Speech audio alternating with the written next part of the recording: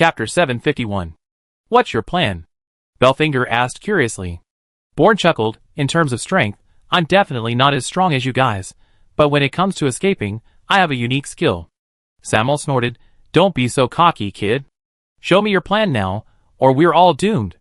Bourne said, this method is usually only used by myself. This is the first time I brought you all along, so you must completely trust me, open your minds to my magic, and obey my commands without question. Belfinger replied without hesitation, no problem. This mission is precisely for you to obtain the heavenly soul. Failure won't benefit any of us. Seeing that Belfinger had no objections, Samuel nodded and said, all right, let's get started. At this moment, the spirit of death had caught up with Samuel, bearing its fangs and claws, its terrifying power almost breaking Samuel's tail. Bourne seized the opportunity and shouted, you two listen up. I count to 3, and you both stop circulating your magic and stay where you are. What? Samuel and Belfinger were both taken aback. Belfinger was safe, he and Bourne were hidden in Samuel's ribs, so they weren't directly hit by the spirit of death. But Samuel was in a different situation. He was about to be in deep trouble, and now he was being told to stop? Wasn't that suicide? However, they had already agreed, and they couldn't go back on their word. Although they didn't know what Bourne was up to, at least he wasn't trying to harm them. 1, 2, 3. When Bourne shouted the third time, Samuel abruptly stopped, halting the flow of magic along with Belphegor. At the same time, they felt a surge of magic instantly envelop their bodies, but this magic offered neither strong defense nor offensive enhancement. It seemed merely a transparent film, utterly useless. Samuel turned his head slightly, and saw the spirit of death pounce, its enormous mouth wide open to its limit, seemingly intent on devouring his massive body. At that moment, Samuel felt an unparalleled terror, the soul fire in his eyes flickering. Hold on. Bourne's voice softly whispered in his ear. Samuel resisted the urge to use his magic defense, forced to watch helplessly as the spirit of death drew closer and closer. And then, it brushed past him. Huh? Samuel was completely stunned. He had prepared himself to be torn to pieces by the spirit of death, but he never expected it to completely ignore him, passing by like lightning. It's invisibility. Belphegor reacted immediately, excitedly exclaiming, this is invisibility. Unbelievable. Such a divine skill has finally reappeared in the world. Huh? Now it was Bourne's turn to be bewildered. In his view, this was merely an invisibility spell, one of the 4 major auxiliary spells. When did it become invisibility? Seeing Bourne's expression, Belphegor knew that Bourne was completely unaware of this, but he didn't point it out. Instead, he looked in the direction of the spirit of death. At this moment, the spirit of death was relentlessly pursuing a skeletal dragon that looked exactly like Samuel. Even its aura was indistinguishable from his. Holy crap, could that be my long-lost brother? Samuel's eyes widened, momentarily confused. What brother? Belfinger's lips twitched. That's a substitute doll. Samuel finally realized, a substitute doll? Wow, that's the legendary substitute doll. It's amazing. Seeing the two's bewildered expressions, Bourne was speechless. But thinking about it, it made sense. These things were obtained from the soul-severing blade, and he'd never seen anything like them anywhere else. They must be incredibly rare items. Boom! A loud explosion rang out. The substitute doll couldn't escape the spirit of death's pursuit, and was instantly reduced to dust. Seeing this, Bourne immediately deactivated his stealth. Samuel, run! Samuel, hearing this, immediately let out a long howl. The long howl immediately attracted the attention of the death spirit. The death spirit glanced at the debris on the ground, then at Samuel, realizing it had been deceived. Enraged, its expression became even more ferocious. You wretched intruder, go to hell. Facing the pursuing death spirit again, Samuel handled it with ease this time, quickly leading it to the prearranged location. Now! Samuel's dragon roar shook the entire space. Belfinger's viscous body suddenly sprang from the dragon's back, tracing a dark green arc in midair. His body stretched and deformed during the leap, like a stretched lump of gel, its surface covered with dense, ancient runes, the primordial runes of the weakening magic. The spirit of death didn't even raise its head, its crimson eyes remained fixed on Samuel, completely ignoring the bouncing slime. This was exactly what Belphegor wanted. As his body leaped directly above the spirit of death, it suddenly opened like a canopy. Its previously round body instantly flattened into a semi-transparent membrane, expanding dozens of times in size. The edges of the membrane drooped rapidly, like a net enveloping the spirit of death entirely. Seal! With Belphegor's low shout, Countless crimson patterns suddenly lit up inside the membrane, weaving together into a complex magic array. The spirit of death finally sensed something was wrong. It looked up abruptly, only to find that the membrane above it had solidified into a materialized barrier. Most terrifyingly, it suddenly discovered that its connection to the unending heavenly soul had become faint, as if someone had suddenly grabbed its throat. This is... For the first time, the spirit of death's 3 eyes showed surprise and doubt. It tentatively swung its claws, only to find its attack like hitting cotton. All the death energy was absorbed by that seemingly fragile membrane. Samuel wouldn't give it time to think. Boom! Samuel's dragon breath erupted like a black torrent, distorting and warping the air in its wake. The death spirit swayed, retreating with an eerie speed, barely avoiding the devastating breath. The dragon breath slammed into the ground some distance away, instantly vaporizing a crater tens of meters in diameter, the mud turning into crimson lava, billowing black smoke. The death spirit's 3 eyes flashed with dark light simultaneously, dense death energy condensing before it, transforming into a jet-black magical shockwave. Wherever the shockwave passed, space seemed to corrode, emitting a teeth-grinding sizzling sound, heading straight for Samuel. Roar! Samuel roared furiously, the runes on his dragon body suddenly lit up, and the berserk magic was activated again. His body swelled, his bones cracked, and his already enormous body expanded even further, his power instantly increasing dozens of times. He opened his dragon mouth, and an even more intense dragon breath burst forth, colliding fiercely with the shockwave of the spirit of death. Bang! The 2 extreme forces collided, and the space groaned in agony. The shockwave spread out in a ring, overturning all the death energy within a radius of hundreds of meters, and shattered bones surged like waves.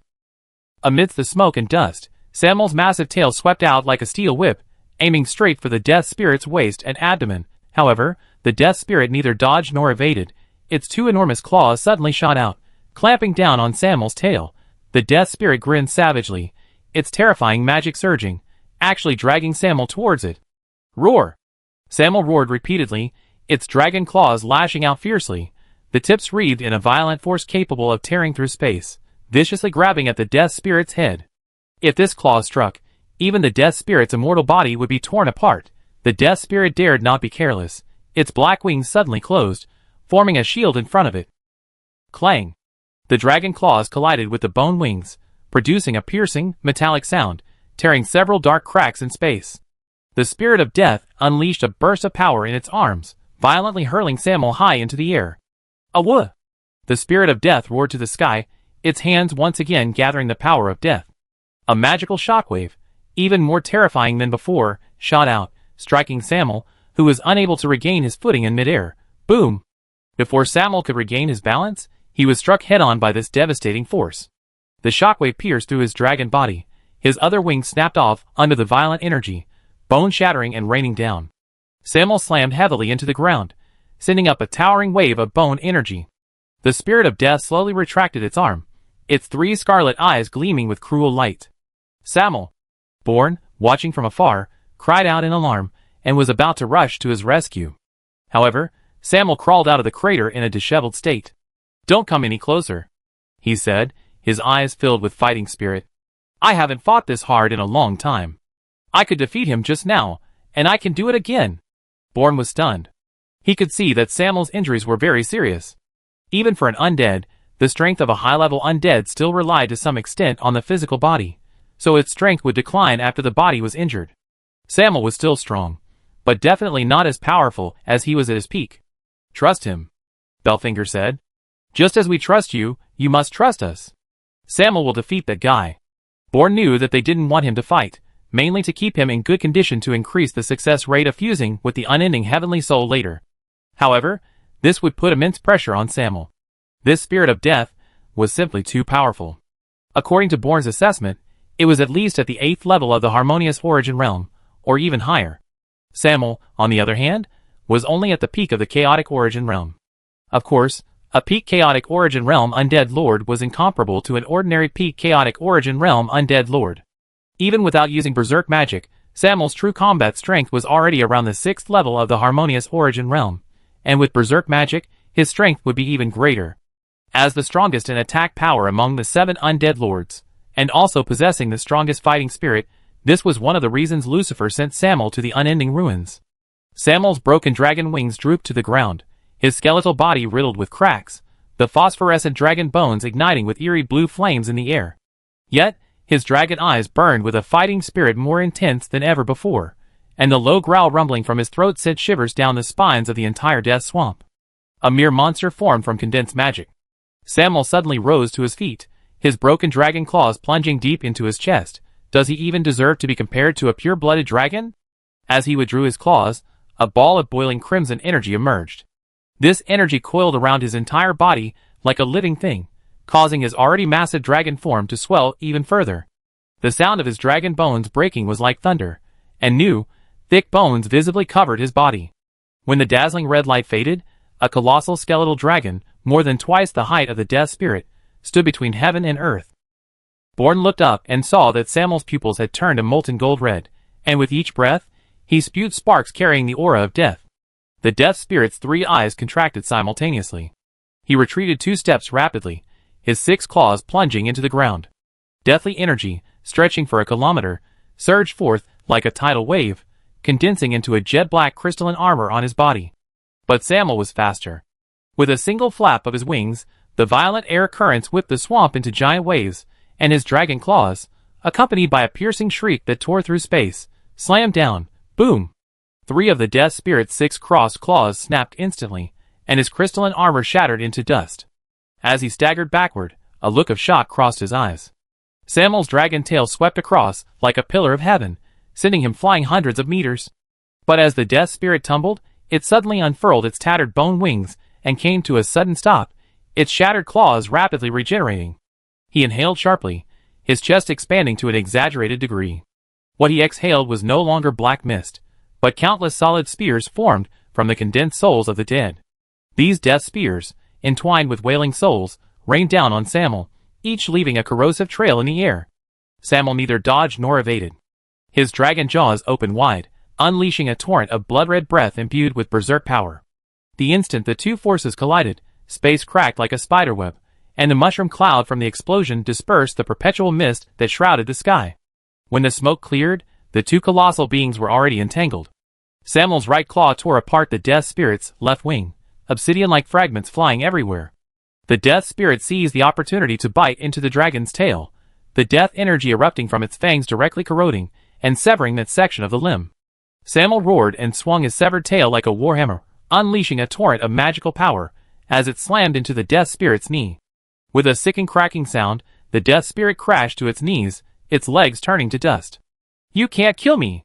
The death spirit roared, its 6 claws flashing as it fell, plunging into Samuel's chest like a meat grinder, shattered all his ribs.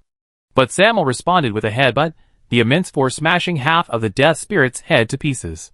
Chapter 752. What kind of battle was this? Bourne was completely stunned. These 2 super-strong beings had abandoned all rules, tearing and pulling at each other in the most brutal and primal way. If there was any battle most brutal, this was it. Thick miasma of death churned across the battlefield. Samuel's remaining head hovered in the shattered void. His once majestic dragon horns were broken, and the remaining half was covered in spiderweb-like cracks. His left eye was completely shattered, while his right eye burned with a red light more intense than ever before. The remaining fangs in his dragon snout were still sharp, each gleaming with a purplish-red glow of berserk magic. The spirit of death was in an equally miserable state. Its body, formed from pure death power, was now nothing more than a distorted black mist, barely maintaining a human outline. Of its 3 scarlet eyes, only the central one still flickered, the other 2 had long since been burned into hollows by dragon breath.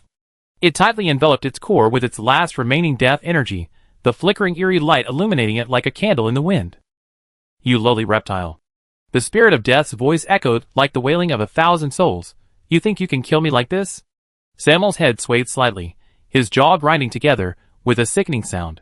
His remaining right eye locked onto the flickering light, his dragon jaws slowly opening. "Even if I only have a head left, I will defeat you." Suddenly, Samuel's head shot out like lightning. The spirit of death hastily tried to dodge, but his condition was equally precarious. Moreover, because Belphegor's knots had severed his connection with the unending heavenly soul, he had lost his monstrous regenerative abilities, and his shattered power could not be reassembled. It was this fleeting moment of hesitation that gave Samuel his final chance. Snap! The dragon fangs clamped precisely onto the core of the death spirit. The eerie light throbbed wildly between the fangs, struggling to break free. Samuel immediately tightened his jaws, channeling crimson berserk magic into the core through his teeth. The two energies clashed violently, erupting in a blinding flash. No!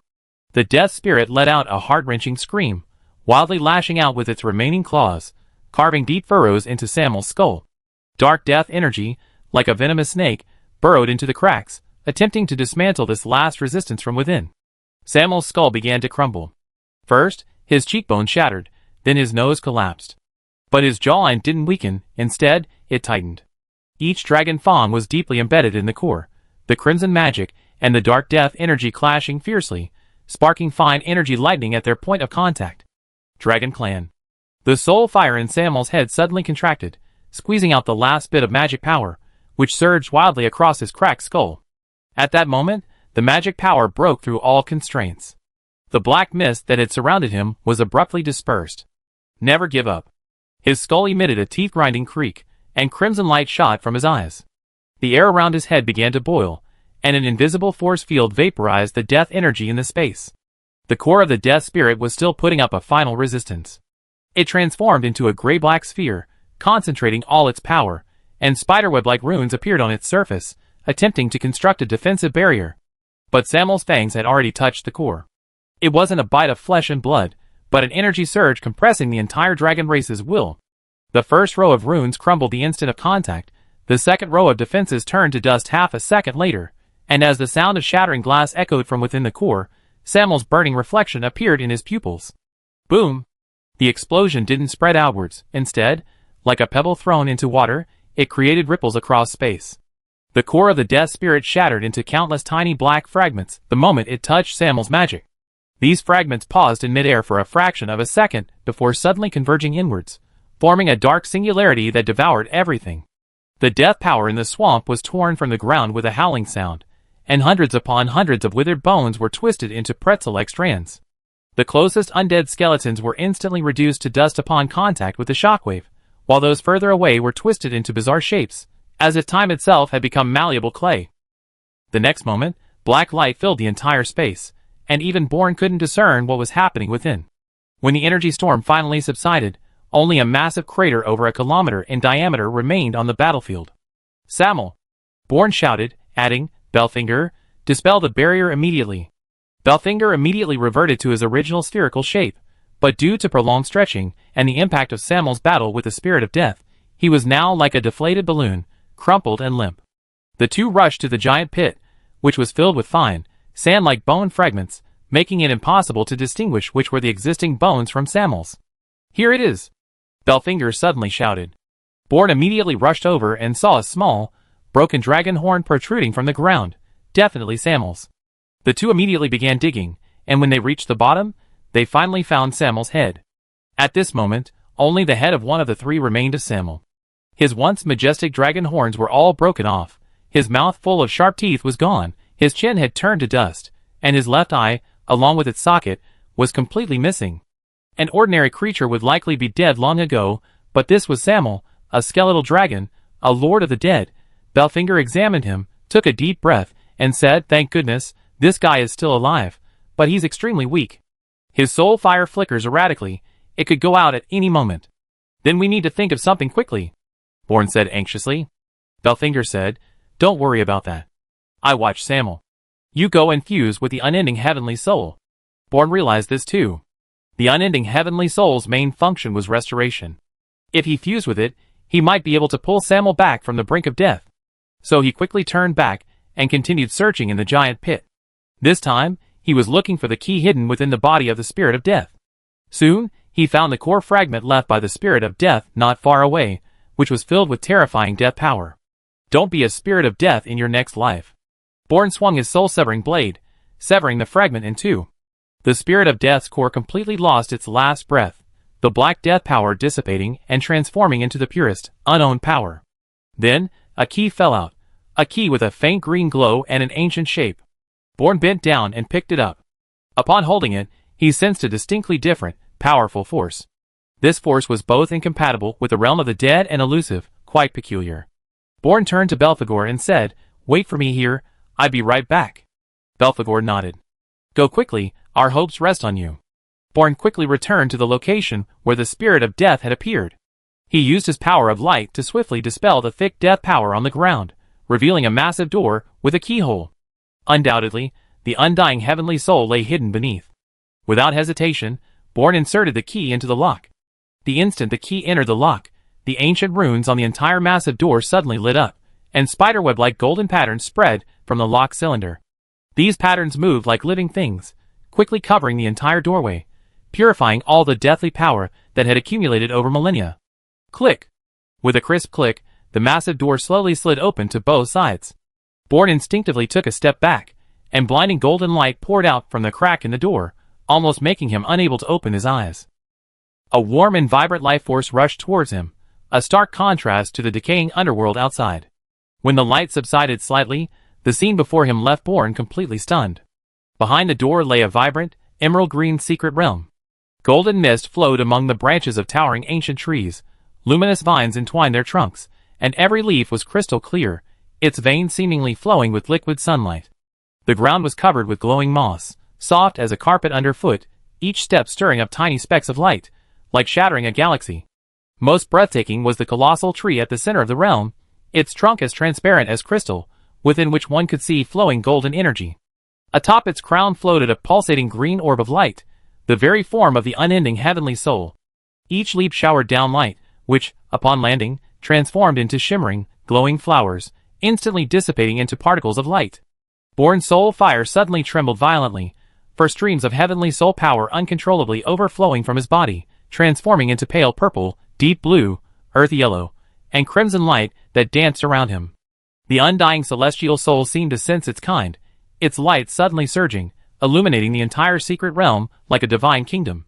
Bourne squinted, gazing up at the pulsating ball of light atop the towering tree. The celestial soul's light was like the rising sun, warm and vibrant. He took a deep breath, his legs suddenly buckling, propelling him skyward like an arrow, heading straight for the treetop. Whoosh! Whoosh! Whoosh! The towering tree seemed to possess a mind of its own. Countless thick branches suddenly twisted, coiling around Bourne like giant pythons. Ancient runes flickered on each branch, containing a powerful repulsive force. Attempting to strangle the intruder in midair, Bourne's eyes flashed like lightning, and the soul-severing blade was instantly drawn.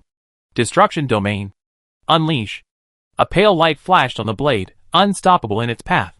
The moment the attacking branches came into contact with the blade, they shattered like fragile glass, their life force completely destroyed before any sap could even seep from the cuts. Bourne nimbly weaved through the dense branches, dodging and slashing with his blade, like a whirlwind through the forest, closing in on the treetop in mere breaths. The unending heavenly soul seemed to sense the danger, its power surged, its intense light almost blinding. Except the fusion, unending. Bourne roared, his left hand forming a claw as he fiercely grasped at the pulsating ball of light. Boom! The instant his palm touched the unending heavenly soul, a terrifying energy storm erupted.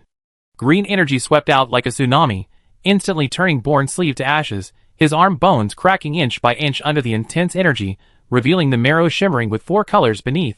The unending heavenly soul struggled frantically, its fiery form twisting and contorting, emitting waves of mental energy, as if roaring in fury. Bourne gritted his teeth, his right hand embedding the soul-severing blade into the tree trunk to stabilize himself, while his left hand gripped the core of the flames like an iron clamp. His eyes widened, and the soul fusion technique within his body immediately began to operate wildly. His skeletal body seemed to transform into a gigantic millstone, forcefully grinding and absorbing the power of the unending heavenly soul. Ah! The intense pain caused Bourne to let out a low growl. The unending heavenly soul's resistance far exceeded expectations. Every second, violent life energy surged into his meridians, like thousands of red-hot steel needles wandering through his soul. Just then, the other 4 heavenly souls in his mind finally acted. The punishment heavenly soul transformed into chains, binding the raging energy of the unending heavenly soul. The raging tide heavenly soul's deep blue tide washed over, calming the restlessness of life. The earth-shattering heavenly soul's earthy yellow light stabilized the soul, preventing the soul fire from collapsing. The crimson flame heavenly soul acted as a guide, gradually leading the unending heavenly soul's power onto the correct path of fusion. The unending heavenly soul's struggles gradually weakened, and the mental fluctuations it emitted changed from anger to terror, finally carrying a hint of pleading. But Bourne's eyes remained icy cold. "It's useless," he said hoarsely. "I must become stronger, and for that, at all costs." As the last wisp of green light was absorbed into his body, the towering tree instantly withered, all its leaves turning into golden specks of light that rose and dissipated into the air. Born plummeted from midair, kneeling on one knee, his body steaming with scorching white mist. However, his eyes were tightly closed. He had not yet fully refined the unending heavenly soul. His consciousness was pulled into a strange space, where there was no concept of time, only an endless cycle of life and death. He saw himself standing on a desolate battlefield, with mountains of corpses piled beneath his feet. A pervasive stench of decay and death hung in the air, yet within this deathly silence, a tender sprout stubbornly pushed its way through the cracks of the skeleton, its verdant leaves unfurling in the wind. Death is not the end. Born's pupils contracted slightly. The sprout grew at a visible pace, transforming in the blink of an eye into a towering tree, only to wither and die at its peak. Fallen leaves rotted into mud, while new seeds were being nurtured in the decaying soil. The spiritual energy of the undying heavenly soul surged forth, no longer resisting, but carrying an ancient rhythm. Destruction breathes new life, annihilation conceals revival. Is that so? A profound stillness settled within Born's heart. To live towards death is to attain eternity. Chapter 753. Inside the giant crater, Belfinger held Samuel's severed head, using his own power to maintain the latter's soul fire, but Samuel's soul fire was still slowly diminishing, teetering on the brink of collapse. You damned reptile, you better hold on. Belfinger gritted his teeth.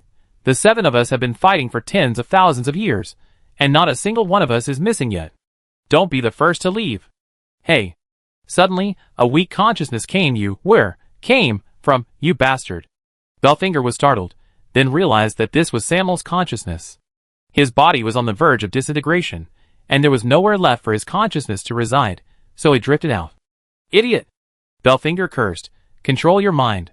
You be saved when that brat comes back. However, Samuel just chuckled. So it's Belfinger. You look hilarious. Belfinger was furious, but there was nothing he could do. He had to take matters into his own hands. Although he wasn't skilled in mental magic, his powerful soul force as a necromancer lord could still help Samuel stabilize his consciousness and prevent it from dissipating outside his body. Don't be so heartless. You're about to die, you know that? Samuel seemed completely unconcerned. So, what does it matter? Tens of thousands of years. I'm so tired. I want to rest. Belfinger's eyes suddenly welled up with tears, and he roared, Who hasn't lived for tens of thousands of years? Who doesn't want to rest? But can we even rest? This damned world has trapped us. From the very beginning, we've been unable to rest. We have to fight. We have to become stronger. We have to move forward. Until death do us part. And you, Samuel, I won't allow you to rest prematurely, I won't allow it. Samuel was stunned by Belfagor's sudden words, and after a long while, he slowly said, Who exactly created us, the undead race? Who gave us endless lifespans, a completely different cultivation system, and incredibly difficult survival rules? What is the purpose of our existence? Belfagor, if I die today, I won't make a ripple in the river of history, because the undead world is not lacking in strong individuals. Someone will take my place. My tens of thousands of years of struggle and effort are worthless. No one will care about me, no one will understand me, no one will miss me because I am an undead. No! Belfagor interrupted him. We need to figure this out together. Don't think you can just leave with these questions. Not only will I not agree, but Lucifer and the others also. I won't agree. Lucifer? Samuel chuckled. He probably wishes I were dead. Of the 7 lords, I'm probably the only one who can fight him head-on. Belfinger suddenly had a flash of inspiration. But you haven't decided who's stronger yet. Nobody knows who's stronger. Samuel immediately said, I'm definitely stronger.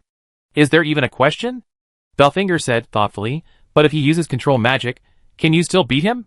Samuel stammered, well, maybe, his magic is somewhat cheating. Then your berserk magic isn't? It increases your strength several times over for no reason, has no side effects, and can be cast repeatedly in a short time. Isn't that cheating? Samuel was momentarily speechless, resorting to a shameless act. I don't care, I'm just stronger than him. Seeing his opportunity, Belfinger said, that won't do. You say you're stronger? I didn't see it. Next time, you challenge him to a fight, I want to see it for myself. TCH. Let's fight. Who's afraid of who? Samuel's will suddenly surged, filled with intense fighting spirit. Belfinger secretly chuckled. Dealing with this battle maniac, igniting his fighting spirit, was more effective than any stimulant. At that moment, a powerful force erupted from afar, blasting away all the death energy in the area, vaporizing it back into black mist. Simultaneously, the entire netherworld seemed to tremble, as if the very essence of space itself was shaking. Belfinger's face lit up with joy. Ha! He did it! Suddenly, the previously calmly suspended, dense death energy seemed to be attracted by some powerful force. Like a group of hungry sharks smelling blood, it began to surge madly towards a specific location. That place was like a bottomless black hole. No matter how much death energy poured into it, it could not be filled. The death energy surged and roared like a raging torrent, emitting a deafening boom, as if to tear the entire world apart. As the death energy surged wildly, the ground in front began to tremble violently. A huge vortex appeared on the ground, its depths unfathomable, like a passage to hell. Countless amounts of death energy were sucked into the vortex like seawater, disappearing without a trace. This scene continued for an unknown period of time, the surrounding death energy being completely drained, gradually thinning. Finally, when the last trace of death energy was sucked into the enormous vortex, the entire ruin lost its support and began to teeter on the brink of collapse. Suddenly, a figure appeared ahead. Only when Belfinger approached did he realize it was Born. "How is it?" Belfinger asked impatiently. Born smiled slightly and said, "Yes, it's done." "How's Samuel?" Belfinger said, "He's still alive, but his condition isn't good. Can you save him?" Born slowly bent down, his gaze fixed on Samuel's mangled skull, and the faint soul fire within, seemingly extinguished with a gentle breath. "I haven't fully mastered the power of the unending heavenly soul yet, but I can only give it a try," Born murmured to himself. He took a deep breath, steadied himself, and then gently placed his right hand on Samuel's skull. He closed his eyes, concentrated, and sensed the soul fire within his body. With his effort, a ball of green energy slowly lit up within the soul fire, emitting a soft glow. This light was like the first ray of sunshine in spring, warm and gentle. The green energy flowed down Born's arm, like a green stream, eventually converging into Samuel's skull. At that very moment, a miracle occurred. The soul fire, which had been so weak it was almost extinguished, suddenly blazed brightly upon contact with the green energy, as if infused with immense power. Meanwhile, Samuel's skull began to heal rapidly at a visible speed. The shattered bones, as if guided by an invisible force, gradually pieced themselves back together, restoring their original shape. Belfinger exclaimed with delight, "Great! It worked! This damned reptile doesn't have to die anymore." A short while later, Born felt dizzy, his magic could no longer sustain him. He stopped channeling the unending power, and when the unending power was removed, Samuel's soul fire shrank again, but overall, it was much better than before. Samuel's skull had also recovered considerably, at least it was no longer completely mangled. "All right, that's enough," Samuel said. "Thank you, young friend Born." Born waved his hand. "We fought side by side, no need for thanks." Belfinger said, "Let's get out of here, it's about to collapse." The two nodded, then together embraced Samuel's enormous head. Guided by the rules of the ruins, they were teleported directly back to the entrance. As soon as they left the ruins, the entrance collapsed, turning into nothingness. Belfinger turned to look at Born and tentatively asked, Have you broken through?" Born smiled and nodded, "That's right, I was already on the verge of breaking through. The power of the heavenly soul can directly break the shackles of the rules, so it's not surprising that I was able to break through." Belfinger laughed. Ballas had thought the same thing before, but he didn't succeed. It seems that only the heavenly soul fused through the soul division and fusion technique can be considered one's true power. Someone like Balasib can only be considered to be using the power of the heavenly soul, not to have fully fused it. Born said, "Well, it's also possible that his power comes more from the netherworld, which is sealed, so he's still affected and unable to break through. I'm different. Most of my power comes from my summoner and the 5 heavenly souls, so I'm much less affected." The three didn't linger, rested briefly, and then Born took out his moving castle and headed towards the Pinnacle of Pride. The journey to the Pinnacle of Pride would take about a month, even with the moving castle traveling at full speed, so the three weren't in a hurry, quietly recovering within the moving castle. Born, on the other hand, focused on refining the unending heavenly soul. Only after the heavenly soul was completely fused would his power truly stabilize. However, halfway there, the moving castle was suddenly forced to a stop by a force. Born paused slightly, peering out to see a hunched figure ahead. The figure's head was bowed, obscuring its face. "Hey, who are you? Why are you blocking our way?" The figure didn't answer, but instead raised its head. Born then saw clearly that it was a zombie. King Net? Belfinger, behind Born, immediately exclaimed.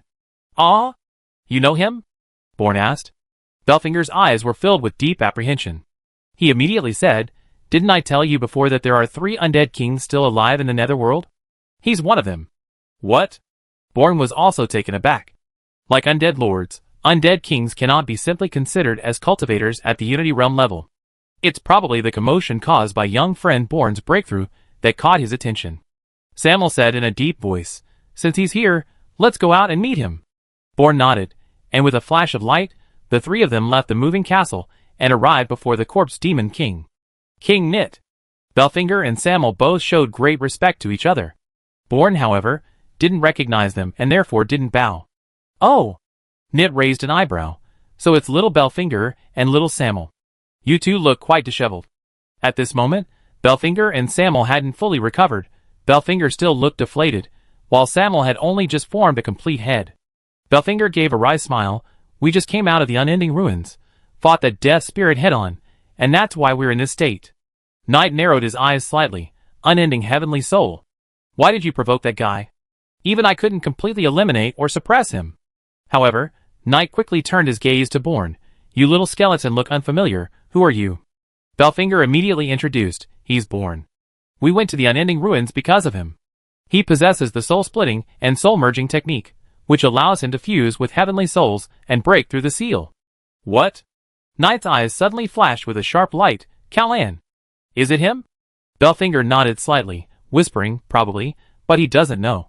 Knight's gaze towards Born suddenly softened. No wonder. Your Majesty, you came here specifically to? Samuel asked tentatively. Knight glanced at Born and said, I sensed the birth of a new king, so I came to see him, and then I encountered you all. Belfinger swallowed and said, Your Majesty, you jest. Although young friend Born has just broken through to the Unity Realm, he is still far inferior to you, and cannot be called a king. Knight raised an eyebrow. Why not? Back then, all of us undead kings were at the Unity Realm, only now we are sealed and unable to break through. This does not mean that undead, who have reached the Unity Realm, cannot be called kings. Then he stepped forward and sized up Born for a long time. He nodded slowly. A promising talent. Callan didn't misjudge you. Perhaps you be the best candidate to help break the seal on the netherworld. Born smiled. The Major Lord summoned me precisely because of this matter. They want me to help them break the seal, as I possess a method to remain in the divine plane for an extended period. Knight thought for a moment, then asked, Could it be resurrection? Born was taken aback. How did you know? Knight snorted. You're really lucky, kid. I didn't expect that old guy to be helping you. That old guy? Born was completely confused. Knight waved his hand. All right, I met the new king. I should go back and continue my cultivation. I await your good news. With that, he vanished like a gust of wind in the blink of an eye, turning into a cloud of dust. Chapter 754. Born's eyes widened. Holy crap, what kind of magic is this? I want to learn it. Belfinger scoffed. Stop daydreaming. King Neat's strength is terrifying. At your current level, you can't possibly comprehend his magic. Born clenched his fist. I will definitely be stronger than him. Samuel laughed. I believe you will be stronger than him, but at least not now. Let's go! Go fuse with your next heavenly soul. Back in the moving castle, they continued their journey. Born, however, thought of something. Since breaking through to the chaotic origin realm, he hadn't had time to open the hidden space within the soul-severing blade. Each time he opened the space before, he would receive a peerless treasure, and these treasures later provided him with immense help. Therefore, he was very much looking forward to seeing what treasures were in the next 2 layers of space. Born rubbed his hands together and probed his consciousness into the soul-severing blade. With the contact of his magic, the 8th and 9th layers of space on the soul-severing blade were finally opened. First, in the 8th level, he obtained 3 talismans. These talismans looked almost identical to communication talismans. Born didn't know their purpose, but since they were inside the soul-severing blade, they were certainly no ordinary items, so he put them away. Next was the 9th level. When he entered the 9th level, what he saw made his eyes widen in astonishment. The Soul Fusion chapter? Born exclaimed in surprise. That's right, the 9th level contained the final part of the Soul Fusion chapter. Heavens! With this, my Soul Fusion chapter is complete. Born was incredibly excited. He knew that even the incomplete soul fusion chapter was terrifyingly powerful. What level would the complete soul fusion chapter allow him to reach? Without hesitation, Bourne opened the final volume of the Soul Fusion Manual and began cultivating. The journey thereafter was uneventful, and they arrived at the summit of Pride without incident. Upon setting foot in this region, the scene before Bourne's eyes abruptly changed. Gray-black mountains, like the spine of a colossal beast, tore through the sky. Their jagged peaks pierced the eternal blood moon-shrouded heavens, their surfaces covered in cold, bone-white frost crystals, as if the bones of countless undead had been crushed and coated with an eternal arrogance. Gales howled through the valleys, carrying the stench of sulfur and decay. The highest peak, the Fallen Crown, resembled a black sword piercing the void, its summit perpetually shrouded in crimson lightning, the oppressive force emanating from Lucifer's army encampment. At the foot of the mountains, a turbulent tributary of the river Styx eroded the cliffs, its waters teeming with twisted, sinful souls. Their wails coalesced into mist that swirled around the mountainside. Carved into the steep cliff face were colossal reliefs of fallen angels, their 6 wings tattered yet still exuding majesty, each crack a testament to legends of betrayal and ambition. Occasionally, skeletal dragons would soar through the clouds, their eye sockets burning with eerie blue flames, surveying this territory belonging to the arrogant king. Here, there was neither life nor death, only eternal domination and contempt. Lucifer had sent men to wait for them long ago, and one of them, Bourne, recognized. Pick? You're here too? Hee, brother Bourne, we meet again. Pick gnawed on the flesh of an unknown creature, a broad smile on his face. Bourne stepped forward and patted Pick on the shoulder. I wanted to come find you for a while, but I couldn't. First, the distance was too great, and second, I didn't dare to wander off until my strength reached the chaotic origin level. Humph, you're right. Pick said, you already? What realm are you at now? Pick sensed it slightly, and found he could no longer discern Bourne's realm, but he didn't care too much, assuming Bourne had used some special method to conceal his aura. Bourne chuckled and released his magic power. Pick was immediately shocked. King? King? Bourne waved his hand. Calling me king is too early. I'm just a minor undead at the Harmony realm. Pick swallowed hard. It's only been 100 years, and I didn't expect you to have reached this level. I've been left far behind. Bourne smiled and said, if it weren't for your help back then, I wouldn't have had such a smooth journey, and we continue to fight side by side in the future. Then, guided by Pick, they arrived at the Fallen Crown. This solitary, black colossal peak rises abruptly from the ground, its steep, jagged slopes, as if cleaved by a giant sword, its surface covered with a cold, dark metallic sheen, like a solidified abyss itself.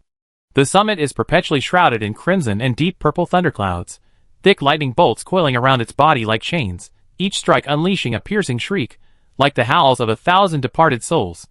Standing here, the mountains of the underworld bowed down at your feet. The swirling gray mist of the peaks resembles kneeling skeletons, stretching all the way to the blood-red horizon. Atop the peak stands the black fortress of Lucifer's army, its towering spires piercing the thunderclouds, their tops burning with an inextinguishable, eerie blue flame, like a pair of cold eyes gazing upon the heavens. A howling wind, carrying the scent of sulfur and ash, tore the banners of the dead to shreds, only to have them reform into something new the next second, just like the mountain itself, where destruction and domination eternally cycled. Where are Lucifer and the others? Bourne asked. Pike replied, the lords are all gathered at the top of the tower. The arrogant lord has built a massive magic circle there, drawing upon the magic of heaven and earth to power it. I wonder which genius came up with that idea. Of course, it's my chief alchemist, Robert. At that moment, Lucifer emerged from the black tower with Robert. Upon seeing Robert, Bourne laughed. I knew it was you who set up the magic circle. Otherwise, who in this vast netherworld could possibly separate a celestial soul from a person without injury? Robert also laughed. It's all thanks to what I learned at the Celestial Library back then. I really learned a lot there. Lucifer said, all right, there'll be plenty of time for you two to catch up later. Now let's hurry up and go up the tower. Belfinger asked, did you succeed in the separation? Lucifer nodded, a close call. Robert added in a deep voice, the separation of a celestial soul is no ordinary elemental dissociation technique. After 10,000 years of spiritual symbiosis, Balzib's necromantic essence has formed an entangled chimera with the celestial soul. A brutal dismantling of the spiritual foundation will only cause the soul to collapse, like using a magic potion to separate a symbiotic crystal, ultimately resulting in nothing but remnants of double entropy annihilation. He pointed to a massive furnace they were passing and said, for this reason, I reconstructed the spiritual element replacement method of the 7th primal.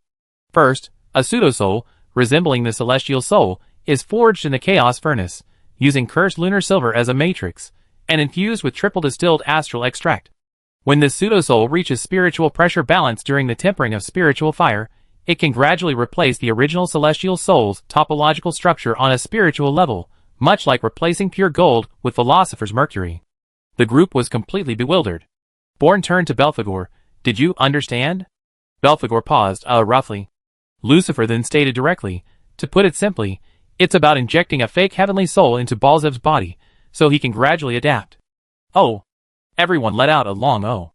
Soon they reached the top of the tower. Here, Born saw the true faces of all the undead lords, but they all looked somewhat listless.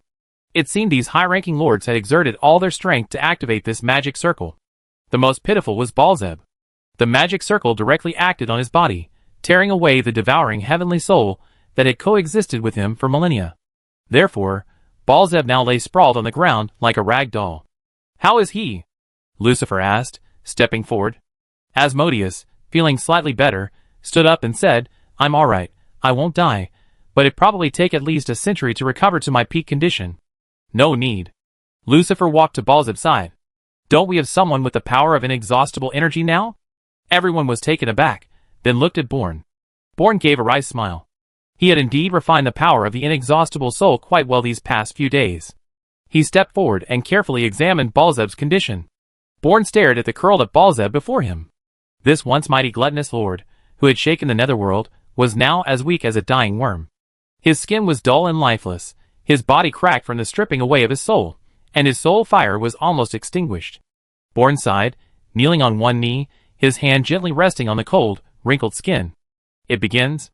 Born murmured, a vibrant, emerald-like light suddenly emanating from his palm. The light, like liquid life, flowed down his arm, slowly seeping into Balzeb's body. At first, only faint green light wandered between the wrinkles, like vines in early spring clinging to withered wood, but soon the light grew increasingly intense, transforming into countless delicate veins that wove a healing net within Balzeb's body. His body began to tremble, the edges of the wounds caused by the detachment of his heavenly soul glowing faintly, as if stitched together by invisible threads. The dark cracks gradually healed, replaced by a layer of dark metallic luster. Deeper still, the undying power touched Balzeb's shattered soul. The gluttonous consciousness that should have been chaotic now flickered like a candle in the wind, on the verge of extinction. A gentle green light enveloped his spiritual core, like the morning sun soothing a cold night, slowly mending the cracks in his soul. Balzeb's body convulsed unconsciously, a low whimper escaping from deep within his throat, as if resisting yet yearning for this unfamiliar warmth. Time flowed in silence. Finally, Balzeb's eyelids trembled, and he slowly opened them. His once cloudy compound eyes regained their crimson luster, no longer as ferocious as at their peak, but clear again. He struggled to sit up. Born? His voice was hoarse, but no longer broken. Born withdrew his hand, the undying light gradually fading. He nodded slightly, a weary smile appearing on his lips. Welcome back, Lord of Gluttony. You succeeded? A hint of joy shone in Balzeb's eyes. Born nodded. Thank you for trusting me so much. I will certainly not let you down. Belfinger asked, where is the devouring soul? Where is it? Balzeb raised his head slightly, looking towards the dome. Everyone looked up as well. Above the dome, a dark bead floated in the air. Born's eyes narrowed slightly. The bead looked ordinary, but Born recognized it. He had obtained the soul of punishment from such a bead years ago. Let's not delay, let's begin, Lucifer said. Born nodded, and with a burst of energy, leaped into the air, grabbing the bead in his hand. Come! Devour, become my power. Born activated the soul fusion technique, and powerful magic instantly surged into the bead. However, the next moment, Born froze, because his magic seemed to have touched nothing at all, falling into a void and disappearing. How could this be? Born asked, utterly astonished. Balzeb seemed to have anticipated this situation. The devouring soul isn't like other souls, it won't confront you directly, so you need to find a way to lure it out. Born's eyes sharpened, immediately understanding Balzeb's meaning. He took a deep breath, his magic flowing, and slowly activated the punishing soul. Purple light pierced the darkness, like a sharp blade, resonating in the void with an aura of judgment and punishment. Sure enough, the moment the punishing soul's power manifested, the surrounding space suddenly distorted, as if torn apart by some invisible force. Born's pupils contracted. A chaotic phantom slowly emerged from the bead, the devouring soul's true form. It had no fixed shape, but rather a constantly collapsing, shattered void, like a greedy maw, mercilessly devouring even light, leaving only a chilling darkness. It's taken the bait. Born sneered inwardly. The devouring soul's instinct made it unable to resist the temptation of power from the same source, especially a powerful being like the punishing soul. It lunged madly at the soul of judgment, its void-like body expanding relentlessly, as if to devour everything within. However, just as it was about to touch the soul of judgment, Soul Fusion Chapter, activate! Born roared, his long-awaited magic power erupting forth. Countless chains of magic power shot out from the void, binding the soul of devouring like a net. The chaotic phantom struggled violently, twisting and contorting wildly, trying to break free. But how could it easily contend with the power of the Soul Fusion Chapter? The runic chains tightened their grip, and the soul of devouring struggles gradually weakened. It turned out that even an incomplete Soul Fusion Chapter was enough to refine most of the souls, and now that Born's Soul Fusion Chapter was complete, dealing with the soul of devouring was naturally a piece of cake. However, the fusion process still required time. Lucifer looked at Born, who was suspended in the air, and said to the others, "Everyone, rest quickly and recover your strength. We have a great battle to fight soon." Chapter 755. At the Void Realm forward outpost, Doug lowered his head, his voice filled with guilt. "I'm sorry, Anna, I thought." Annie waved her hand. "It's not your fault, it's just that I wasn't careful enough. I didn't expect Lord Thor to have such sharp eyes, able to see through Lucius's true identity." Doug swallowed hard and asked, "So you really are a necromancer?" Annie nodded. "That's right. I'm sorry I didn't tell you beforehand, mainly because I was worried you would." Doug quickly said, No matter what your identity is, I consider you a friend. After all, in the Celestial Library and the Sea of Death, you wholeheartedly helped me, and I know that very well." Annie's eyes held a hint of emotion. For Doug, given his status, to accept her as a necromancer was already quite remarkable. Doug said, "I've taken care of everything. As agreed, Lord Thor has permitted you to enter the Void Realm, but anything that happens there is unrelated to Mount Thor, and I can't accompany you." Annie nodded. "I know, it's all right, I handle the rest myself." Doug said somewhat apologetically, "Sigh, I begged Lord Thor for a long time, but he refused to remove the seal on you. With that seal, you can no longer unleash the power of death, greatly diminishing your strength." Annie shrugged, her eyes filled with confidence, and said, "It doesn't matter. I experienced something like this before, but those dangers still couldn't defeat me." Doug smiled wryly. "Sometimes I really envy you, being able to live freely and unrestrained, while I carried the fate of the entire Mount Thor since birth." Annie patted his shoulder. "As the successor of Thunder Mountain, this is your responsibility, and also your opportunity. Without this identity, you probably wouldn't have received so much resource support, and your cultivation wouldn't have progressed so quickly." Doug sighed. "Even if I only live for 100 years, I want to be free, not like this, having to consider so many things before doing anything." Annie shook her head. "Things have a good side and a bad side. Take me, for example. You see me as free, but I'm also not in control of my own destiny. I wish to live a peaceful life with family and friends is just a pipe dream. By the time I find Alice, my family will probably all be long gone. Everything I'm doing now is just to find peace for myself." Seeing the sadness in Annie's eyes, Doug quickly took a deep breath. "Ahem, let's not talk about that anymore. Go! I believe you will succeed in rescuing Alice, just like you rescued me. Go and create another miracle, Anna." Annie nodded emphatically, and turned to walk towards the entrance to the Void Realm. The entrances to the Void Realm are located in several places on the Divine Plane, all firmly controlled by the Divine Mountains. There are no towns or ordinary residents within dozens of kilometers of these locations. At the same time, the Divine Mountains establish outposts here to constantly monitor the situation within the Void Realm. Currently, it is known that only experts at the Hiyuan Realm can enter the Void Domain.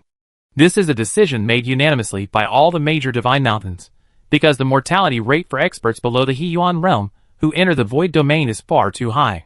Even experts at the Chaos Yuan Realm are built with a large amount of resources, and the major Divine Mountains cannot afford to lose them.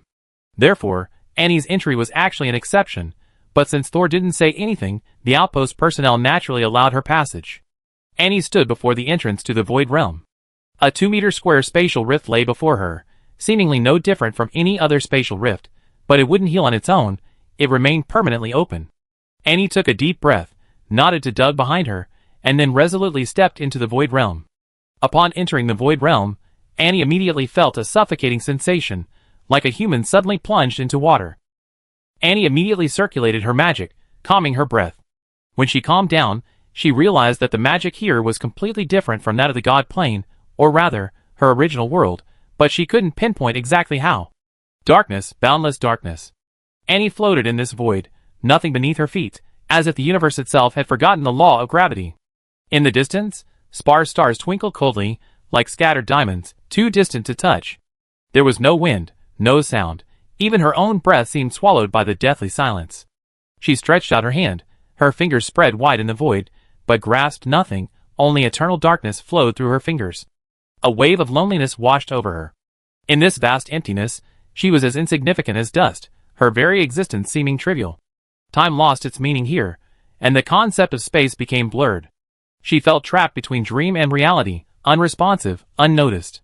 The only proof that she was still alive was the still beating heart within her chest, weak yet stubbornly refusing to cease in this void that could extinguish even light.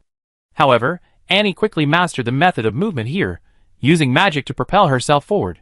This method seemed simple, but a place where even movement required magic was hardly ordinary. Annie had only advanced for about 10 minutes before she began to pant. Even with her peak chaotic origin realm strength, moving here was difficult. Imagine how much more strenuous it would be for those with lower strength. Therefore, the requirement of a cultivation level for entering the void domain made sense. Sigh. If only Brotherborn were here. Annie sighed. It's a pity the power of death is sealed, preventing even soul communication. And so, Annie drifted aimlessly through the void domain, as she didn't know where Alice was. Suddenly, several small black dots appeared ahead. Annie narrowed her eyes. These were definitely not stars. There was only one possibility. Sure enough, as the black dots drew closer, Annie finally saw them clearly. They were also a group of adventurers who had entered from the Divine Mountain, and judging from their aura, they had all reached the Harmony Origin realm. Huh? A human? A red-faced macaque looked at Annie with surprise. Which sacred mountain are you from? I never seen you before. Annie thought for a moment and said, I'm from Thunder God Mountain. The red-faced macaque turned to a young man beside him. Oh, you're from your sacred mountain? Do you know you? The young man's expression was indifferent, and he frowned slightly. No, I don't remember anyone like you from Thunder God Mountain. Are you an imposter? Upon hearing this, the red-faced macaque's face changed. Impersonating someone from a sacred mountain. That's a serious crime. Another middle-aged man said, this person doesn't look like a good person. He might even be an extraterrestrial creature in disguise. Let's take him down first. Annie immediately explained, it's normal that you don't recognize me. I was introduced by Doug from Thunder God Mountain, and my entry into the Void Realm was approved by Lord Thunder God. Humph. The indifferent young man sneered. Doug has been cultivating on Thunder God Mountain for a long time, and hasn't had any contact with the outside world. Why would he introduce anyone else? Even if you're lying, at least make it believable. Annie was speechless. Doug had indeed told her before that, according to Thunder God's requirements, Doug couldn't leave Thunder God Mountain, but after his persistent pleading, Thunder God had turned a blind eye to his departure. Now it seemed these people had been in the Void Realm for a long time, and didn't know about Doug's training trip. Seeing that the name of Mount Lation wasn't working, Annie said again, I'm friends with Zephyros of Mount Function. My name is Anna. Lord Zephyros should have reported this matter. Zephyros? The middle-aged man narrowed his eyes slightly. Who knows if what you're saying is true? That guy Zephyros isn't even here. Annie was also somewhat angry, as if no matter how she proved it, the other party wouldn't trust her. Then who are you? How can I verify your identities? A ball of flame erupted from the red-faced monkey, who proudly declared, I am Manus, a mid-level divine servant of Mount Hushan. The indifferent young man held a long sword. I am Salrock, a mid-level divine servant of Mount Lation. The middle-aged man revealed a strange smile. I am Kemmer. Kemmer? Annie was immediately taken aback. Back when she first arrived in the Divine Plane, she was being hunted down by Vielermont in Starfall City, and the person behind Vielermont was none other than Kemmer, who was then a low-ranking divine servant of Wind God Mountain. Therefore, Kemmer definitely knew the name Anna. Even if Zephyros hadn't reported it, Vielermont would have definitely told him. Annie immediately understood. It seemed there was no way to resolve this peacefully. You are all prominent figures from Mount Shin, yet you would bully a mere woman like me. This is truly an eye-opener. Kemmer sneered, Who knows what your purpose is? Disguised as someone from Mount Shen, sneaking into the Void Realm, you definitely have ill intentions. Exactly. Manus added, you say you're from Mount Laishan 1 minute, and from Mount Fengshan the next. Isn't that a contradiction? Besides, Mount Laishan and Mount Fengshan have never had a good relationship. Annie pointed at Kimmer and Salrock, asking, what about the other two? Kimmer is from Mount Fengshan, and Salrock is from Mount Laishan. Aren't these two contradictory? The three of them froze, exchanging speechless glances. Finally, it was Kimmer who spoke up. I've known the Salrock brothers for a long time, and our friendship has nothing to do with our relationship with the sacred mountain. Don't try to change the subject, just surrender obediently. Annie sneered, it's impossible for me to surrender. If you have the guts, come and capture me yourself. Kimmer had been waiting for this, and he immediately shouted, don't be arrogant. Take this. The black magic book flipped through the pages in front of him, bursting with a blinding blue light. Blade Storm. He roared, and the raging wind element instantly boiled, transforming into a blue hurricane tens of meters in diameter, howling towards Annie. Annie's long hair danced wildly in the wind pressure. She lightly tapped her wand, and a crackling net of lightning suddenly opened. However, the moment the blue storm touched the lightning net, the spiderweb-like arcs of electricity were torn to shreds by the wind blades. She frowned slightly. Her opponent was, after all, of a higher level, and this level of magic was indeed difficult to withstand. Then I compensate for quality with quantity. A resolute glint flashed in Annie's eyes. She suddenly held her wand upright in front of her chest, her internal energy cultivation system operating wildly. In an instant, blinding blue-white lightning erupted around her, and she seemed to transform into a lightning sprite. Lightning arrows rapid fire. With a cold shout, Annie's wand became a blur. Hundreds of lightning arrows poured out like a torrential rain, each arrow only as thick as a thumb, but relentlessly continuous.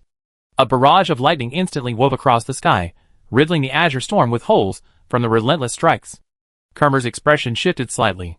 He saw his hurricane disintegrating at a visible speed. While the individual lightning arrows had limited power, their barrage of dozens per second was effectively eroding even high-level magic. Boom! The final lightning arrow pierced the storm's core, and the massive azure hurricane finally crumbled, dissipating into turbulent air currents.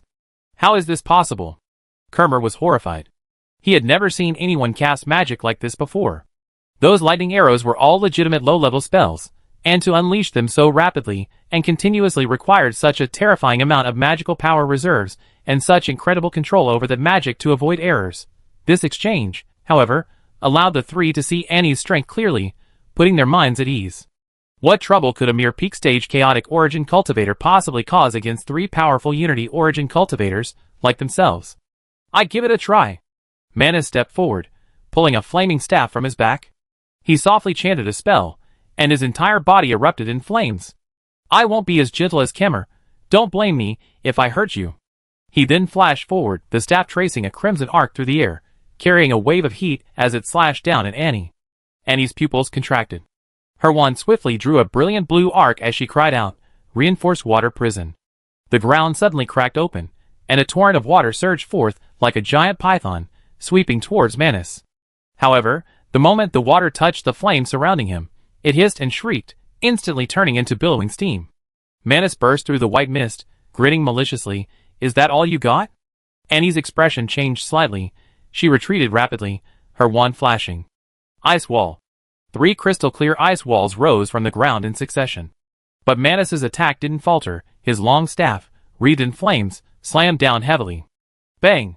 The first ice wall shattered instantly, ice crystals scattering everywhere. Boom! The second ice wall was pierced through directly. The melted ice water evaporated before it even hit the ground. Crack! The third ice wall only caused Manus to pause slightly before turning into a cloud of icy mist. Chapter 756. In an instant, Manus had broken through all obstacles, his scorching staff aimed straight at Annie's throat. His eyes gleamed with the fire of victory. Where do you think you're going to run now? Anne's speed slowed. She had nowhere to retreat. But just as Manus's staff was about to touch her, a mysterious smile suddenly appeared on Annie's lips. At the tip of her wand, a ghostly blue water sphere had somehow materialized, spinning at an astonishing speed and emitting an eerie buzzing sound. Aren't you celebrating too soon? Annie's words had barely left her lips when the blue water sphere transformed into a large net, enveloping Manus. Manus was startled, but remained unconcerned. In his view, Any struggle from Annie was futile. However, he quickly realized something was amiss. While it appeared to be water elemental magic, it shimmered with starlight, actually containing stellar power. Annie, of course, wouldn't use a simple water elemental spell to defend against Manus's attack. She had also cast a nebula shield within it to enhance the defensive power of this combined spell. The water element was merely a decoy. Bang! Bang! Bang! Manus launched a series of attacks, but all were blocked by the nebula shield. How is this possible? Shock flashed in Manus's eyes. This was simply unbelievable. His opponent was merely a peak chaotic origin cultivator. There was no way he could be a match for the three of them. No! We have to attack together, Kemmer said immediately, seeing the situation was dire. Sarok nodded, and the three of them immediately attacked simultaneously. The nebula shield's defensive power was indeed extremely strong, but it couldn't withstand the combined attack of three Harmony origin experts. With a boom, it dissipated into a sky full of starlight. Annie frowned slightly and said, "Today has truly been an eye-opener for me. The combined Yuan realm experts from the three great sacred mountains actually ganged up on a weak woman like me, a mere chaotic Yuan realm cultivator. If word gets out, won't people laugh their heads off?" Kermor said in a deep voice, "With your strength, you can't be called a weak woman." "Exactly," Manus echoed. "What weak woman can wield magic of multiple elements, and even possess the power of stars?" Annie chuckled lightly, her fingertips twirling a strand of hair, and said casually, "Oh dear, to be praised like this by the experts of the three great sacred mountains, shouldn't I feel honored?" As she spoke, she secretly sensed the spatial fluctuations around her. Sarlacc snorted, pointing his long sword at Anne. "Stop with the talk. Surrender now, or you suffer." "Surrender?" Anne blinked, a confused look on her face. "You don't think I'm some greenhorn, do you? I lived for 100 years. I'm not so easily fooled." She deliberately dragged out her words, her eyes darting quickly around. Kmor suddenly became alert. "She's stalling for time. Watch out for her." Before she could finish, Anne suddenly swung her wand violently, and instantly, countless starlight burst forth from her body, blinding the three of them. "Damn it!" Manus roared, swinging his staff, a blazing flame sweeping across, shattering several starlight fragments. But Anne, using the starlight as cover, had already quietly slipped away. "Don't even think about leaving," Sarlacc shouted, his figure flashing, catching up with, and in the blink of an eye. Annie was startled. Truly worthy of being a high-ranking divine servant of Thunder Mountain, this must be some kind of advanced acceleration magic. Without a word, Sarlacc thrust his sword forward. Annie dared not be careless, and could only turn and cast a light shield to block, but the difference in their cultivation levels caused the shield to shatter after only a short while. At this moment, Kemmer caught up, his attacks even more direct, seemingly with no intention of leaving anyone alive. Annie gritted her teeth and tried to withstand the attacks, but the combined assault of the three was simply too fierce. Without Born's help, she was no match for them. "What should I do? I can't escape, and I can't fight back." Annie was at a loss. Time ticked by, and Annie fought and ran, but the situation grew increasingly dire. Kmor's eyes blazed with killing intent as he thought to himself, "This time, I won't let you get away, you brat." Suddenly, the pages of his spellbook flipped wildly, and a wall of blue wind enveloped Annie. Annie cried out in alarm, but it was too late. Manus's fire club came crashing down on her head, while Sarlacc broke through Annie's defenses, thrusting his sword towards her abdomen. However, at this critical moment, a massive wind blade descended from the sky. Like a divine strike, it cleaved Kemmer's wind wall in two with unstoppable force, continuing its trajectory towards Manus and Sarlacc. "What's going on?" Manus and Sarlacc were shocked. Forgetting about Annie, they quickly turned to block. A deafening boom. Manus and Sarlacc were thrown back dozens of meters, before barely regaining their footing. Kemmer shouted solemnly, "Who goes there? How dare you obstruct the enforcement of the sacred mountain's laws?" "Enforcement?" A clear, cold voice slowly drifted from above. Though the person was unseen, just hearing the voice revealed their immense power. And looked up curiously, and saw a man in a green robe descending, as if flying through the air.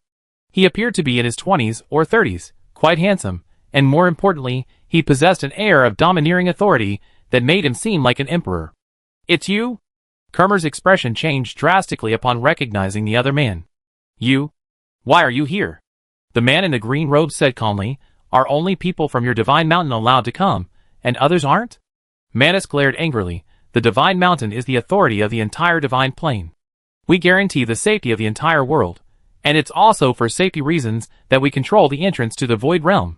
How did you, a wandering divine servant, manage to enter here? The man in the green robe sneered. Safety? Aren't they just extraterrestrial creatures?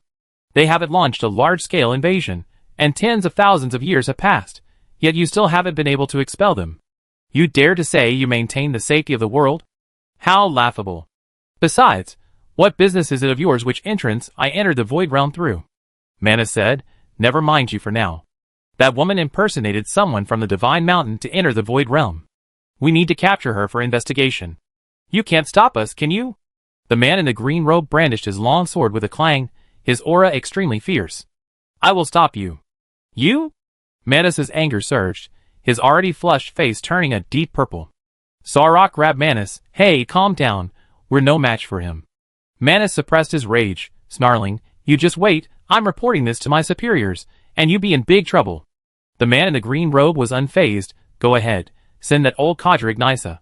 Don't bother calling any small fry. Manus roared, you dare call the Vulcan by his name? Unbelievable.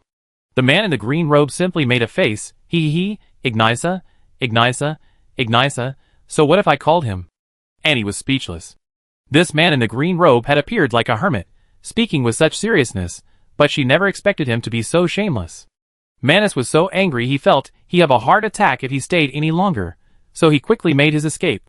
Kimmer and Salrock naturally wouldn't linger, but before leaving, Kimmer glanced at Annie, his eyes filled with murderous intent, as if to say, next time, I definitely kill you. However, Annie was unfazed, defiantly raising an eyebrow at Kimmer. Kimmer snorted coldly, and turned to leave. After the three left, Annie bowed deeply to the man in the green robe, saying, thank you for saving me. The man in the green robe slowly turned around, smiling at Annie, you're welcome. When traveling, those of us without power should help each other. What's your name? Annie looked up, suddenly stunned. Seeing the man in the green robe so closely gave her a sense of déjà vu, as if she had seen him somewhere before, but she couldn't quite place it. What's wrong? The man in the green robe asked, and reacted and quickly said, oh, my name is Anna. May I ask your name? The man in the green robe slowly smiled. Everyone calls me the Lone Wanderer. You can call me that too. The Lone Wanderer? Annie was slightly taken aback. So you always been alone? The man in the green robe nodded. Yes, I think being alone is free and unrestrained. That kind of life is wonderful, isn't it? And asked, don't you have any family or friends? The man in the green robe thought for a moment. I did have some, but I haven't seen them in a long time. I'm afraid they're all gone by now. Annie realized that this person must have climbed up from the very bottom, step by step. Without the support of the Divine Mountain's abundant resources, he had still become a high-level expert in the Harmony realm. The hardships he had endured were unimaginable. Little Anna? The man in the green robe suddenly asked, and why have you come to this void realm? You know, it's extremely dangerous for mages below the Unity realm to come here. Annie honestly replied, I'm here to find my sister, Alice. She was torn into 3 clones and a spatial rift, and one of them is in this void realm. Alice? The man in the green robe murmured, the name sounds so familiar. Annie's eyes lit up immediately. You know her? The man in the green robe pondered for a moment, then said, oh, I remember now. She really is in the void realm. However, his expression suddenly became strange, but her current state might be a bit special. Finding her will be difficult. However, Annie was extremely excited. That's wonderful. You know her whereabouts, right? Please tell me where Alice is. I agree to any condition you set. The man in the green robe twitched. Hey, didn't you hear me? Finding her won't be easy. It's extremely dangerous there. You could very well lose your life. I'm not afraid, Annie said firmly. I'm not afraid of any danger. I'm determined to find her, at any cost. Seeing Annie's resolute gaze, the man in the green robe was slightly moved. He sighed softly and said, recently, someone discovered a planet in the void realm with strong spatial energy fluctuations. It's speculated that there's likely a spatial energy entity attached to it. This matter has attracted the attention of the higher-ups of the various divine mountains, who have dispatched numerous experts to investigate. It's finally confirmed. That wasn't an object imbued with spatial power, but rather the spatial core of the power of creation. This news caused a stir among the great divine mountains, and this core has now merged with a human, the Alice you mentioned. What? Annie exclaimed in shock. She never expected Alice to have merged with the spatial core of the power of creation. Then she is. Seeing Annie's worried expression, The man in the green robe waved his hand. Don't worry, she's perfectly safe. She's just been confined to that planet by the power of the 5 main gods. After all, that's the spatial core of the power of creation. Ordinary people are no match for her. Even the main gods would have to exert considerable effort to capture her. The key point is that even the main gods cannot leave their divine mountains, otherwise, the pillars of the divine plane would weaken, creating opportunities for extraterrestrial creatures and the underworld to invade. Annie breathed a sigh of relief. As long as Alice was safe, everything was alright. However, the man in the green robe changed his tone. However, the situation has changed. Although the major sacred mountains can't send their main gods, they can still send ordinary gods. Moreover, the extraterrestrial creatures are also attracted by that power and are heading this way. Therefore, there will be a great battle there. I advise you not to go. No. I must go. Annie said firmly, no matter how dangerous it is, I won't give up. The man in the green robe said helplessly, you really are stubborn. Then, with a wave of his hand, a huge sword appeared at his feet. Clearly, he possessed a spatial artifact. Annie exclaimed in surprise, what a huge sword. The man in the green robe chuckled, I found this in an ancient ruin. For now, I only use it for transportation. But rumors say it can also be used for attack. I just don't know who would have the strength to wield such a weapon. Perhaps only giants and trolls could. Annie shook her head. This doesn't look like a weapon used by giants or trolls. I never seen this shape or style before. The man in the green robe beckoned, come on, since you insist on finding Alice, let's go together. That's exactly where I came to the Void Realm. Annie asked suspiciously, you're also looking for the spatial core? The man in the green robe shook his head. No, I just came to join the fun. After all, battles between gods aren't something you see every day. Chapter 757. The man in the green robe carried Annie, flying on his sword. The giant sword was indeed fascinating. It moved freely and effortlessly, far less strenuous than Annie's reliance on magic. Even so, their journey still took almost a month. Along the way, Annie saw many planets, varying in color and size, which greatly intrigued her. The man in the green robe wasn't stingy, telling Annie everything he knew. This place is like a small world. Some planets have life, some don't, and most are devoid of it. However, these planets, due to their unique environments, have nurtured different powers and possess incredibly rich resources. Annie asked, are there any powerful beings on these planets? The man in the green robe nodded slightly. Sort of, but no one has ever reached the chaotic origin realm, just like in our main plane. Our existence is like that of plunderers. I visited a planet before. The strongest person there was only at the Chi-Yuan realm. None of them knew of the existence of the god plane, or even that there were higher realms above Chi-Yuan. Annie sighed. These people were in a worse situation than those in the main plane. After all, it was very easy for super powerful beings from the god plane to descend, and once targeted, it would be annihilation. The main plane was different. After traveling for several more days, Annie saw a strange planet. It seemed to be surrounded by a semi-transparent membrane, causing fluctuations in the view, creating an unreal feeling. However, as soon as they approached the edge, someone appeared and blocked their way. The opponent was a tall, red-haired man, shirtless, revealing his muscular physique. He immediately looked at the man in the green robe and said coldly, hey, this isn't a place for you. The man in the green robe smiled slightly. This is the Void Realm. There's no place I can't go. I advise you to step aside. The red-haired man simply made a grasping motion in the air, and a spear appeared in his hand. Others may fear you, but I don't. If you're so capable, let's have a match. The man in the green robe sheathed his great sword, and his signature blue long sword reappeared in his hand. Alright, I long wanted to test the skills of Lord Lotta, the high-ranking divine servant of Mount Vulcan. Lotta's muscular physique gleamed metallically under the starlight, and the tip of his spear burned with an inextinguishable demonic flame. He grinned, revealing gleaming white teeth, his eyes blazing with fighting spirit.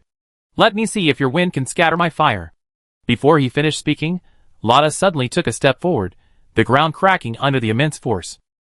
His arms were bulging with muscles, and his spear, like an angry dragon emerging from the sea, thrust out fiercely.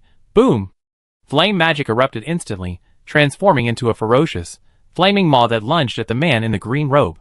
The intense heat even stung Annie's skin in the distance. She instinctively took a step back, her eyes fixed on the battlefield. However, the man in the green robe remained motionless, his sword not even fully drawn. He simply raised his left hand, his fingertips tracing a line in the air. In an instant, an invisible current of air condensed before him, forming a transparent barrier of wind. The fiery maw slammed into it, but it was as if it had struck a piece of supple silk. The raging fire was forcefully blocked, and no matter how hard it tore at him, it could not break through the barrier of wind. The man in the green robe raised an eyebrow, a hint of mockery in his voice. Child's play, Lotta. You're not underestimating me, are you? Lotta's fighting spirit intensified, and he sneered, don't be so smug. He stopped probing, directly swinging his spear and charging forward like a cannonball. Flame magic surged around him, forming a scorching wave of air that even distorted the air itself. His spear was no longer a simple thrust, but rather, imbued with violent magic, it slammed fiercely into the wind wall. Break! Lotta roared, the burning spear piercing the wind wall. The blazing spear tip rubbed violently against the wind element, producing a piercing hissing sound. The wind wall tore open, revealing the man in the green robe standing silently behind it. An opportunity! Lotta's eyes flashed with a sharp light. With a flick of his wrist, the spear transformed into a streak of fire, aiming straight for his opponent's heart. The flames trailed a long tail in the void, as if to ignite the darkness completely. The man in the green robe smiled slightly. He raised his right hand slightly, a flash of cold light appearing. Clang! The sword tip precisely struck the spearhead, erupting in a blinding shower of sparks. A terrifying shockwave rippled through the void, scattering nearby free energy in all directions. And saw it clearly from afar. That seemingly effortless sword strike had actually completed thousands of high-frequency vibrations at the moment of contact, completely neutralizing the spear's impact. Even more astonishing was that the man in the green robe didn't even flinch. He stood suspended in midair, his long sword firmly holding the burning spear, as if standing on an invisible ground. Not bad, but... The man in the green robe spoke calmly, too slow. Before he finished speaking, his figure suddenly blurred. Lotta's heart pounded with alarm bells. He instinctively tried to retreat, but it was too late. A streak of azure sword light flashed past like the wind, too fast for the naked eye to follow. Swoosh! A thin gash instantly appeared on Lotta's shoulder. Before the blood could even seep out, it was vaporized into a blood mist by the intense heat of the wind blade. He groaned, staggering back several steps, a hint of seriousness finally appearing in his eyes. That's more interesting. Lotta licked his lips, his fighting spirit only intensifying. Again! The man in the azure robe smiled slightly, his long sword pointing diagonally at the ground. Wind elements swirled around him, seemingly transforming into invisible wings. As you wish. The next instant, the two figures clashed again. Watching two high-level nascent soul cultivators fight, Annie felt utterly shocked. This was far more terrifying than Clayton she had seen in the main temple of Thunder God Mountain. The two exchanged blows for several rounds before finally separating. The man in the green robe seemed alright, though his robes bore scorch marks. Lotta, on the other hand, was clearly in a sorry state, bearing multiple wounds, none of which were fatal, but he was clearly at a disadvantage. Lotta was slightly out of breath. He looked at his wounds, a hint of resentment in his eyes. You were holding back, weren't you? Don't underestimate me. The man in the green robe replied, I didn't come here to fight you. Since you can't beat me anyway, let me pass. No, Lotta said firmly. Lord Vulcan ordered us to stay outside, and no one is allowed to enter, including you. Unless you completely defeat me. The man in the green robe rubbed his forehead. Sigh, that's a real problem. Just then, another figure appeared from another direction. Annie looked closely, and saw that it included Kimmer and his two companions. It seemed the commotion from the earlier fight had attracted them. Green? It really is you. A woman's voice suddenly exclaimed excitedly. The man in the green robe turned his head slightly, revealing a toothy smile. I didn't expect to meet you here, Miss Rosalie. And turned her head and saw a woman with an afro rushing towards the man in the green robe, grabbing him around the waist. Hurry! Do you have any good stuff on you? Take it out. And was immediately stunned, because the other woman was none other than the administrator she had met in the Abyss Laboratory of the Sky Library, a woman who was crazy but could create all sorts of strange gadgets. Rosalie. The man in the green robe pushed Rosalie away helplessly. Do you think I'm a treasure chest? Every time you see me, you ask me for materials. Rosalie chuckled, of course. You have a spatial artifact, and you often rob bandits. You must have collected a lot of good stuff. The man in the green robe's eye twitched. Listen to what you're saying. Robbers? What am I then? I'm just fighting crime. Besides, wasn't what I gave you last time enough? Rosalie immediately shook her head. Not enough, not enough. Give me some more, give me some more. She then reached forward to search the man in the green robe again. The man in the green robe flashed and hid behind Annie. Only then did Rosalie notice Annie. "Oh, aren't you? Little Anna?" Annie scratched her head awkwardly. Sister Rosalie, we meet again." Rosalie looked Annie up and down, then suddenly exclaimed excitedly, "Wow, you've broken through to the peak of the chaotic origin realm. Only a few years have passed, and you progress so quickly. Do you have some powerful treasure to help you? Show it to me." Annie was speechless for a moment. "No, it was just a coincidence." Rosalie scratched her messy hair. "Hey, what's wrong with you guys? Don't you have any good stuff on you?" Annie asked. "Aren't you the librarian? Why are you here?" Rosalie explained. "It's all because of that spatial core. The librarian specifically sent me out to assist Mount Shin in collecting the spatial core, thereby strengthening the power of our divine plane. Of course, the administrator of the Abyss Laboratory has been replaced by someone else." She suddenly seemed to have thought of something, and looked at the man in the green robe with a sly smile. "Grin? You're not here for the spatial core too, are you? You should know that all the major divine mountains are determined to obtain it. If you suddenly interfere, you might be targeted by the entire divine mountain community." The man in the green robe shrugged. "Of course I'm not here to cause trouble. Although I think everyone from the divine mountains is trash, I also know that too much trash can be overwhelming, so I won't provoke them. I'm just here to watch the show. You guys can't possibly chase away even a spectator, can you?" The faces of the people from the divine mountains changed upon hearing this. The man in the green robe compared them to trash, which infuriated these high-ranking divine servants. "Green, don't be so arrogant. Even if you're a genius, in the divine plane, our divine mountains are the true lineage. Even if you cultivate for thousands or tens of thousands of years, you never reach a higher realm." One of them shouted. The others echoed his sentiments. "Green." Annie suddenly realized that the man in the green robe was named Green. That name sounds very familiar. Annie's eyes widened instantly. She remembered that she really did know a person named Green, and this person was her ancestor whom she had never met, the first emperor of Norma. Green Norma. Annie was shaken. She now understood why the statue had felt so familiar at first glance. It was because Green's statue stood within the Norma Palace. She had entered the palace countless times, and seen that statue countless times, hence the familiarity. The first emperor. Green turned around, a smile appearing on his face. What a nostalgic title. "What? Annie, you recognize me?" Annie was stunned. She had never told him her real name. How could Green recognize her? Green patted her shoulder and laughed. "Don't be surprised. Don't forget I'm the first emperor. There's nothing I don't know." Annie immediately thought of the old emperor. He had overused precognitive magic, draining his life force. Rumor had it that precognitive magic was ingrained in the Norma royal bloodline. If someone had sufficient talent, they could awaken it on their own. Therefore, as the first emperor of Norma, and the strongest being in the main plane, Green would naturally possess precognitive magic. "You knew I was coming through precognitive magic?" Annie asked. Green didn't mince words. "That's right. From the moment you arrived in the divine plane, I knew you were here. I've been waiting for you." The crowd on the divine mountain was furious. Seeing Green completely ignore them, and instead chat with the little girl beside him, their anger surged. One person couldn't hold back any longer and stepped forward, reaching out to grab Green's collar. "You brat, I think you really don't know what's good for you." Green's eyes narrowed, and he slapped him across the face. The slap seemed slow, but it felt impossible for the other person to dodge. Then, with a crisp smack, the slap landed on the man's face. The man was stunned. They were both at the 7th level of the Harmony Realm, the same cultivation level, so why couldn't he even dodge a slap? "Hey, don't you know? I only fight those who are higher in cultivation than me. Someone like you should get lost." Green's voice was icy, sending chills down everyone's spine.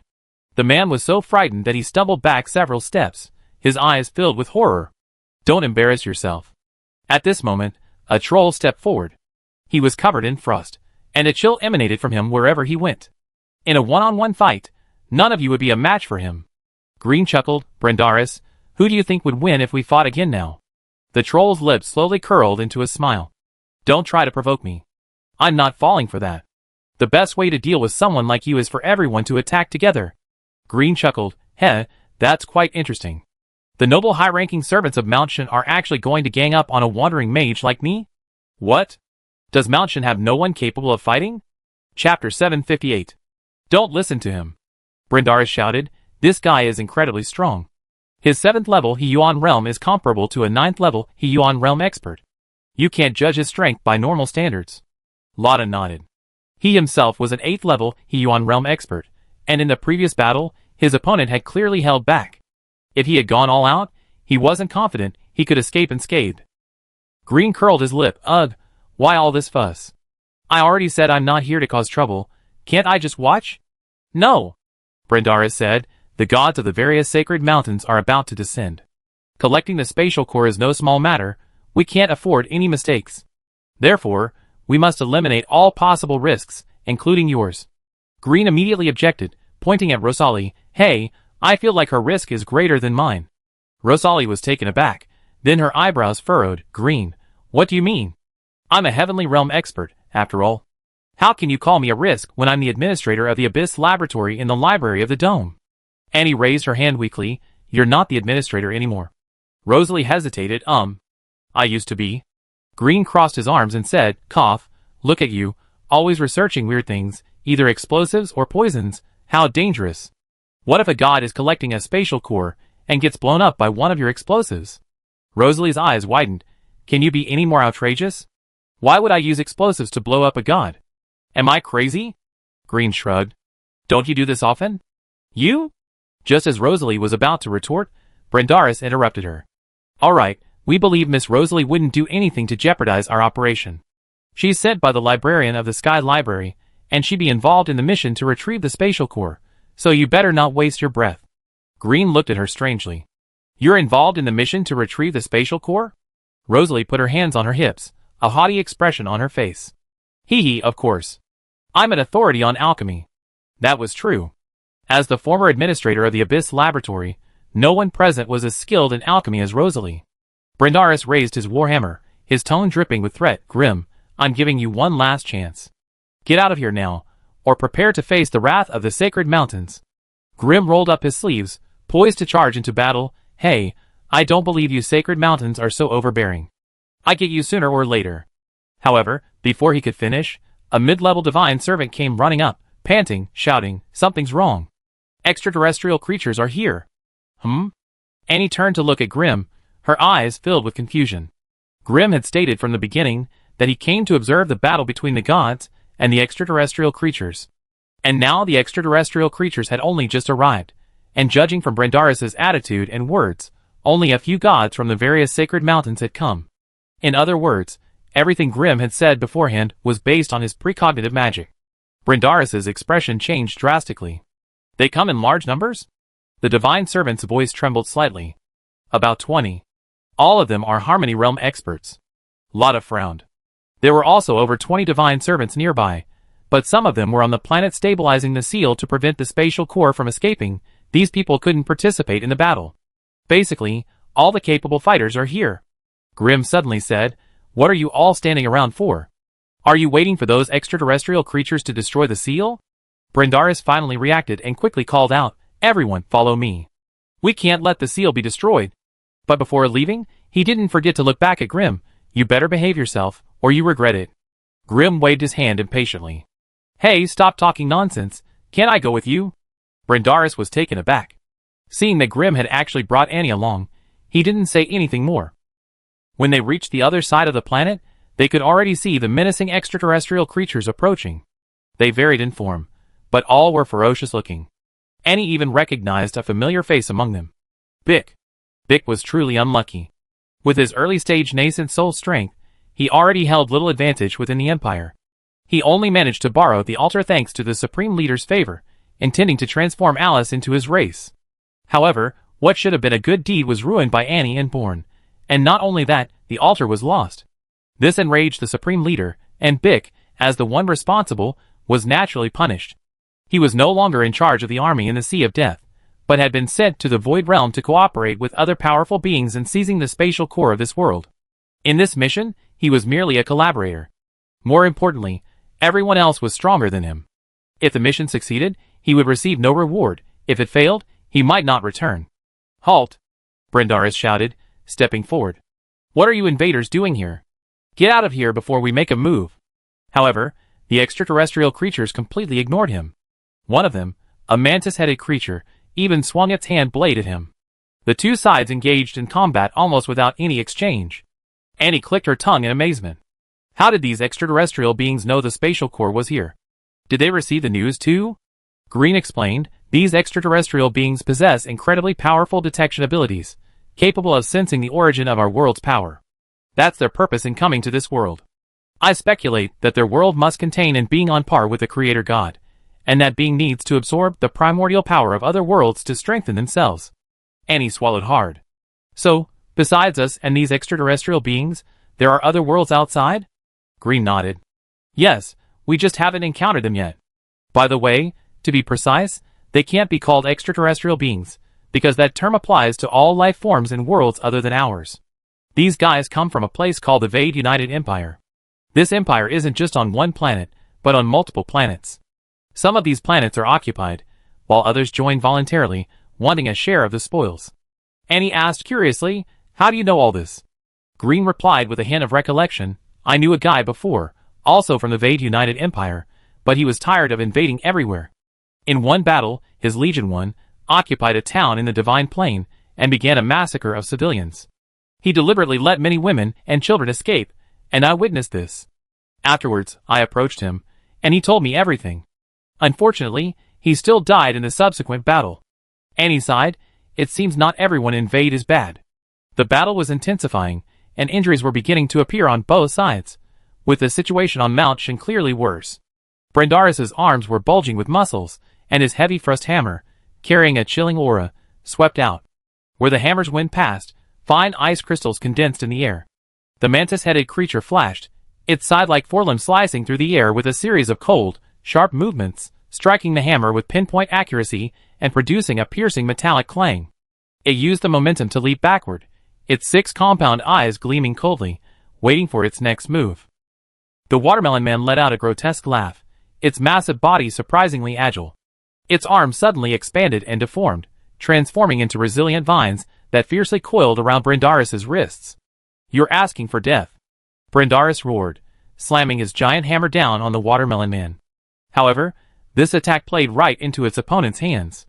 The Watermelon Man took the blow with its chest, spitting out green sap, but its vine-like arms seized the opportunity to tightly wrap around the hammerhead, securing it firmly.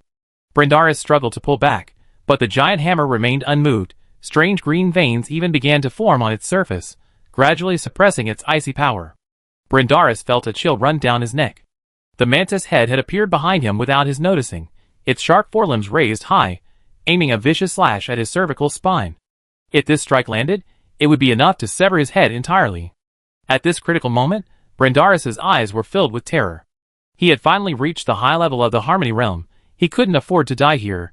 Just as Brendaris was preparing to fight desperately, a massive wind blade suddenly struck. The mantis head hesitated slightly, but then crossed its arms to block the attack. With a bang, the mantis head was sent flying by the powerful force, tumbling several times in the air before regaining its footing. Brendaris seized the opportunity to channel his magic power. Frost spread from the giant hammer, gradually freezing the Watermelon Man. Before the Watermelon Man could react, terrifying cold air rapidly spread along the vines, instantly freezing most of his body into an ice sculpture. The Watermelon Man was terrified and quickly released the giant hammer, retreating. Brendaris, having narrowly escaped death, turned around to see Green waving and smiling at him. Be careful, these guys aren't as easy to deal with as I am. A complex look crossed Brendaris' eyes. Why did you save me? Green shrugged. No reason, just didn't want to see you fail so quickly. Wouldn't that be boring? Brendaris' eye twitched. He felt that talking to Green would drive him crazy sooner or later. Meanwhile, the God Mountain's side was gradually losing ground. Manus had been stabbed through the shoulder, severely wounded and essentially incapacitated. Seeing the dire situation, Brendaris immediately shouted, "Condense formation. Return to the planet and defend." Upon hearing this, everyone immediately retreated towards the planet. Let's go! We follow. Green led Annie and followed behind the others. The planet as a whole was also protected by a defensive shield erected by the gods. It should be able to withstand the Varids' attack for a short time, but it wouldn't last long. Huh? How did you get in here too? Gmol frowned at Green and Annie. This is a protective shield set up by our Divine Mountain. Green grinned mischievously. Well, if I go out, I team up with the Vades to attack the shield. Have you thought it through? Do you want me out or to stay inside? You? Kmol immediately roared in anger. As a human, how dare you help extraterrestrial beings? Do you really want to be an enemy of the entire Divine Plane? Green curled his lip. Don't flatter yourself. Had the Divine Mountain really done everything for the Divine Plane all these years? Let those old gods come out and tell us themselves. Aren't they all trying to obtain the power of the Creator God and become unique beings? Besides, my relationship with your Divine Mountain is already bad. Even if it's worse, how much worse can it be? Kmol's face turned red with anger, but he was helpless. After all, he couldn't beat this rogue in front of him. All right, Brindaris said in a low voice. Let him stay here for now. After all, we're both human. Letting him go out would tarnish the reputation of our sacred mountain. Grim chuckled. Heh, Brindaris is the most sensible. At this moment, the first wave of attacks from the Vades descended, multicolored magical attacks bombarding the protective shield, creating ripples. This protective shield, as expected of one personally set up by a god, was extremely sturdy. Even with attacks of this magnitude, not a single crack appeared. Hey, when is your boss finally arriving? Green asked. Brindaris frowned slightly. According to the previous agreement, there should be one more day. Also, don't call them boss, call them god. Green didn't seem to care. 1 day. This shield probably won't last a day. We have to hold on even if it doesn't last. Lada said firmly. We absolutely cannot let these extraterrestrial beasts storm this planet and ruin the god's grand plan. He immediately channeled his magic, pouring his power into the shield. The others followed suit, greatly increasing the shield's recovery speed and slowing down the time it would be breached. It's working. Everyone, keep it up. Lada's eyes gleamed with joy. Everyone saw hope. At this rate, the shield should last a day without any problem. And looked up at the stunning scene in the sky. The magical attack, like fireworks, exploded on the shield, emitting a dazzling light. Just as Annie was engrossed in watching, a hand grabbed her arm. Hey, stop looking, it's time to go. Annie turned around in confusion, looking at Green. Go! Go where? Green said sullenly. Leave this planet. Chapter 759. Huh? Annie was completely stunned. You just said you weren't going out? Green said, the situation has changed. There's no time to explain. Come with me. With that, he grabbed Annie and rushed off in another direction on the planet. Hey, where are they going? Kerber shouted immediately after seeing Green's actions. Brindaris also turned around, saw Green had already run far away, and frowned slightly. Don't worry about him. That guy's actions are always puzzling. As long as he doesn't ruin our plans, it's fine. Although the protective shield was currently activated, it wouldn't be difficult for Green and the others to leave. Soon, Green escaped with Annie, and they encountered Bick attacking the protective shield. Bick spotted Annie immediately, his eyes widening instantly. You're here too. Annie, equally surprised by the coincidence, chuckled. Governor Bick, long time no see. Bick's eyes flashed with malice. You brat, you really chosen the path to hell. You really screwed me over. Hand over the altar now, and I might give you a quick death. Bick was indeed stronger than her, but Annie wasn't alone. Even a high-ranking divine servant like Green would avoid her, let alone Bick, who was only at the early stage of the Unity realm. Annie crossed her arms and sneered, what if I don't hand it over? However, Bick didn't recognize Green. His eyes blazed with murderous intent. If you don't hand it over, I make you wish you were dead. With that, he swung his great sword, a strike fueled by his rage. He simultaneously used magic to seal off the space around Annie and Green, preventing their escape. You brat, today you learn what happens when you mess with me. Facing the intimidating Piccolo, Annie remained calm, saying to Green, Your Majesty, this kind of trash should be a piece of cake for you. Green's lips curled into a slow smile. The instant Piccolo approached, he drew his sword and slashed horizontally. With a whoosh, a powerful surge of wind elemental energy crashed into Piccolo's great sword like a tidal wave. Piccolo was horrified. He never expected the man beside Annie to be so powerful. He hadn't seen him fight before. But it was too late to dodge. Bang! With a muffled thud, Piccolo was sent flying, his greatsword cracking beyond recognition. You, who are you? Piccolo cried out in terror. Grim sheathed his sword and stood still. You're not worthy to know, he said, charging at Piccolo again. His longsword erupted with a dazzling azure light, its sharp aura almost shattering space itself. Piccolo's eyes narrowed. He immediately tried to flee, shouting, People from the Divine Mountain have escaped. Help! But he was far too far from the main force. They were in completely opposite directions. Even if the other Vades heard his cries for help, it wouldn't be a short time before they came to his aid. Grimm's longsword grew larger and larger in his eyes. In this critical moment, Piccolo unleashed all his magical power to its limit, constructing several layers of defense. However, under Grimm's relentless attack, they all crumbled. Finally, in despair, Piccolo's head was severed, green fluid spurting out. He probably died without understanding why he, a legionary governor, had fallen to such a state. Hey, all done! Grimm flicked his long sword, using magic to clean the blood off it before sheathing it. For him, dealing with Piccolo was nothing. The difference in power between them was simply too great. However, just as Grimm was about to absorb Piccolo's remaining power, a beam of light enveloped it and vanished into the distance at incredible speed. Huh? Green was also taken aback. This guy still has something to save his life. Annie waved her hand and said, "Forget it, he suffered heavy losses this time. Even if he survives, his strength will be greatly reduced, and he won't pose any threat to us anymore." Green nodded and said, "Yeah, that's true. Let's let him go today." "By the way," Annie suddenly asked, "now that we're out, can you tell me why?" Green's eyes looked towards the planet. "You see when you see it?" At this moment, the tug-of-war between the sacred mountains and the Vades continued. The protective shield had begun to show some cracks, but it wasn't completely breached yet. However, the divine servants of the sacred mountains were highly motivated. As long as they could hold out until this day, the gods of the various sacred mountains would descend, and these Vades would surely pay the price. However, just as the two sides were deadlocked, suddenly, a black shockwave appeared in the sky, as if it were gushing out from an endless abyss of darkness. The shockwave, like a falling meteorite, descended from the sky at an astonishing speed and crashed directly into the seemingly indestructible protective shield. A deafening roar erupted, and the already cracked protective shield, before the powerful impact, crumbled like paper, instantly shattering into pieces. Fragments of the shield rained down, swirling through the air like a magnificent yet terrifying meteor shower.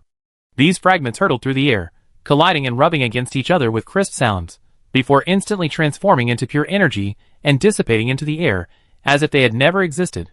The divine servants of the sacred mountain were all dumbfounded, utterly astonished. How could this be? Kermer's mouth gaped open enough to fit 10 eggs.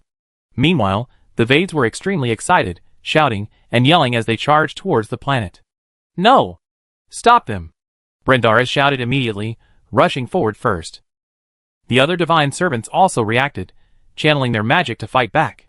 Annie, who had already left the planet, was speechless with shock at the scene before her. The black shockwave possessed devastating power, far beyond human capability. She stammered that is. Green frowned and said, "It's god-level power. That is, the returning to origin realm. The super-strong beings of the Vade have arrived ahead of schedule." Annie explained in panic, "Then isn't Mount God in danger?" She wasn't worried about Mount God, but rather that Alice might be captured by the Vade. That would be truly terrible. Green glanced back. If nothing unexpected happens, the Vade are really going to succeed this time, unless... Annie quickly asked, "Unless what?" Green's eyes deepened as he said, "Unless we can help Mount God buy time."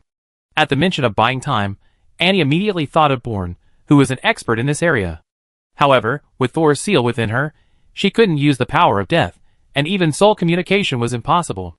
"Your Majesty, do you have a way to remove the seal on me?" Grimm narrowed his eyes at Annie. "Was the seal on you personally placed by that guy Bronto?" "Huh? Who's Bronto?" Grimm rolled his eyes. "He's the chief god of Mount Thor." "Oh."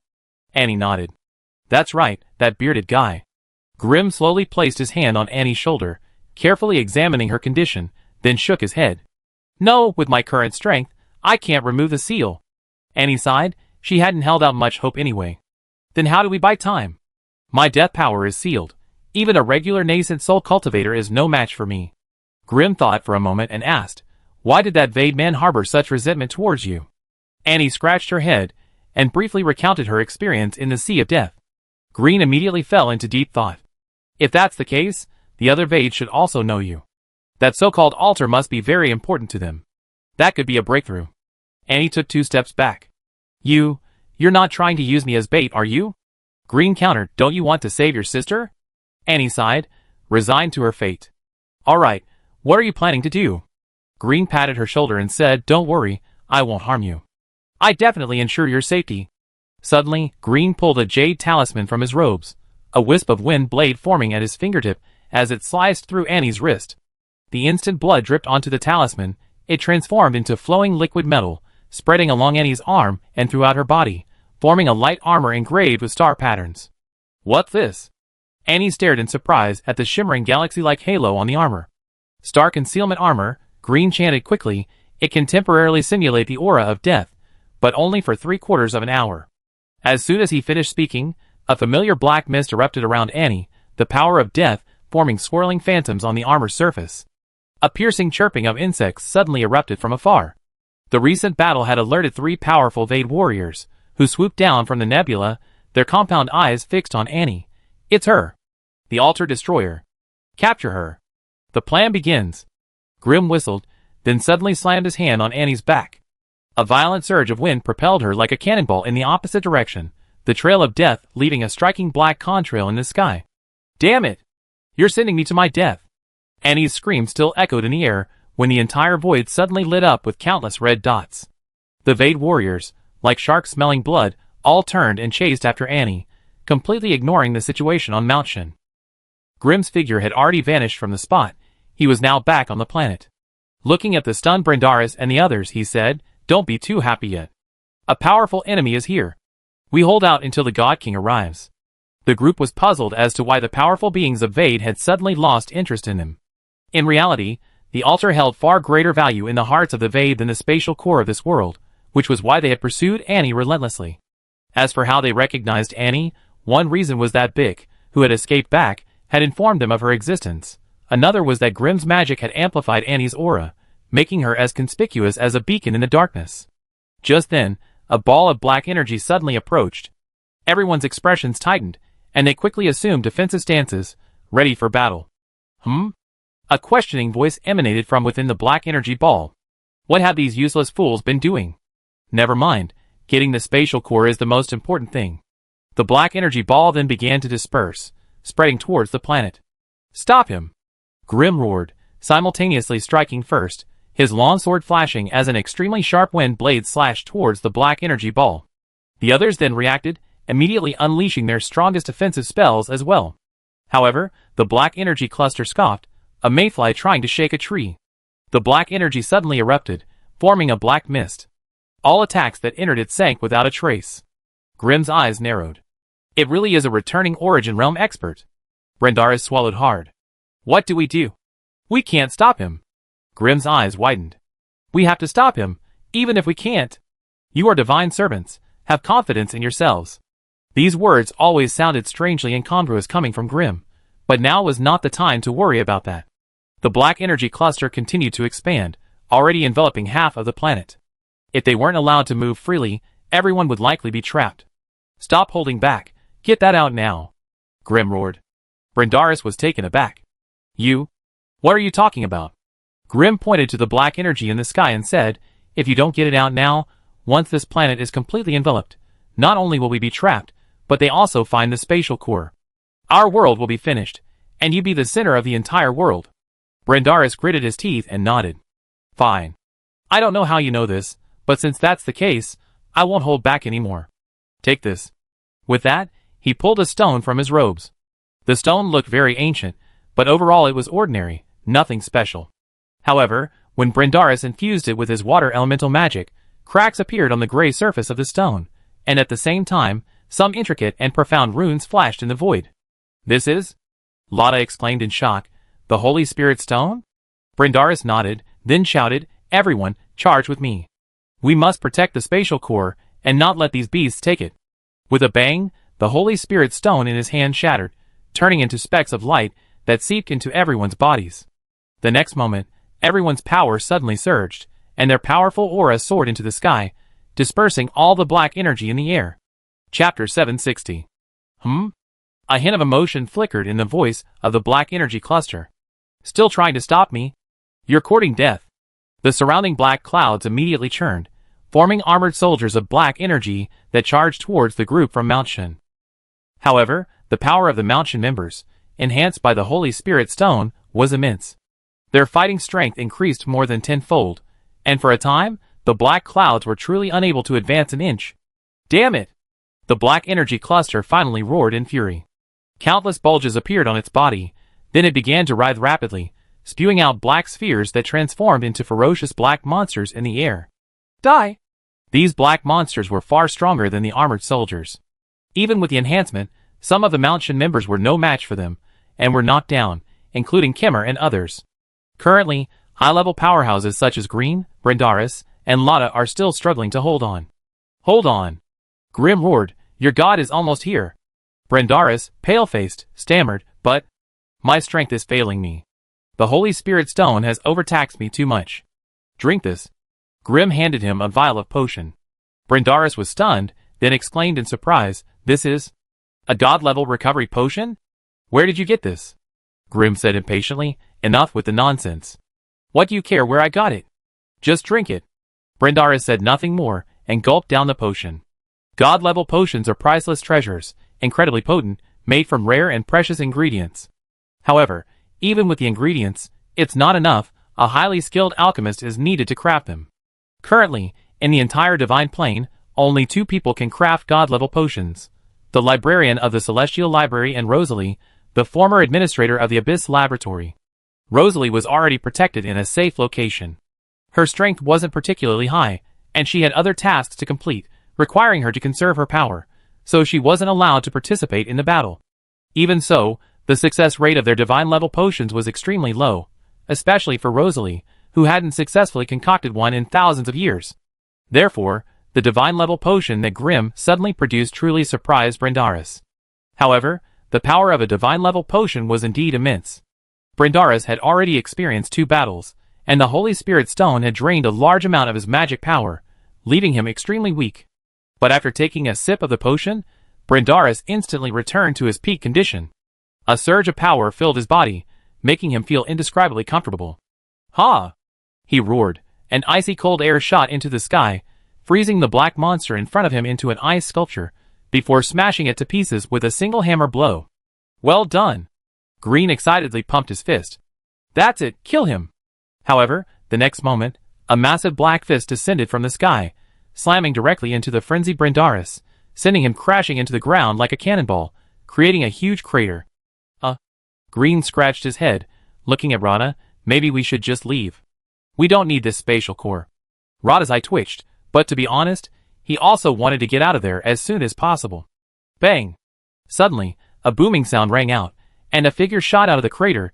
It was Brindaris. Although his armor was completely shattered, he was unharmed, and his eyes were still filled with fighting spirit. Hey! Interesting. Green grinned. My potion is pretty effective. The 3 then engaged the Black Cloud in battle again.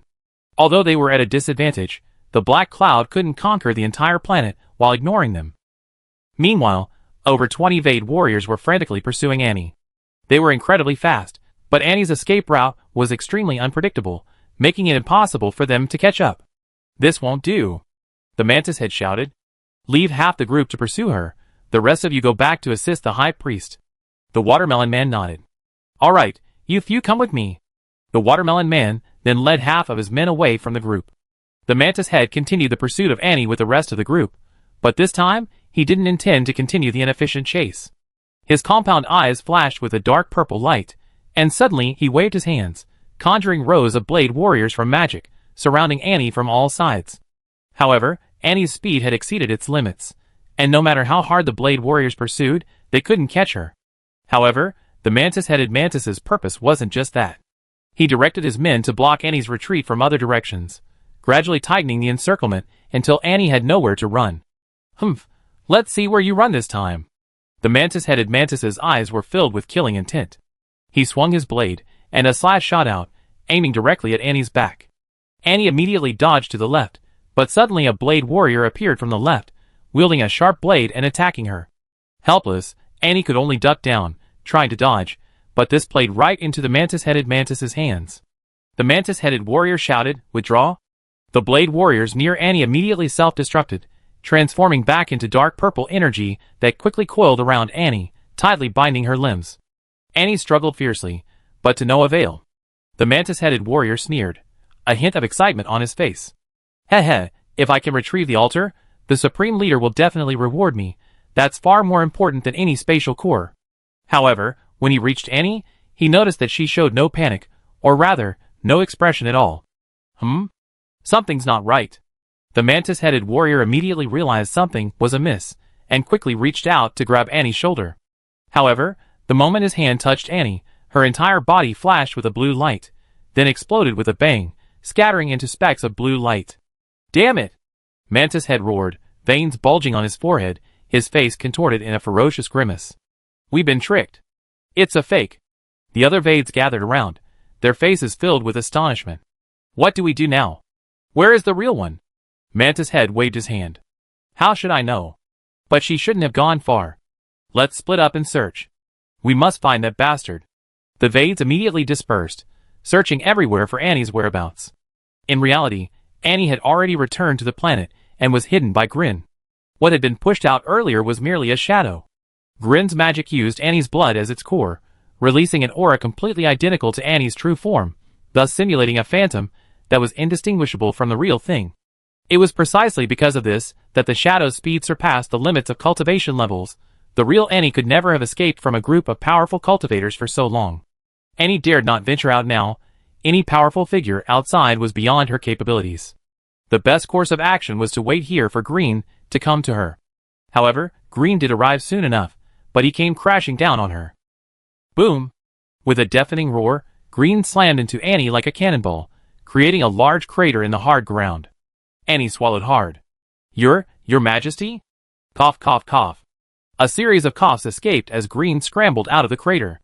I'm alright, cough, cough, cough. A trickle of blood slowly flowed from the corner of his mouth. Annie was alarmed. Green was her only hope now. If anything happened to him, even if she found Alice, she would likely find it difficult to escape this planet. She immediately stepped forward and cast a healing spell to help Green recover from his injuries. Green rested for a moment, then took a deep breath and said, "Phew, much better, thank you." Annie shook her head. Don't talk about that. How's the situation now? Green frowned. The situation is terrible. We're no match for that high priest. It's estimated that the Vades will soon conquer the entire planet, and we have to retreat. But, Green interrupted, there's no way. The difference in power between us is just too great, unless those old guys from Mount Olympus can come quickly. Annie immediately asked, can't you foresee the future? When will the various gods arrive? Green shook his head. Foresight magic isn't as simple as you think. At least my foresight magic has two fatal flaws. First, it can't be cast by me at will, it's random.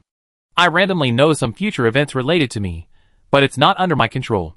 Second, the more it involves the future of those stronger than me, the less I can know. So I have no way of knowing when they arrive. At this moment, dark clouds slowly descended from the sky, almost completely enveloping the entire planet. Annie felt an immense pressure, a pressure that made her feel utterly powerless. Is this the power of a returning Origin Realm expert?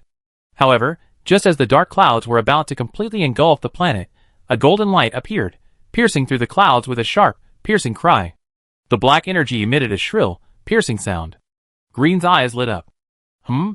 Little Annie, it seems we're saved. Annie stared at the sky in disbelief. The heavens suddenly tore open. Billions of golden spears pierced the dark sky, like lances of judgment hurled by the gods. Each golden light carried the power to shatter stars. Wherever it passed, the dark clouds melted away rapidly, like snow meeting the blazing sun. The piercing cry shook the universe. Through the shattered clouds, a colossal divine figure spanning the galaxy could be vaguely seen. The pressure emanating from it made Annie tremble. It was a power beyond mortal comprehension, truly belonging to the gods. Upon seeing this divine figure, Annie exclaimed, "The goddess of light?" Indeed, this was the goddess of light. Back in the prime material plane, Annie had seen this statue countless times in churches, so she recognized it at first glance. Grimm chuckled, yes, she is the goddess of light, known as the strongest woman in the world, the foremost of the five main gods, Soraka. Torok, the extraterrestrial invader, received the baptism of holy light. The sacred declaration resonated throughout the entire star system like a resounding bell. The goddess of light, Soraka, hovered in the void, her pure white robes fluttering without wind, the golden runes flowing around her seemingly embodying the laws of the universe. With a wave of her hand, billions of particles of light burst forth from her fingertips, condensing into a holy light spear that stretched across the sky, shooting towards the rolling black clouds. Swoosh! The instant the holy light collided with the dark clouds, a burst of light erupted, powerful enough to burn the retina.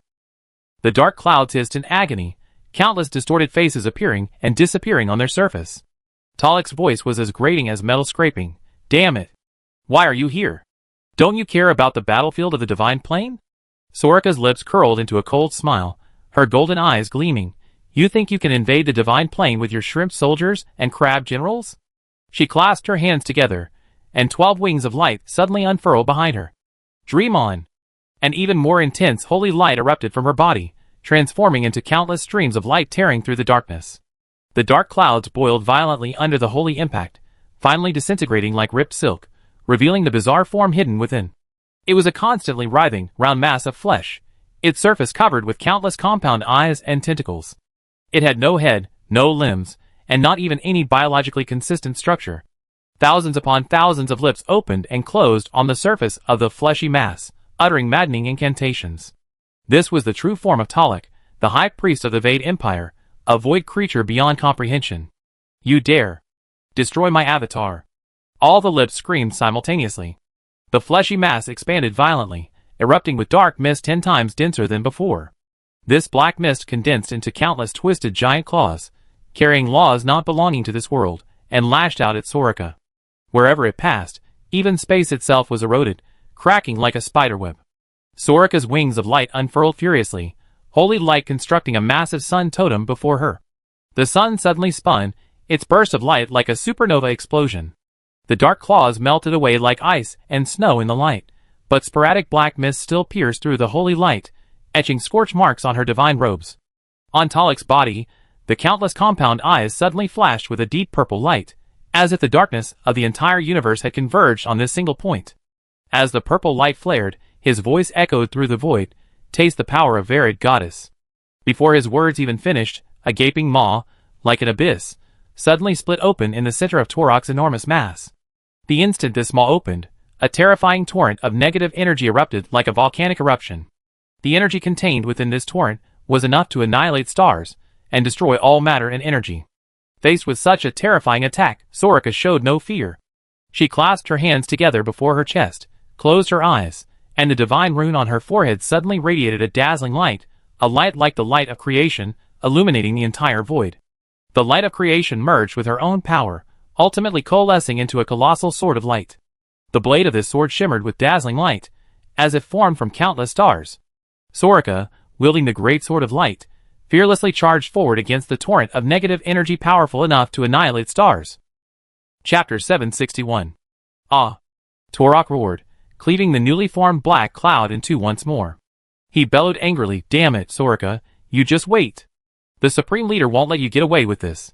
With that, he swirled up the black cloud and fled into the distance. Soraka didn't pursue, merely watching him disappear into the distance, while simultaneously retracting her divine form and returning to her normal human size. Only then did Annie truly see the face of the strongest being in this world.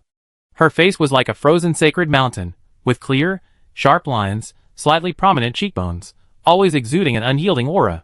Her lips were always pressed into a cold, straight line, as if never softened by a smile. Deep within her pale golden eyes seemed to be frozen with millennia of ice.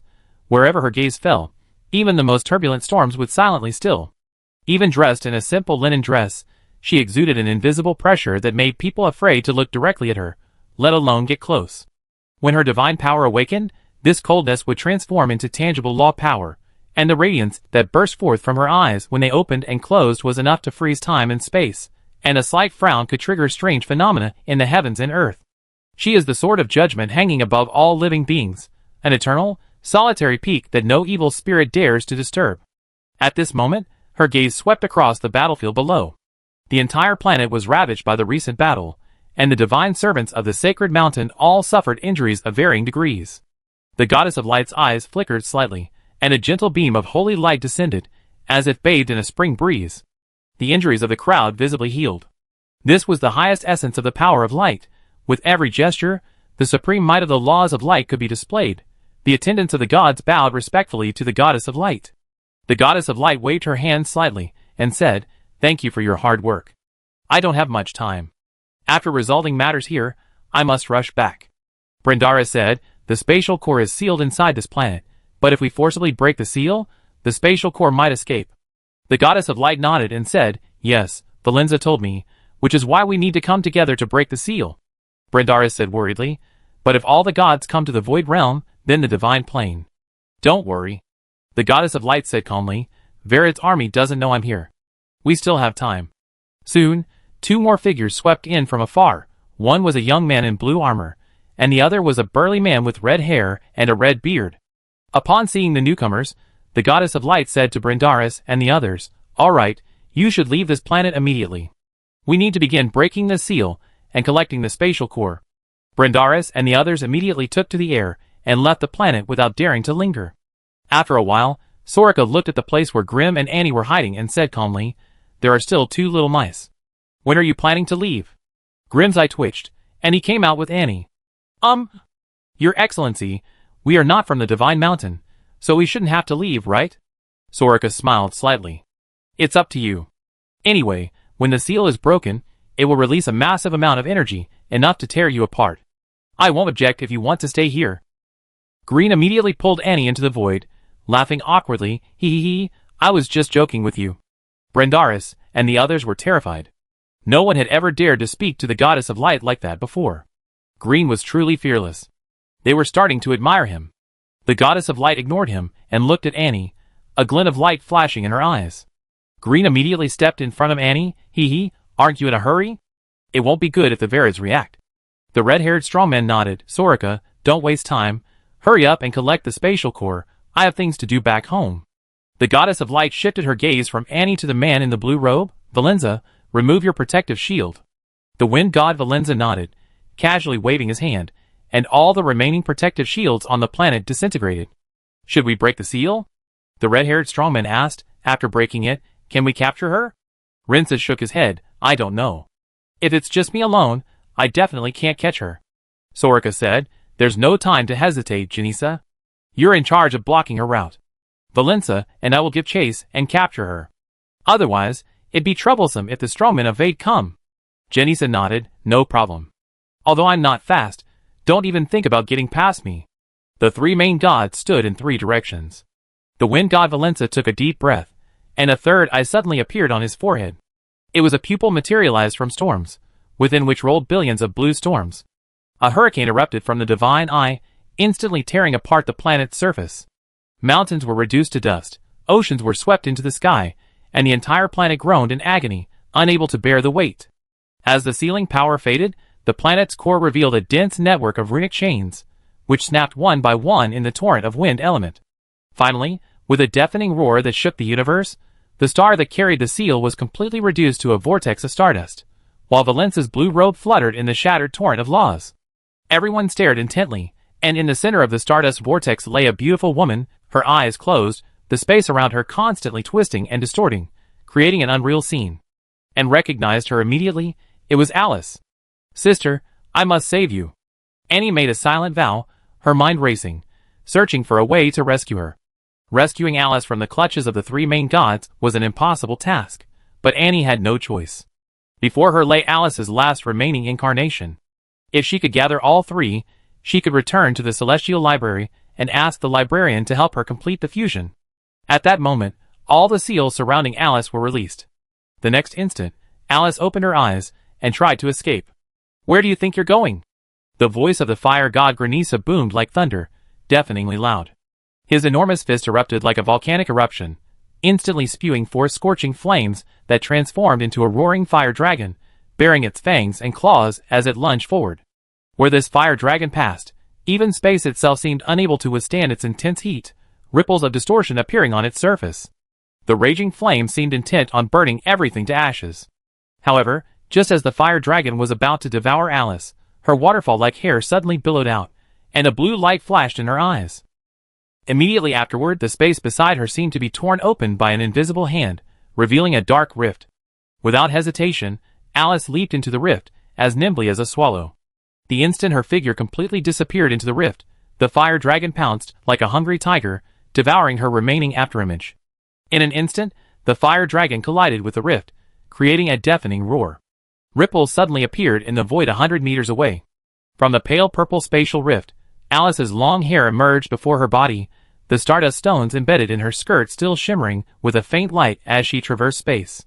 Before she could regain her balance, a mountain-shattering howl reached her ears, and the massive wings of the wind god Valenza blotted out the entire sky.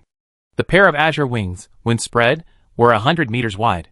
Each feather tip was like a spear tempered with frost, and the air currents generated by the flapping of the wings instantly tore through the nebula. The wind cage contracted at a visible speed. The azure air currents condensed in the void into a translucent wind wall, its surface flowing with ancient runes. Each contraction caused the air density to increase dramatically. The space around Alice began to distort. The stray hairs behind her ears were pulled in different directions by an invisible force, and the hem of her skirt was torn into tiny rips by the wind blades. Just as the wind wall was about to close, her fingertips swept across the void, drawing 3 intersecting silver streaks of light. Her figure suddenly transformed into a flowing shadow. Alice disappeared into the gaps in the wind wall, like a drop of ink merging into clear water. Where she had originally stood, the afterimage was instantly shredded into specks of light by the hurricane, and she had already appeared 30 paces outside the wind cage. Valenza's colossal wings flapped for the 3rd time. This time, the hurricane was no longer a spreading ring, but transformed into countless cyan threads, swirling from all directions towards the spot where Alice had just stood. But new ripples appeared beneath her feet, and her figure faded again before the threads touched her, leaving only a wisp of silver light swept away by the wind. "Humph, don't be arrogant." The voice of the goddess of light, Soraka, rang out coldly. The instant she raised her hand, a pillar of light, purely condensed from the laws of nature, descended from the sky, precisely enveloping Alice. Countless golden chains rattled within the pillar, the power of space melting away like snow under the blazing sun. Alice's body stiffened abruptly. Each attempt to tear through space was forcibly smoothed over by the holy light. Hee, as expected of Soraka, you finished it off with a single move. Granisa laughed as she strode through the air, her lava-like gauntlets reforming once more. Soraka, however, suddenly frowned. Alice within the pillar of light showed no panic. Instead, a strange smile curved her lips. Alarm bells rang in her mind, and she cried out, "Not good." But it was too late. Alice lightly raised her right hand, her fingers gracefully closing as if plucking a flower. The space surrounding the pillar of light suddenly distorted dramatically, as if an invisible giant hand had crumpled a painting. The holy light was refracted and deflected, splitting apart like water crashing against a reef. Spatial folds. Truly the power of the creator god. Soraka's golden eyes showed surprise for the first time. "Freed?" Alice chuckled softly, her figure transforming into thousands of silver butterflies that scattered in all directions. Granice's fists clenched so tightly they cracked. "Damn it, we can't let her escape." Soraka's face darkened. "The spatial core is too troublesome. At this rate, we won't be able to catch her." "What should we do?" Genisa asked anxiously. "If the Varids get there first, it'd be terrible." Just as the 3 main gods were about to give chase, Grin suddenly stopped them. "Hey, everyone, don't rush." Genisa immediately flew into a rage. "What are you doing, you brat? You're delaying our important matter. Do you want to die?"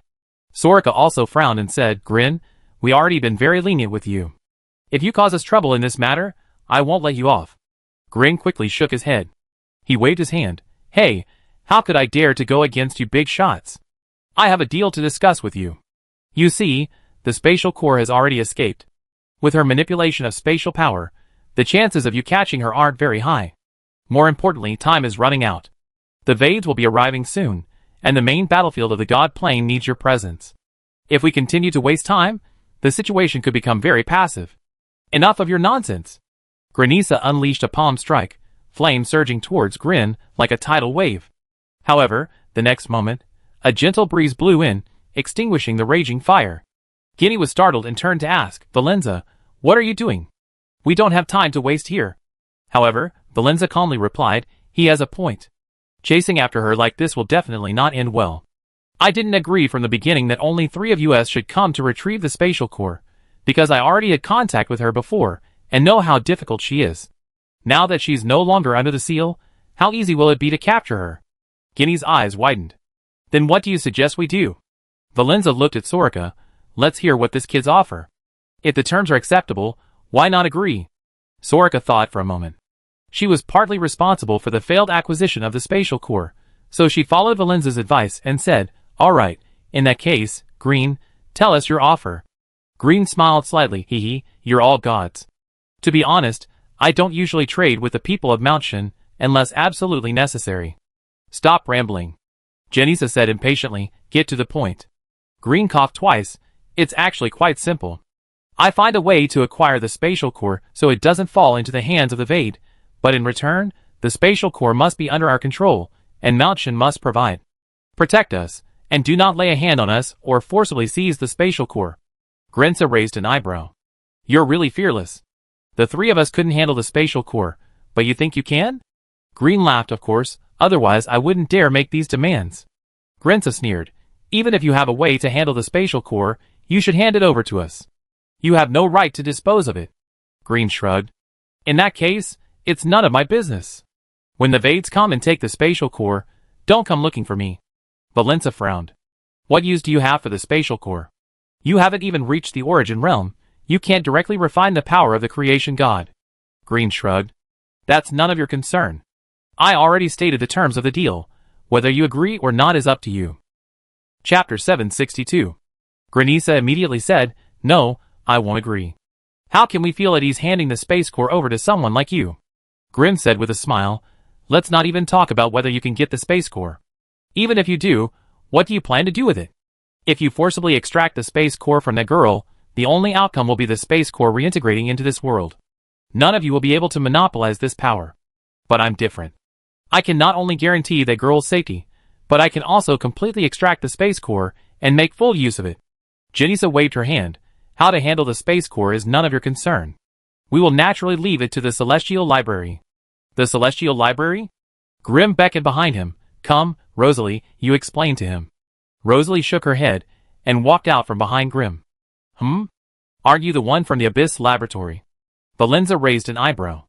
Rosalie scratched her messy hair and said, That's right, I am the legendary alchemist, 1 in a million, from the Celestial Library. Rosalie, you should all have heard of my name. What Green said earlier was right. The librarian sent me here to see how well the spatial core is fused. I saw it just now. The spatial core has basically completely fused with that girl. If it is forcibly separated, it will definitely cause the woman's death, and the spatial core will reintegrate into the world's laws. As for how much spatial law power each person can obtain from it, it's hard to say. Soraka frowned. So it's true he can completely separate the spatial core? Even your Celestial Library can't do it, so how could he? Rosalie glanced back at Green. Well, aren't you exaggerating a bit? I can't really explain it to you. Green's eye twitched. You don't need to explain. He then explained to Soraka, the Celestial Library uses traditional alchemy, which naturally has a success rate issue. My method is completely different from alchemy, so it will definitely succeed. But I can't say exactly what the method is yet. Believe it or not. The three gods fell silent. Seeing the time was ripe, Green urged, There's no time to lose. Make a decision quickly. Soraka narrowed her eyes, staring intently at Green, and after a long while said, Fine. I believe you this once. Soraka. Janisa wanted to say something, but Valenza stopped her. I also think this plan is feasible. As long as the spatial core isn't taken by outsiders, anyone who gets this power is fine. Valenza said. Granisa's eyes widened.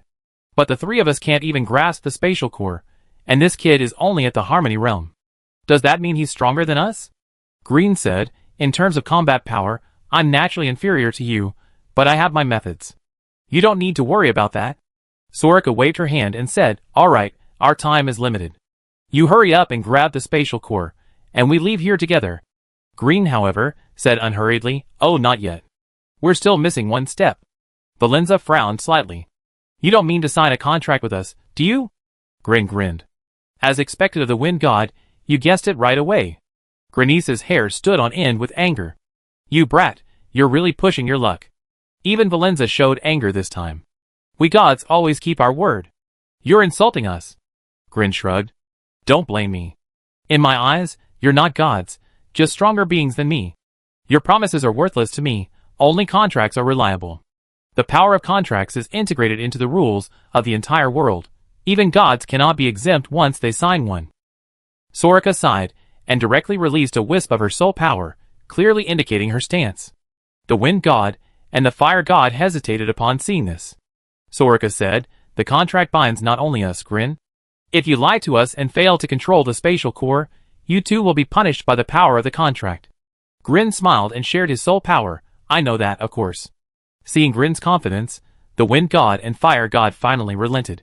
The four soul powers merged together, forming an incredibly complex magical pattern. The runes fused, and the contract took effect. The contract is signed now. Can we move out? Soraka asked. Grin nodded and turned to Annie. Let's go find your sister. Annie was taken aback. How do we find her? Grin smiled. Different clones from the same body are connected. Don't you have two clones on you? Annie's face fell. The clones aren't with me. Huh? Grim was also stunned. How could they not be with you? Annie shrugged. I don't have a space on me to handle living beings, so both clones are on my summoned undead Bon. But my death power is sealed, so I can't summon him. Grim's eyes lit up. He looked at Soraka and the other two. Hey, that's easy. I can't break Thor's seal, but these three can. Soraka shook her head, feeling like she'd been tricked. Valenza, you studied sealing techniques the most. Why don't you give it a try? Valenza nodded, stepped forward, and stretched out a hand. Powerful wind elemental energy instantly enveloped Annie's entire body. His divine power was gentle yet irresistible. Annie felt as if a gentle breeze was flowing through her body, silently penetrating every meridian it passed through. Don't resist. Valenza's voice carried the unique majesty of divinity. Annie smiled bitterly. Before this ancient deity, her will was like a speck of dust. How could she possibly resist? However, as the wind god's power penetrated deep into Annie's spiritual core, Valenza's composed expression suddenly froze. What he saw was no ordinary network of energy. It was a vast starry sky. Countless elemental points of light swirled and intertwined like galaxies. Fiery patterns and icy veins coexisted. The power of the earth supported flowing rivers of metal, and even flashing lightning and shadowy figures resonated at the same point. These elements, which should have repelled each other, were perfectly fused in a way beyond comprehension, nourishing and rising together, forming an endless cycle of chaos. This is impossible. Valenza's fingertips trembled slightly. He had seen those with elemental affinity, but never anyone whose body was itself a boiling multi-elemental furnace. This structure violated the fundamental laws of creation, as if it were a product of the world's rules being forcibly distorted. Suppressing the horror in his heart, he continued his investigation. Finally, at the deepest part of the elemental starry sky, he discovered a black core entwined with countless lightning runes. Those lightning patterns formed intricate chains, each imprinted with the divine power of the thunder god Bronto, imprisoning a constantly pulsating dark sphere within. Even sealed, cracks still appeared on the sphere's surface from time to time, leaking a chilling aura of annihilation. Valenza took a deep breath, and a surge of azure light erupted from his fingertips. The power of wind element transformed into countless dust-like blades, gently wrapping around the lightning chains. Unlike Bronto's violent, destructive lightning, his power was like the most exquisite carving knife, precisely cutting into the rune nodes with godlike control. Crack! The first chain snapped, turning into scattered sparks of electricity. Then came the second, the third.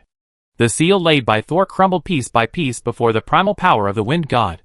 As the last chain vanished in specks of light, the black sphere suddenly expanded. Boom!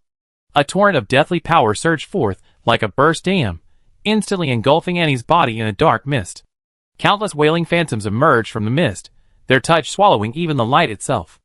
Valenza abruptly took a half-step back, his divine robes billowing without wind. This power had long since stirred a sense of dread within him.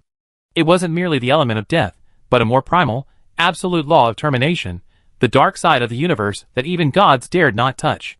This is the Deathly Hallows? Valenza's voice lost its composure for the first time. He finally understood why Thor had expended his primordial divine power to place the seal. This girl was simply a walking seed of the end. Her very existence was the greatest subversion of the existing order. However, all of this occurred within Annie's body. Apart from Valenza, no one else could see this terrifying scene. Soraka, however, narrowed her eyes slightly, looking at Valenza. What happened? Valenza wiped the cold sweat from his forehead and shook his head, saying nothing. Granisa immediately urged, all right, now that the seal is broken, can't we get to work? Annie moved her mind, and a summoning circle appeared before them. The deathly aura from the netherworld surged forth, causing the three main gods present to frown slightly. To them, the netherworld was the greatest threat besides the Vades, but now they had to rely on the power of a necromancer. Crackling sounds. A skeleton soldier slowly emerged from the magic circle. His eyes were deep, glowing with blue soul fire. He wore black dragon armor, and a pale white bone blade hung at his waist. It was Born. Brother Born. Annie called softly. Born turned around, and his aura suddenly merged with Annie's. The next moment, the soul-splitting and merging technique automatically activated, and floated among the shattered stars, the chaotic energy currents in the void surging into her body like a burst dam. The soul-splitting and merging technique operated at an unprecedented speed, transforming into a giant chaotic millstone within her body, crushing, purifying, and recombining the violent alien magic power, ultimately transforming it into the most primordial chaotic power. Her meridians, constantly cracking and regenerating under the onslaught of energy, grew stronger with each reconstruction, shimmering with an eerie light like the veins of a galaxy. Thick black mist surged from her body, and the deathly body fully awakened. Countless wailing skeletal phantoms appeared within the mist, only to vanish into pure annihilation energy. Her long hair danced wildly in the void, leaving spiderweb-like cracks in the space it swept across, and her pupils had transformed into absolute darkness that devoured light. Crack! An invisible constraint within her body suddenly shattered, unleashing a torrent of power like a bursting starry sea.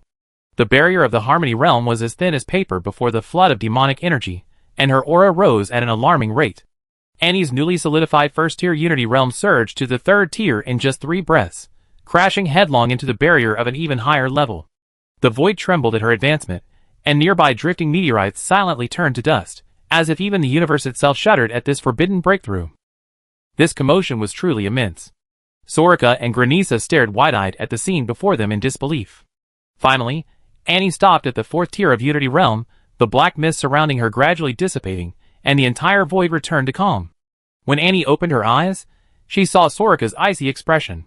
"You are the Death Saint body, and you cultivated the soul division and fusion technique?"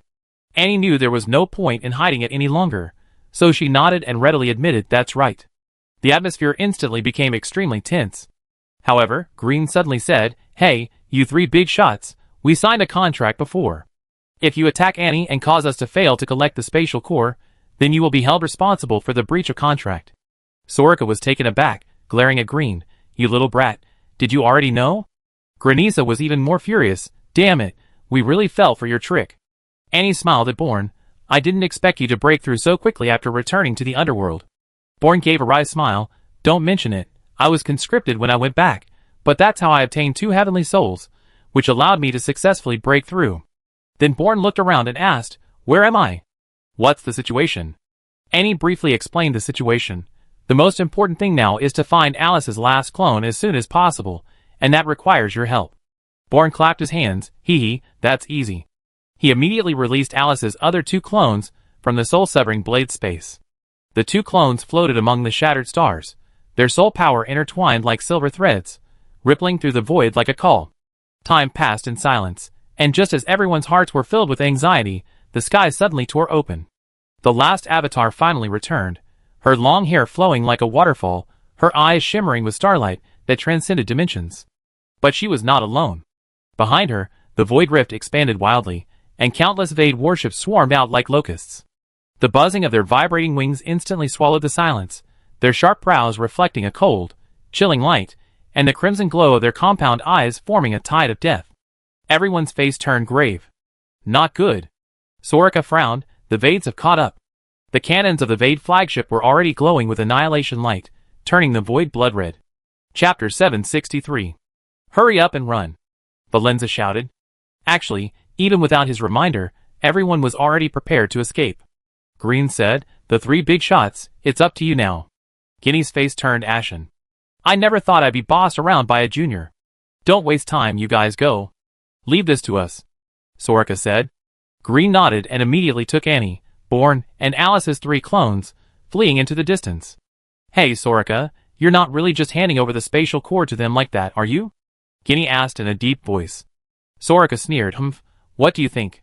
Guinevere was momentarily stunned, then chuckled. "I knew you had a plan. Tell me." Before Soraka could speak, Valenza interjected, "Think about it carefully. That kid Green made a contract with the 3 of us.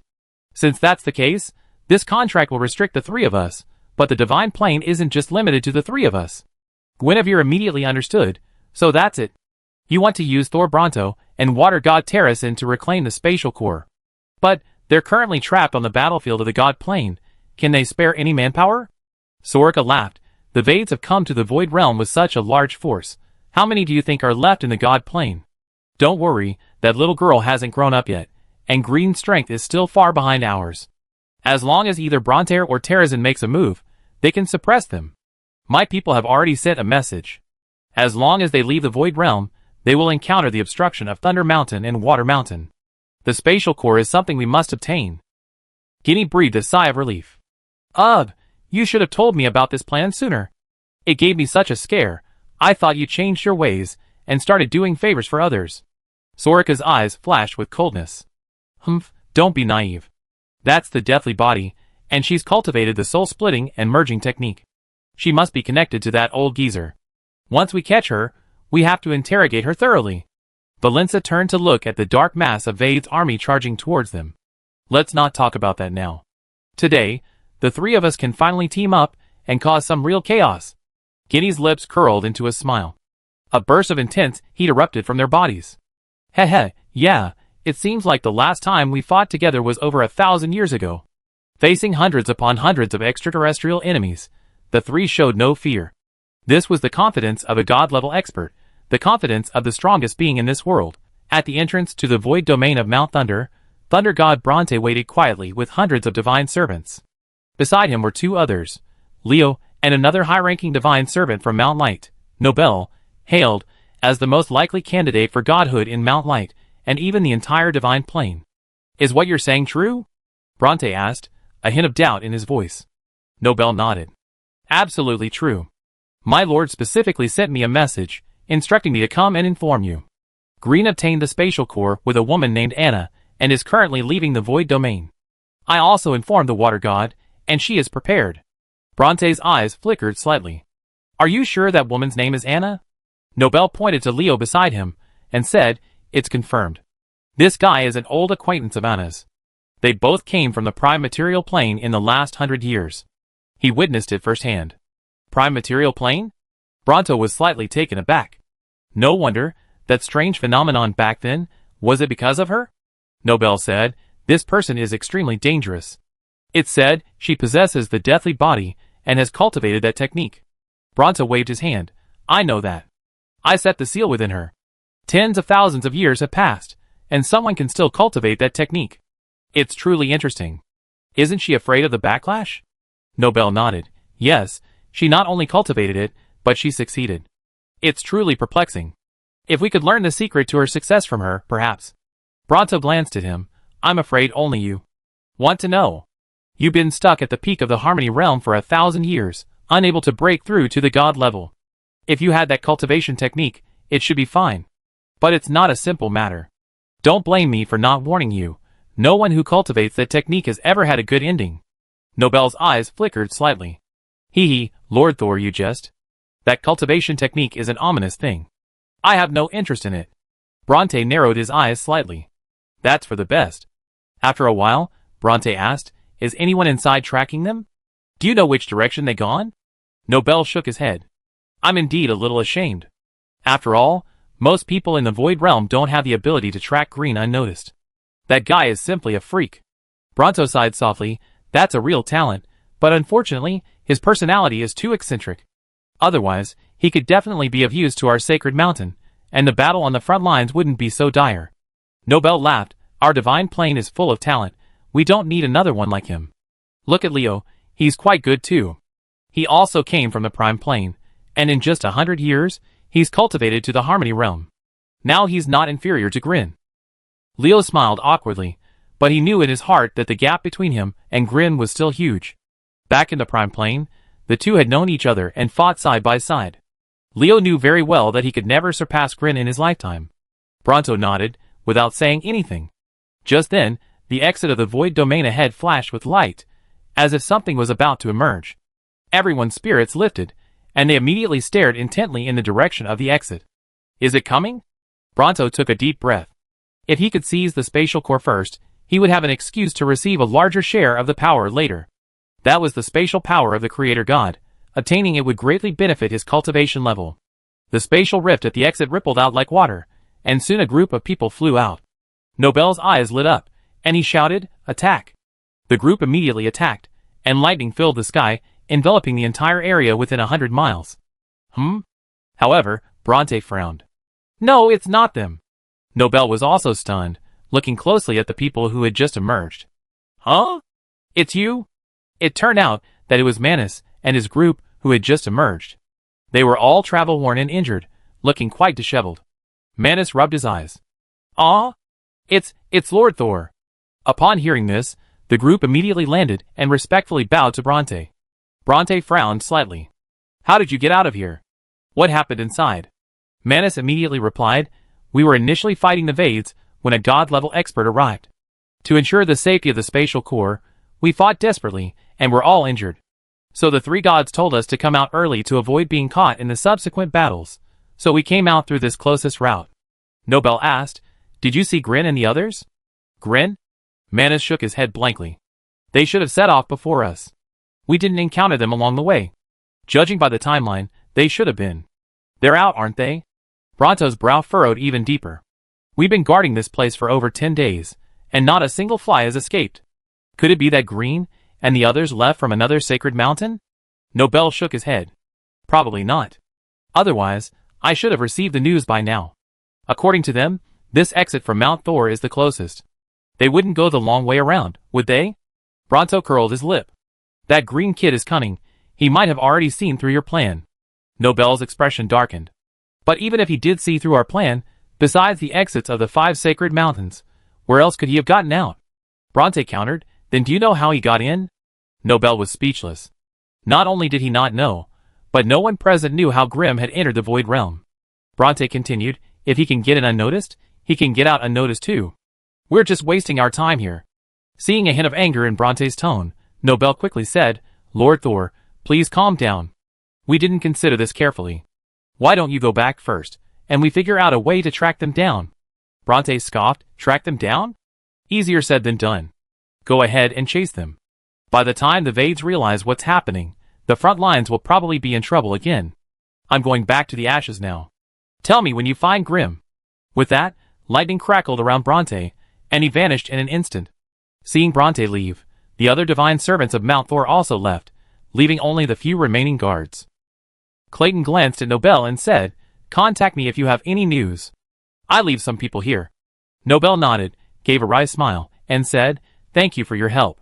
Clayton then left. Manus and the others stood there, stunned, unsure whether to stay or leave. Nobel waved to them, saying, You should all go where you need to go. Green might really exit through another exit. You should also hurry back to your respective mountains and keep in touch if anything happens. Manus and the others immediately nodded and headed towards their respective mountains. Having done all this, Nobel had no reason to stay on Mount Thor any longer, since his Mount Light also had an exit to the Void Realm. So he left with Leo as well. In this way, only a few low to mid-level divine servants remained guarding the exit that Thunder God Mountain was responsible for. In the shadows, Annie chuckled, Your Majesty, you're really amazing. How did you guess they would leave? Grin chuckled, Hee, of course I knew. Sorika and the others thought they could outwit me. They're dreaming. How did they think I managed to evade Thunder God Mountain's pursuit all these years? Annie suddenly asked, Brother Born, how much longer can you hold out?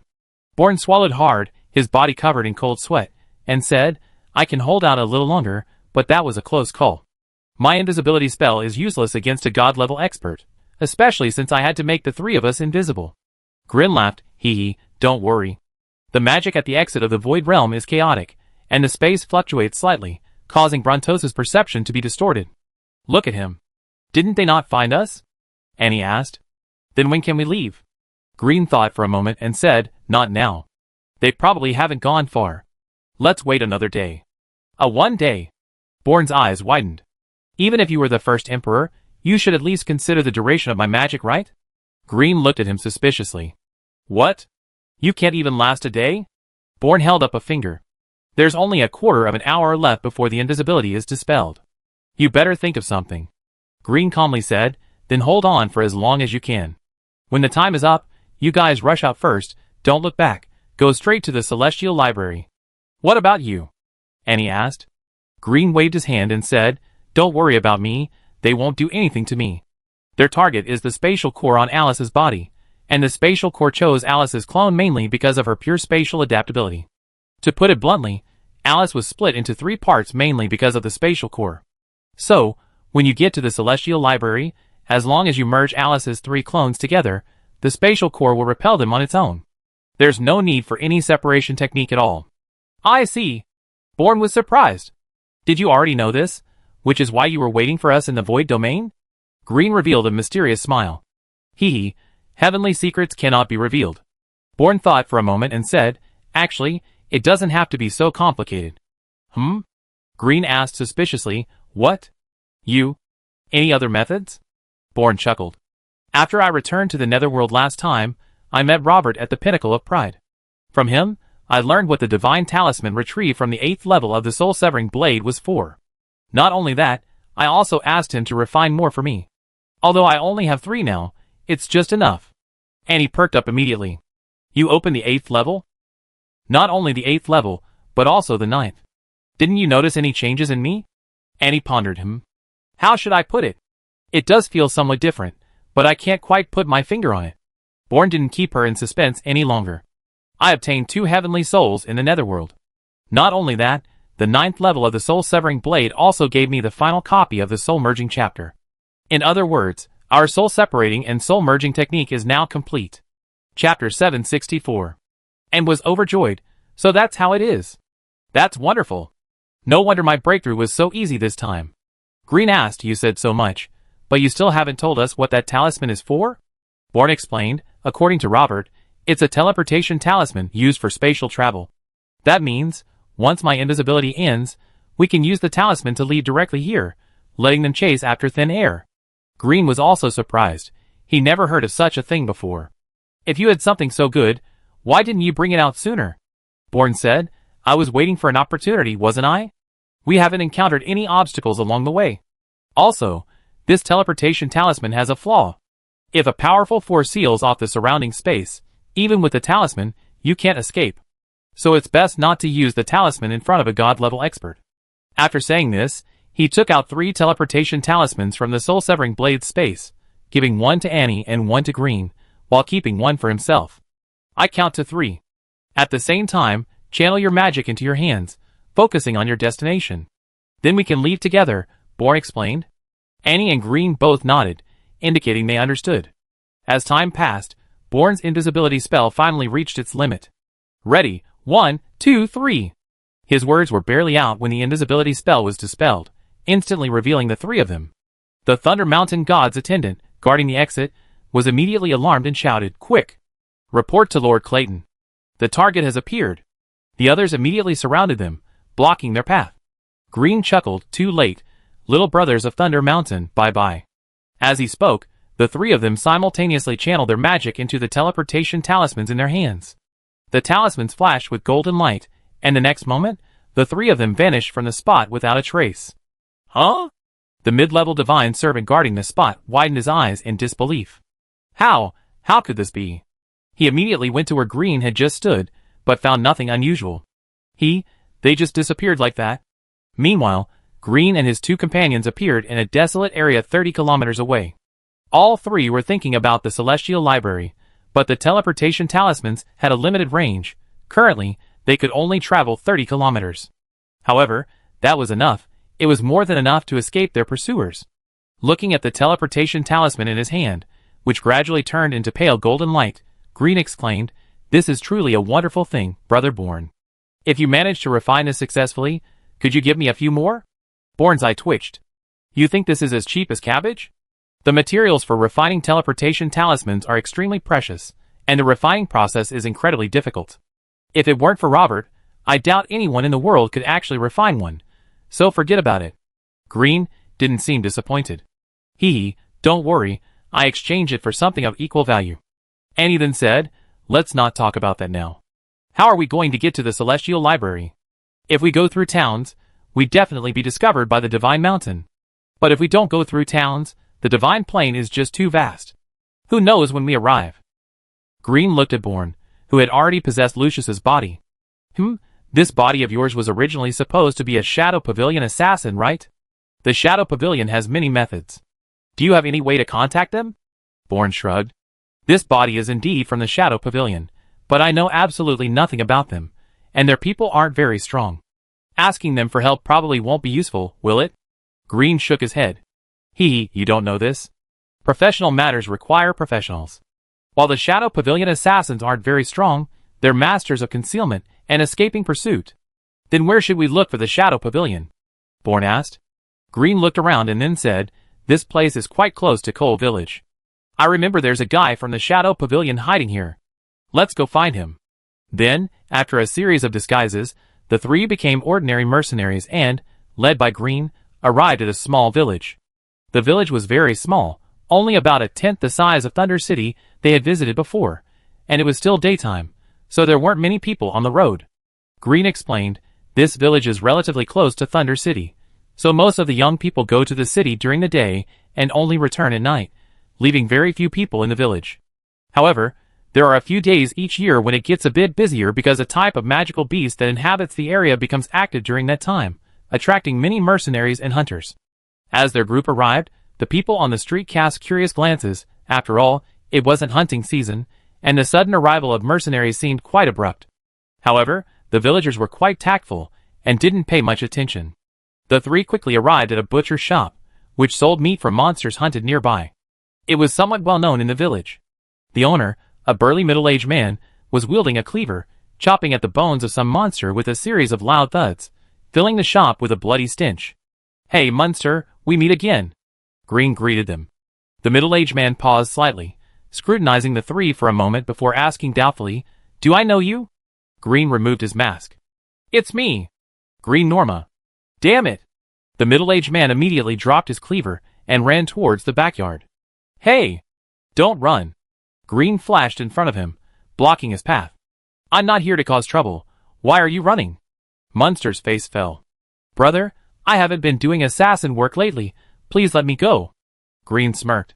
How can I not? I want you to be an assassin now. And not only that, I even found you a colleague. He pointed to Bourne and introduced, this is also an assassin from the Shadow Pavilion, named Lucius. I don't know if you know him. Lucius? Munster was slightly taken aback. The most promising young assassin? Bourne also removed his mask and nodded slightly. That's right, I'm Lucius. It's nice to meet you. Munster frowned. Lucius?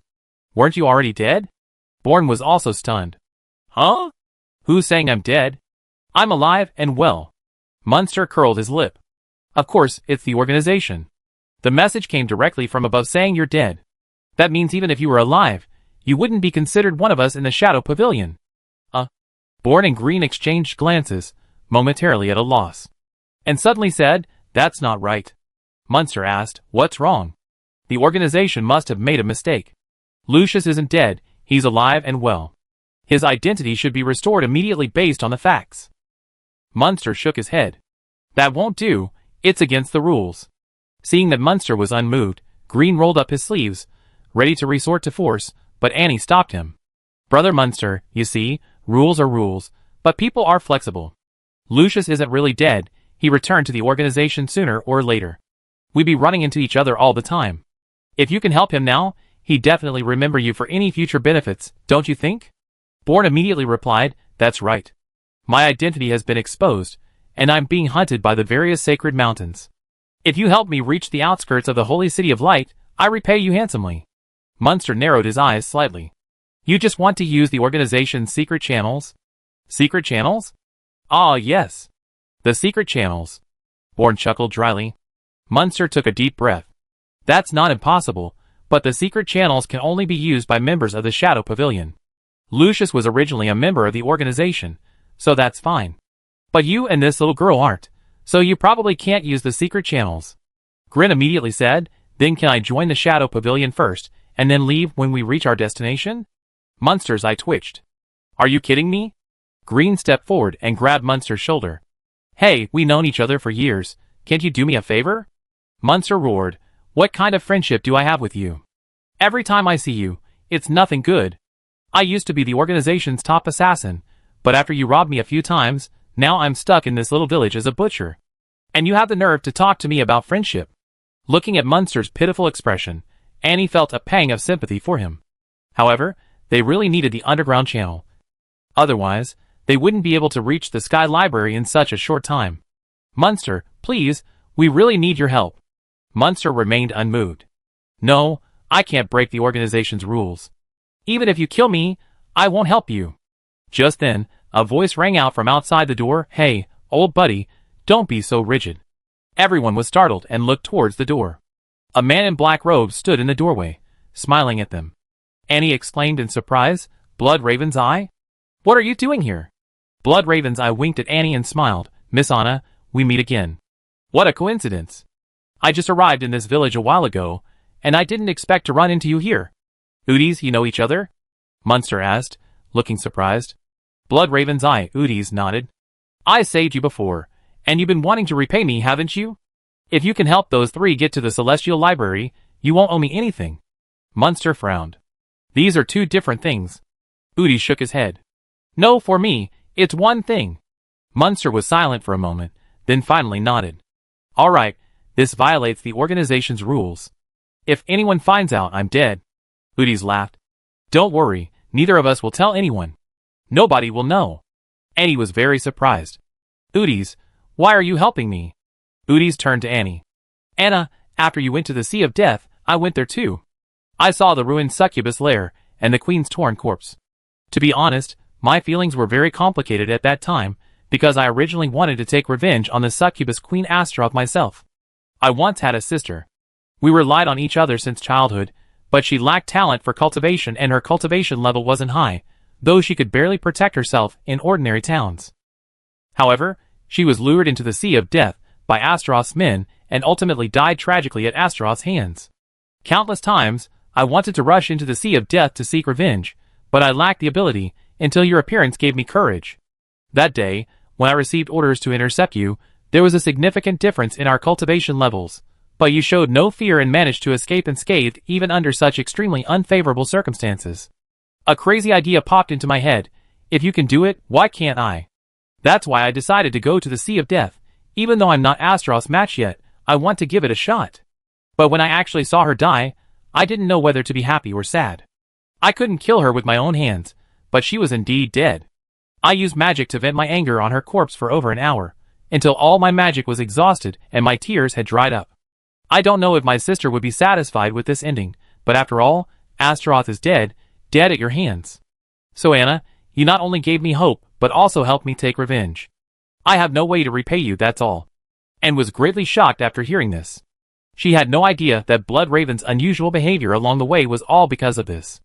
Actually, I didn't know Astaroth was your enemy. I defeated her unintentionally. Udis waved his hand and said, It doesn't matter. I know you're not an ordinary person. I want to see a stronger you, to break the current order. Let me see what the new world looks like, okay? Annie bit her lower lip and nodded emphatically. Yes, I will. Then, Munster pulled several sachets reeking of decay from his pocket and handed them to everyone. Take these. Our Shadow Pavilion's underground channels are not like teleportation arrays. On one hand, the teleportation time is longer, and on the other hand, the process is extremely painful. Annie endured her discomfort and took the sachets, asking, What's inside? Munster chuckled and said, Why don't you open them and see? Annie carefully opened the sachets, and after just one glance, she felt like vomiting. Inside the sachets were highly rotten animal entrails, and even maggots were wriggling and crawling inside. It was utterly disgusting. Chapter 765. What is this? Annie gagged as she retied the pouch. Munster chuckled. Hee, this is essential for navigating the underground passage. Without it, you won't find your way. Green pinched his nose and said, Let's bear with it a little longer. At least we can get to the vicinity of the Sky Library quickly. If we set off on foot, it would take a year and a half to get there. Annie could only nod, suppressing her disgust as she carried the pouch. Munster explained, Our underground channels mainly operate using carrion rats, low-level small magical beasts. They're highly aggressive, but love the smell of decay. As long as you have this little pouch on you, they won't attack you. Furthermore, carrion rats have a crucial characteristic. They can burrow, and their burrows have a certain spatial folding ability, greatly shortening your journey. However, this method is only suitable for a small number of people. If there are too many, the carrion rat burrows will become overloaded, causing the spatial folding to fail. I see, Born exclaimed in amazement. It's quite interesting that you came up with this method. But how much time will it save? Munster calculated and said, based on normal spatial folding calculations, it would take you about half a month to get to the Celestial Library. Half a month? Annie was on the verge of tears. She had to carry that stinking pouch for half a month. That's already quite fast, Munster said. Although it's not as powerful as a teleportation array, even a dragon couldn't traverse that distance in half a month. Born nodded. That's right, let's be patient for a bit. We're being searched by the Divine Mountain now. Munster led Annie and the other two through the courtyard, quickly arriving at the backyard. This backyard seemed ordinary, but it concealed a secret. The entrance to the hidden channel was hidden beneath this seemingly mundane ground. The entrance was inconspicuous, just an ordinary pit. If Munster hadn't specifically pointed it out, no one would have noticed its existence. This pit was like a village cellar, unremarkable and utterly unremarkable. Moreover, a nauseating stench emanated from it, as if seeping from hell, making one want to vomit. However, this inconspicuous pit was actually the entrance to the hidden channel, the special passage of the world's most infamous and feared assassination organization. This channel was like an underground labyrinth, intricate and complex. Anyone who dared to enter would be devoured by carrion rats, leaving not even a bone fragment. Munster looked at and the others with a solemn expression, and earnestly instructed them, once inside, you must stick close to the guide rats I assigned. Do not fall behind. Remember, no matter what happens during the operation, you must never lose your pouch. Otherwise, if those carrion rats find it, the consequences will be unimaginable. Understand? And the others knew the danger involved, and they nodded without hesitation, indicating that they had remembered Munster's instructions. After taking a deep breath of fresh air, they resolutely jumped one by one into the dark cave, instantly swallowed by darkness. Beneath the pit lay a completely different world.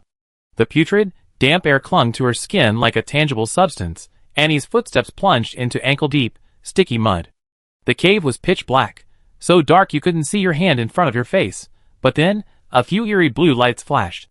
Boar released his soul fire for illumination, revealing that they were the eyes of rats. These rats were each the size of a small dog, with somewhat goofy appearances, large incisors protruding, and their intelligent eyes constantly scrutinizing the sudden arrival of strangers. Hi, hello there. Bourne waved in greeting. Squeak, squeak, squeak. Only a few squeaking sounds answered him. Annie asked, which one is the guide rat? Green pointed to a carrion rat, its head bearing an identical sack, likely prepared by Munster beforehand. We follow it, and we should be fine. The guide rat squeaked twice, then turned and scurried deeper into the cave, the three of them following, stumbling along. The tunnel gradually widened, forming a vast underground cavity. Illuminated by the soul fire, countless carrion rats scurried about in the shadows, their eyes like twinkling blue stars. Whenever a rat approached, the guide rat would let out a threatening screech, and the other rat would immediately retreat into the darkness. Clearly, it held a special position within the group. Keep the pouch visible, Green whispered, tying the pungent-smelling pouch to his shoulder. Annie noticed the rats around her showing a sense of relief towards it, as if it were some kind of pass. The most terrifying part was a narrow passage that required crawling. The muddy water reached chest level, icy cold. Countless rats crawled overhead, the sound of their claws scraping against the rock walls amplified 100-fold. Annie gritted her teeth, feeling something brush against her back. Don't look, Bourne's voice rang out from ahead, just curious baby mice. Days passed, and the three of them never stopped, following the guide mouse relentlessly. The putrid smell emanating from their pouches greatly eased the tension of the surrounding carrion mice. Even when some curious carrion mice approached, they merely sniffed and left without attacking. The three of them moved cautiously through the darkness, gradually becoming accustomed to the environment. After trekking through the dark mud for half a month, when the guide mouse suddenly stopped, Annie almost bumped into its furry rear. The fat carrion mouse stood upright, its front paws pointing precisely to the right rock wall. It appeared no different from the other damp, mottled rocks, but upon closer inspection, one could see a patch of rock gleaming from being rubbed by countless mouse bodies, forming a strange oval shape. Could it be? Green's dusty face suddenly lit up, as if all the fatigue of the past few days had vanished. He tentatively placed his palm on the rock wall, his fingertips touching a barely perceptible crack. As he slowly applied pressure, the rock emitted a slight clicking sound, as if a dormant mechanism had been awakened, quietly rotating inward to reveal a narrow crevice just wide enough for one person to pass through sideways. It worked. Bourne excitedly clenched his fist, a genuine smile appearing on his face for the first time in half a month. I had enough of this godforsaken place. It's even more boring than my netherworld. Fresh, moist air poured out from the crack, flowing into their lungs like sweet spring water. Annie greedily inhaled a deep breath, almost intoxicated by the oxygen, Compared to the stench and mustiness of the air in the culvert, this felt like a divine blessing. The guide rat squeaked twice, as if it had completed its task, its intelligent eyes narrowing into slits, seemingly pleased with their liberation. Green quickly pulled a high-quality magic crystal from its pouch, which the guide rat deftly snatched, its pink tail swishing happily before it turned and disappeared into the dark tunnel. "Goodbye, little guy," Annie whispered, a hint of reluctance creeping into her heart at parting from her companion of the past 2 weeks. Green chuckled, "Don't let its sullen appearance fool you. The moment we remove that pouch, it turn on us and devour us whole." Annie's eye twitched, but Green was right. These low-level magical beasts didn't understand emotions. They possessed only the instinct for survival. The three squeezed sideways into the crevice one by one, and was the last to enter. She couldn't help but glance back. The underground world that had swallowed them for half a month was now shrouded in darkness, save for the glowing moss on the walls that shimmered like stars, recording this incredible journey. The pungent smell emanating from the bag on her shoulder still reminded her that this was not a dream. Finally, we seen the light of day again." Bourne spread his arms wide, almost weeping with joy.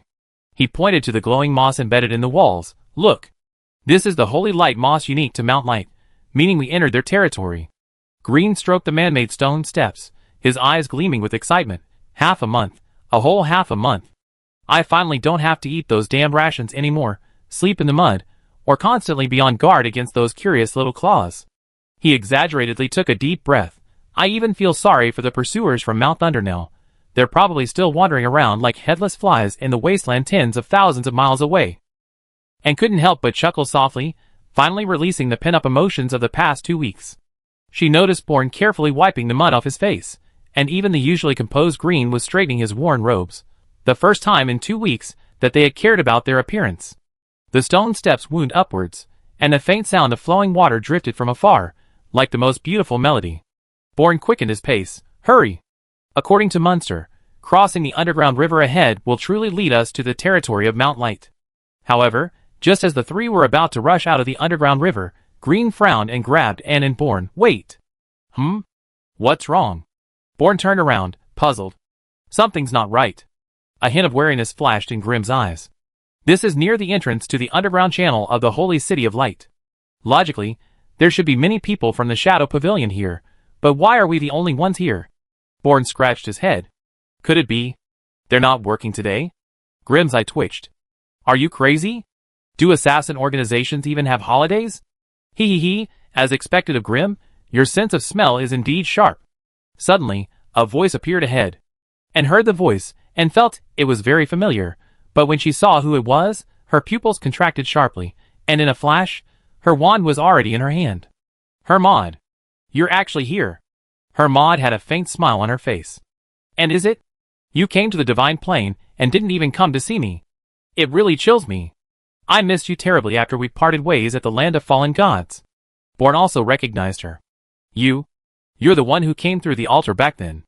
However, before Bourne could finish speaking, Hemid interrupted him. Let's not dwell on the past.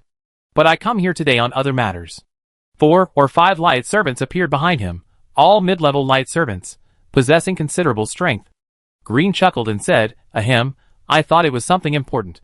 So you're looking for Annie? In that case, may I leave?" He then tried to pull Bourne away. However, the light servants drew their long swords, blocking Green's path. Hemid chuckled. Hee, don't be in such a hurry to leave. I know it wasn't easy for you to come all this way. Why don't you come to my Mount Light as guests? We treat you well." Grimm's eyes turned cold. "Did Sorika send you?" "She's bound by a contract. If she attacks me, she suffer a backlash." Hemid looked puzzled. "Huh? What does this have to do with the goddess?" "Don't talk nonsense. I invited you in my personal capacity. This has nothing to do with the goddess." Seeing that Hemid wasn't going to give way, Grimm stopped wasting words. "Hemid, I didn't want to clash with you, but if you continue like this, don't blame me for taking action." Hemid, however, didn't care. "It's all right. Brother Grimm, it's been a long time since we sparred. My strength has improved recently. How about you help me take a look?" A blazing golden light erupted from Hemid's body, his longsword trailing a dazzling beam of light. He seemed to transform into flowing liquid flames, and without hesitation, he attacked. His charge created a deafening sonic boom, his sword strike as fierce and unparalleled as a falling sun, the aftershocks of his sword energy carving scorched furrows into the ground. Not to be outdone, Grimm's figure flickered like smoke within the burst of light. Wind elements coalesced beneath his feet into invisible staircases, leaving a bluish afterimage with each movement.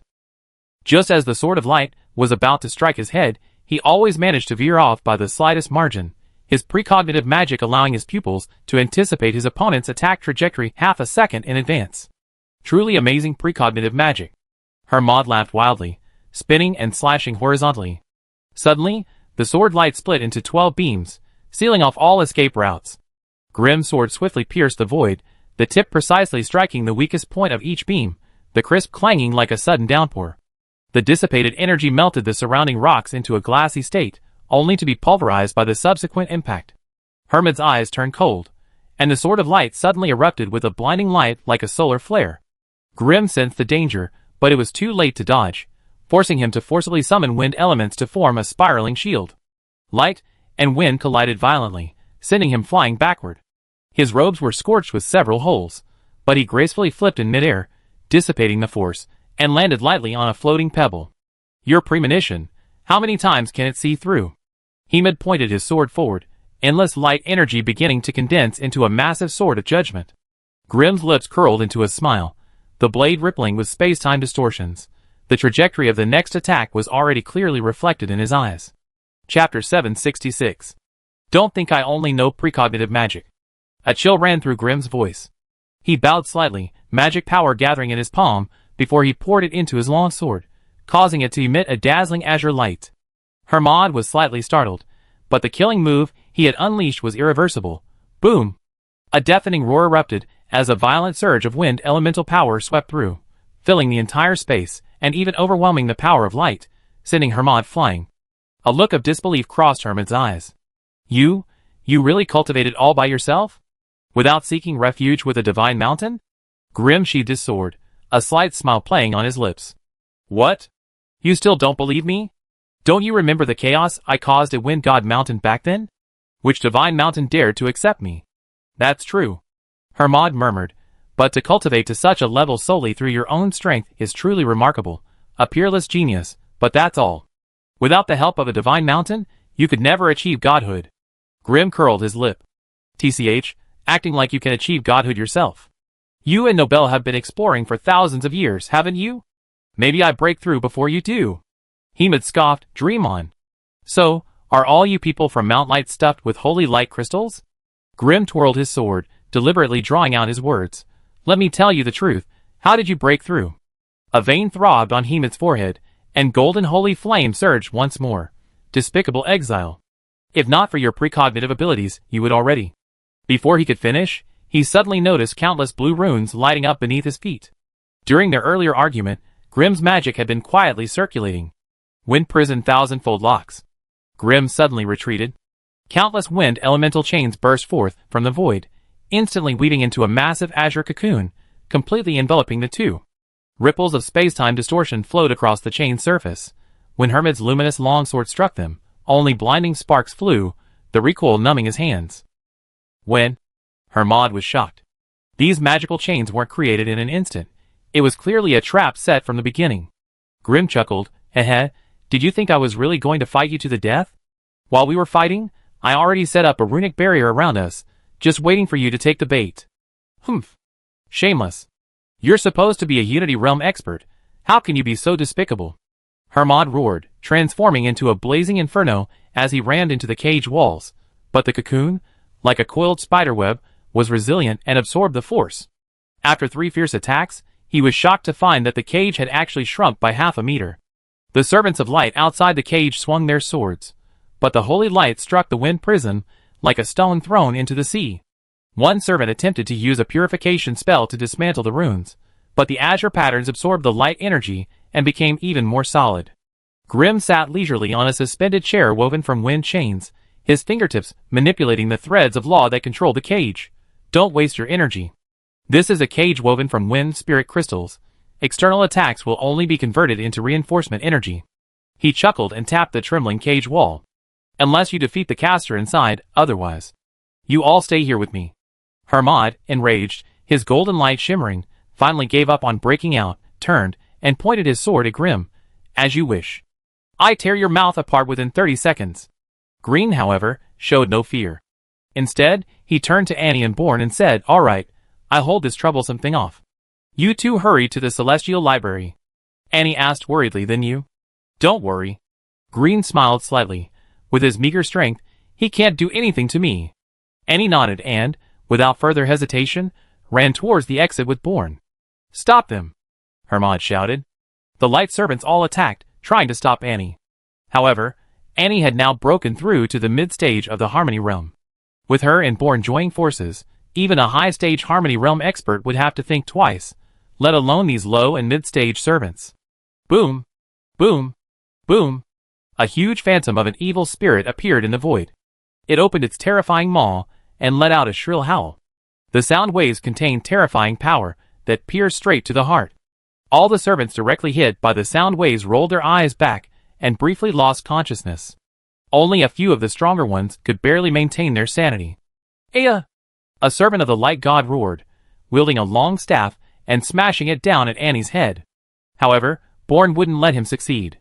He stretched out his left hand, and a ball of black energy appeared, directly blocking the staff's attack. Simultaneously, he devoured all the light energy attached to it, converting it into his own power. This was the devouring heavenly soul. The most bizarre of the 10 heavenly souls. Bourne's movements didn't stop. His right hand slashed fiercely with the soul-severing blade, purple lightning crackling along the blade, and with a snap, he cleaved the staff in two. It's important to understand that the opponent was at least a mid-level divine servant, and his weapon was certainly no ordinary item. Yet, under the combined power of the soul-severing blade and the heavenly soul punishment, it was still utterly vulnerable. This demonstrates the extent of Bourne's current strength. Bang! Bourne kicked the divine servant in front of him aside, pulling Annie along, unstoppable, blasting the remaining light divine servants to smithereens, and successfully escaping the basement. Once outside, everything became much easier. The two immediately unleashed wind elemental magic, increasing their speed to its maximum, and in the blink of an eye, they were far away. "Chase after them. We can't let them get away," Hermod roared. The divine servants gradually broke free from the control of the evil spirit's roar. Hearing Hermod's command, they dared not delay, and all gave chase, leaving only Hermod and Green in the entire basement. Hermod's face turned ashen. "Grim, you really have guts. Are you going to completely break ties with the 5 divine mountains?" Grim shrugged and chuckled. "Were we on good terms before?" Hermod realized he was no match for Grim in verbal sparring. No matter what he said, Grim remained completely indifferent, utterly unmoved. Grim's eyes suddenly sharpened, and he raised his long sword. "Hermod, now that no one's bothering us, let's exchange a few more blows. Let me see what the top 5 super strongest beings below the level of gods look like when they go all out." Hermod narrowed his eyes slightly. "Top 5? Heh, how laughable. It's just a ranking of some bored people. Since you want to see, then I let you see to your heart's content." With that, golden light blazed around him, his domain power suddenly expanded, and his entire body turned golden, just like back in the land of fallen gods. "Green, you can protect them for a while, but not forever. Sooner or later, I will catch them." Green frowned slightly. He now realized that Hermod might not have come under the orders of the goddess of light. This encirclement operation was most likely his own doing. "Why are you so determined to capture them?" Hermod grinned. "Oh, they didn't tell you? That's great, you never know." With that, Hermod launched another attack, this time even more ferocious, his movements incredibly fast, impossible for the naked eye to follow. "What?" Green's heart sank. Hermod's current display surpassed the high level of the Harmony Realm. Even Nobel, the strongest being below the gods, couldn't reach this level. Clearly, Hermod had been hiding his true strength from the beginning, or rather, he had been hiding it all along. Boom! Grim raised his long sword, gritting his teeth as he blocked the attack, only to feel his arm go numb. He staggered backward, crashing into the chains. Why?" Hermod sneered. "Grim, your cleverness has backfired. Use this barrier you created as your coffin." With that, he launched another attack. Instantly, the entire barrier blazed with golden light, the clanging of weapons, like a torrential downpour. The powerful attacks churned the magical energy of the entire space. On the other side, Bourne and Annie ran frantically, while the Lightbringer relentlessly pursued them. The acceleration provided by light magic was no less than that of wind magic, making it very difficult for the two to completely shake off their pursuers. Annie, this won't do. How about we split up? I just go back to the underworld first, Bourne said as he ran. Annie nodded. Okay. See you at the Celestial Library. Annie continued towards the Celestial Library, while Bourne turned around, waved his hands, and a massive stone wall rose from the ground, blocking the path of the divine servants. With a deafening roar, the stone wall shattered under the force of several powerful light spells. However, as soon as the divine servants rushed out, they were met with a raging barrage of lightning strikes from the heavenly soul of retribution. Crack! The violent force of the heavenly soul of retribution forced all the divine servants back. If you want to get through, defeat me first. Bourne's voice revealed absolute confidence and an unquestionable resolve. At this moment, a divine attendant stepped forward. You're the man with Anna. Do you recognize me? Bourne paused slightly, scrutinizing the attendant. You're the executor of the Divine Punishment Sanctuary of Mount Light?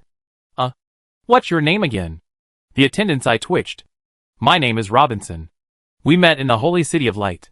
You drove Gordon away and helped Carlos. Bourne nodded. Yes, that's true. Robinson continued, but actually I know. You were just using someone else to do your dirty work. Gordon did go too far, but he wouldn't attack Carlos without any certainty. There must be something fishy going on. My investigation suggests you were responsible for Carlos's attack, right? Bourne narrowed his eyes. What are you trying to say? Are you trying to dredge up old grudges? Robinson shook his head. Don't misunderstand. I didn't expose you then, and there's even less need now. I just want to tell you that we are not enemies. If you are willing to cooperate with us and hand over the altar and the soul-splitting and merging technique, we can become partners. Bourne frowned and asked, what exactly is that Hermod planning? Isn't he afraid that Soraka will find out about what he's doing behind the back of the Mountain of Light? The power of the Goddess of Light has reached its limit. She needs a new successor, and that person will inevitably be Lord Hermod. Robinson said with reverence in his eyes, once Lord Hermod obtains the power of the altar, coupled with the soul-splitting and merging technique, he will become the next creator god, wielding the supreme power of this world. What can the Mountain of Light do? What can the Netherworld do? What can the varied united empire from beyond the realm do? They will all grovel at his feet. And you? My friends, you will become important partners on Lord Hermod's path to godhood, and you will certainly not be shortchanged. Bourne's heart sank. He sensed that Hermod was brewing a massive conspiracy, and yet none of the 5 divine mountains had discovered it. I'm curious, he said. You should know that the soul division and soul fusion technique isn't something just anyone can cultivate. Many have tried since ancient times, but that technique is simply unattainable. How does Hermod ensure his success? That's none of your concern, Robinson said. Just hand over the altar and the soul division and soul fusion technique, and you don't need to worry about anything else. What if I still don't want to hand it over? Bourne grinned. I'm telling you, none of you here are a match for me. Trying to capture me is a pipe dream unless Hermod himself comes out, but with his abilities, that's probably impossible in a short time. Robinson's expression turned cold. I've given you your chance. If you can't seize it, don't blame me for being ruthless. As he spoke, 2 of the divine servants tried to bypass Bourne to chase after Annie. How could Bourne let them pass so easily? He drew his soul-severing blade, and with a casual slash, an ice wall blocked their path. However, the next moment, several beams of light magic bombarded them. Bourne frowned, reached out again, and a ball of black energy absorbed all the attacks. You go after her, leave this one to us, Robinson said to the other divine servants. Bourne stomped his right foot on the ground. The instant his foot touched the earth-yellow heavenly soul power surged into the ground like a roaring tidal wave. The entire wilderness groaned under the weight, and the ground within 100 miles undulated violently as if alive. No one will get past. With his low roar, a towering mountain tore through the earth and rose with a deafening roar. The deafening roar of the churning rock formations was deafening. Countless tons of soil and boulders, like subjects obeying a summons, piled up at a visible speed to form a natural barrier hundreds of meters high. The mountain surface flowed with the dark glow of Earth spirit power, and the steep cliffs, smooth as if cleaved by a giant axe, completely shut out the pursuers. The divine servants, about to charge, halted in shock. Amidst the billowing dust, Bourne stood proudly in the shadows cast by the mountains, his robe still shimmering with the lingering power of the earth. Chapter 767. Is this the power of the earth-shattering heavenly soul? Robinson stared in shock at the scene before him. This power, fully unleashed, was comparable to divine power. Unfortunately, The only heavenly soul power that Born could currently unleash in its entirety was the earth-shattering heavenly soul, his first heavenly soul.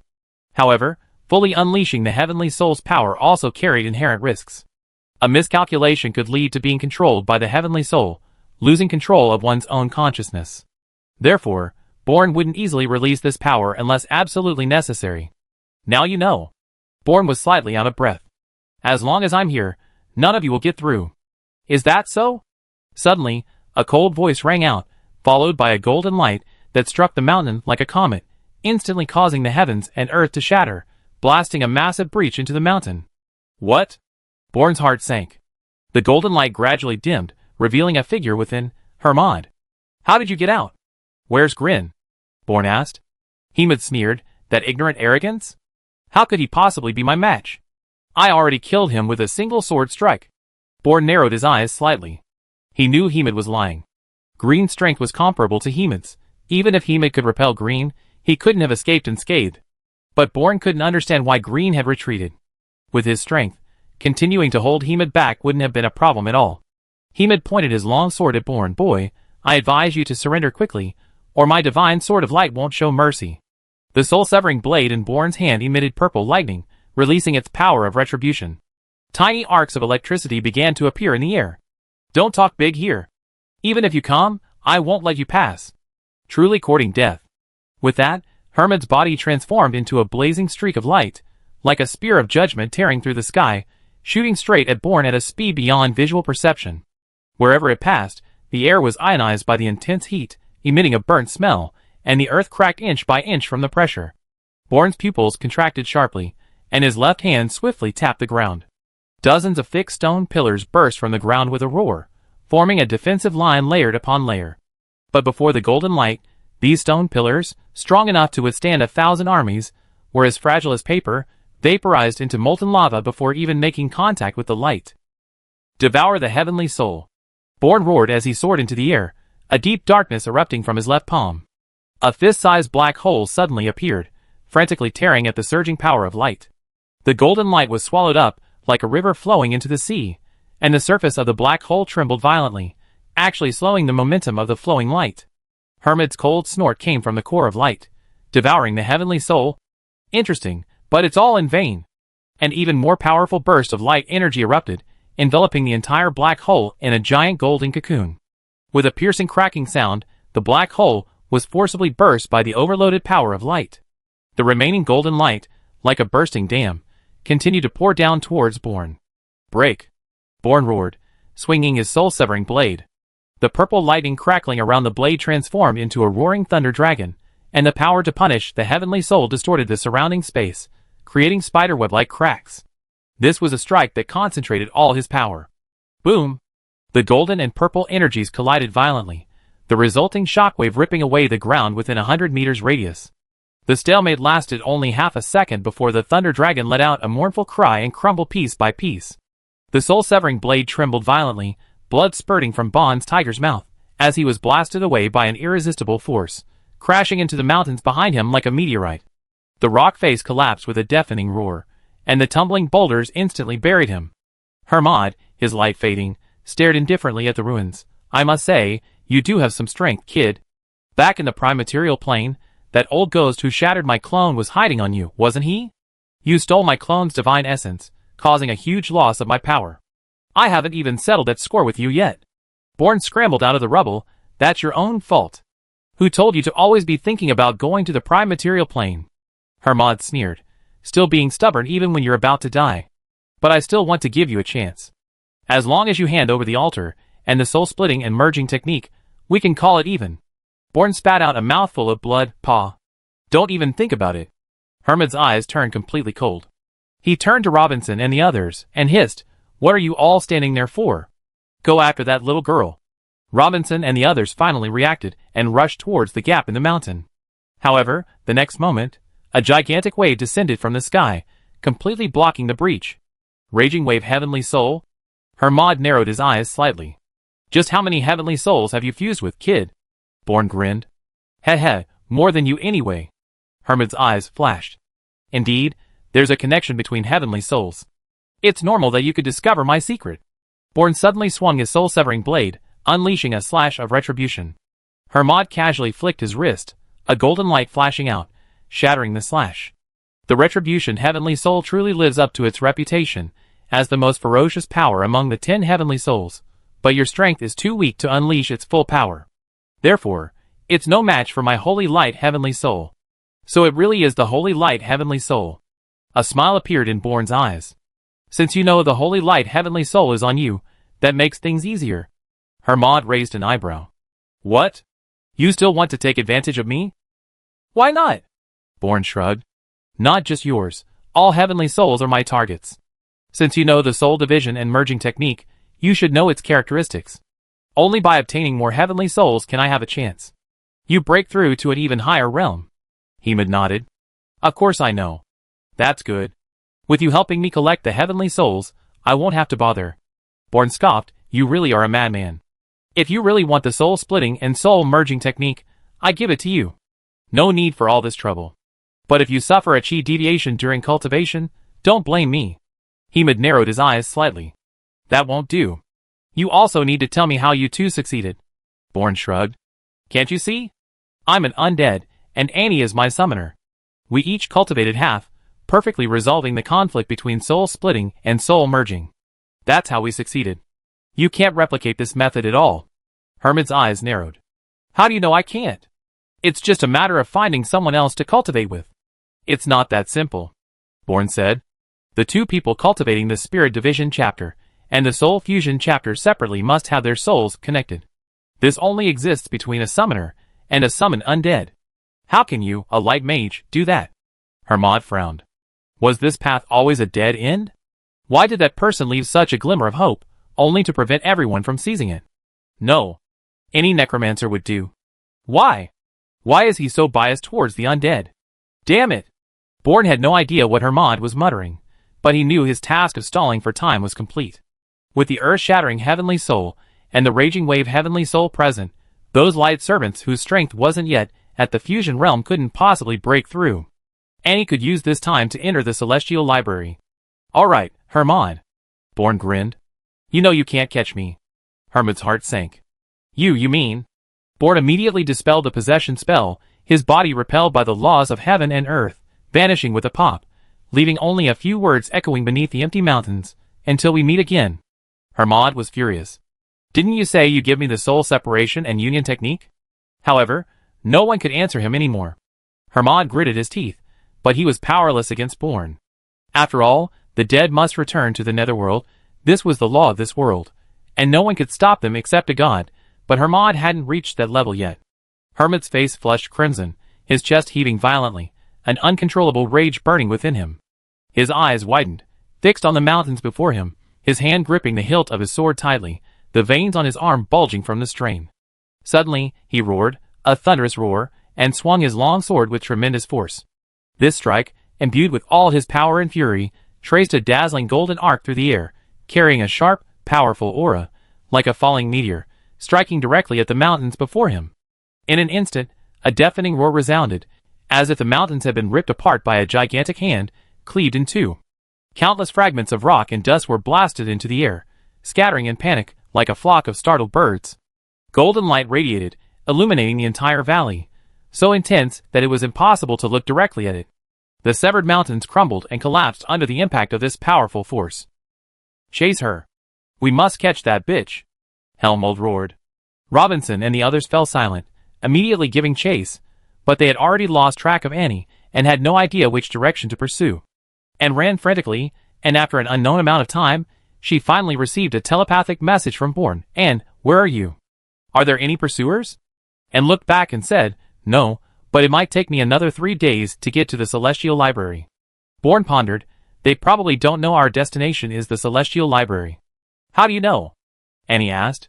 Born explained his deduction. The Shadow Pavilion's secret passages are closely guarded secrets. Even if Hermod is a high-ranking divine servant of Mount Light, he shouldn't know the location of the passage's exit. This shows that the Shadow Pavilion actually has communications with Hermod, which is why Hermod knew our whereabouts in advance.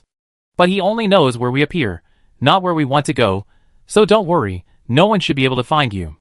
Annie nodded, that makes sense, but why would the Shadow Pavilion be related to Hermod? Shouldn't they be sworn enemies? Bourne shook his head. Hermod is very suspicious. What he's done has nothing to do with Mount Light, and he's secretly built his own power base. I suspect he wants to become a god, and overthrow the rule of the Divine Mountain. What? Annie explained in surprise. He wants to overthrow the rule of the Divine Mountain?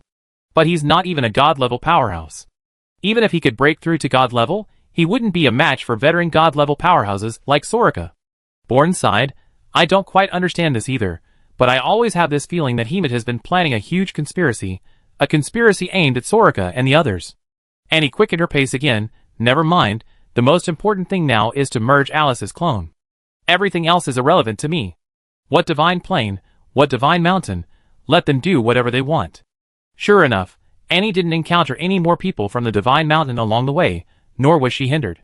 3 days later, she successfully arrived at the entrance of the Celestial Library. Looking at the magnificent building, Annie took a deep breath and shouted, "Curator! I'm back!"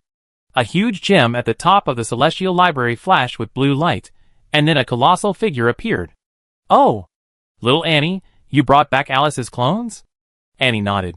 "Yes, Curator, hurry! Help my sister fuse the clones. Just tell me what help you need, and I provide everything." The Curator beckoned slightly, and Annie felt a lightness wash over her. The next moment, she floated up and passed directly through the doors of the Celestial Library, entering it. This time, they didn't linger, and went straight to the Labyrinth of Destiny. Annie asked, somewhat puzzled, "Why can't we go directly to the Spring of Creation?" The Curator pondered for a moment and said, "The rules of the Celestial Library weren't set by me alone, but by the 5 divine mountains and myself. So, if you want to enter the Spring of Creation, you have to rely on yourself." Annie looked at the steps in front of her. "So, I have to pass a test before I can enter the Spring of Creation?" "That's right, and I can't help you with this process. In fact, I'm the administrator of this level." Annie asked with a strange expression, "You're the Curator, why don't you arrange for someone specifically to be the administrator of the Spring of Creation?" The Curator smiled and said, "Some things are better done personally. Come on. Try to see if you can pass the test set by the 5 great gods." Annie gave a confident smile. "Here I come." Chapter 768. And took a deep breath, and stepped onto the seemingly ordinary stone step. The instant her shoe touched the step, the entire world distorted violently, as if countless invisible hands were grabbing her and spinning her wildly. She hurriedly steadied herself, suppressing the nausea rising in her throat, but when she opened her eyes again, the scene before her made her blood almost freeze. This wasn't darkness. Darkness at least implies the concept of concealment, but here, it was absolute nothingness, stripped away even the concept of nothingness. There was no light, no sound, no temperature, not even a sense of direction. Her feet were clearly stepping on solid ground, yet she felt no tactile feedback, as if she were floating in the cracks of her consciousness. Annie trembled as she stretched out her fingers, unable to see her fingertips, not because they were hidden by the darkness, but because there was simply no medium needed to see. Light. Shine! She channeled the power of light, and a holy radiance erupted from within her, yet it manifested in an unprecedentedly bizarre state. The light flowed like ink splashed into nothingness, not illuminating the surroundings, but rather painting out pale traces. These traces of light briefly outlined the contours of her body, before being swallowed by the greater nothingness, highlighting an even deeper desolation. "Curator? What do I need to do?" Annie's voice escaped her lips, but even she couldn't hear it. The sound waves were assimilated into nothingness the moment they left her lips. She touched her throat in horror, feeling her vocal cords vibrate, but it was as absurd as a pantomime. Even more terrifying was the loss of power. The magic within her body poured out like a flood, yet couldn't even create a ripple. She tried to sense the elements, but only deathly silence answered her. There was no water, fire, wind, or thunder, no light or death, not even the laws of time and space. It was like a junkyard forgotten by the Creator God, where even existence itself was being slowly digested. And curled up, hugging her arms tightly. This action should have brought a sense of security, but she couldn't even feel the touch of her arms against each other. Loneliness gnawed at her like a venomous snake. She suddenly desperately wanted Bourne's unrestrained laughter, Green's calm and collected gaze in the face of everything, even the piercing roars of the Vades, any evidence that proved she still existed in some world. Rules? At least there should be rules. She cried out in her heart. In the past, the administrator's cold but clear voice would explain the rules during the trials, but now there wasn't even a hint of mockery. This was the deepest despair, not even being given the value of being toyed with, and didn't know how much time had passed. Time was a laughable illusion here. It could be a moment, or it could be eternity. She gradually stopped struggling, letting the magic flow silently. Immersed in absolute nothingness, even fear began to numb. Just as consciousness was fading, a forgotten fragment suddenly flashed back. Robert had casually remarked, while adjusting the alchemical equipment, true nothingness cannot be perceived. When you can still think, this place is nothingness, it means you're still inside some kind of container. Anne's eyes widened abruptly. She raised her hand, gathering light once more. But this time, instead of blindly shining it, she compressed her magic into extremely fine threads, spreading them like a spiderweb into the depths of non-existence. The first thread snapped. The second thread twisted. When the 300th thread of light emerged, she finally touched a cold, smooth, undefinable boundary. So that's it. And smiled, though she herself couldn't feel the movement. The so-called nothingness is to prove that I am everything. The next moment, the power of light, like a spring compressed to its limit, suddenly burst forth, becoming even more solid, like a surging torrent, rapidly spreading in all directions along its previous path. Since there must be rules, the power of light alone won't suffice. Annie murmured softly, as if talking to herself, but her voice echoed clearly in the empty space. Before she finished speaking, Annie unhesitatingly released the magic of the other elements. First was the power of fire. With a gentle wave of her wand, a raging fire instantly erupted, roaring and baring its fangs like a ferocious beast. This flame was exceptionally hot. Everything it touched was instantly ignited, turning the previously illuminated areas into scorching furnaces. Then, Annie chanted a spell, and the power of wind, like a gentle breeze, quietly swept in. The seemingly gentle breeze contained immense power, intertwining with the raging flames to create a wondrous spectacle. The wind fueled the fire, and the fire, aided by the wind, worked together to burn away the surrounding nothingness, leaving behind fragmented spaces filled with its energy. Finally, Annie waved her wand once more, and the power of water flowed forth like a clear spring. As the water rushed down, the scorching heat of the burning flames gradually cooled, creating a more comfortable temperature. However, when she tried to unleash the power of death, she discovered that there was no life here. How could there be death? Annie was now somewhat troubled. What should I do? I can't create life.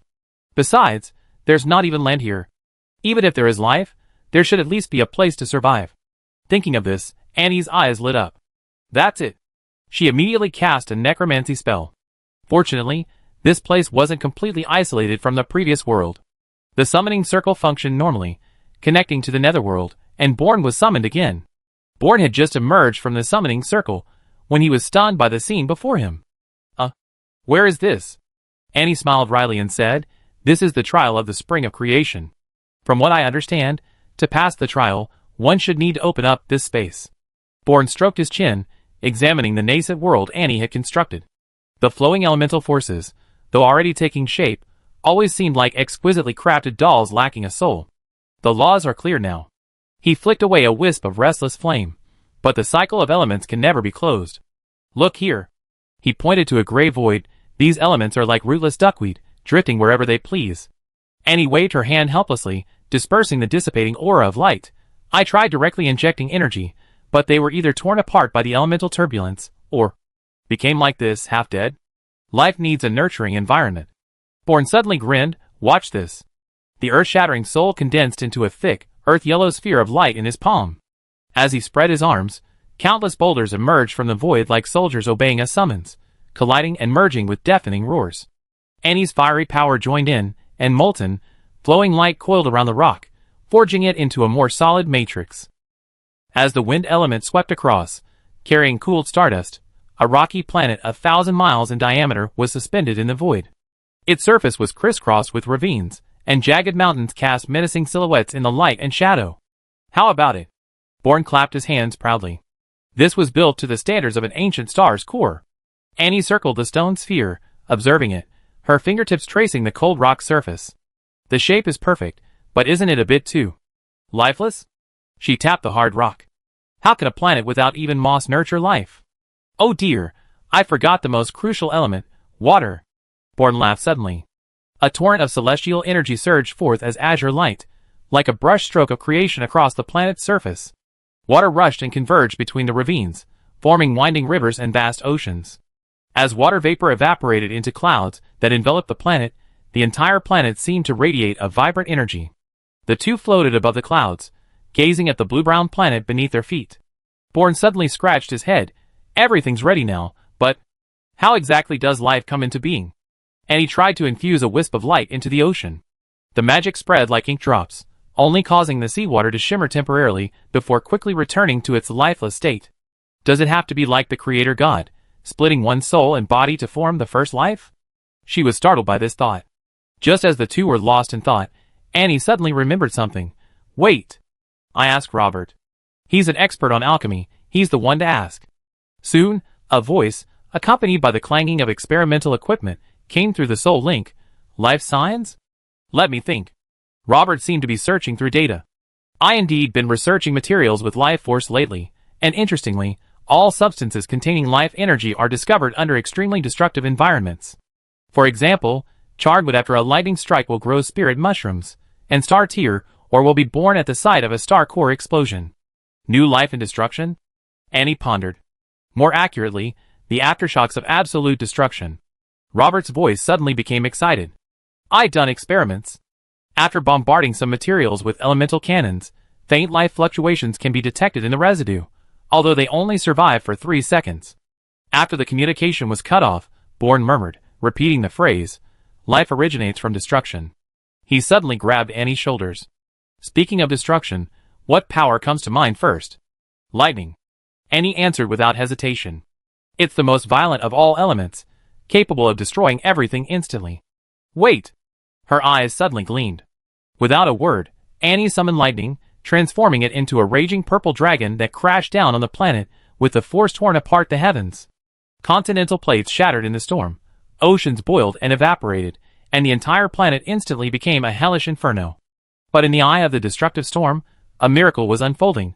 Rocks tempered by lightning sparkled, energy-filled water droplets condensed into steam, and some of the struck seas even began to glow with an eerie blue light. Continue. Bourne shouted, the destruction isn't complete enough. He directly activated the heavenly soul of retribution, adding even more destruction to the planet. Annie pushed her power to its limit, and billions of lightning bolts simultaneously tore through the sky, carving deep fissures into the planet's surface, reaching into the mantle. Just as the entire planet was about to disintegrate, all the lightning suddenly contracted towards its core, condensing into a pulsating purple core of light. Is it reaching balance? Annie had a sudden inspiration, and slowly infused the core with the power of death. The core trembled violently, cracks appearing on its surface, as if it were about to explode at any moment. This won't do. Bourne frowned slightly, flicked his finger, and activated the unending heavenly soul. With the addition of the unending heavenly soul, the energy within the core suddenly stabilized, and patterns of life and decay alternated on its surface. As the last wisp of energy merged in, it suddenly erupted with a soft, milky white light. Wherever that light touched, scorched earth sprouted luminous blue fungal patches, and wispy, transparent creatures emerged from the boiling seawater. Although these lives were so tiny, they were almost invisible. Annie could clearly sense that a complete cycle of laws had finally taken its first root in this void. It's a success. Annie's face lit up with excitement. I actually created life. Bourne also breathed a sigh of relief. The continuous use of the heavenly soul's power had indeed been quite taxing. With this, the laws of this world are complete. However, for life with a certain level of intelligence to emerge, it will require a much longer period of evolution. The next moment, the surrounding space rumbled, and Annie felt a distortion that made her dizzy. A moment later, she was back on the steps. Before her stood a tall, white-robed old man. Judging from his appearance, this was the true form of the librarian of the Celestial Library. Curator, have I passed the trial? Annie asked with a smile. The curator nodded slightly, a smile of appreciation on his face. It's not just passing, it's practically perfect. For so many years, no one has ever successfully passed this level of the trial. However, this trial is nothing to you. You possess all the necessary power to create life in this space, and even have the assistance of a celestial soul. Tell me, who in this world can compare to you? Annie bowed slightly, her voice filled with reverence. Curator, you flatter me.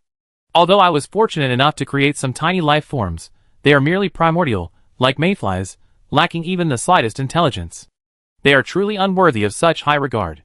The curator's withered hand gently stroked the void, as if caressing an invisible spine. Child, do you know that even the greatest creator God initially created only low-level creatures? As he turned, stardust-like fragments of light rippled from the hem of his robe. The weight of life lies not in its form, but in its very existence. Come with me, it's time to show you the true origin of the world. As she ascended the steps, Annie felt the energy around her begin to resonate. The air was filled with a fresh scent reminiscent of the aftermath of an ancient thunderstorm, yet also carried the warm comfort of a mother's womb. As they passed through the final gate formed by rotating galaxies, Annie gasped, covering her mouth in disbelief at the breathtaking spectacle before her. Countless glittering galaxies surged from the depths of space, converging at the center to form a colossal spring over 10,000 miles in diameter. The spring's flow wasn't water, but rather the condensed, liquid laws of spacetime. Nebulae appeared and disappeared on its surface like bubbles, each bursting to give rise to a new star system. Around the spring floated fragments of civilization inscriptions, unfinished laws and principles, and even the self-weaving codes of life. Welcome to the spring of creation, the curator's voice seemed to emanate from billions of light-years away. Chapter 769. Anne's fingertips still retained the cool touch of the creation spring water. That droplet, brimming with infinite possibilities, had seeped into her skin, transforming into countless star trails flowing through her veins. She heard Bourne's exclamation as if from a distant time and space, but a stronger resonance was awakening from the depths of her soul. Some dormant power was breaking free. This is, Anne murmured, as a sudden azure light emanated from her chest. A book woven from starlight appeared on its own, its pages moving without wind, each page flowing with swirling galaxies. It was the Starry Sky Codex obtained from the Starfall ruins. The curator's pupils contracted sharply, his withered fingers slightly raised. The Starry Sky Codex? No wonder you passed the void trial. The spark of the stars had already chosen you, and had no time to respond. Her eyes were completely engulfed by the starlight, the imagery of the creation spring, and the text of the codex were frantically merging within her consciousness. As the pages flew to the final chapter, the previously blank last page suddenly burst forth with a supernova-like brilliance. What appeared on it wasn't text, but an entire miniature universe evolving on its own. Life is the breath of the stars. As Annie unconsciously uttered this maxim, the grimoire exploded into countless particles of light. These particles coalesced above her head, forming a humanoid phantom. It had long hair woven from galaxies, swirling nebulae in its eyes, and new stars were born at the touch of its fingertips. Starry Sky Soul. The curator's eyes narrowed slightly. Welcome back, ancient watcher. The phantom slowly rotated in the air, as if searching for something. Bourne's heart stirred, and he immediately activated the soul fusion technique. The illusory image, like a stream of light, merged directly into Bourne's brow. The instant the fusion was complete, the starlight erupting from Bourne caused the creation spring to flow backward. Projections of billions of stars filled the entire space. Annie and Bourne floated hand in hand in the center of the spring, stardust falling from their hair transforming into new star systems. The curator had to raise his hand to shield his eyes from the blinding light. These two. They actually turned the creation spring into a star incubator? As the starlight faded, the two slowly landed. Newly formed star vortices still clung to Annie's fingertips, and with each breath, tiny specks of stardust escaped from her lips. When Bourne opened his eyes, his pupils had transformed into a vast, all-encompassing deep space. I never expected that the last page of the Starry Sky Codex would contain the celestial soul of the stars. Bourne's face lit up with joy. This fusion of the celestial souls was the smoothest yet. The celestial soul of the stars almost willingly merged into him, and Bourne felt no resistance or opposition. With the addition of the celestial soul of the stars, Bourne felt his power increase dramatically once again, only a hair's breadth away from the advanced stage of the harmony realm. The curator exclaimed, "It seems everything is fate. The fact that you obtained so many celestial souls proves you have incredibly strong fortune." Bourne released Alice's 3 clones from the soul-severing blade. The 3 clones looked at each other. This was their first meeting since being separated, and the feeling was very strange. Annie said, "Curator, please help my sister complete the fusion." The curator looked at Alice's 3 bodies, but did not act immediately. Instead, he said, "Young friend Annie, young friend Bourne, before we begin the fusion, I have a request. I wonder if you can grant it." Annie hesitated, then nodded. "We agree to any request you make, as long as you're willing to help us." The curator waved his hand, saying, "Don't rush to agree, let me finish." Bourne frowned slightly, a sense of unease rising within him. The curator's withered fingers lightly brushed across the void, and a shattered star map appeared. The aura representing this world's fortune was thin as a spiderweb, its edges constantly being eroded by a dark void. "You should have noticed," his voice echoed like an ancient bell in a tomb, "that this world's fortune is drying up.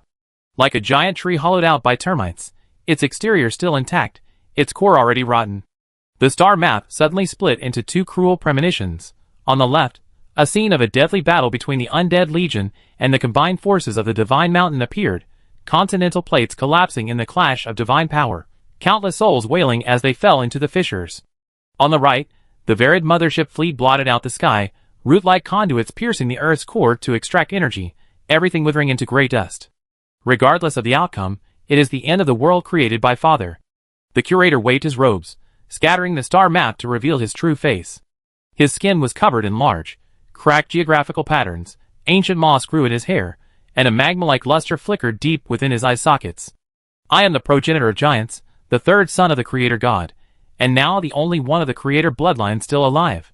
His fingertips traced scorched grooves across the table, my brothers and sisters. The progenitors of elves, beasts, demons, and the undead. They slaughtered each other for the power left by Father. Fragments of memories from the War of the Gods surfaced on the table.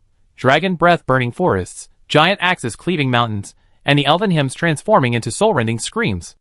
I voluntarily imprisoned myself here to guard my father's knowledge base because I loathe power struggles. The librarian smiled bitterly, spreading his arms to reveal countless slowly healing wounds beneath his robes. But even escaping the war, my power still waned with the world's decay. Now I can't even leave the library. The star map suddenly focused on a fragment of a battlefield from 10,000 years ago. A spirit clad in tattered black robes stood amidst mountains of corpses and seas of blood, holding a glowing book that didn't belong to this world. Until I met him. That spirit, who called himself the Death Blade. The otherworldly laws he brought spread like a plague, and his cultivation methods completely overturned the traditional magic system. The figure of Born appeared in the scene. Not in his current form, but with eyes burning with ghostly blue soul fire, and runes flowing like data streams from his fingertips. His master was even more exceptionally talented, yet he left voluntarily, fearing the technique would cause even greater calamity. The netherworld collapsed as a result, and the Death Blade, Callahan, was nailed to the holy mountain of light. The curator suddenly pointed at Born, his voice trembling, "But I have no mistake. The last time we met, what appeared on you was Callan's soul imprint." The star map in the void frantically reassembled, finally revealing the overlapping soul waveforms of Born and the ancient undead. Why would the dead return through you? Was this apocalyptic predicament foreseen? The waters of the creation spring suddenly surged, as if responding to a question spanning millennia. Me? Born was slightly taken aback, then instantly realized you mean? The curator said quietly, he was one of the greatest death gods in the underworld back then. No one in heaven or earth could reliably defeat him, but it was precisely because of his arrogance that he was besieged by the 5 sacred mountains and ultimately perished, leaving only a wisp of his soul. Callan, your apprentice has grown up. It's time for him to know everything. A surge of emotions coursed through Born's mind, and then a pale blue, semi-transparent old man appeared in the void. It was the long-dormant Blade Madman. "Teacher," Born called out. Blade Madman turned around, looking at Born with satisfaction. "Little skeleton, I never imagined you actually make it this far. It seems I didn't choose the wrong person." Memories flooded back like a fountain. When Born first arrived in this world, he had almost become a mindless, wandering undead. Even if he had managed to retain his consciousness, he would have been just an ordinary skeleton soldier, a common sight in the netherworld.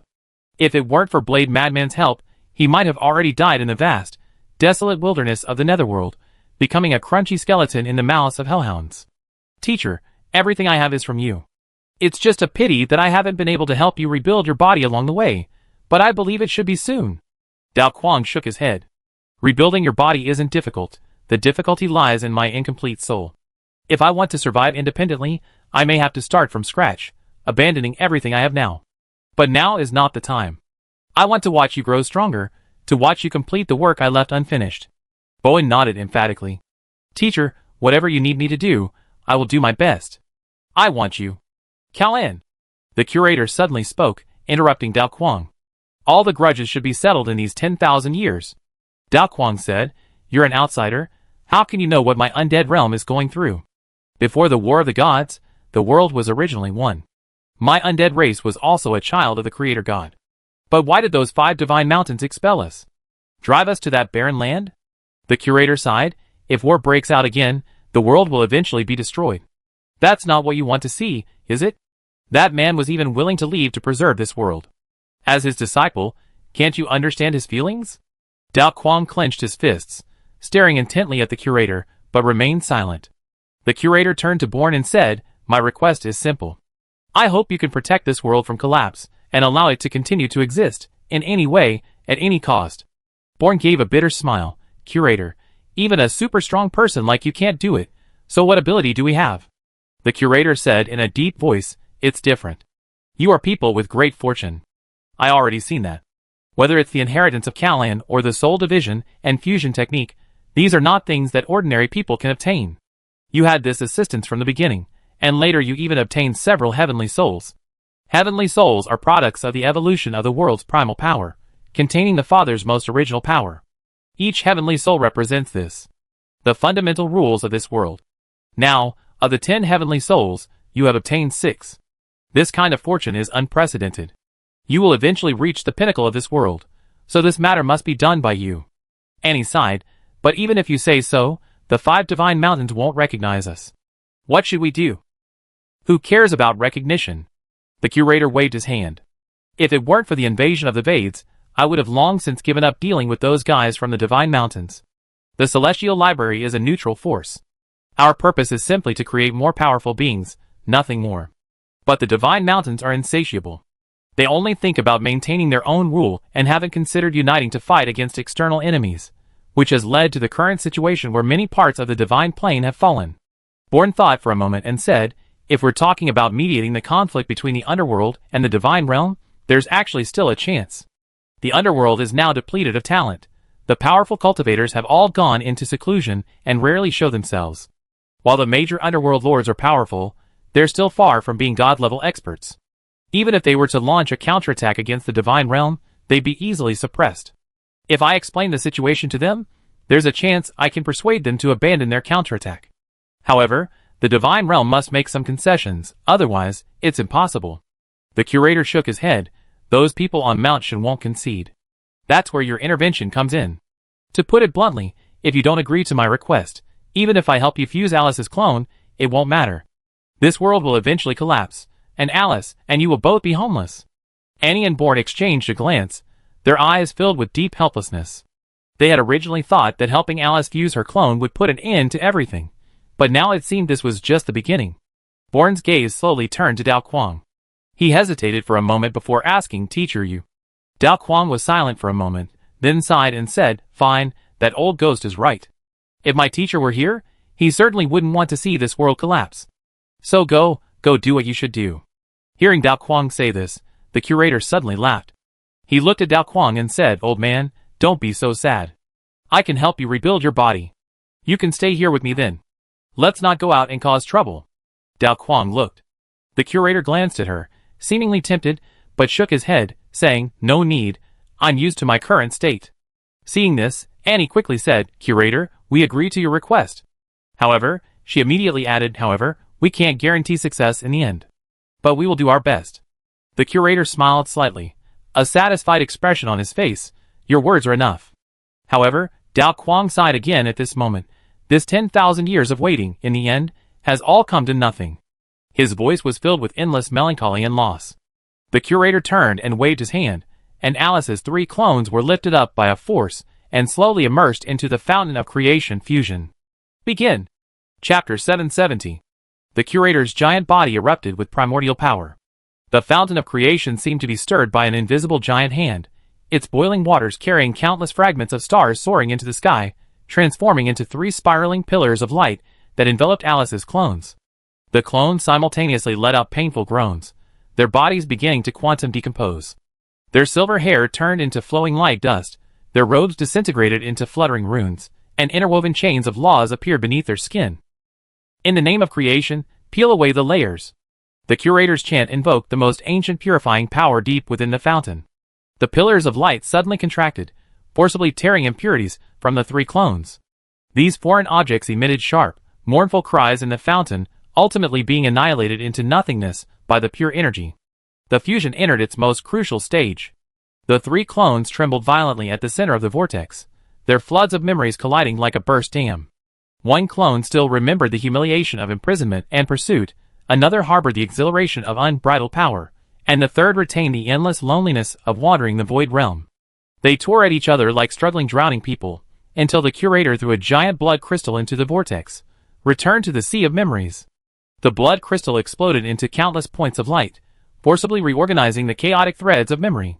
Suddenly, the clones opened their eyes simultaneously, their pupils reflecting the same silver light. They smiled at each other, and opened their arms to embrace. The first clone's silver hair grew like a waterfall, the second clone's bones emitted a crisp, reshaping sound, and the third clone's heartbeat resonated with the fountain of creation. When the three bodies completely merged into one, the newly born Alice floated in the center of the vortex of light. Her beauty combined the ultimate features of the three clones, with blood-red battle patterns remaining at the corners of her eyes, while pure starlight danced at her fingertips. Just as the fusion was complete, a rhombus-shaped crystal was squeezed out from her chest. The spatial core trembled violently, its surface projecting countless microscopic worlds. It tried to escape back into Alice's body, but was frozen in midair by the power of the creation spring, like an insect trapped in amber. The reborn Alice landed slowly, her long hair moving without wind. She looked at her refused self, a complex smile playing on her lips. So this is the complete me. The creation spring gradually calmed, and the reflection on the water was no longer a fragmented illusion, but a complete soul with eyes as deep as the starry sea. The curator wearily lowered his arm, the raging energy beginning to subside. Success? Tears streamed down Annie's face. After so much, she had finally found Alice, and fulfilled her promise from years ago. Annie. Alice turned around, her eyes filled with complex emotions. Thank you. Without you, I'm afraid I would have remained forever in a state of division, unable to find my true self. Back then. I'm so sorry. I shouldn't have let Margot and Carter treat you like that. As your sister, No need to say anything. Annie waved her hand. It's all in the past. Now we're going to start a new life. Alice asked hesitantly, so what are you going to do next? Are you really going to save this world? Annie nodded. It's my promise to the curator. Besides, we were born into this world ourselves. I can't just sit idly by. Alice sighed. Actually, during my time in the spatial rift, I retained a part of my consciousness. Before I was split apart, I saw something terrifying. It was a completely black creature that seemed capable of devouring everything. Anything in its presence was merely food. The spatial core was chased by that thing, which is why it escaped into my body, splitting me apart and scattering me throughout the divine plane. A black creature?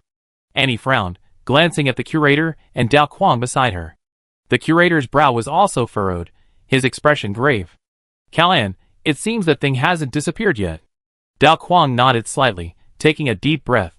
The Vades are really patient, leaving that monster here for tens of thousands of years. They truly don't take us seriously. Vades? Annie was taken aback, not understanding what the two were talking about. The curator explained that thing was left behind by the first Vades, who came to this world tens of thousands of years ago.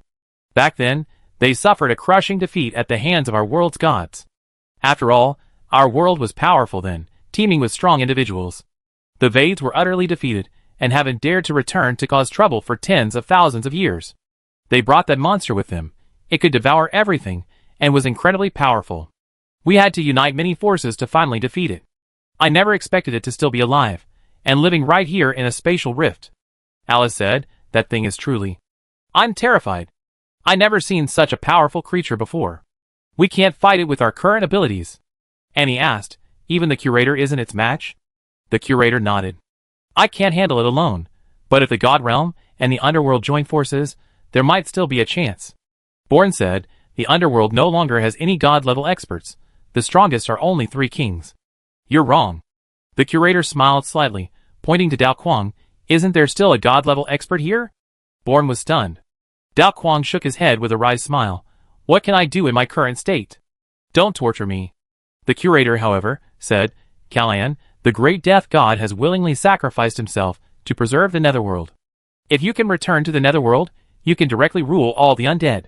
As for your current state, it's actually easy to handle. Look! With that, the curator waved his hand, and the spatial core floating in the air slowly descended.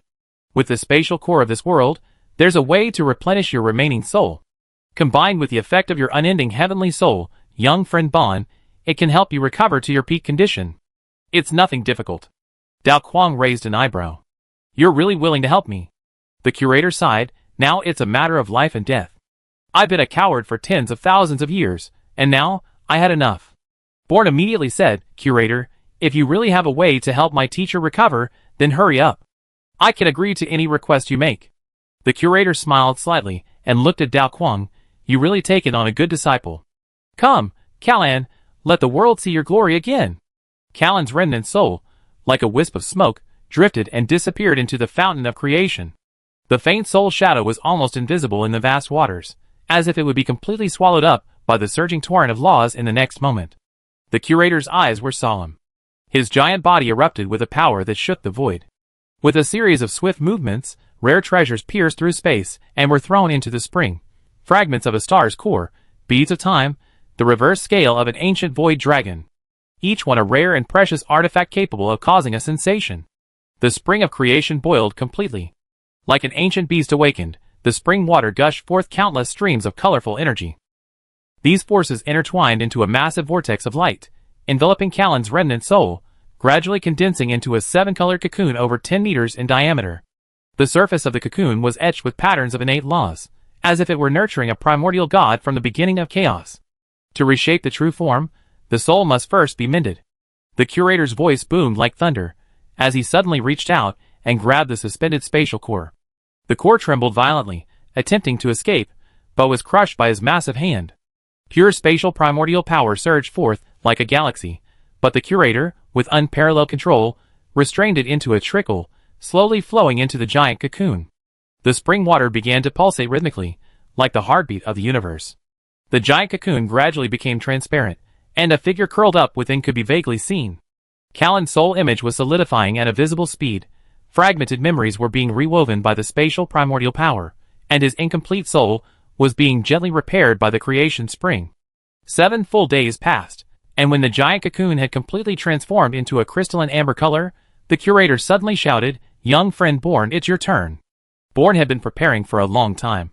His unceasing celestial soul power transformed into a gentle golden stream, like billions of life-giving tentacles gently wrapping around the giant cocoon. These forces, imbued with the laws of perpetual life, seeped into the cocoon, nourishing Callan's soon-to-be reborn soul. Blood-like patterns began to appear on the surface of the cocoon, as if a heart were beating within. Almost there. The curator's eyes narrowed, and he retrieved a flawless body from the void. A divinely created body, its skeleton sculpted from the branches of a world tree, its meridians forged from stardust, and soaked in his own blood for millennia. The moment this body was plunged into the spring, the giant cocoon suddenly burst forth with dazzling light. The two attracted each other like magnets, the giant cocoon transforming into flowing liquid light that enveloped the divinely created body. Flesh and soul began to merge, countless chains of law intertwining and entwining in the spring water. At times, Callan's face could be seen emerging in the liquid light. At other times, new limbs were being reconstructed and grown. The energy of the creation spring, like the most exquisite sculptor's chisel, perfectly etched soul and body together. Next, it's just a matter of time. The curator let out a long sigh, his massive body swaying slightly, his face revealing an undisguised exhaustion for the first time. The giant cocoon had stabilized, beating rhythmically in the spring water like a heart, each beat radiating an increasingly strong life force. Bourne maintained his relentless output of power, asking softly, How long will it take? The curator gazed at the pulsating cocoon, his gaze seemingly piercing through time. At least 3 years, at most a century. After all, this is a challenge to the laws of life and death, it can't be rushed. It will take that long? Bourne asked in surprise. What else did you think? The curator said irritably. Callan's soul was severely damaged. Although it was repaired with the spatial core, it's not his own power after all. Complete fusion will take time, it depends on his own fate. But you don't need to wait here. With me here, everything will be alright.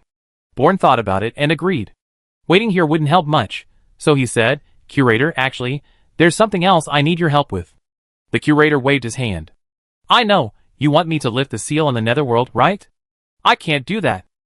Why? Bourne asked. Didn't you want to resolve the conflict? How can you resolve the conflict without lifting the seal on the netherworld? The curator sighed. It's not that I don't want to, but that I can't. That seal was jointly set up by the 5 main gods. To prevent me from lifting the seal on my own, they specifically made a contract with me. If I touch the seal, I will be devoured by the power of the contract. Bourne immediately said, Then tell me where the seal is, and we go and break it ourselves. The curator shook his head and said, "It won't work. With your current strength, you can't even break the seal, let alone break it. Don't think about that now. I suggest you go find Terrasen first. She's the longest living god besides me, and her attitude towards the netherworld is relatively mild. If you can persuade her, things will go much smoother." Born nodded slightly and said to Annie, "I need to go back to the netherworld and clear out this. Explain the situation to the 7 lords and see their opinions." And asked worriedly, "They're fighting tooth and nail to counterattack the god plane. Can you really convince them with just a few words?" Born sighed, "It's unavoidable, but without my help, they can't break the seal. With Master's presence, I think there's still a chance." And nodded, "Then be careful." "Okay." A flash of light appeared, and Born returned to the netherworld, and left the celestial library. Silence returned to the area around the fountain of creation, broken only by the curator's slightly heavy breathing.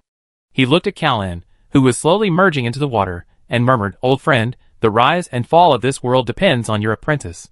Born opened his eyes, and found himself back in the secret chamber of the Pinnacle of Pride. A large face immediately approached. "Hey, how's the situation over there?" Born shoved the person away. "Samuel, can you not get so close? You're spitting in my face." The others saw. Upon returning, everyone gathered around. Lucifer, still with a cold expression, asked, "You entered the celestial library?" Born nodded. "Yes, I went in and met the curator." "What about the seal?" "I can't break it," Born stated bluntly. "The curator said the seal was personally set up by the 5 main gods, and with my current strength, I can't break it." Asmodeus was slightly surprised. "He knew you were undead, and he even told you the location of the seal?" The he Asmodeus referred to was naturally the curator. Before Born could answer, Lucifer said, "Colaris was neutral 10,000 years ago. He has no hostility towards our undead realm, so this situation is reasonable." "Is it possible he's lying to us?" Asmodeus questioned. Born shook his head. "There's no need. He saved my summoner sister, and also someone connected to all of you. He has no reason to lie to me specifically about this." Chapter 771. Someone connected to us. Belfinger frowned slightly. "Who is that?" Born paused, then asked, "Do you know someone named Callan?" Silence fell over the room. Callan?" After a long pause, Leviathan screamed, "The person you're talking about, Callan?" Asmodeus remained expressionless, smiling faintly. "I knew you were connected to the Mad Blade Reaper all along. That soul-stealing technique must have been learned from him." Samuel added, "And that soul-severing blade, although its appearance is completely different now, the aura is unmistakable." This time it was Born's turn to be surprised. "So you knew all along?" Samuel thought for a moment and said, "There's such a guess, but it can't be completely certain. After all, when the Mad Blade Death God dominated the world, we were just lowly undead, only able to watch his back from afar." Lucifer's eyes flashed with a sharp light. "Since you obtained the Mad Blade Death God's inheritance, reaching godhood shouldn't be too difficult, right?" "No." Born immediately replied, "It's very difficult. It's not something that can be achieved simply by having an inheritance. Which of the 3 great kings of the undead realm doesn't have the inheritance of an ancient death god, and which of them has truly broken through to godhood?" This was indeed the truth. Although the 3 great kings hadn't admitted it, they were currently the strongest beings in the undead realm. No one would believe they hadn't obtained the inheritance of an ancient death god. After all, those death gods weren't fools. They couldn't possibly be without any backup plans. And it was precisely because they had obtained the inheritance of an ancient death god that they all went into seclusion to cultivate, wanting to break through to godhood, but without success. Lucifer was slightly disappointed, but still said, "That's all right. With the Mad Blade Death God leading us, our chances of winning the counterattack on the god plane are even greater." Born was somewhat reluctant, but still said, "Is it possible that we won't counterattack the god plane?" "Not counterattack?" Balzeb jumped up immediately. "Then give me back the devouring heavenly soul." Born quickly waved his hand. "Don't get excited, let me finish." Balzeb shrieked, "How can I not be excited? We made huge sacrifices to help you break through to the Harmony realm, and now you say you're abandoning us and not counterattacking the god plane? What about our sacrifices?" Mammon also said, "Yes, we went through so much trouble, not to be a wedding dress for you. We agreed before that we would counterattack. You can't go back on your word about attacking the god plane." Lucifer's eyes flashed with murderous intent. "If you dare betray us, you have to bear the consequences." Seeing the murderous aura emanating from everyone, Born quickly explained, "How could I possibly betray you? After all, I'm an undead myself. Asmodeus coldly said, then you better give us a reasonable explanation. Born swallowed hard. Think about it. What is our purpose in counterattacking the god plane? Balzeb said, of course, it's to break our seal and share the resources of this world with Mount God. Born nodded. Yes, but what if there's a way to achieve our goal without waging war? Everyone was taken aback. Mammon asked, what exactly are you trying to say? Born stopped beating around the bush and said directly, I already spoken with the curator. He doesn't oppose the return of the netherworld, but the 5 great mountains will definitely vehemently oppose it. To break the seal on the netherworld, we must get the 5 great mountains to acknowledge our status. Therefore, I believe that if we can negotiate and get the mountains to concede, we can completely avoid war and return to the divine plane openly and legitimately. Lucifer frowned. Are you kidding me? After the War of the Gods, our netherworld has been suppressed. If they were truly willing to accept us, we wouldn't have had to fight for thousands of years. Born explained, but the situation is different now. You may not know, but the army of the Vades is approaching our world. Soon, the 5 great mountains will face an unprecedented crisis, and at this time, as a part of this world, we are also in the most important position. They can't ignore the fighting power we need, especially since we still have a god-level expert. Without our help, the divine plane will collapse completely. Isn't that perfect? Balzeb grinned maliciously. Let them suffer a bit, then we pick up the scraps. Mammon frowned. That's not right. If the Vade can easily defeat the 5 great mountains, then we're probably no match for them either. Mammon is right. Born continued. Although the War of the Gods 10,000 years ago caused our netherworld to suffer such humiliation and decline for so long, we are still born in this world. If this world is truly occupied by the Vade, they will only relentlessly drain its power, leading this world to its ultimate destruction. Therefore, my idea is to force the 5 great mountains to concede and accept the return of the netherworld, and then we can join forces to defeat the Vade. I disagree. Beelzebub was the first to object. We resisted for thousands of years, and this is the result? I'm not satisfied. I want the people of Mount Shin to pay for this in blood. Mammon echoed, that's right. Why have they enjoyed thousands of years of abundant resources, only to be forgiven with a flimsy sorry? What about all the struggles of the underworld over the years, and the hope we placed in you? Born sighed, I know it's difficult to get you to agree with my ideas immediately, but this is the truth. Given the current state of our underworld, even with the return of Senior Kalan, even if I successfully ascend to godhood, we will likely be completely wiped out in this catastrophe, utterly destroyed. I know your hearts are filled with hatred, but this is the only way. The Vades are the greatest enemy of our world. No matter what you say. It's no use. Balzeb said. Our sacrifices cannot be in vain. If you don't lead us in a counterattack against the god plane, then return our resources and heavenly souls. Seeing the stalemate, Asmodeus suggested, Lucifer, I think this matter needs careful consideration. We can't make a hasty decision. Let everyone go back and rest. Bond just returned from the god plane. It's not appropriate to discuss this now. Lucifer nodded. All right, everyone, stop arguing and go back to rest. Also, Balzeb, your body hasn't fully recovered. Don't get too excited, lest you damage your soul power. Humph. Balzeb sneered. We see who made me like this.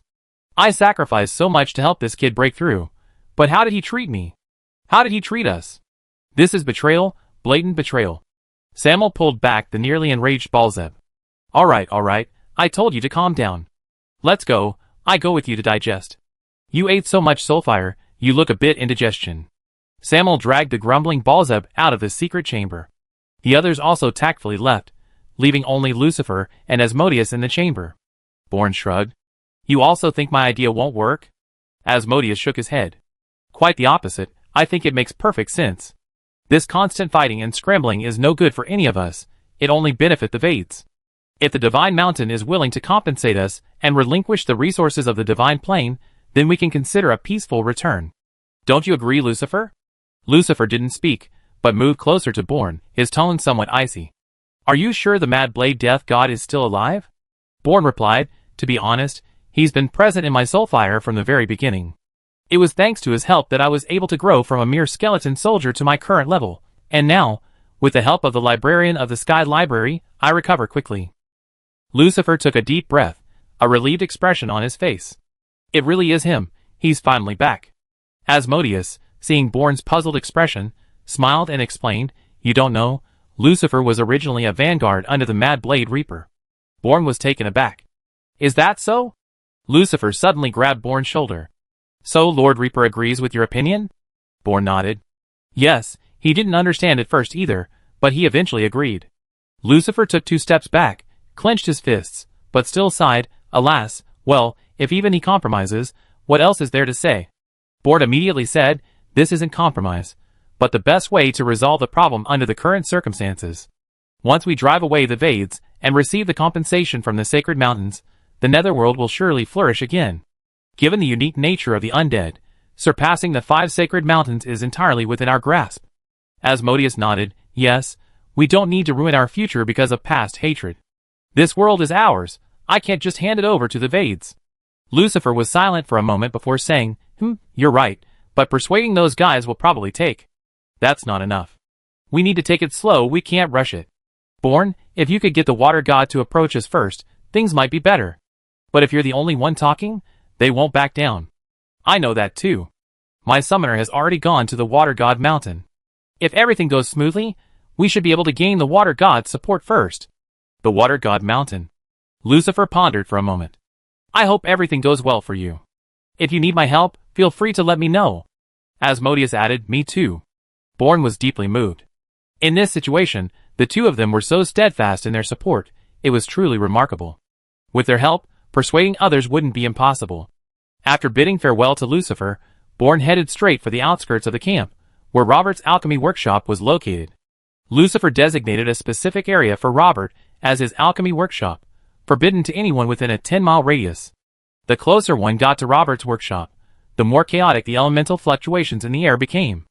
Scorched marks began to appear on the ground, and the air was thick with the pungent smell of sulfur mixed with metal, byproducts of failed experiments.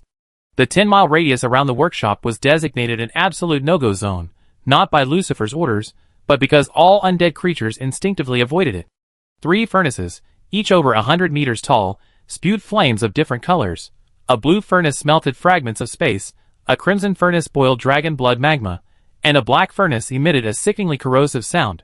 The workshop walls were covered with experimental accident logs, recording the results of the latest experiments. However, this information was far too complex for Born to comprehend. Hey! Robert! Born had to raise his voice to drown out the roar of the furnaces. Robert, who was hovering in midair adjusting the furnace pressure, suddenly turned around, a look of surprise flashing behind his protective goggles. Huh? You're back?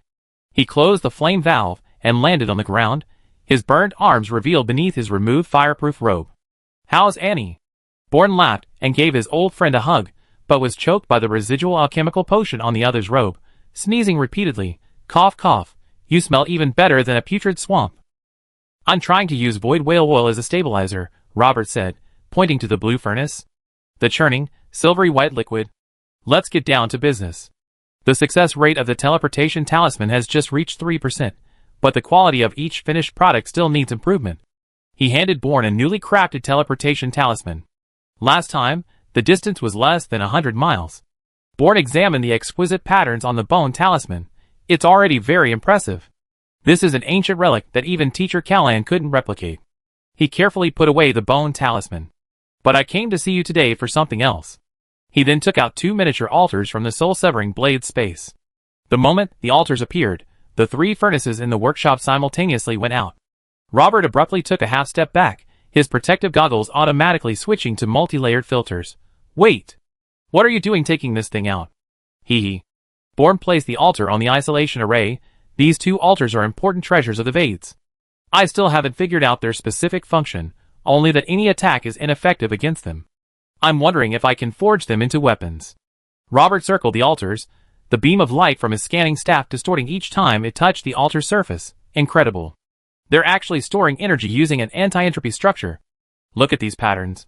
He pointed to the writhing runes on the altar surface. They're not releasing energy, but continuously absorbing all the surrounding fluctuations. Chapter 772. So that's why you're immune to attacks? Born asked thoughtfully. That's not all. Robert suddenly pointed his staff between the 2 altars. The 2 resonated instantly, projecting a distorted star map. They're still transmitting data to each other. Like some kind of interdimensional beacon. Born's eyes lit up. So if it's smelted into a weapon, Perhaps it could directly attack the enemy's energy source? Theoretically feasible, but extremely risky. Robert quickly noted in the experimental log, first, we need to find energy capable of disintegrating the anti-entropy structure. Second, we need to prevent interdimensional collapse during the smelting process. He suddenly looked up. Such an important thing. Didn't the Vades chase after you to take it back? Bourne grinned, revealing his white teeth. The commander of the main fleet should still be floating in the void. Robert suddenly activated the workshop's highest level protective shield. I have to keep this for research, but whether it will succeed is another matter. Just name any materials you need. Bourne patted his old friend on the shoulder. I can get anything. Robert, however, stared at the altar with its automatically reassembling structure, his voice unusually solemn. Materials aren't crucial. What I really need is an error code. An error code? The altar's entropy reversing structure is too perfect. It must be broken by injecting contradictory logical paradoxes. A mad light flashed in Robert's eyes, like an infinitely looping death prophecy, or a self-contradictory time law. Bourne laughed and said, that's quite a coincidence. We just obtained the spatial core from the Void Realm not long ago, but we can only come here to help you after Professor Callahan completes the fusion. Robert waved his hand. No rush. I can study it first.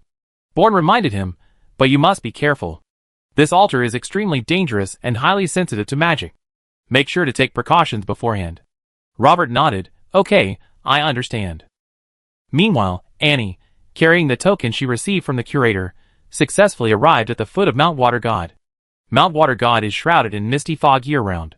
Countless waterfalls cascade like silver rivers, converging at its foot into winding crystalline rivers. The mountain is composed of translucent, deep blue crystal minerals, with liquid water elemental essence flowing within, sometimes condensing into fish-like forms that burst forth from the walls. A huge vortex-shaped water mirror floats atop the main peak, reflecting the scene of all the water bodies. The scales of the Naga guardians protecting the mirror shimmer with a moonlit glow. The entire mountain constantly resonates with a rhythmic tidal pulse. And took a deep breath, gazing at the magnificent water god mountain, and gave a bitter smile. I never thought I'd one day climb it to protect this world. She shook her head self-deprecatingly and began to ascend the mountain. Suddenly, she sensed a group of people behind her. She paused slightly and turned around. Huh? The newcomers also saw her. Anna? What are you doing here? And frowned slightly. There were 3 people in total, and they were all acquaintances, Manus, Salrock, and Kemma. Do I need to report to you what I'm doing here? Kemma looked around grimly. And scoffed, no need to look. His Majesty Green isn't here. I came here on my own. Manus narrowed his eyes. You got some nerve. Offending our sacred mountain, you still dare to come here. Aren't you afraid of death? And he scoffed, you're really playing the victim here. Back in the Void Realm, if it weren't for His Majesty Green's intervention, you would all have been wiped out by the Vades long ago. You wouldn't have the chance to swagger around here with me. You? Manus's roar shook the surrounding air. His thick, hairy hand slammed into his waist, instantly drawing out a flaming, metallic staff that hummed as it pointed at Annie. You brat, you think you can act so lawlessly just because Green protects you? Now that he's gone, you still dare to be arrogant in front of me? Today I teach you a lesson. Annie stood rooted to the spot, her slender figure showing no fear despite Manus's massive shadow. A cold smile curved her lips, her eyes sharp as knives. The tip of the wand gripped tightly in his right hand suddenly lit up. Teach me a lesson? Manus, you don't even know your own limitations. Manus roared like an ape, his voice sharp and piercing, shaking the distant trees. His muscles bulged, his already massive frame growing even thicker. Fire elemental magic erupted like a dormant volcano, crimson light seeping from his pores, forming a scorching film on his skin. You're asking for death, he roared, raising his massive foot and slamming it into the ground. The hard rock shattered instantly, cracks spreading like a spiderweb. His enormous body suddenly displayed astonishing agility, leaping into the air. His burning staff, with the force of a landslide, crashed down towards Annie, tearing through the air with a piercing whistle. Annie's eyes narrowed. Wind elemental energy suddenly coalesced beneath her feet, forming an invisible wind staircase. Her figure moved lightly and swiftly, like a leaf falling in the wind, shifting several meters to the side, her movements light and agile, just managing to avoid Manus's attack. Boom! The burning staff slammed heavily onto the ground where Annie had stood, the immense impact instantly creating a charred crater several meters deep. Annie, however, didn't even glance at the scene behind her. Her wand gracefully traced an arc, a crisp sound echoing in the air, lightning chains. As soon as she finished speaking, several streaks of blue-purple lightning flashed in the void, and countless thick chains of lightning shot out, coiling towards Manus's limbs like nimble serpents. Child's play. Manus grinned maliciously, his wrist twisting sharply, the burning staff spinning rapidly in front of him, forming an impenetrable curtain of fire. The lightning chains collided violently with the fire curtain, sending golden-red sparks flying everywhere. Taking advantage of the moment the lightning chains were blocked, Manus pushed off the ground with both feet, his massive body charging towards Annie like an arrow released from a bow. His burning staff danced, creating a continuous curtain of fire, each swing carrying a scorching wind, rain of fire. With his shout, countless fist-sized fireballs suddenly split from the curtain of fire. These fireballs, trailing long fiery tails, rained down on Annie like meteors, completely sealing off the space around her, giving her no chance to dodge. However, facing such a dense attack, a dark, abyssal light suddenly appeared in Annie's eyes, a light so deep and cold it sent chills down one's spine. She stopped dodging. Her pale fingers slightly curled, grasping at the air, and the surrounding temperature instantly plummeted. Then, ashen bone material materialized from the void, rapidly coalescing into the shape of a spear. Black death energy wrapped around the bone spear like ribbons, emanating a sinister and eerie aura. The previous two spellcastings had already subtly triggered the death combo effect. Now, dark red blood patterns slowly appeared on the surface of the suspended bone spear. These patterns flowed across the spear like living things, and the annihilating aura emanating from it froze the boiling fireballs in the air, noticeably slowing their speed. "Go! Pierce through everything," Annie whispered. The bone spear moved silently like a black lightning bolt, extinguishing all the cascading fireballs in its path. Even the light in the air was swallowed by the bone spear, leaving only a brief trail of darkness. Manus's sinister smile froze instantly. He finally sensed the danger. His pupils contracted sharply, and he roared as he held his burning staff horizontally in front of him. The fire element within him surged wildly, condensing into a thick fire shield in front of the staff. Patterns flowed across the fire shield, radiating a powerful defensive aura. However, it was all too late. The instant the bone spear touched the fire shield, black death energy spread rapidly like a plague. The flames on the shield extinguished at a visible speed, and the once thick shield instantly became fragile, emitting a crackling sound like shattering glass. The staff in Manus's hand was not spared either. Black patterns quickly spread across the entire staff, instantly becoming covered with fine cracks. With a bang, the staff was thrown back and fell to the ground. Manus was horrified. His body instinctively tried to retreat, but the bone spear was too fast. It had already pierced his shoulder blade, spraying hot blood from his back, and embedded itself deeply in the distant rock. Black death energy continued to surge into his body through the wound. Ugh! Manus let out a painful howl, his massive body staggering as he collapsed to his knees slamming into the ground and cracking it. He looked up, staring at Annie in disbelief, his voice hoarse and trembling. "Your strength. How did you become so strong? This is impossible." A few months ago, when they first met in the Void Realm, Annie was just a nobody who had just broken through to the Unity Realm, utterly vulnerable before him. But now, she could easily injure him. This stark contrast was unacceptable to him. Annie looked at the kneeling Manus, her eyes cold, her voice laced with mockery. "Now, do you still think you can teach me a lesson? Who's the laughingstock here?" It all happened so fast that neither Salrock nor Kimmer could react. "Manus, are you alright?" Salrock was the first to reach Manus and help him up. Manus shook his head, looking at the wound on his shoulder. The black death energy was gradually dissipating. Clearly, Annie hadn't used her full strength. "Anna," Kermer roared, "you're openly defying Mount Shen." And sneered, "You lot dare to represent Mount Shen?" Kermer gritted his teeth. "Let's attack together. We must teach this brat a lesson, or what will become of Mount Shen's dignity." Manus, enduring the pain in his shoulder, picked up his staff from the ground, ready to continue the fight. And however, showed no fear. 6 elements and starlight coalesced at the tip of her wand. "Come on then, if you're not afraid to die." Just as tensions were about to break, a roar echoed from the mountaintop. "Stop!" The four looked up at the mountain peak and saw a massive figure riding the waves, landing steadily beside them. It was none other than Brindaris, a high-ranking divine servant of the water god Mountain. Upon seeing Brindaris, Kimmer's eyes lit up with joy. He immediately said, "Lord Brindaris, this Anna is arrogant and disrespectful. She openly challenged the majesty of the water god Mountain on its territory, and even injured Manus. You must teach her a lesson." Brindaris glanced coldly at Manus. Has the level of the fire god mountain declined to this extent?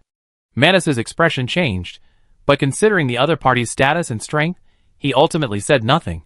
And then said, Lord Brindaris, I originally came here specifically to visit the water god. At the foot of the mountain, I encountered these 3 villains. They attacked me without warning, and I had no choice but to retaliate. Please forgive any offense caused. Kim and the other 2 were furious. Annie actually called them villains. Since becoming divine servants, no one had ever dared to speak to them like that. Just as Kemmer was about to erupt in anger, Brindaris waved his hand. All right, I understand what's going on here. You don't need to say anything more. Follow me. Since Brindaris had spoken, they had nothing more to say. Kemmer glared at Annie and said, We see. Annie rolled her eyes at him. Then, the 4 of them followed Brindaris up Mount Water God and arrived at the main temple. Anna, did you come alone? Brindaris asked. And nodded. His Majesty Green was held up, so he couldn't come. Brindaris remained non-committal. Hold up? Last time, thanks to him, we held on until the very end, preventing the spatial core from being taken by the outsiders. But now that he's taken the spatial core, this matter won't be so easily resolved. Don't even think about the spatial core. And said calmly, that thing has already been fused together, it's impossible to extract it. As long as it doesn't fall into the hands of the Vades, that's fine. Besides, they already made a pact before, the main gods can't attack us anymore. Brindaris narrowed his eyes slightly. That's true, but only the goddess of light, the god of wind, and the god of water signed the pact. The god of fire and the god of thunder weren't present, so the pact has no effect on them. And even if they don't act themselves, their subordinates can, as I'm sure you already witnessed. And already knew that she had encountered the ambush by Nobeli when she left the Void Realm. Annie nodded. That's right, but as long as the Supreme God doesn't make a move, it's useless for anyone to come. Brindaris raised an eyebrow. Oh, you're that confident? Annie grinned, saying confidently, below the level of a god, I have no equal. Chapter 773. Brindaris was taken aback, but then chuckled, not taking Annie's words to heart. In his view, Annie was merely bluffing, afraid he would attack her. However, Brindaris indeed had no intention of harming Annie, because he had already received instructions from the water god Terrasin to bring Annie safely to the main temple. Although he didn't know why the water god had given such an order, he could only obey unconditionally. The group arrived at the main temple, where many people had already gathered, all servants of the water god mountain, and the water god Terrasin sat prominently on his throne. Everyone immediately bowed respectfully to the water god, and Annie, neither servile nor arrogant, showed sufficient respect. Terrasin's eyes were azure, shimmering with a faint light. She first looked at Manus and the other 2, and asked, God of fire, God of wind, and God of thunder, do you have any message for us? Kimmer replied, Lord of water, the Vade have recently intensified their attacks on the defenses of Mount Water. Our 3 great mountains are willing to send reinforcements. We come to discuss the strength of these reinforcements. Terrasin nodded. The Vade have launched a surprise attack on us through the Void Realm and occupied some cities. But overall, the situation isn't too serious. With your help, repelling them shouldn't be difficult. Manus added, furthermore, according to clues provided by Mount Light, a large number of Vade are currently heading to our world, presumably preparing for a full-scale attack.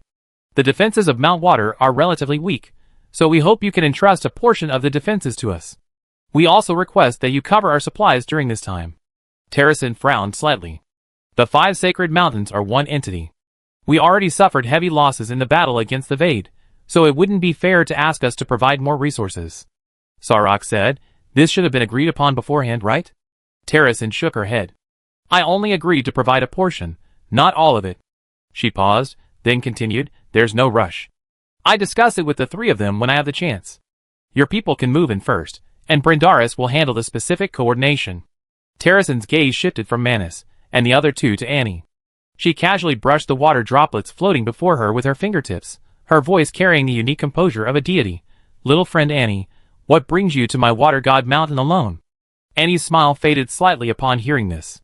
She raised a hand to brush the water droplets from her shoulder, her gaze sweeping over the divine servants watching her, and said softly, when I parted from you in the Void Realm that day, I thought Water God Mountain, protected by the water elemental barrier year-round, would be safe and sound. But today, upon arriving at the foot of the mountain, I see the water barrier covered in charred cracks, and lingering extraterrestrial aura remains beside the mountain path. It seems the situation at Water God Mountain has become rather dire. Terracin shook his head slowly, the water droplets on his fingertips flickering and dissipating into fine mist. It's just that the Vades are greedy and, unable to seize the spatial core from the Void Realm, they've taken their anger out on my water god mountain. Her tone remained calm, as if she were discussing a trivial matter. Such conflicts arising from the struggle for resources have occurred over the past 1,000 years. In my opinion, at most, in another year, once their resources are exhausted, they will naturally withdraw their troops. Lord Water God, forgive my bluntness, and took a half step forward, her eyes suddenly sharpening. If this battle is treated as a mere ordinary conflict, I fear not only Water God Mountain will be plunged into crisis, but the entire Divine Plane will experience a catastrophe. What do you mean? Terracin finally abandoned her nonchalant attitude, her brows furrowing slightly, and the water element around her seemed to solidify slightly. She could sense the seriousness in Anne's words, and took a deep breath, her words slow yet clear. As far as I know, the Vades are no joke this time. They planted spies in the Sea of Death and the Void Realm. The ones harassing Water God Mountain earlier were just vanguard squads, the real main force. Especially their supreme leader, who has never shown himself, is very likely to come in person soon. Water God, you might want to think carefully.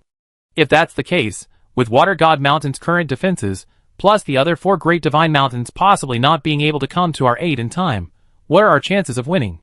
With a boom, the water elemental in front of Terracin suddenly exploded, turning into a fine drizzle. She turned sharply to Anne, her eyes wide with shock. How did you know all this? Even our spies in the void couldn't detect the movements of the main Varid army. Anne, prepared, calmly replied, you should remember that I caused a ruckus in the Sea of Death while searching for a breakthrough to the Harmony Realm. I inadvertently offended the Varid Legion stationed there. While they weren't their elite force, I had a direct confrontation with their commander, Bick. This information about the main force came from him. Terracin didn't immediately believe it. She hesitated for a moment, her tone tinged with doubt. Bick is just a minor Legion commander. Even if he knows some inside information, it might not be true. Have you considered that he might be bluffing you, deliberately exaggerating the strength of the Vades to keep you from provoking them again? I don't think that's possible. Annie shook her head decisively, her eyes resolute. Bick is arrogant and values his reputation above all else. When I took his important treasure, even if he wanted to threaten me, he would only say things like I will definitely get my revenge. There's absolutely no need for him to fabricate something about the Supreme Leader. You're trying to scare me with this news. Besides, I saw him again in the Void Realm when that eerie black cloud shrouded the void. From that moment on, I knew he was absolutely telling the truth. You mean Talik? Terrazin's brows furrowed even more, and the water element at his fingertips began to fluctuate violently. Talik is in charge of the Vades' activities in this region. His appearance in the Void Realm doesn't mean anything. Seeing this, Annie knew Terracin was beginning to waver, but was unwilling to break his ingrained belief that the conflict is controllable. She softened her tone, coaxing, Lord Water God, do you remember what Talik said when he was defeated by the Goddess of Light and fled in panic? Terrazin's gaze sharpened slightly, and she subconsciously fell into recollection. She had personally followed the Goddess of Light to the battle in the Void Realm, and witnessed Talik's defeat and escape.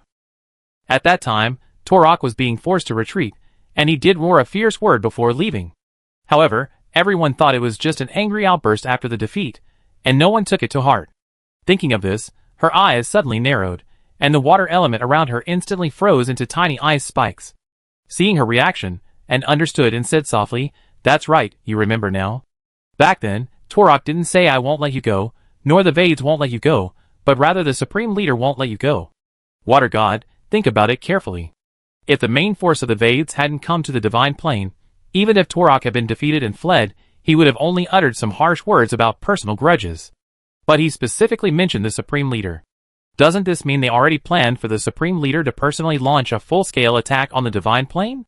Terracin stood there, the ice spikes around her trembling. She suddenly realized that those harsh words contained such a terrifying foreshadowing. In the past, she always thought the Vades couldn't cause much trouble, but now, with Anne's gradual explanation, she realized she had underestimated their ambition. She looked at Anne, her initial disdain gone, replaced by deep seriousness. Then, in your opinion, what should we do now? Anne, seeing that Terracin finally acknowledged her judgment, felt a slight relief, then said solemnly, the most urgent task is to immediately contact the other 4 sacred mountains, making them aware of the threat posed by the Supreme Leader, and to consolidate their forces in advance. But if that's not enough, we must mobilize all the forces of this world, including the Netherworld. Tarakan's expression hardened. What did you say? Not only Tarakan, but everyone around her also paled.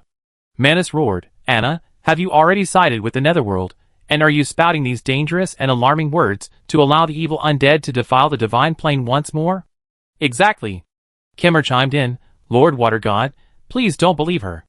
This guy is a necromancer, maybe even sent by the Netherworld.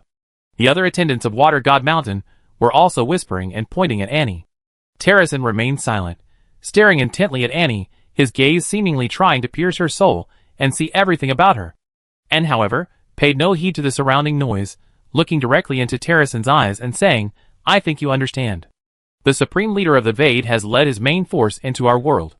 The 5 sacred mountains alone cannot resist him. The final outcome can only be one: destruction. Everything will be destroyed. Therefore, we must use all our strength to resist. This is not only to save you, but also to save this world. You're talking nonsense. Kim retorted, if the Vade truly possessed such power, why didn't they use it sooner? We have been fighting the Vade for thousands of years, and they have never gained the slightest advantage. Yes. That's because they look down on this place. Annie said coldly.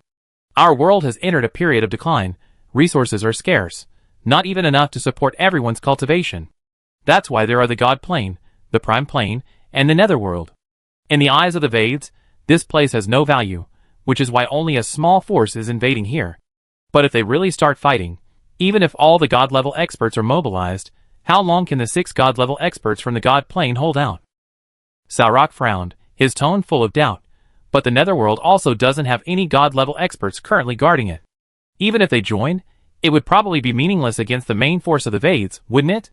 And upon hearing this, smiled knowingly, her fingertips lightly tapping the tip of her wand, letting a faint blue light flow around it. This is precisely the key point I'm about to explain. Do you remember the War of the Gods? Why did the 5 great sacred mountains set aside their differences and join forces against the undead? The answer is simple. The undead race's combat power is truly exceptional. An undead lord, though only at the peak of the chaotic origin realm, could actually contend with a high-level harmony origin realm expert. The undead kings were even more terrifying. They could single-handedly restrain a chief god. As for the god of death, their power was once unparalleled in the entire world. No chief god dared to claim confidence in defeating a god of death one-on-one. This is the undead race's innate advantage. The conversion between realm and strength is inherently different from other races. She paused, her gaze sweeping over the solemn expressions of Saurak and Tarasen, and continued, now the undead. Although no new god-level powerhouse has been born in the Netherworld, the 3 undead kings still exist, commanding countless fearless undead legions. More importantly, it won't be long before the Netherworld has a new death god. What? Tarasen suddenly stood up, the water element around her instantly surging, the condensed water droplets trembling in her palms. Could it be that one of the undead kings is about to break through? That's impossible. The Netherworld has been suppressed by the ancient seal for thousands of years. Those 3 kings can barely maintain their strength. How could they possibly break through to godhood? Annie slowly shook her head, her eyes filled with a heavy look. They indeed cannot break through. But one of the death gods who fell in ancient times is about to be resurrected. An ancient death god resurrected? Tarasen's eyes suddenly shrank to pinpoints, her face instantly turning pale. Compared to the undead king's breakthroughs, the resurrection of the ancient death god terrified her even more. Those beings slumbering in history, each possessing power enough to overturn the world. Who is it? Which ancient god of death are you referring to? Do you still remember Callan? Annie's voice was calm, yet it struck them like a thunderbolt. What? Tarasen staggered back half a step, bracing himself on the stone table to steady himself, his pupils filled with disbelief. It's that. The Death Blade who once ruled half the Netherworld and nearly breached the barrier of the Divine Mountain? He's really resurrected? Annie nodded gently, her tone unwaveringly certain. That's right, he's resurrected, and he's currently in the Divine Plane. Although his power was greatly depleted upon resurrection, and his strength hasn't fully recovered yet, the prestige of a death god is undeniable, isn't it? Tarasen bit his lower lip tightly, his knuckles turning white from the force, before finally speaking with difficulty. But during the War of the Gods, the 5 divine mountains relentlessly annihilated the Netherworld, and Callan was even severely injured by several main gods before his demise. His hatred for the Divine Plane is deeply ingrained. Getting him to lead the Netherworld into the war against the Vades is harder than climbing to heaven. It's already a miracle he didn't take the opportunity to attack the Divine Mountain. Chapter 774. You're right. The hatred the undead race harbors for the divine plane is indeed difficult to resolve. Annie nodded in agreement, but her tone suddenly shifted, her eyes hardening. But don't forget, they also have deep feelings for this world. The divine plane is not only our home, but also the land where they have lived for tens of thousands of years. The purpose of the Vade invasion is to completely control the divine plane. At that time, no matter what race, they will be homeless. Terrasen frowned, subtly glancing at Manus and the others. What are the conditions of the undead realm? Annie took a deep breath, finally reaching the crucial moment. It's actually quite simple. They want everything that belongs to them back. Terrasen's eyes narrowed, his gaze sharpening instantly. Do you know what you're saying? And nodded. This is the foundation of cooperation. If they can't get back what belongs to them, what trust can there be between the two sides? If I told you that the Netherworld doesn't want anything, or only a little compensation, to help you resist the Vade invasion, would you believe me? Terrasen fell silent for a long time before saying, the affairs of the divine plane are not something I can decide alone. But before she could finish, and said, of course I know that. I just want to gain your support. I know you have always been very peace-loving, and have a very accurate grasp of the situation.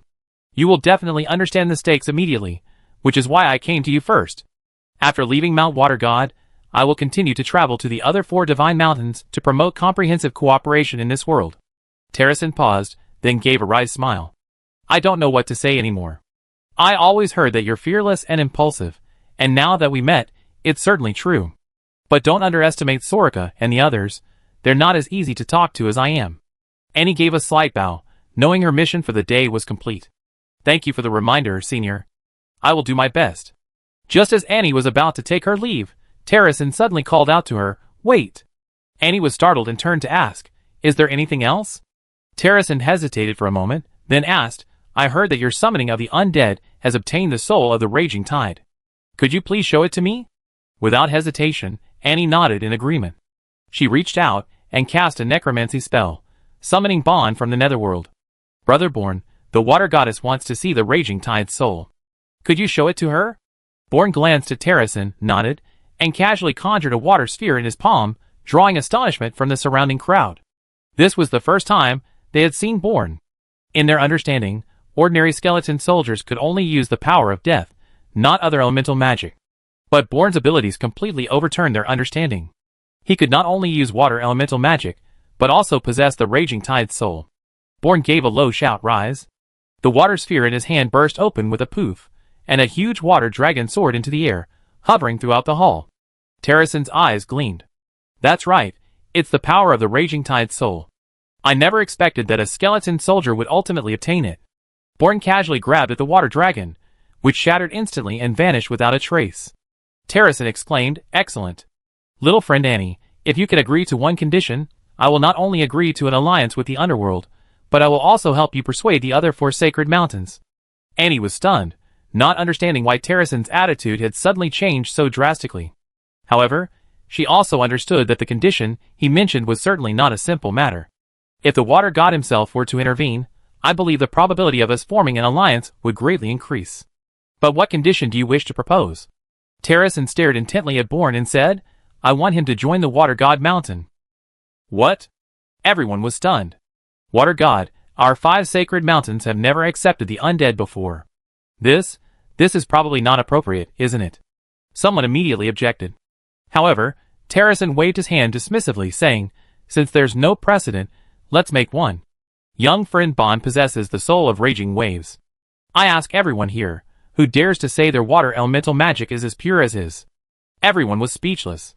Terrasen continued, We claim to be the orthodox lineage of water elementals, yet our water elemental magic is inferior to that of an undead. Is that acceptable? My mind is made up. It's up to young friend Bon to decide. Annie looked at Bon and asked, Brother Bon, this? Bon narrowed his eyes slightly and asked, If I join Water God Mountain, will I have to obey your orders? Terrasen shrugged, saying, Do you think I can command you?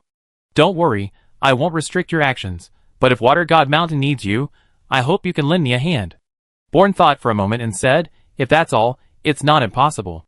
Seeing that Born was somewhat interested, Terrasen continued, If you join me, I will appoint you as the chief honorary protector of my Water God Mountain. You will have free access to the entire territory under the jurisdiction of Water God Mountain, and you can freely command all the Water God Mountain's divine servants. Born's heart skipped a beat. This offer was practically handing over the entire Water God Mountain to him. After all, Water God Terrasen didn't manage Water God Mountain all the time. Most of the time, it was managed by the various divine servants.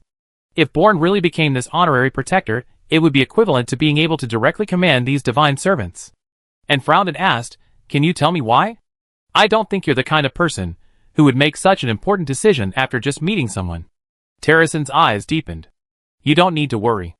This is only beneficial to you, and I just want to leave a way out for Water God Mountain. But you're wrong about one thing, this isn't our first meeting." And gave a wry smile. "You mean we met in the Void Realm? But we didn't even exchange a single word then, so it shouldn't count." "However, Terrasen." She shook her head. "Do you still remember the Eye of the Sea God beneath the Endless Sea?" Annie's pupils constricted sharply. "That was where they obtained the soul of the raging tide, and where Stark, the patriarch of the Endless Sea, was trapped." "You mean, I was the one who sealed the soul of the raging tide, and those people in the Endless Sea worship me?" Annie suddenly remembered. She had indeed seen a statue of the so-called Sea God on Sea God Island. The statue was of a woman, and at the time, Annie had been somewhat curious. Now, thinking back, wasn't that statue none other than Terrasen? So the Sea God is the Water God. Terrasen smiled slightly. "Otherwise what? They're both water, what difference could there be?" Annie asked doubtfully. "But we didn't see you back then at the bottom of the sea." Terrasen explained. "You didn't see me, but you released my clone. That deep-sea dragon named Cabra was my clone, and to make him obediently suppress the raging wave's soul, I had to strip him of his memories and place him inside the deep-sea dragon's body." "I see." Annie suddenly understood. "Then why did you suppress the raging wave's soul?" Terrasen shrugged. "There's no why. Of course, I wanted to merge with it, but I failed back then, so I suppressed it. Intending to try again when the time was right, but after the separation of the prime material plane and the divine plane, I could never return." Born swallowed hard. "So you don't still want to?" Terrasen shook his head. "I have no need to take the raging wave's soul from you anymore. It's meaningless. I can see that you fuse very well with the raging wave's soul, able to unleash almost its complete power, something I certainly can't. Therefore, I hope you can use this power to help Mount Water God continue to grow stronger. If a truly devastating disaster occurs in the future, I also hope you can help Mount Water God preserve its flame and continue its lineage. Lord Water God, we are not afraid of death. We don't need the protection of the undead." A divine servant shouted. "Shut up," Terrasen roared. "You may not be afraid of death, but the lineage of Mount Water God cannot be severed. The 5 divine mountains are the only remaining primordial bloodline in this world. If we all die, and the lineage is broken, this world will truly be doomed." She looked at Born and said, "I won't force you. You just need to make a choice according to your heart." Born looked directly into Terrasen's eyes, his expression solemn, and said, "Okay, I promise you." Khmor's expression was as heavy as if he were carrying a 1,000-pound burden. He hurried towards the teleportation array outside Water God Mountain, each step making the gravel on the ground crunch. "Hey, this matter must be reported to the higher-ups immediately. Water God Mountain is colluding with the Netherworld. It's practically betraying the divine plane." His voice was filled with barely concealed impatience, and even his breathing was heavier than usual. Manus followed behind, the heavy armor clanging dully. His brow furrowed, his face full of confusion. Just now in the main temple, they discussed uniting with the Netherworld, without any attempt to hide it from the 3 of us. Is Water God Mountain really so fearless, not afraid of us reporting back to the main god? We can't worry about that now. Khmer abruptly stopped, turning to the 2, his eyes filled with anxiety. The situation has deteriorated to the extreme. Have you considered that if Water God Mountain really joins forces with the Netherworld, and the Netherworld has resurrected an ancient god of death, once they break the seal and billions of undead flood into the divine plane, what will happen to the rest of us? Which of the 4 sacred mountains can escape unscathed? Even the supreme god might be in danger. Salrock hesitated, his tone tinged with doubt. But isn't their cooperation aimed at dealing with the Vades? They're not going to war with us, so why are we so nervous? You're oversimplifying things. Khmer interrupted him sharply, his voice rising several decibels. Do you think the undead will be satisfied with just taking back their original resources? They want the entire divine plane, complete control of this world. Once the seal on the undead realm is broken, those undead creatures will devour everything like locusts. By then, it will be too late to resist. Sarok was speechless for a moment, opening his mouth but not refuting, only his brows furrowing even more. But if the netherworld truly has a god-level powerhouse, like the ancient death god, shouldn't they be able to easily break the seal themselves? Why would they need to cooperate with Water God Mountain? That's the most terrifying part. Kmol's eyes darkened, his tone tinged with lingering fear. They're either testing our reaction or accumulating power. Either way, we must report this to the Supreme God as soon as possible and ask them to take immediate action. Find that ancient Grim Reaper named Callan and eliminate him before he regains his strength and breaks the seal, or the consequences will be unimaginable.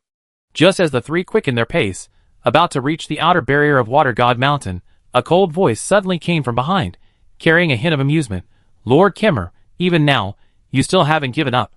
Kimmer froze, turning around abruptly to see Annie standing on the stone steps not far away, wand in hand, her long hair blowing in the mountain wind, her eyes utterly expressionless. He instinctively gripped his sword hilt, shouting with a fierce but weak voice, Annie, don't think your conspiracy with the underworld will succeed. The Supreme God will not allow you to act recklessly. Annie smiled gently, the faint blue light swirling around her fingertips slowly dissipating. I never had any conspiracies. You should think about it carefully. Although I'm a necromancer, in all my years operating in the divine plane, when have I ever used necromancy to harm the innocent? When have I ever helped the underworld do anything to harm the divine plane? She paused, her gaze sweeping over the three men with varying expressions. Of course, I don't expect you to believe me, but I hope that when you return, you will tell the Wind God exactly what you saw and heard at Water God Mountain. Don't embellish or deliberately conceal anything. She emphasized the last sentence, her gaze fixed on Manus and Salrock. The two instinctively avoided her gaze, then quickly nodded, forcing a smile. Kermer's face flushed and paled in turns. He snorted coldly and glared at Annie. I don't need your reminder. Lord Wind God is wise beyond measure. He sees through your little tricks. Let's go! With that, he turned and strode towards the barrier. Manus and Salrock exchanged a glance and quickly followed.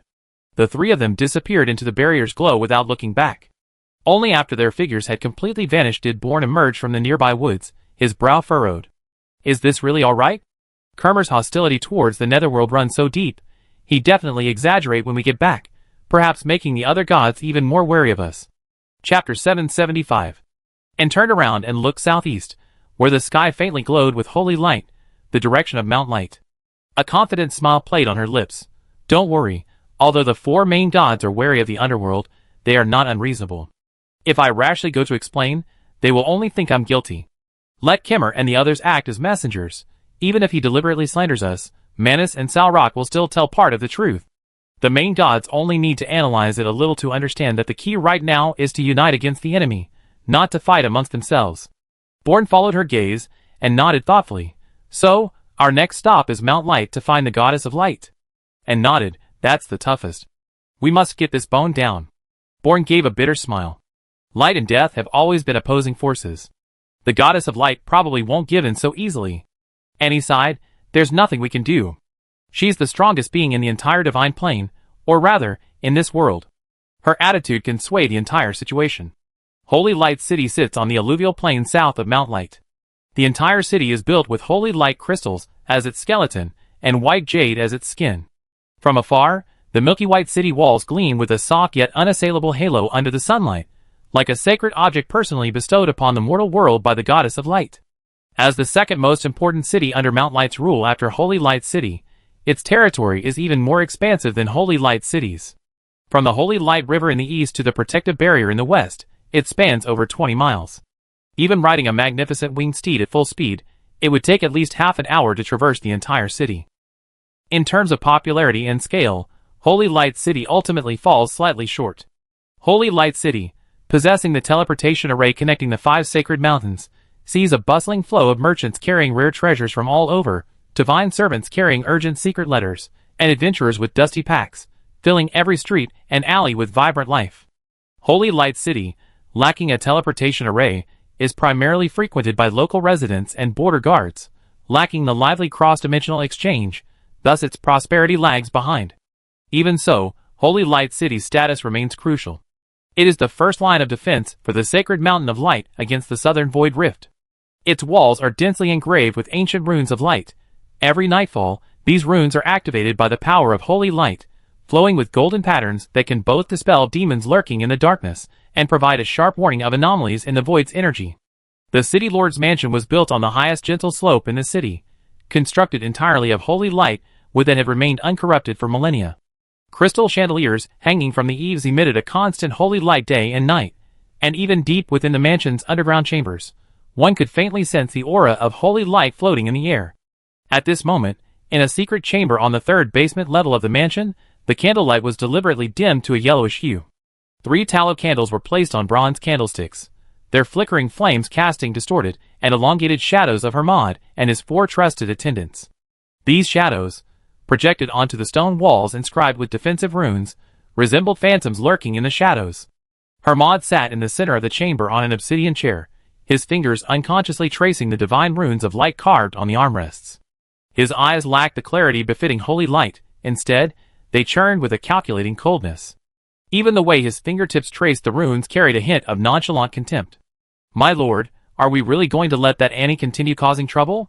Robinson, seated at the head of the left seats, couldn't contain himself any longer. His voice was barely audible, as if afraid the slightest sound would escape the secret chamber. "I just received intelligence that she not only met with Terrasen at Mount Water God, but also gained his support. If she follows the clues and finds out about us, and reports it to the Goddess of Light, all our plans over the years will be ruined."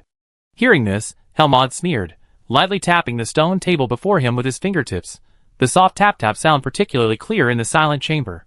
"So what if she finds out? She's just an evil necromancer. That old monster in the Celestial Library must have been out of his mind to give her a celestial token. You should know what that token means in the divine plane. Even the major divine mountains have to give the Celestial Library some face. If we rashly attack her, let alone succeed, if the commotion gets out and the major gods notice something amiss, do you think we can still sit here peacefully discussing matters?" He paused, his gaze sweeping over the tense faces of the 4 people opposite him, his tone now carrying a confident arrogance. Besides, even if she really did spread her suspicions, who would believe her?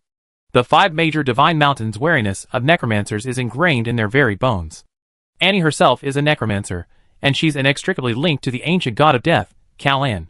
To the major gods, her words would only be seen as lies fabricated to win over the underworld and persuade the divine mountains to cooperate.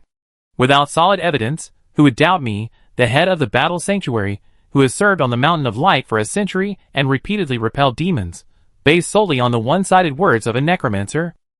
The tall, thin priest sitting on the right, his brows still furrowed, leaned forward, resting his elbows on the stone table, his voice even lower. "But I just received a secret message from Water God Mountain half an hour ago. Annie has already left Water God Mountain. Rumor has it that she not only convinced Terrasen that the main force of the Wades was about to attack, but also made Terrasen actually consider uniting with the underworld. If Water God Mountain really makes contact with the underworld, wouldn't all our previous plans be exposed?" Water God Mountain. Hermod chuckled as if he heard a joke, suddenly sneering, leaning forward slightly, his hands on the stone table, his eyes full of disdain. "Terrasen does have some guts, daring to consider uniting with the underworld against the wishes of the other sacred mountains, but she's not foolish enough to disregard the fundamental position of the 5 great sacred mountains. Do you think uniting with the underworld is a trivial matter? Back then, in the War of the Gods, the 5 great divine mountains fought with all their might to suppress the netherworld back into its seal. Even now, the god of fire and the god of thunder still seethe with hatred for the undead, wishing they could grind all undead creatures to dust. Even if Terrasen were willing, without the approval of the other 4 great divine mountains, the Water God Mountain would be powerless. Could it possibly withstand the pressure from the other divine mountains and form an alliance with the netherworld on its own?" He picked up the bronze water cup on the table, took a sip of the now cold water, and his tone returned to calm, yet concealed a deeper calculation. "We don't need to keep an eye on Annie now. She can't cause any real trouble. The one we should really be wary of is Kalan. That ancient god of death is the biggest problem. He was severely injured by the combined forces of the 5 main gods back then, and his hatred for the divine plane runs deeper than anyone else's. Now that he's resurrected, if he's truly persuaded by Annie to join forces with the divine mountains, that would be the real trouble." "What about Kalan?" Robinson pressed, a ruthless glint in his eyes. "How about we secretly send a squad of assassins to kill him while he's still recovering from his resurrection? That way, we can eliminate future troubles and completely thwart Annie's alliance plan." "Fool!" Hermod slammed his water glass on the stone table, splashing a few drops that were instantly absorbed by the rune-covered surface. Even if Callahan is weak, he's still a genuine Grim Reaper. Sending assassins won't kill him, it only expose our own weakness. Don't you remember? Back then, he was known as the strongest undead under the Great Grim Reaper. The title Death Blade wasn't for nothing. He took a deep breath, suppressing his agitation, a sinister glint in his eyes. To deal with Callahan, we can't use force, we have to use strategy. What we need to do is instigate. Make the 5 Great Mountains believe that Callahan's purpose in resurrecting wasn't to fight the enemy, but to take revenge on the divine plane. It's to avenge the heavy blow we suffered back then. As long as they both distrust and are wary of each other, they naturally fight to the death. Only when they're both severely weakened will it be our time to act. Upon hearing this, the 4 divine servants in the secret chamber's eyes flashed with greed, and their breathing quickened. Robinson was the first to rise, bowing deeply to Hermod. Your Excellency is wise. We make the arrangements now. Immediately spread rumors that Callahan slaughtered our patrolling divine servants of Mount Light in the southern swamp, and even threatened to massacre the holy city of Light, letting everyone in the divine plane know of his ambition. Hermod nodded in satisfaction, raising his hand to extinguish a candle. The dim light instantly dimmed further, obscuring half his face in shadow. Go, he said, remember, be discreet, leave no trace. After this is done, we will all become gods.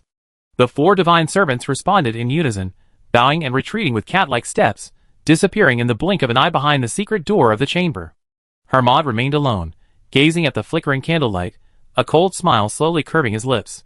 He seemed to already see the divine plane engulfed in war and chaos, and himself standing atop Mount Light, becoming the new master of this world. After a period of travel, Annie finally returned to the holy city of Light. From there, the journey to Mount Light was the shortest, taking only a day or 2. With the celestial token in hand, Annie's movements were incredibly smooth. Furthermore, Born possessed vast resources, making him incredibly wealthy, allowing her to use the mere teleportation array at will. All the major divine mountains received the information released by the Celestial Library and understood that it was already too late to take action against Annie, since the spatial core was no longer with her. However, they still dispatched personnel to monitor Annie's movements at all times. Annie's successful debate with the gods at Water God Mountain, persuading the Water God Terrasim, had spread throughout the divine plane, creating an explosive sense of unease among everyone. First and foremost was the massive invasion by the Vade. For thousands of years, the main force of the Vade had not come to this world, yet even so, they had still caused immense disaster. If their supreme leader were to arrive with their main force, it would be absolutely catastrophic. Secondly, there's the rise of the Netherworld. The ancient god of death. Death Blade has been resurrected. He will lead the Netherworld back to the divine plane, but he has 2 choices: cooperate with the divine plane to fight the Vade, or wage war against it. In the latter case, the divine plane will be caught in a pincer movement, making destruction almost inevitable. Even more surprising is that the Water God Terrasim has accepted an undead as an honorary protector of Water God Mountain, an unprecedented move. For some staunch anti-undead activists, Terrasim's actions constitute a betrayal of the 5 great divine mountains, and some have even begun to leave Water God Mountain to join other factions. Although the situation at Water God Mountain is dire, Terrasim remains steadfast in her decision, even extending invitations to other gods, a stark contrast to her stance during the War of the Gods. Back then, she was neutral, only joining when the situation had shifted in favor of the 4 great divine mountains, thus creating the current 5 great divine mountains. But now, with the entire situation still unclear, she has already made an unexpected decision, making her truly unfathomable. After Annie arrived in the holy city of Light, all the forces knew that her next target was Mount Light. Mount Light's attitude was crucial. Firstly, because Mount Light's power was the strongest in the entire divine plane. Secondly, Soraka was the deity closest to a high-ranking god. If we exclude the librarian of the Celestial Library, Soraka was the strongest being in the divine plane. Of course, the situation is somewhat different now. The emergence of the 4 ancient gods has completely rewritten the current world order. Once the Netherworld is freed from its seal, it will directly replace Mount Light's absolute position as the most powerful force. Annie, we meet again. Carlos greeted her with a complicated expression. Annie gave a slight bow. Lord City Lord, how have you been? Carlos waved his hand with a wry smile. Don't call me that. Your strength far surpasses mine now. If you still consider me a friend, just call me Carlos. Annie laughed. We're not on the same side anymore. How can we still be friends? Carlos was slightly puzzled. You come to persuade the goddess, Haven't you? If we could form an alliance, it shouldn't be a problem. Annie paused, narrowing her eyes. You and Robinson? Carlos was equally confused. Lord Robinson is my superior. What happened to him? Annie understood. It seemed he hadn't joined Hemat's camp, and didn't know about Hemat's situation. Hermod used the mysterious altar to search for the soul-splitting and merging technique, hoping to break through to the god level through it. This was definitely not the Goddess of Light's intention. Furthermore, his ambush of Green at the exit of the hidden channel some time ago was clearly his own doing, not on behalf of Mount Light. Therefore, Hermod is definitely secretly planning something, though Annie can't quite see through it yet. Annie waved her hand. It's nothing, I was just asking casually. By the way, what are you doing here? Were you waiting for me? Chapter 776. Carlos nodded. Yes, I am here on the orders of the Divine Mountain, awaiting your arrival. Lord Nobel and Lord Hermod are both currently in Holy Light City, but... His words suddenly trailed off, his gaze unconsciously drifting towards what was behind Annie.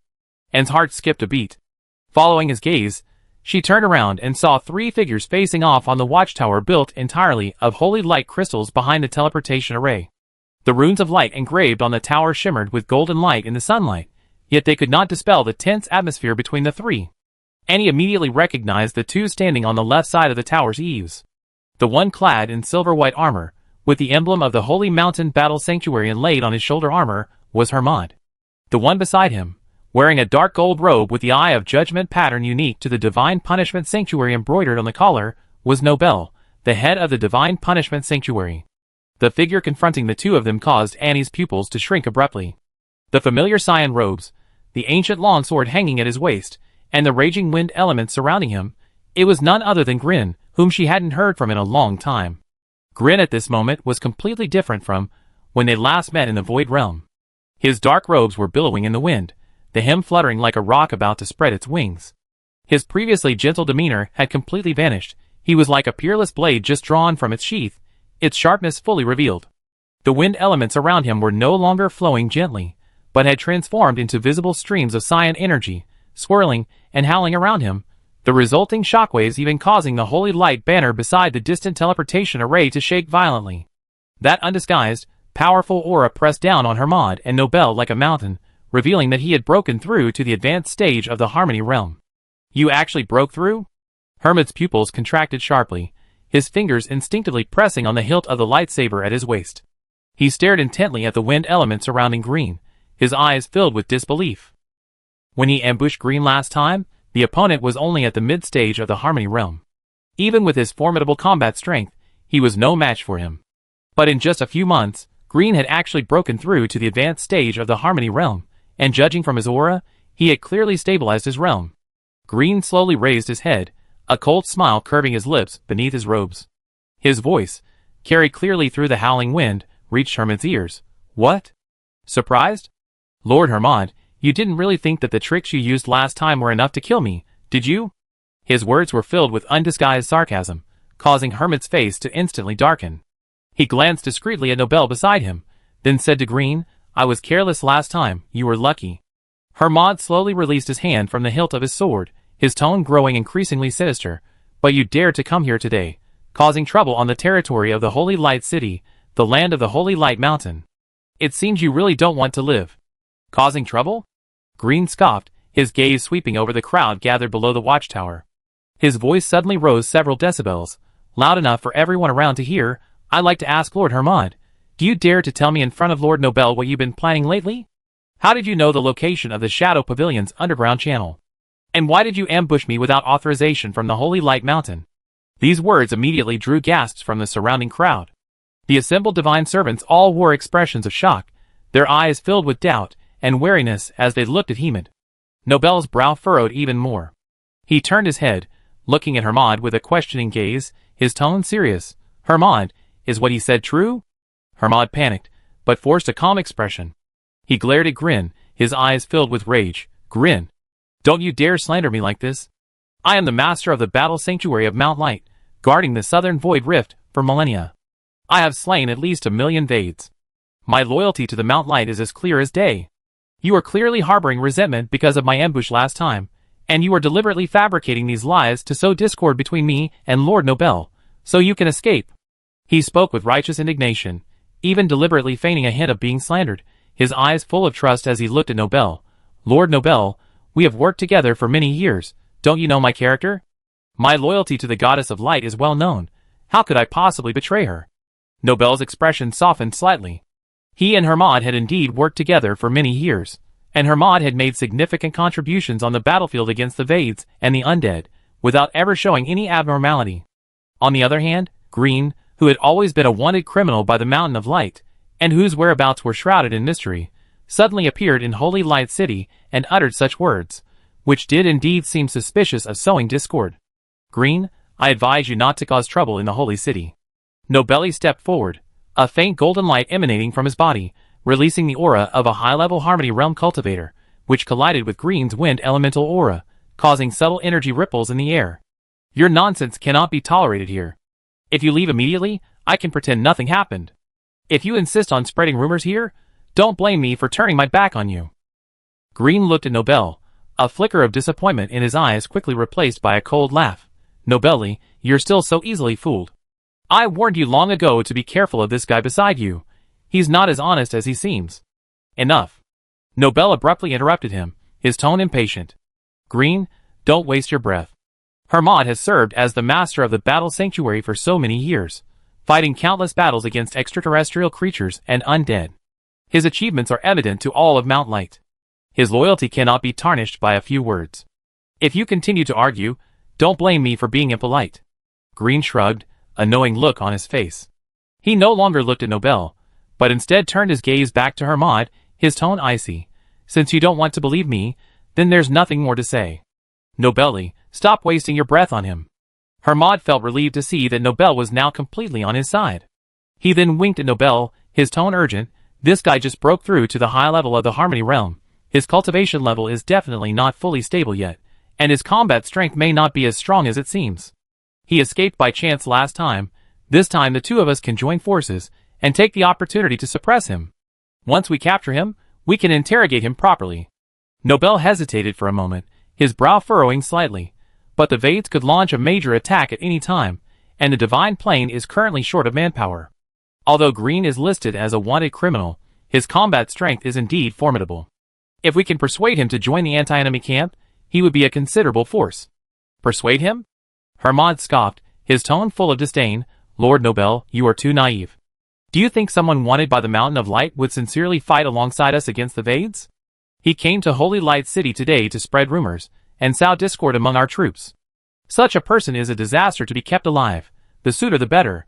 He paused, then added, besides, he's the first emperor of the Norma Empire, the leader of the forces in the prime material plane. Have you forgotten the conflict when he first arrived in the Divine Plane? How could he possibly be genuinely helping us? Today is the perfect opportunity to capture him and hand him over to the Goddess of Light. It will eliminate a threat and give the goddess an explanation, a win-win situation. Nobel was silent for a moment, realizing that Hermod's words made some sense. The situation in the Divine Plane was tense. They couldn't afford to leave Green, this unstable element, unchecked. He nodded, his eyes hardening. All right. Let's attack together and suppress him. Grim, seeing the two reach an agreement, showed no panic.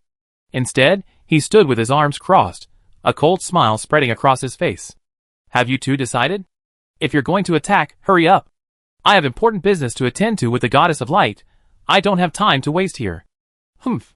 Still so stubborn even when you're about to die. Let's see if you're still so arrogant later. Hermod was completely enraged by Grim's attitude. He drew his lightsaber from his waist, the blade instantly enveloped in golden holy light, radiating a blinding glow. He let out a low shout, flicked his wrist, and the lightsaber, with a sharp whistling sound, slashed towards Grim's throat. The golden sword light was incredibly fast, scorching and distorting the air in its path, clearly using its full power. Grim seemed to have anticipated this. He lightly tapped his foot, and the wind element around him instantly condensed into an invisible wind staircase. With the help of the wind element, his body rose into the air as lightly as a willow catkin, easily avoiding Hermod's attack. A golden sword light grazed his robes, striking the stone railing of the watchtower with a deafening crash, instantly cleaving it in two and sending shards of stone flying. Lord Hermod, do you think you can even touch the hem of my robe now? Green hovered in midair, his robes fluttering in the wind, his tone dripping with sarcasm. However, the instant his words fell, A dazzling golden light suddenly crashed down from the sky. Nobel had somehow appeared above Green, his hands pressing down, a massive holy light seal forming in his palms, slamming down with overwhelming force towards Green. Green's expression shifted slightly, not daring to be careless. His wind element instantly erupted, his body flashing like a ghost, transforming into a blue afterimage, instantly appearing on another tower dozens of meters away. Boom! The holy light seal slammed heavily onto the spot where Grin had just stood, causing the entire watchtower to shake violently. Crystal fragments flew everywhere from the top, and several jagged cracks appeared on the tower's surface. Hermod landed on the watchtower's ruins, looking at Grin standing steadily in the distance. A hint of malice flashed in his eyes. He deliberately raised his voice, shouting to the surrounding divine servants, "Grin, is all you can do is run away? If your people knew that the first emperor of the mighty Norma Empire only knew how to flee from the enemy like a coward, what would they think?" However, Grin paid no heed to his taunts. He dusted off his robes and said calmly, "My people are far away in the prime material plane. They won't care about these trivial matters of mine in the divine plane." Hermod urgently said to Nobel, "Lord Nobel, stop wasting time talking to him. He's definitely stalling for time. Let's join forces and attack immediately. We must capture him before he escapes."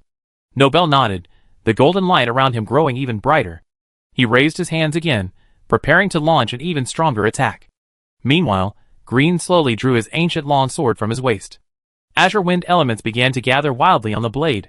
A fierce battle was about to erupt. Annie stood beside the teleportation array, watching the three facing off on the tower, a slow smile playing on her lips. Carlos hesitated. Should we stop them?" Annie glanced at him with a smile. "You're the city lord of the holy city of light. Shouldn't you be the one to intervene?" Carlos quickly waved his hands. "Those two are my superiors. How could I dare to intervene?" Annie said, "It's all right. Even without my intervention, they won't fight." Carlos was full of questions. "Huh? Why? They're not." Just then, a golden light suddenly shone in the sky, and a magnificent figure appeared in midair, the phantom of the goddess of light. Everyone was taken aback, and upon realizing what had happened, they hastily knelt down, their faces filled with piety. Nobeli and Hermod, who were about to attack Green again, also stopped what they were doing, bowing respectfully. "Goddess." The goddess of light's voice came from the air, seemingly ethereal yet undeniably real. "Nobeli, Hermod, what are you two doing? Don't you remember your mission?" Nobeli's heart skipped a beat, and he turned to see Ian below, who had a half smile on her face. He then remembered that they were there to fetch Anne. Hermod immediately replied, "Goddess, we haven't forgotten our mission, but this Green is far too arrogant, openly challenging the authority of the sacred mountain. We want to capture him and hand him over to you." The goddess of light said nothing more, only calmly stating, "Don't waste time, take him up the mountain as soon as possible."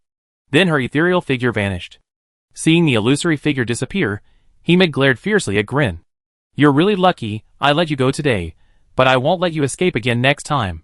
Grin chuckled. "Heh, this isn't the first time you said that to me." "You?" Hemid was so angry his chest tightened. Nobele grabbed him, saying, "Forget it, completing the goddess's task is more important. Let's go." Hemid snorted heavily, and prepared to leave with Nobele. However, Grinlay suddenly called out to them, "Hey, wait! What else do you want?" Nobele asked, frowning. Grinlay grinned, "Didn't I say I was going to find the goddess of light? Let's go, we can go together." Chapter 777. Huh? Both of them were stunned, not understanding Green's meaning. At this moment, a clear voice rang out, "He's with me, is that not allowed?" Nobel turned around, and saw Annie walking slowly towards him. He frowned slightly. "Our orders were only to take you up the mountain, not to take him." Annie shrugged, "It's just one more person, what's the big deal? Besides, didn't you originally intend to take him to see the goddess?" Hemid gritted his teeth. He said that, but in reality, he only wanted to find a way to capture Green and then secretly kill him. He had no intention of handing him over to the goddess of light. Now this plan was completely ruined. Capturing Green again would be harder than climbing to heaven. After all, Green was a free man, his whereabouts unpredictable. For centuries, all the major sacred mountains had been hunting him, but he was still alive and well, even having cultivated to the high level of the Harmony realm. He was practically a freak. It seems our sparring has to end here. We continue another time. Green sheathed his long sword and landed gracefully. Hermod snorted, resigned to stopping for now and resuming later. "Annie, the goddess has already granted you permission to come up the mountain. You should think carefully before you speak, Nobel warned. Don't forget your identity as a necromancer. With just one order from the goddess, I can capture you immediately. Even the celestial decree can't save you. And he smiled and said, I believe the goddess wouldn't do that. If something really happened to me on Mount Light, how would the world view Mount Light? Who would dare to come to Mount Light in the future? Nobel was taken aback. This was his first conversation with N, and he couldn't help but admire her quick thinking. To respond so swiftly to a top-tier expert like him was truly remarkable. It was a pity. With the goddess of light's decree, Hemet had nothing more to say. They had prepared the golden dragon beforehand, which was waiting outside the city. The group climbed onto its back. The golden dragon's scales gleamed brilliantly in the sunlight. Its back was as broad as a flat stone platform, large enough to accommodate several people sitting side by side. Green patted the dragon's rough scales, preparing to climb onto its back, when Hemet's angry voice came from behind. Hey, what are you doing up here? This dragon is the Mount of Mount Light. When did it become your place? A wanted criminal to freeload. Green paused, turning around with a grin plastered on his face. Completely ignoring Hemet's cold gaze, he strode onto the dragon's back, sitting casually beside Hemet, even deliberately squeezing closer. Hee, Lord Hemet, didn't I already say I wanted to come with you? Go! Helmod was pushed aside, his fingers trembling with anger. He pointed to the ground beneath the dragon, his voice rising several decibels. Get off! You shameless scoundrel! If you want to get to Mount Light, find your own way. This golden dragon is Mount Light's exclusive mount, not for someone like you to hitch a ride. I won't! Green simply leaned back, hands behind his head, adopting a defiant stance. The dragon's back is so wide, one more won't make it crowded. Besides, Annie's in front too. You can't leave me behind alone, can you? You? Hermod abruptly stood up, his hand on the lightsaber at his waist, his eyes blazing with fury. He looked as if he wanted to throw Grim off the dragon's back on the spot. All right, Hermod, Nobel quickly stopped him, his tone tinged with exasperation. Let him sit if he wants. Her Majesty the Goddess is waiting for our report at the main temple. If we delay the mission, Her Majesty will be angry again. Hermod's chest heaved violently a few times, but he finally let out a heavy snort and withdrew his hand from the hilt of his sword. He glared fiercely at Grim, then turned and climbed to the front of the dragon's back, choosing a seat furthest from Grim. His back was ramrod straight, his face so dark it seemed to drip water. Grim watched his retreating figure, secretly pursing his lips, a sly glint in his eyes. Just then, the golden dragon let out a deafening roar, its massive wings flapping violently, whipping up a gust of wind that sent pebbles and fallen leaves flying everywhere. The dragon carried the group slowly into the air, its wings flapping to increase their altitude. Below, the city of Holy Light gradually became a tiny dot of light, while the distant mountain of light appeared and disappeared in the clouds. However, Green seemed determined to keep Hemet in the limelight. He patted the dragon's scales, carefully stood up, and slowly moved up the dragon's back to Hemet's side, deliberately nudging him on the shoulder with his elbow. Hey, Lord Hemet, look how beautiful the view is from up here. It's much more spectacular than from the ground. Hemet whirled around, his eyes blazing with murderous intent. Are you crazy? Why are you always crowding around? Aren't you with Annie? She's right there. Why don't you sit over there with her? Annie. Green stroked his chin, a helpless expression on his face. I know her too well. We talked about everything. There's nothing new to say. The journey to the holy city of light is so long, it must be so boring. Why don't we chat to pass the time? I have nothing to talk about with you. Helmod turned her head away without hesitation, her gaze fixed on the distant sea of clouds, not even bothering to glance at Green again. But Green seemed not to hear him, continuing to press closer, his tone laced with mystery. Hey, don't be so cold. I know what you're thinking. You did those things behind the goddess of light's back. Weren't you trying to find a path to the gods? Although the methods you used were indeed somewhat against the doctrine. Stop right there. Hemet's body stiffened instantly, turning his head sharply, his eyes filled with murderous intent that almost materialized. He stared intently at Green, his voice low and dangerous. If you dare say another word, I kill you right now. Green, however, was completely unfazed. Instead, he shrugged with a grin, gesturing towards Nobel, and lowered his voice. Look, Nobel is so far away from us, and the wind is so strong right now, he can't hear us. With that, Green snapped his fingers, and an invisible wind element instantly spread out, forming a transparent barrier around the two of them. The wind outside the barrier instantly subsided, effectively locking their conversation within its confines, making it inaudible to anyone else. Hermod stared at the wind elemental barrier before him, his brow furrowing deeply. He glared at Grim, his voice icy. What exactly do you want? Don't try any tricks with me, just say it. Didn't I just say? I just wanted to talk to you. Green shrugged, his smile fading slightly, his eyes becoming serious. I reached the advanced stage of the Harmony Realm now, and the most important thing next is figuring out how to break through to godhood. We're both stuck at this crucial juncture, so we have a lot in common. Hearing this, Hermod scoffed, his eyes full of disdain. TCH, you think you can become a god? Don't daydream. Nobel reached the peak of the Harmony Realm 1,000 years ago, and he tried countless methods, but still hasn't shown any sign of breaking through. You, who just recently broke through to the advanced stage of the Harmony Realm, think you can reach the heavens in one step? I think you haven't quite woken up from my last beating. You can't say that, Green said, unfazed by his sarcasm, shaking his head with a smile. Just because Nobel couldn't become a god doesn't mean we can't. And, besides, I'm different from you. I don't rely on any power, so I don't have many scruples in my actions. I can try whatever methods I want. Unlike you, being on Mount Light, you're constantly constrained by the goddess, and you have to be careful in everything you do. He paused, his gaze fixed on Hermod's eyes, his tone probing.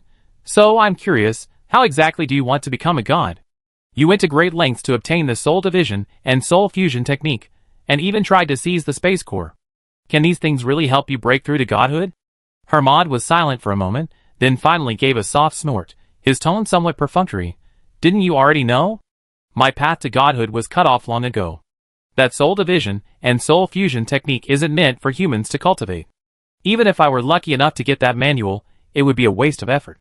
As for the space core, you probably already used it up, let alone used it to become a god. Those are all a smokescreen. Green suddenly interrupted him, his eyes sharpening. Your real purpose isn't to use these things at all, is it? Helmut's eyes narrowed sharply, his body tensing instinctively.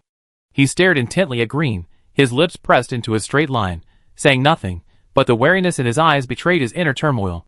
Green didn't stop, continuing, think about it carefully. For 10,000 years, countless geniuses have tried to cultivate the spirit division and soul fusion technique, including many peak-level experts, and even a few who were once infinitely close to godhood, yet not a single one has succeeded. This already says a lot. This manual is either incomplete or simply unsuitable for people of this era. Under these circumstances, you still go to great lengths to obtain it. Are you stupid, or are you gambling everything? He looked at Hermod's increasingly grim face, a knowing smile playing on his lips. But I think you, Hermod, aren't that kind of reckless person. You're meticulous and always leave no room for error. How could you do something so uncertain?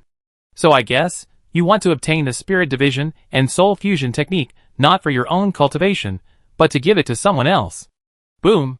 These words exploded in Hermod's heart like a thunderclap. His heart skipped a beat, and his face paled instantly, but he quickly forced himself to calm down, his face remaining expressionless as he stared intently at Green with icy eyes, trying to glean something from his expression. Green, however, seemed oblivious to his gaze, and continued his analysis. The same goes for the spatial core. Given your status at Mount Light, if you truly wanted the spatial core, you could have openly surrounded me with your divine servants. At most, you receive a minor punishment from the goddess of light, which is nothing compared to becoming a god. But you chose to act stealthily, which is very strange. If you did obtain the spatial core, but didn't hand it over to Mount Light, nor did you fuse with it yourself, the goddess of light would definitely suspect you. She would then investigate to find out who you gave the spatial core to. He deliberately dragged out his words, his eyes full of inquiry. Oh dear, this is really hard to guess. Tell me, who do you intend to give these things to after all this trouble? Enough. Hermod finally couldn't help but speak, his voice trembling slightly, yet he still tried to appear calm. These are all just your guesses, you have no real evidence. You should know what the consequences will be for openly framing the leader of the Bright Mountain sect, shouldn't you? I didn't frame you. Green quickly waved his hand, his face returning to its usual playful grin. I was just discussing possibilities with you. Besides, today, I'm not telling you this to expose you.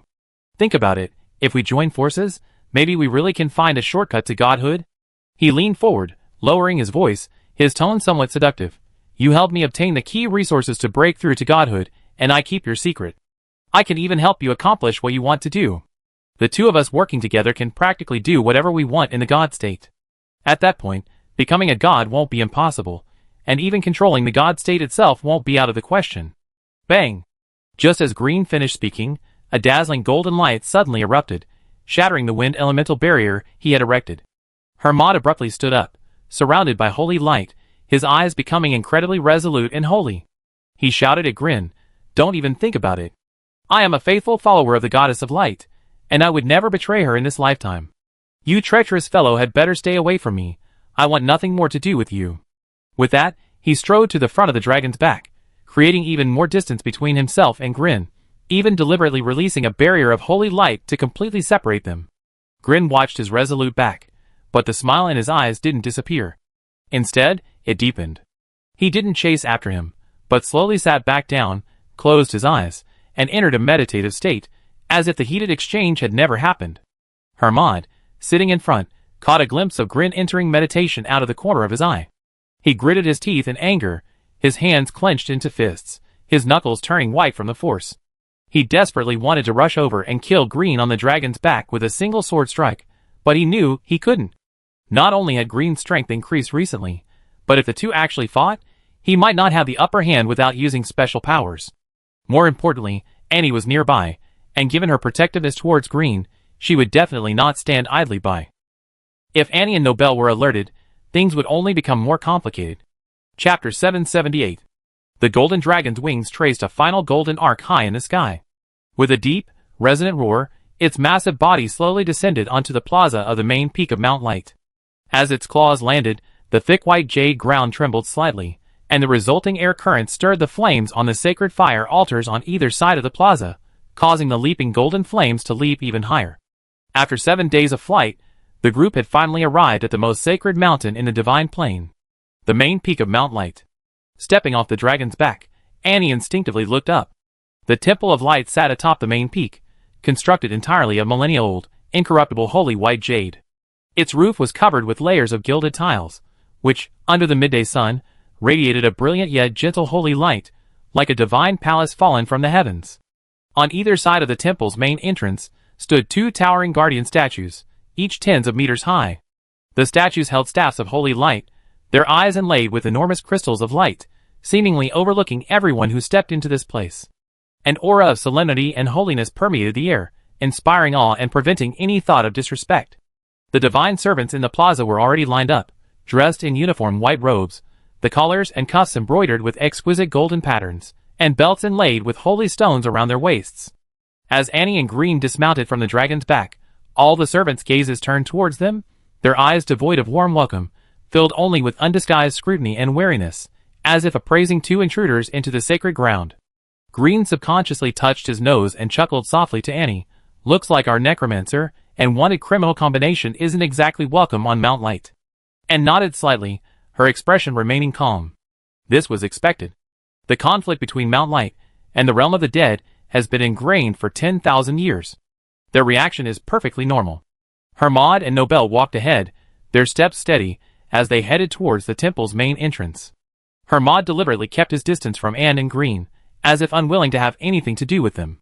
Nobel glanced back every now and then, his eyes filled with complex emotions, seemingly wanting to say something, but ultimately only sighed softly and continued on his way. The moment they entered the temple, a rich aura of holy light washed over them. Tiny golden specks floated in the air, landing on their skin with a warm touch. The interior of the temple was even more magnificent than the exterior. On the 100-meter-high dome, murals depicted the goddess of light leading the gods in battle 10,000 years ago. Painted with holy light pigments, the murals remained vibrant even after millennia. The goddess's gaze seemed to pierce through time, watching over everyone within the temple. On the stone platforms flanking the hall, an inextinguishable flame of holy light burned, its light illuminating the thrones on either side. These thrones were empty, except for the one at the very front, where sat a woman in a golden robe. It was none other than Soraka, the goddess of light. Soraka's golden robes were embroidered with intricate runes of light, the hem trailing down from her throne onto the polished white jade floor, like a flowing golden river. In her right hand, she held a massive scepter of holy light, its top inlaid with a fist-sized, 7-colored crystal of holy light. Within the crystal, countless points of light seemed to swirl, radiating a vast and pure power of holy light. Her eyes, pale gold like molten gold, calmly gazed upon the people entering the hall, devoid of any emotional fluctuation, yet exuding an aura of majesty that commanded respect. Annie and Green exchanged a glance, straightened their robes, and bowed respectfully to Soraka. "Your Majesty, how have you been?" Soraka's gaze lingered on them for a moment before she spoke slowly, her voice clear yet carrying an undeniable authority.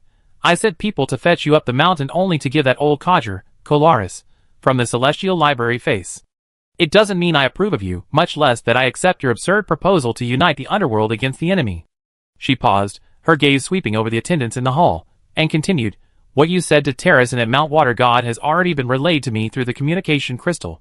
Of course, I won't completely reject you without giving you a chance. You can say 3 sentences. After those 3 sentences, I decide whether to listen to you continue, and whether you can stay at Mount Light God." Annie's brow furrowed slightly, instantly understanding that Soraka's seemingly generous offer was essentially a direct rejection. In just a few sentences, and a few dozen words, trying to persuade a chief god who harbored hostility towards the Netherworld, and had ruled Mount Light for millennia to agree to an alliance, was utterly a pipe dream. Her original plan was to remain on Mount Light, gradually explaining the impending attack of the main force of the Verids to Soraka through daily contact, slowly dissolving her hostility towards the Netherworld, and eventually persuading her to send a small team to conduct an initial trial of cooperation. Once Mount Light took the first step, it would be much easier to persuade other sacred mountains to join. But now it seemed Soraka wasn't giving her a chance to plead, directly pushing her to the brink. "Annie, that old woman Soraka is notoriously stubborn. Are you sure you can handle this?" Green whispered in Annie's ear, his voice barely audible. Annie gave a wry smile, pointed at Soraka ahead, and said helplessly, "Nothing can be kept secret from the Goddess of Light. No matter how softly you speak, she hears everything." Green paused, then realized what she meant, awkwardly scratching the back of his head. He gave Soraka a stiff smile and waved his hand, saying, "Hee, Goddess, I was just joking with Annie, don't take it seriously." Soraka's expression remained unchanged. She simply said calmly, "I don't have time to waste on jokes. Ready? Let's begin." Annie took a deep breath, suppressing her anxiety, and took a step forward. Her gaze met Soraka's directly, her eyes showing no fear, only unwavering determination. "Goddess, forgive my intrusion, but before I present my proposal, I would like to ask you a question." Soraka frowned slightly, clearly not expecting Annie to break her rules. The 3-sentence opportunity she had given was for Annie to state her views, not to ask her questions. However, Soraka didn't refuse outright, her tone remaining icy. "Asking questions counts as part of the 3 sentences. Ask whatever you want. I will give my answer after you finish your 3 sentences." Annie thought to herself, she's indeed not easy to deal with. But she wasn't discouraged, and instead clearly asked, 10,000 years ago, during the War of the Gods, you clashed with the Death Blade Callan many times. Now that Callan has been resurrected, although he hasn't regained his peak strength, he is still an ancient god of death. I want to know, with your current strength, who is stronger, you or Callan?" The hall fell silent instantly upon hearing this. The attendants on either side showed surprise, clearly not expecting Annie to ask such a question. On Mount Light, Callan was synonymous with evil and destruction. Mentioning him was considered disrespectful to the Goddess of Light, let alone comparing him to Soraka. Soraka was also slightly taken aback. She truly hadn't expected Annie's first question to be so direct. Memories from 10,000 years ago surfaced in her mind. Back then, Callan, wielding the soul-severing blade, led an army of the undead, sweeping across the divine plane. As the chief god of Mount Light, she had fought him several times, ultimately only achieving a draw. If it weren't for the 5 chief gods joining forces to set up a deadly formation, they wouldn't have been able to severely injure Callan. Now that Callan had been resurrected, although his strength was greatly diminished due to the damage from the seal, the death god's constitution was special, and his recovery speed far exceeded that of ordinary god-level powerhouses. In a one-on-one fight, Soraka was confident she could repel Callan using the Holy Light's advantage against the undead, but she had no chance of killing him. If the battle dragged on, the situation would become even more dire. But Soraka didn't answer immediately, only saying calmly, "You finished your first sentence. Now you can say your second." Annie looked at Soraka's expressionless face. The holy light surrounding her acted like a barrier, not only isolating her from external energy, but also making it impossible to discern any emotion in her eyes. Annie knew that getting Soraka's true thoughts out of her was virtually impossible. She could only continue asking questions according to her plan. She composed herself and continued, "My second question is still a question. Goddess, do you believe that the undead race is still a part of our world?" This seemingly simple statement, like a pebble thrown into a calm lake, stirred considerable ripples among the divine attendants in the hall. Several young attendants couldn't help but want to refute it, but were stopped by the elder beside them with a look. Soraka also felt a pang of doubt. What was Annie's purpose in asking this question? The answer to this question was almost common sense in the divine realm. 10,000 years ago, after the Creator God created the world, his divine power became the fundamental elements of the world, and his 7 children became the progenitors of the elves, demons, giants, dwarves, orcs, and undead. Fundamentally, the undead, like other races, were descendants of the Creator God, a race native to this world. Even after countless wars broke out between the undead realm and the divine realm, even triggering the War of the Gods, this fact remained unchanged. The undead realm was still part of the world, and the undead were still its inhabitants. Soraka didn't understand why Annie would ask such an obvious question. Had she already given up on persuading him, intending to just say a few words, go through the motions, and leave? A flicker of disappointment even crossed Soraka's mind. It seemed the exceptionally intelligent, and capable of persuading Terrace and of the rumors was nothing more than that. She didn't answer, only waved her hand, her tone flat. You finished your second sentence. You have one last chance. And stood there, silent for a moment. She could feel the gazes of all the priests in the hall focused on her. Those gazes contained doubt, mockery, and wariness, but no trust. But she knew this was her last chance, her only hope of persuading Soraka. Finally, Annie raised her head, her gaze returning to Soraka. Her voice was clear and powerful, echoing throughout every corner of the temple. Goddess, in the War of the Gods 10,000 years ago, the divine plane and the realm of the dead clashed. On the surface, it was because of the natural repulsion between the elements of light and death, and because of the evil and warlike nature of the undead. But in reality, the most fundamental reason was that the undead, as immortal beings, possess infinitely long lifespans. In endless time, they could continuously cultivate, accumulate power, and give birth to one powerful being after another. Our other races, however, have finite lifespans. The birth of a powerful being requires a long time, and their numbers are few. The undead race's power consumed too many of the world's resources, and threatened the survival of other races. Therefore, the Light God Mountain, led by the 4 great god mountains, water, fire, wind, and thunder, joined forces to launch the War of the Gods. This not only suppressed the undead, sealing them in the barren undead realm, but also purged other powerful beings within the divine plane who did not belong to the 5 elements, ultimately leading to the 5 great god mountains' dominance. But now, the situation is different. Annie's voice suddenly rose, carrying an undeniable force. After the War of the Gods, the powerful beings of the divine plane dwindled. Their combat strength above the Yuan level is less than 30% of what it was 10,000 years ago. And the Vades? Their supreme leader is a powerhouse surpassing the god level, and they command several main legions with god-level combat power. Once they invade, not only the divine plane, but our entire world will face true disaster. So, Goddess, do you think the internal grudges of 10,000 years ago are more important, or protecting this world that is meant to survive? As Annie finished speaking, an unprecedented silence fell over the Temple of Light. The priests, who had been scrutinizing her, instinctively held their breath, looking at Soraka on the throne, awaiting the goddess's decision. The crystal chandeliers hanging from the temple ceiling cast golden light, illuminating Annie's slender yet upright figure, giving her an air of undeniable power. Soraka's fingers, gripping the scepter, twitched slightly. The luminous crystal at the scepter's tip flickered, as if echoing the turmoil within her. She remained silent for a long time, and finally, a complex expression appeared on her previously expressionless face. "You're more clear-headed than I expected." Soraka's voice broke the silence, no longer as cold as before, but with a touch of genuine warmth. "You're right, the undead are indeed creations of the Creator God, a part of this world. But you overlooked one point. The undead's immortality not only consumes resources, but more importantly, their disregard for life poses a threat to other races." She paused, her gaze sweeping over the divine servants in the hall, her voice rising slightly. "Light represents life and hope, while the undead represent death and decay. Our antagonism towards the undead realm is etched in our blood. Even if the Vades attack, forcing the Mountain of Light to join forces with the undead, let alone whether the divine servants can accept it, will Kal'an truly cooperate with us?" He was severely injured by the combined forces of the 5 main gods back then. His hatred for the divine plane cannot be easily resolved.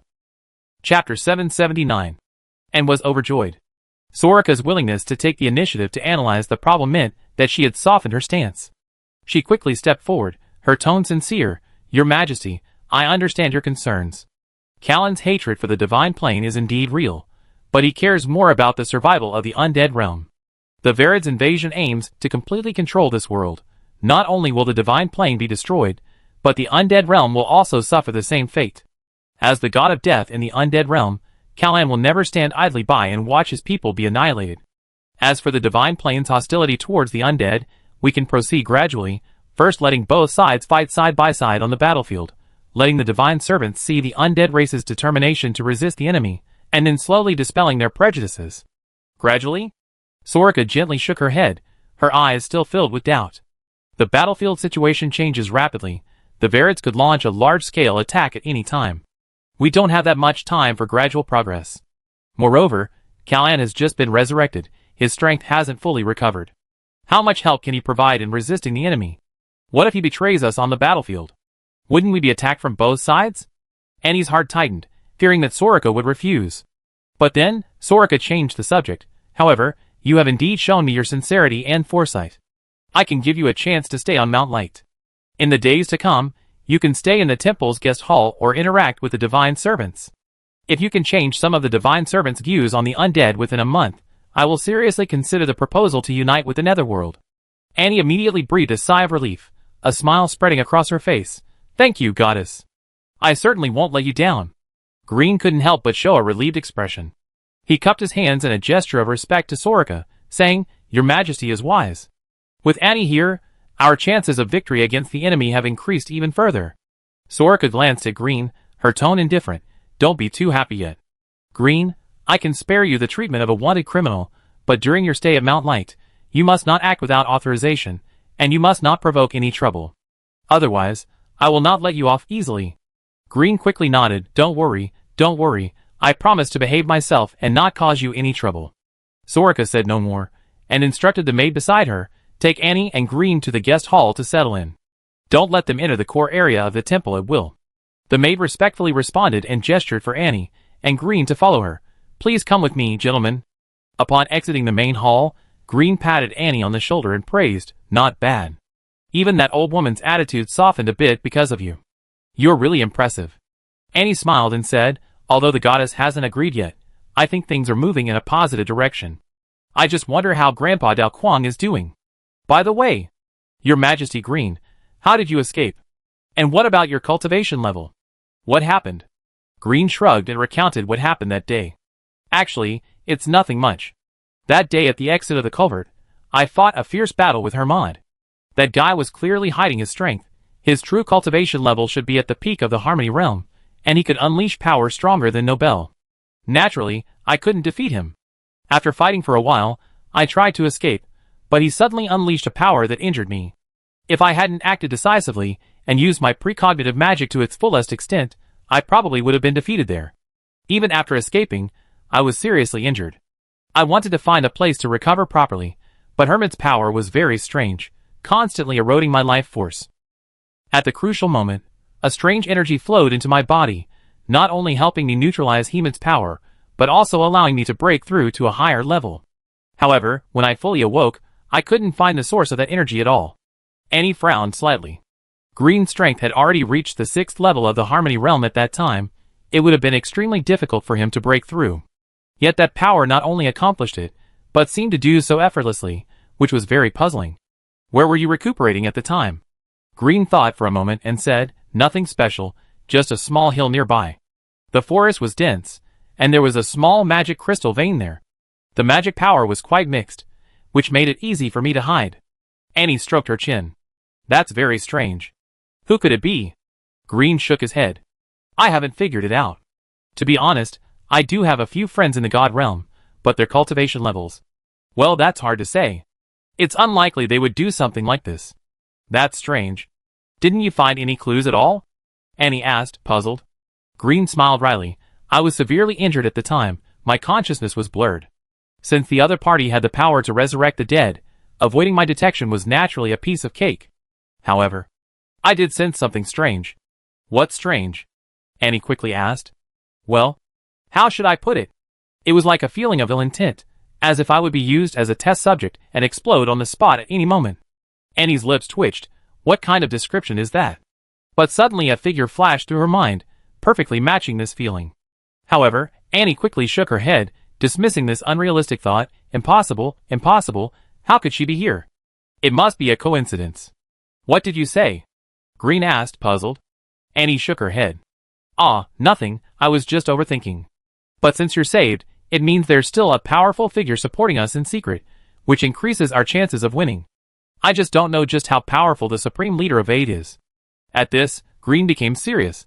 Based on my understanding of the Vade, their total military strength around our world reaches 30 million, of which 30,000 are at the chaotic origin realm or higher, and they only have one god-level expert, the Black Cloud we saw last time, named Talik, whose strength is similar to Terrasen's. Annie frowned. But Bick told me that these people are just a drop in the ocean for Vade, and their main strength isn't here. Does that mean the Supreme Leader's strength has already reached the peak of godhood? Peak, even surpassing the god level? Green shook his head. I never seen a powerhouse above the god level. I don't even have that concept. The strongest being to ever appear in this world, the eldest son of the creator god, the progenitor of the elves, was only at the peak of the god level. As for the Supreme Leader, I really can't judge. Annie sighed. If only we could take the initiative and investigate their strength. Green said, it's not impossible. The 5 great divine mountains have people searching for information in the void. Of course, this mission is extremely dangerous. It's easy to be captured and killed by the Vades, so the information they can gather is very limited. Annie frowned. Since the opponent only has one god-level powerhouse, and their strength isn't that great, why don't the 5 great divine mountains join forces to completely crush them? That would avoid this protracted war of attrition. It's not that simple. Green explained. I was also very puzzled by this back then. After years of observation, I come to the conclusion that the 5 sacred mountains aren't as harmonious as they appear on the surface. There's competition among them, and none want their power to be diminished. Moreover, the Vades are skilled in void warfare. They possess warships capable of navigating the void, while we don't. Once the sacred mountains' armies enter the void, they're like water without roots, easily defeated. Annie nodded. From her experience at Mount Thor, she had already noticed that the open and covert struggles among the 5 sacred mountains seemed never to have ceased. And in the Void Realm, she had also discovered the Vade's superb void combat skills, something that the strong in this world could not possess. Alas, although the situation is not optimistic, as long as we persevere, I believe no enemy is invincible, just like when you led the human race to defeat the orcs. Grim laughed heartily upon hearing this. Ha ha ha, worthy of being a citizen of my Norma Empire, courageous and decisive. However, Grim immediately stopped laughing, his expression serious. But compared to the others, you better be wary of Hermod. That guy is definitely suspicious. And was slightly taken aback. I saw you talking to him for a long time earlier. Did you discover anything? Grim said in a deep voice. I suspect the guy has something going on with the Vades. Hermod's boots tapped rapidly on the white jade steps of Mount Light, each step like stepping on a taut string. Robinson followed closely behind him, the hem of his robes fluttering in the wind, beads of sweat trickling down his face. He wanted to speak several times, but swallowed his words back each time. Only after turning the last corner of the corridor did he finally lower his voice and ask, Sir, is it really necessary to act in such a hurry? According to the original plan. Isn't the timing too risky? Hermod abruptly stopped, turning around with a chilling glint in his eyes. He grabbed Robinson's shoulder, the pressure so strong it made the man wince. Too late. Why do you think Green has been bothering me? He's already found clues. If we wait any longer, and he tells Soraka, we're finished. His voice was low but unwavering. If we act now, at least we still have a chance to control the situation. If we wait until Soraka notices something's wrong, it'd be too late. Robinson, intimidated by the ruthlessness in his eyes, nodded instinctively, swallowing his remaining concerns. Without another word, the two quickened their pace towards the entrance to the void realm behind Mount Light. The attendants along the way bowed respectfully upon seeing Hermod, but all sensed the oppressive aura emanating from him, and none dared to approach him. Soon, the two arrived at the entrance to the void realm, a valley shrouded in a holy light barrier, with a distorted spatial rift suspended in its center. The 4 divine servants guarding the area immediately straightened up and bowed respectfully upon seeing Hermod. Lord Hermod. Hermod stepped forward, his gaze sweeping over the 4, his tone as gentle as possible, yet unable to conceal his urgency. The situation is critical. Our scouts report that the Varids seem to be preparing to attack the entrance to the Void Realm. Lord Robinson and I are going in to investigate. You must guard this place well. Without my order, no one is allowed to approach the barrier, and even more so, no one is to be allowed to enter the Void Realm through the entrance.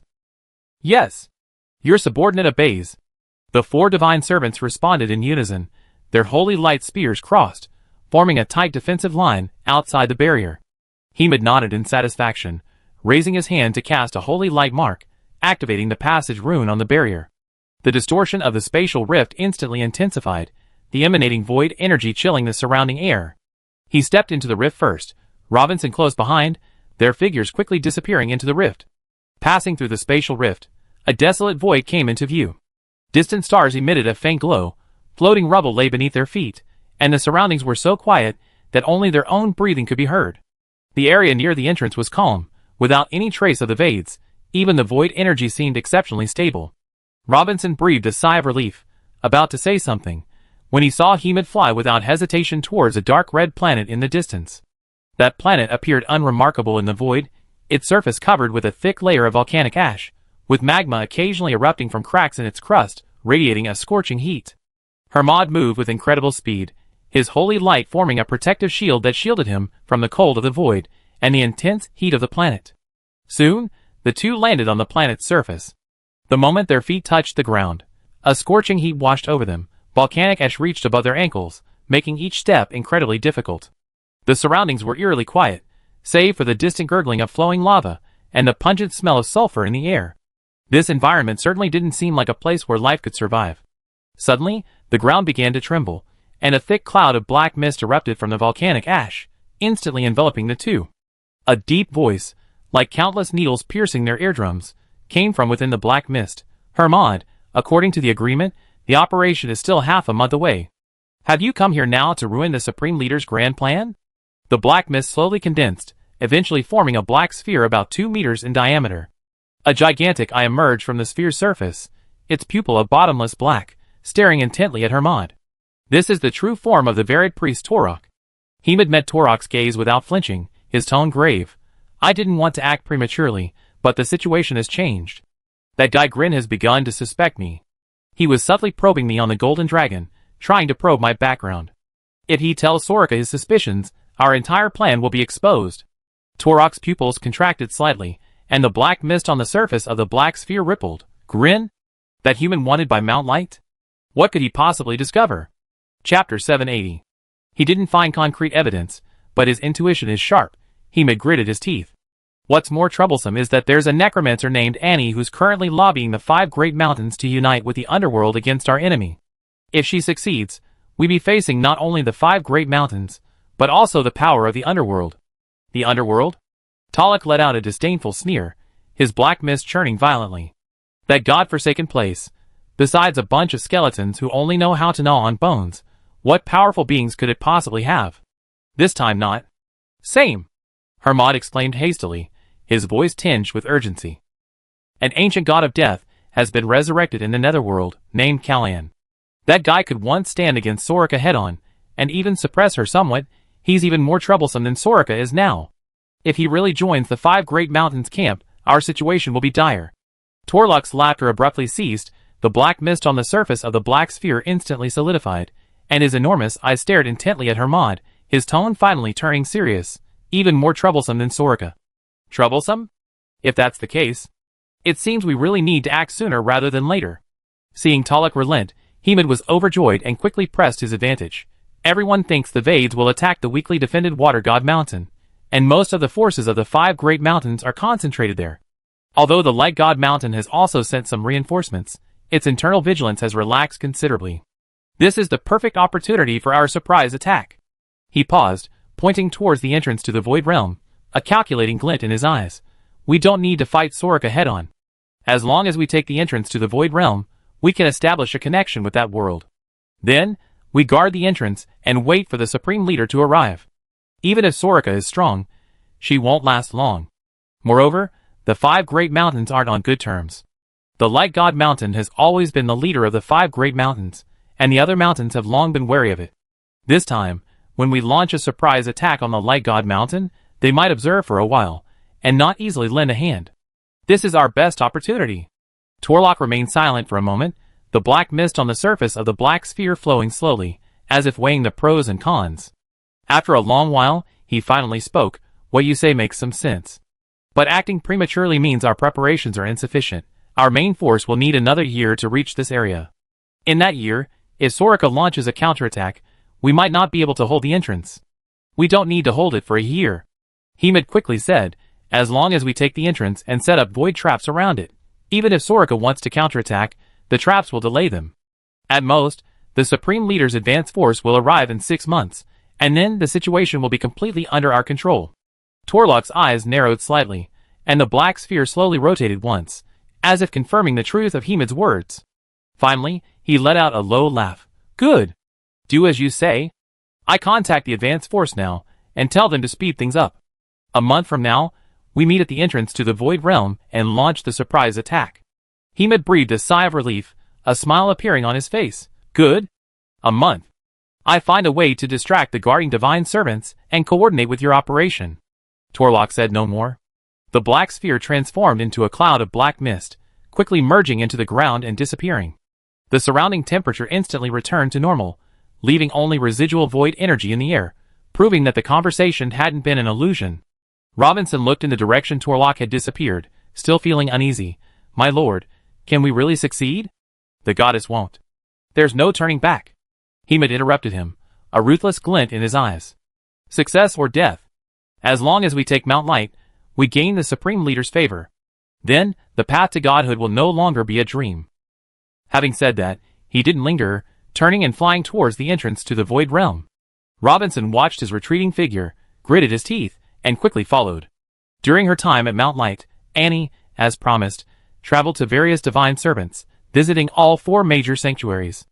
As instructed by the Goddess of Light, these divine servants, though somewhat reluctant, patiently listened to Annie's words. Some of the more agreeable ones politely declined, while staunch anti-undead figures, like Nobel and Hermod, were given virtually no chance. However, Annie wasn't discouraged. After all, she had planted the seed of cooperation with the undead realm in their hearts. If they went back and thought it over, they would realize that it was the best choice for now. On this day, Annie returned to Nobel. As the head of the Divine Servants of Light, Nobel was Annie's primary target for persuasion. Lord Nobel, the situation is clear. You're a smart man, you should understand the reasoning. Nobel waved his hand. You don't need to say anything more. I only obey the goddess's orders. If she says an alliance is possible, then I have no objection. She hasn't agreed yet, so saying more is futile. And smiled bitterly, but the goddess is also considering your opinions. Time is running out. The Vades could launch a major attack at any moment. They're already attacking Mount Water God, you don't need to remind them of that. But the situation is different. And said, the Vades aren't fools. They chose Mount Water God, but they're attacking it bit by bit. This isn't their style, so there must be some hidden reason. We must not let their conspiracy succeed. Nobel shook his head again, saying, I admit your analysis has some merit, but I won't agree unless Her Majesty gives her the nod. Annie was about to speak, continuing to persuade Nobel to value the allies of the underworld, when suddenly a series of hurried footsteps sounded outside the hall. The sounds were chaotic and frantic, as if someone was running desperately, even causing the holy lanterns in the corridor to sway slightly. Lord Nobel. Lord Nobel. Something terrible has happened. A priest in the uniform of the battle sanctuary stumbled in, his silver robe stained with dark red blood, his hair disheveled, his face filled with terror, and his breathing heavy and labored, as if he had just escaped from the brink of hell. Nobel's brow furrowed instantly. The newcomer was not one of his subordinates from the Divine Punishment Sanctuary, but rather one of Hermit's men. He put down the scroll of holy light, his tone impatient. What's the panic? Mount Light is protected by holy light. What major incident could happen? Besides, shouldn't you be seeking help from Hermod? What are you doing here? The priest suddenly knelt on the ground, his hands supporting him, his voice trembling and choked with sobs. No, it's not a small commotion. The Wades have attacked. They already reached the foot of the mountain. What? Nobel jumped up from his seat, the scroll of holy light clattering to the ground. He rushed to the priest, grabbing his shoulders with such force he almost crushed his bones. What did you say? They reached the mountain? Where are the Guardian Temple members? Are they just sitting around doing nothing? The Guardian Temple was responsible for the daily defense of Mount Light, and for thousands of years they had never made a mistake. After all, very few forces dared to provoke Mount Light, and even if there were any disturbances, they would be dealt with by the Battle Temple at the border. The priest was trembling with fear at Nobel's reaction, but still forced himself to say, the Guardian Church is fighting desperately, but the church master has been killed by the Wades. His body is still at the mountain pass. Boom! These words struck Nobel like a thunderbolt, and he froze on the spot, his hands falling limply to his sides. Although the Guardian Hall Master was only a low-level nascent soul cultivator, he was still a genuine nascent soul powerhouse. How could he have died without even a chance to resist? This meant that among the invading Vades, there were definitely god-level combatants, and also stood up with a grave expression. She quickly walked to the divine servant, her voice urgent. How could they have arrived so quickly? Didn't the scouts of the battle sanctuary send back any warning? Nobel finally snapped out of his daze. He abruptly grabbed the divine servant, his voice hoarse. Speak! Where did they break through from? Where are the people from the battle sanctuary? Where is Hermod? From the entrance to the void realm. The divine servant was so frightened that tears almost welled up in his eyes. The people from the battle sanctuary were all sent to the death. There are other battlefields at sea, and we haven't had time to return to defend them. The void entrance has already been occupied by the Vades, and their army is surging into the mountains like a tidal wave. We can't stop them at all. Damn it! Nobel slammed his fist into a nearby stone pillar, cracking it. What on earth is that Hermod doing? He's in charge of monitoring the Void's movements, and he hasn't sent back a single message. Now is not the time to assign blame. Annie grabbed Nobel, who was about to confront Hermod. If we delay any longer, Mount Light will fall completely. Quickly gather the people from the Divine Punishment Sanctuary and guard the main peak's passage. Eye contact green, we split up. Nobel gritted his teeth, nodded, and turned to rush out, roaring as he ran. Everyone from the Divine Punishment Sanctuary, listen to my command. Grab your weapons, and follow me to the Void entrance to stop the enemy. When Nobel arrived near the entrance to the Void realm, the sight before him made both of their hearts stop. The once sacred pass of Mount Light was now shrouded in dark clouds, from which Verids poured forth. They wore black scale armor and wielded scimitars tempered with void energy, swarming towards the light god servants like locusts. Many of the servants' corpses lay on the ground, their silver robes soaked in blood, the holy runes around them gradually dimming. In the center of the dark clouds, a humanoid black mist was the most conspicuous. Wherever he passed, the divine servants couldn't even utter a scream before their bodies instantly withered into empty shells. It was none other than the priest Taluk of the Vade. Taluk! Nobel's eyes widened in fury as he roared, his body instantly erupting with dazzling golden light. A holy spear materialized in his hand, and he charged towards Taluk. You dared to slaughter the people of my bright mountain. I will make you pay for this in blood. Taluk, caught up in the killing frenzy, heard the roar and slowly turned his head.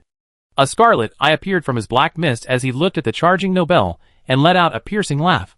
Ha ha, Nobel, you finally decided to come out? I thought you were going to hide in the temple, waiting for me to kill all your people. Without a word, Nobel thrust his long sword at Taluk with a whooshing sound. But he was ultimately only a high-level nascent soul cultivator, far inferior to the god-level Taluk. With a mere wave of his hand, Torlok conjured a black mist that transformed into a shield, blocking the long sword. Then, the mist suddenly split into countless spikes, shooting towards Nobel. Nobel hurriedly dodged, but a sharp spike grazed his shoulder, instantly staining his robes crimson with blood. He staggered back a few steps, and before he could regain his footing, Taluk's black mist had already coiled around him, tightly binding his limbs. Is that all you got? You dare fight me? Taluk's voice was mocking. The black mist suddenly exerted force, and Nobel's bones creaked, blood trickling from the corner of his mouth. Die! Taluk grinned maliciously, the black mist condensing into a black claw, reaching for Nobel's heart. Just at this critical moment, a dazzling golden light suddenly descended from the sky, like the sun piercing the darkness. The golden light transformed into a gigantic blade, slashing fiercely at Taluk's black mist. Aya! Taluk let out a shrill scream, the black mist scattering as the golden light cleaved it apart, revealing its twisted form within. He looked up at the sky, his eyes filled with venom. Soraka, you bastard! The goddess of light, Soraka, descended slowly on the steps of holy light. Her golden robes fluttered in the wind, and the scepter of light in her hand radiated a power capable of suppressing all darkness. The pressure of a god-level expert permeated the entire area like a tidal wave. The previously frenzied Vade instantly stopped, their eyes filled with fear. Soraka's gaze swept over the corpses on the ground, her expression as cold as winter. Torok, you dared to set foot on Mount Light. Today, you will be buried here. The servants of light, who had been somewhat disoriented by the sudden attack of the Vade, were greatly encouraged by the Goddess of Light's powerful arrival and her decisive injury to their leader Talik. They shouted, "Goddess, you are mighty. Mount Light will prevail." At the same time, Annie and Green arrived. Both were equally formidable fighters, and upon joining the battle, they forced the Vade into a retreat. The situation immediately reversed. The Varids, who had been riding high, had no choice but to shrink their defenses and begin to retreat slowly. However, they clearly did not want to give up the entrance to the Void Realm and remain there. Chapter 781. Soraka swung her scepter of light repeatedly, unleashing 3 thick golden beams of light, like divine punishment, that slammed into the black mist condensed by Talik with a tearing sound. Bang! Bang! Bang! 3 deafening explosions rang out in succession. The moment the beam struck the black mist, the golden light and black mist violently clashed, unleashing blinding energy ripples. The surrounding Vade soldiers were swept away by the aftershocks and instantly turned to ashes, not even having time to scream. The black mist churned violently under the bombardment of the beams of light, like boiling ink. Talik's sharp, piercing scream emanated from the mist, filled with undisguised pain. "Soraka, don't go too far. Do you really think I'm afraid of you?" Soraka hovered in midair, her golden robes fluttering without wind, the pressure of a god-level expert enveloping the entire area as if it were a tangible force. Her eyes were icy cold, and her scepter shone brightly once more. "You dared to lead the Vades to set foot on Mount Light. You should have expected this. Begging for mercy now is too late." Before her words even finished, 5 more golden beams of light shot from the tip of her scepter, like 5 surging dragons of light, their heads and tails connected as they rushed towards the black mist. Torok fled frantically through the black mist. He could feel the terrifying power contained in Soraka's attack, a power of light capable of completely annihilating his very essence. In his panic, he turned and transformed into a wisp of black smoke, disappearing into the entrance to the Void Realm. "Humph! Foolish creature, thinking you can escape by hiding in the Void Realm?" Soraka sneered, swinging her scepter fiercely.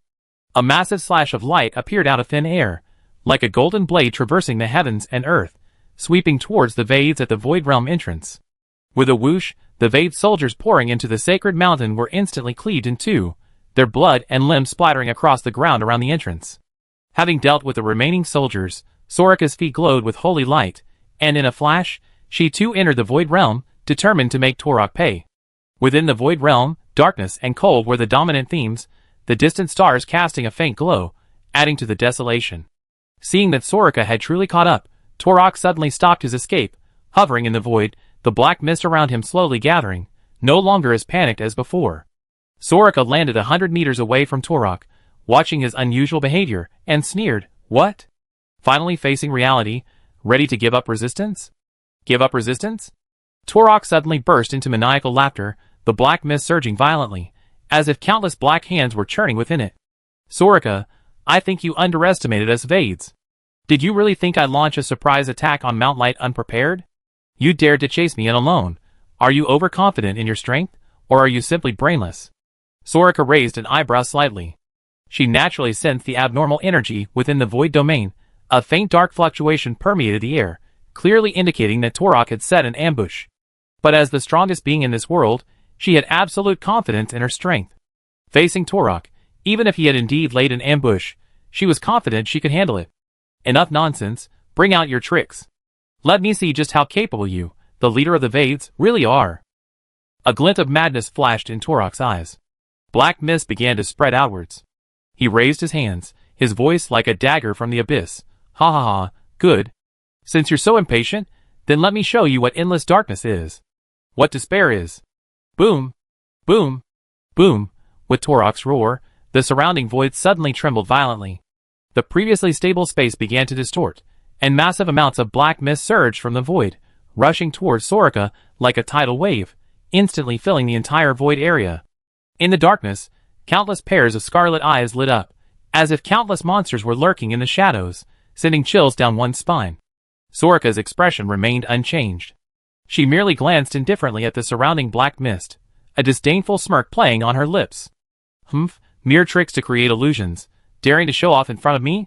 She gripped the scepter of light tightly in her right hand, the luminous crystal at its tip bursting forth with dazzling golden light, like the sun in the darkness.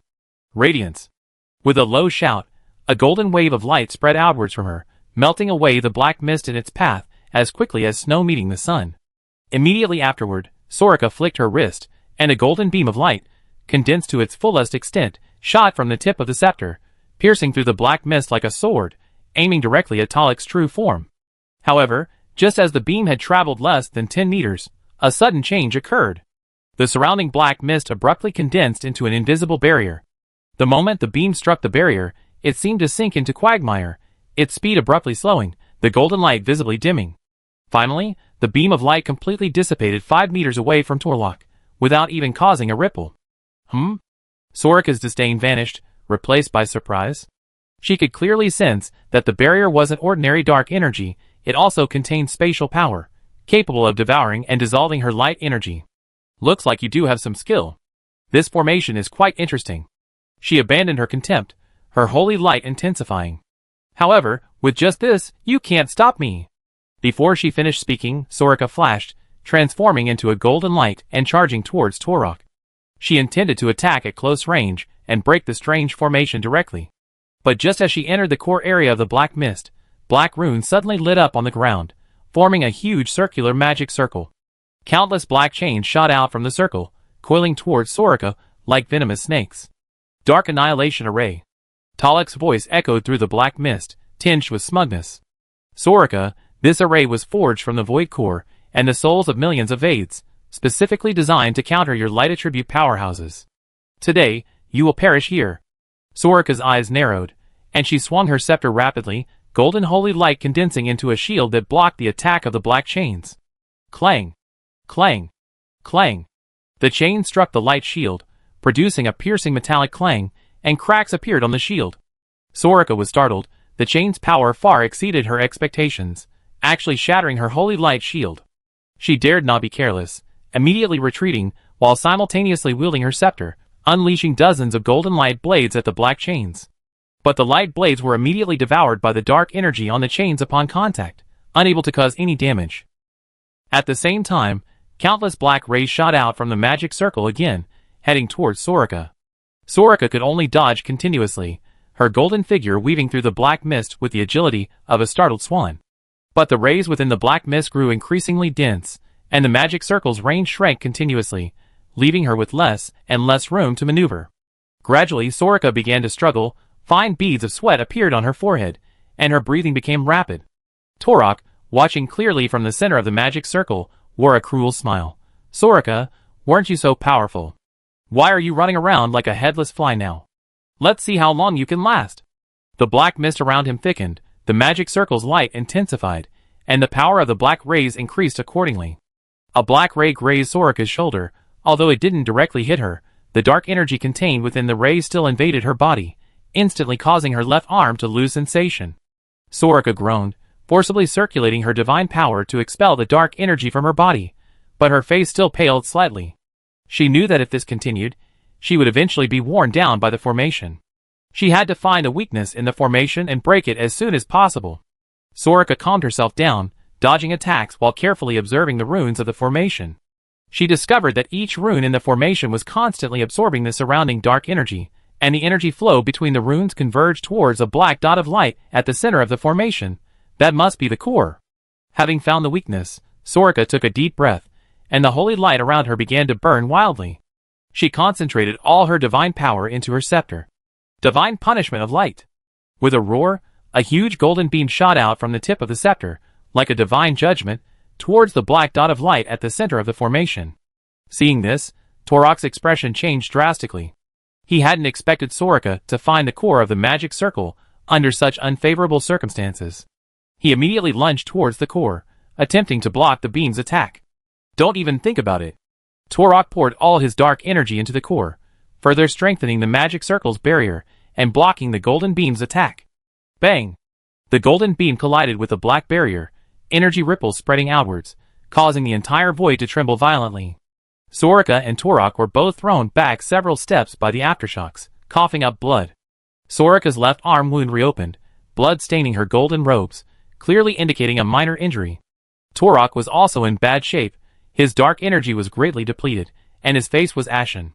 Seeing Soraka's injured state, he forced a smile and said, "Soraka, you're already injured, and your divine power is mostly depleted. You still want to fight me? Surrender now, and I might spare your life. Soraka wiped the blood from the corner of her mouth, her eyes still resolute. Want me to surrender? What a boastful boast. However, she knew in her heart that Torok would definitely spare no effort to protect the core of the formation. If the fight continued, the situation would be very unfavorable for her. More importantly, the army of the Vades was still attacking Mount Light outside. Without her guarding the mountain, Nobeli alone probably couldn't hold out. To preserve her strength and protect Mount Light, she had to retreat. Soraka didn't hesitate any longer. Holy light erupted from her body, and she transformed into a golden light, flying towards the void entrance. Torok, I remember this grudge. Next time we meet, I take your dog's life.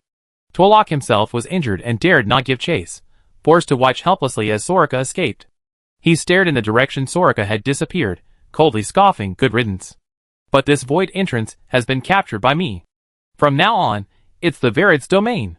On the battlefield near the void entrance to Mount Light, shouts of battle mingled with the sounds of clashing energy, smoke billowing everywhere.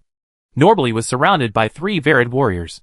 He stubbornly wielded his long sword, his breathing becoming rapid. Hold on. We're here. Annie's voice suddenly rang out. She brandished her wand, and a chain of interwoven blue and purple lightning shot out, binding the ankle of a Varid assassin and yanking him to the ground. Green followed closely behind, his long sword drawn, blue wind element clinging to its blade. A horizontal slash forced back the axe-wielding Varid warrior. With the addition of the two, the battle situation instantly turned around, and Nobel finally caught his breath. The 3 of them worked together to gradually stabilize the situation. Just then, a dazzling golden light shot out from the entrance to the Void Realm, like a sun piercing the darkness, and the figure of the goddess of light, Soraka, slowly emerged. She was surrounded by holy light, and although she looked slightly disheveled, the pressure of a god-level expert still overwhelmed the entire scene. Upon seeing this, Nobel's face instantly lit up with wild joy. He slashed out a beam of holy light with his long sword, forcing the Vade people in front of him back several steps. Great! The goddess is back. It seems she has defeated Talak. Haha, these damn Vade people, today is your death day. Die! With that, he was about to charge forward with his long sword, wanting to press his advantage and completely crush the Vade people. Wait! Something's not right. Annie suddenly spoke, her voice grave. Her sharp gaze immediately caught Soraka's wound on her left arm. Her golden robes were torn, revealing skin covered in a faint black mist, traces of the Vade's dark energy. Clearly, Soraka had been injured in the Void Realm. As soon as she finished speaking, a plume of black smoke billowed from the entrance to the Void Realm, and Torok appeared. He hovered in midair, his body surrounded by swirling black mist. Although his aura was somewhat unstable, a smug smile graced his face, indicating he hadn't suffered any serious injury. What? Nobel's smile froze instantly, his eyes filled with horror, his long sword frozen in midair. How is this possible? How is Torok still alive? How dare he come back? In his view, Soraka, as a god-level powerhouse, should have been more than capable of dealing with Torok, but now Torok had returned unharmed. Clearly, things hadn't gone as smoothly as he imagined. And frowned, and said in a deep voice, I suspect that Talak deliberately lured the goddess into the Void Realm and set up an ambush there. The Void Realm is inherently chaotic in energy, which is perfect for exploiting the Varid's advantages. The goddess probably fell into his trap, which is why she was injured. Nobel then realized what was happening and rushed to Soraka with his long sword, asking with a worried expression, Goddess, how are you? Are you seriously injured? Should we return to the temple to heal? Soraka gently shook her head and raised her hand to use her holy light temporarily suppressed the dark energy in his left arm, his voice tinged with weariness. I'm fine, just a minor injury, nothing serious. Nobel, immediately order all divine servants and soldiers to retreat 10 miles and defend the second line of defense. Retreat? Nobel was taken aback, his face full of confusion. Goddess, if we do that, the entrance to the Void Realm will fall completely into the hands of the Vades, and their subsequent army will be able to enter the divine plane without any hindrance. We only just managed to stabilize the situation. How can we retreat so easily? Chapter 782. Soraka looked at the Vade people pouring out of the void entrance in the distance, a hint of helplessness flashing in her eyes. She sighed, they came prepared this time. They not only brought a large number of soldiers, but also had many high-level experts.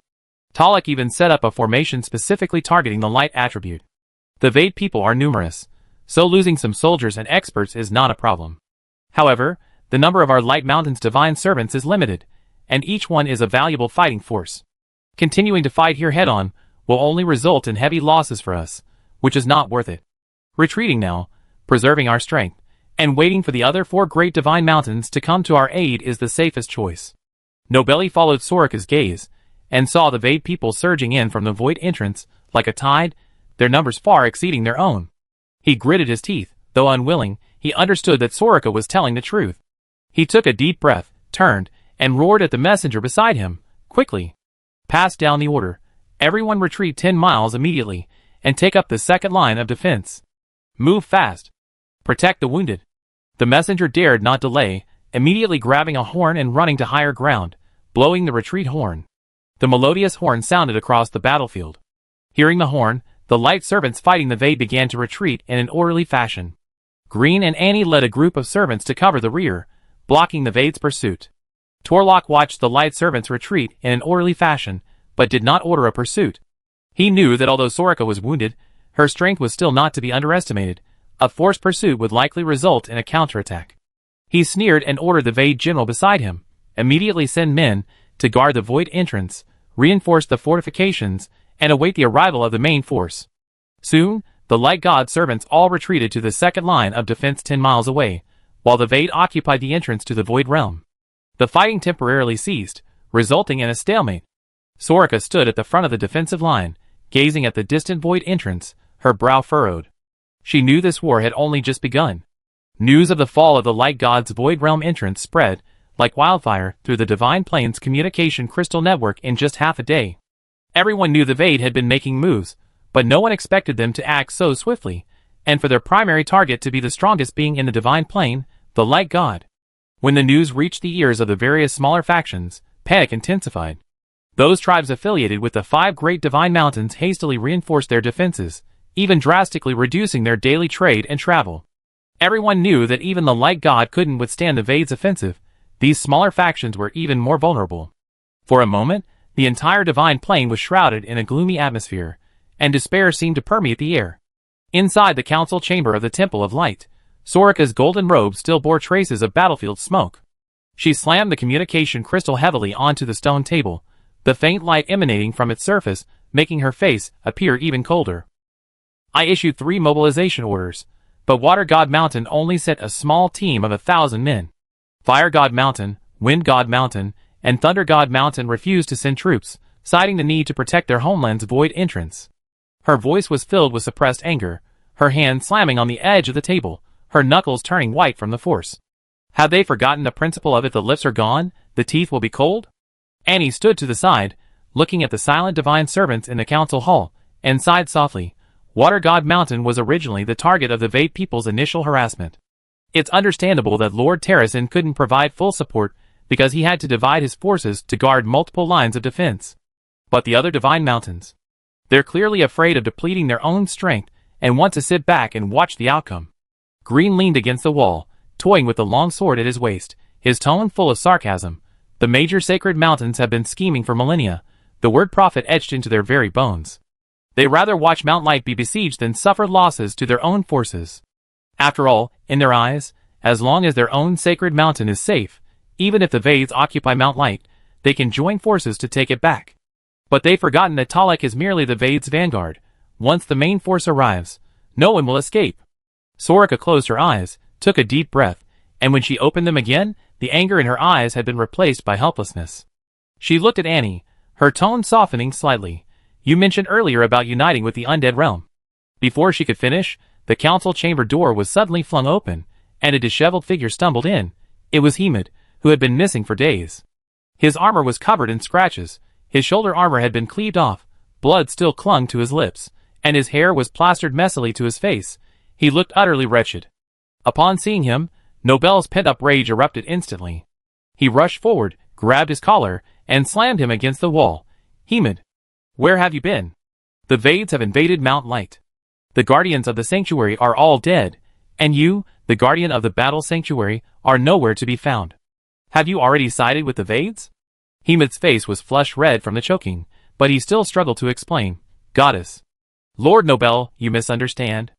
I received a secret report that the Vades were preparing to launch a surprise attack on the flank of Mount Light from the Sea of Death, so I immediately led the elite of the battle sanctuary to that side to set up defenses.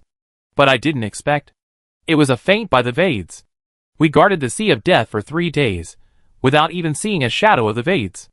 By the time I realized something was wrong and rushed back, we were ambushed on the way. Most of my brothers were killed or wounded. I only escaped with my life on the line. As he spoke, he pulled a broken token from his robes, the Battle Sanctuary's command token, now corroded beyond recognition by a strange energy. "Look," he said, "this is the token destroyed by the magic of the Varids when we were ambushed." I truly did not betray Mount Olympus. Soraka walked up to the two, her gaze falling on Hemod, carefully examining his injuries. The wounds on Hemod's body were indeed caused by the power of the Varids, and the scratches on his armor matched the characteristics of Varid weapons. She remained silent for a moment, then sighed, and shook her head. "If it weren't for the current crisis, your dereliction of duty and falling into the enemy's trap would have been enough to expel you from Mount Light and strip you of your cultivation." Hermit's face turned deathly pale, his body trembling uncontrollably, his knees buckling as he was about to kneel. "Goddess, But now is not the time to assign blame." Soraka raised her hand to stop him, her tone heavy. "Considering your many years as the leader of the Battle Sanctuary, winning more battles than you lost, this was merely a moment of carelessness. I will temporarily refrain from pursuing your mistake, but you must atone for it. From this day forward, you will lead the remaining forces of the Battle Sanctuary. Stand guarding the second line of defense. If there's another mistake, I won't let you off easily."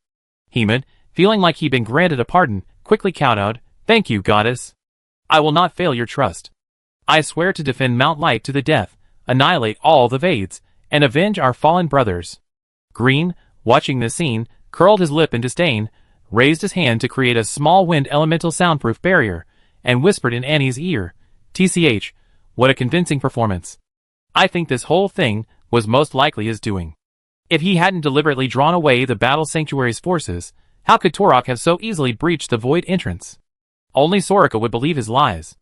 And quickly made a shushing gesture, gesturing for him to look around. Several divine servants were curiously glancing their way. She lowered her voice, speaking in a volume only the two of them could hear. Don't be impulsive. Hermod is Soraka's confidant, and has served at Mount Light for many years. He has deep roots. We are outsiders after all. Even if we voice our doubts, no one will believe us. If Hermod hears us, he accuses us of sowing discord, and we won't even have a chance to stay at Mount Light." Green scratched his head in distress, pulling at his hair.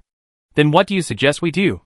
The Varids are already at our doorstep. Soraka still believes Hermod, and the other mountains refuse to send troops. Are we just going to watch Mount Light fall?"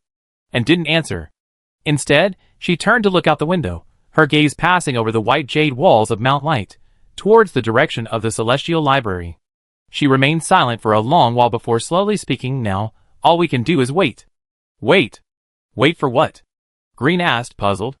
A resolute glint flashed in Annie's eyes, her tone carrying an undeniable certainty. "Wait for the death blade to truly descend." She turned to look in Soraka's direction. "Only when Callan displays power sufficient to awe everyone, making Soraka and the other sacred mountains understand that uniting with the underworld is the only way out, will they truly set aside their prejudices. Until then, all we can do is wait." Inside the council chamber, Soraka had begun deploying defenses, with divine servants busily moving in and out, relaying various instructions. Hermod stood beside Soraka, seemingly listening attentively to the deployment, but a barely perceptible ruthlessness flashed in his eyes. Annie and Green exchanged a glance, both seeing helplessness in each other's eyes. This war, concerning the survival of the divine plane, was far more difficult than they had imagined. Whether it was due to the profound strength of Mount Light or the fact that the Vades had no intention of continuing their attack, aside from some small-scale skirmishes, there were no more large-scale conflicts. Even the two god-level experts, Soraka and Torok, did not intervene again. Soraka was mainly afraid that fighting on the mountain would damage its facilities. After all, battles between god-level experts were devastating, and he estimated that by the time the two of them finished their all-out battle, Mount Light would cease to exist. Torok, on the other hand, simply didn't want to die. He knew that if he really pushed Soraka too far, he wouldn't fare well either. The two sides remained in this stalemate for about 4 months. During these 4 months, the Vades continued to send troops to Mount Light, and the number of Vades gathered had exceeded 300,000. While the Vade were still active on other battlefields in the Divine Realm, Their skirmishes were minor, with only the situation at Mount Water God being somewhat unique. Annie hadn't been idle during this time either. On one hand, she continued to persuade Soraka to ally with the underworld. Although Soraka's attitude had softened somewhat, the current stalemate and the fact that Mount Light God had received some support from other divine mountains, making the situation much better than before, made her hesitant. On the other hand, Annie was also observing the Vade's movements.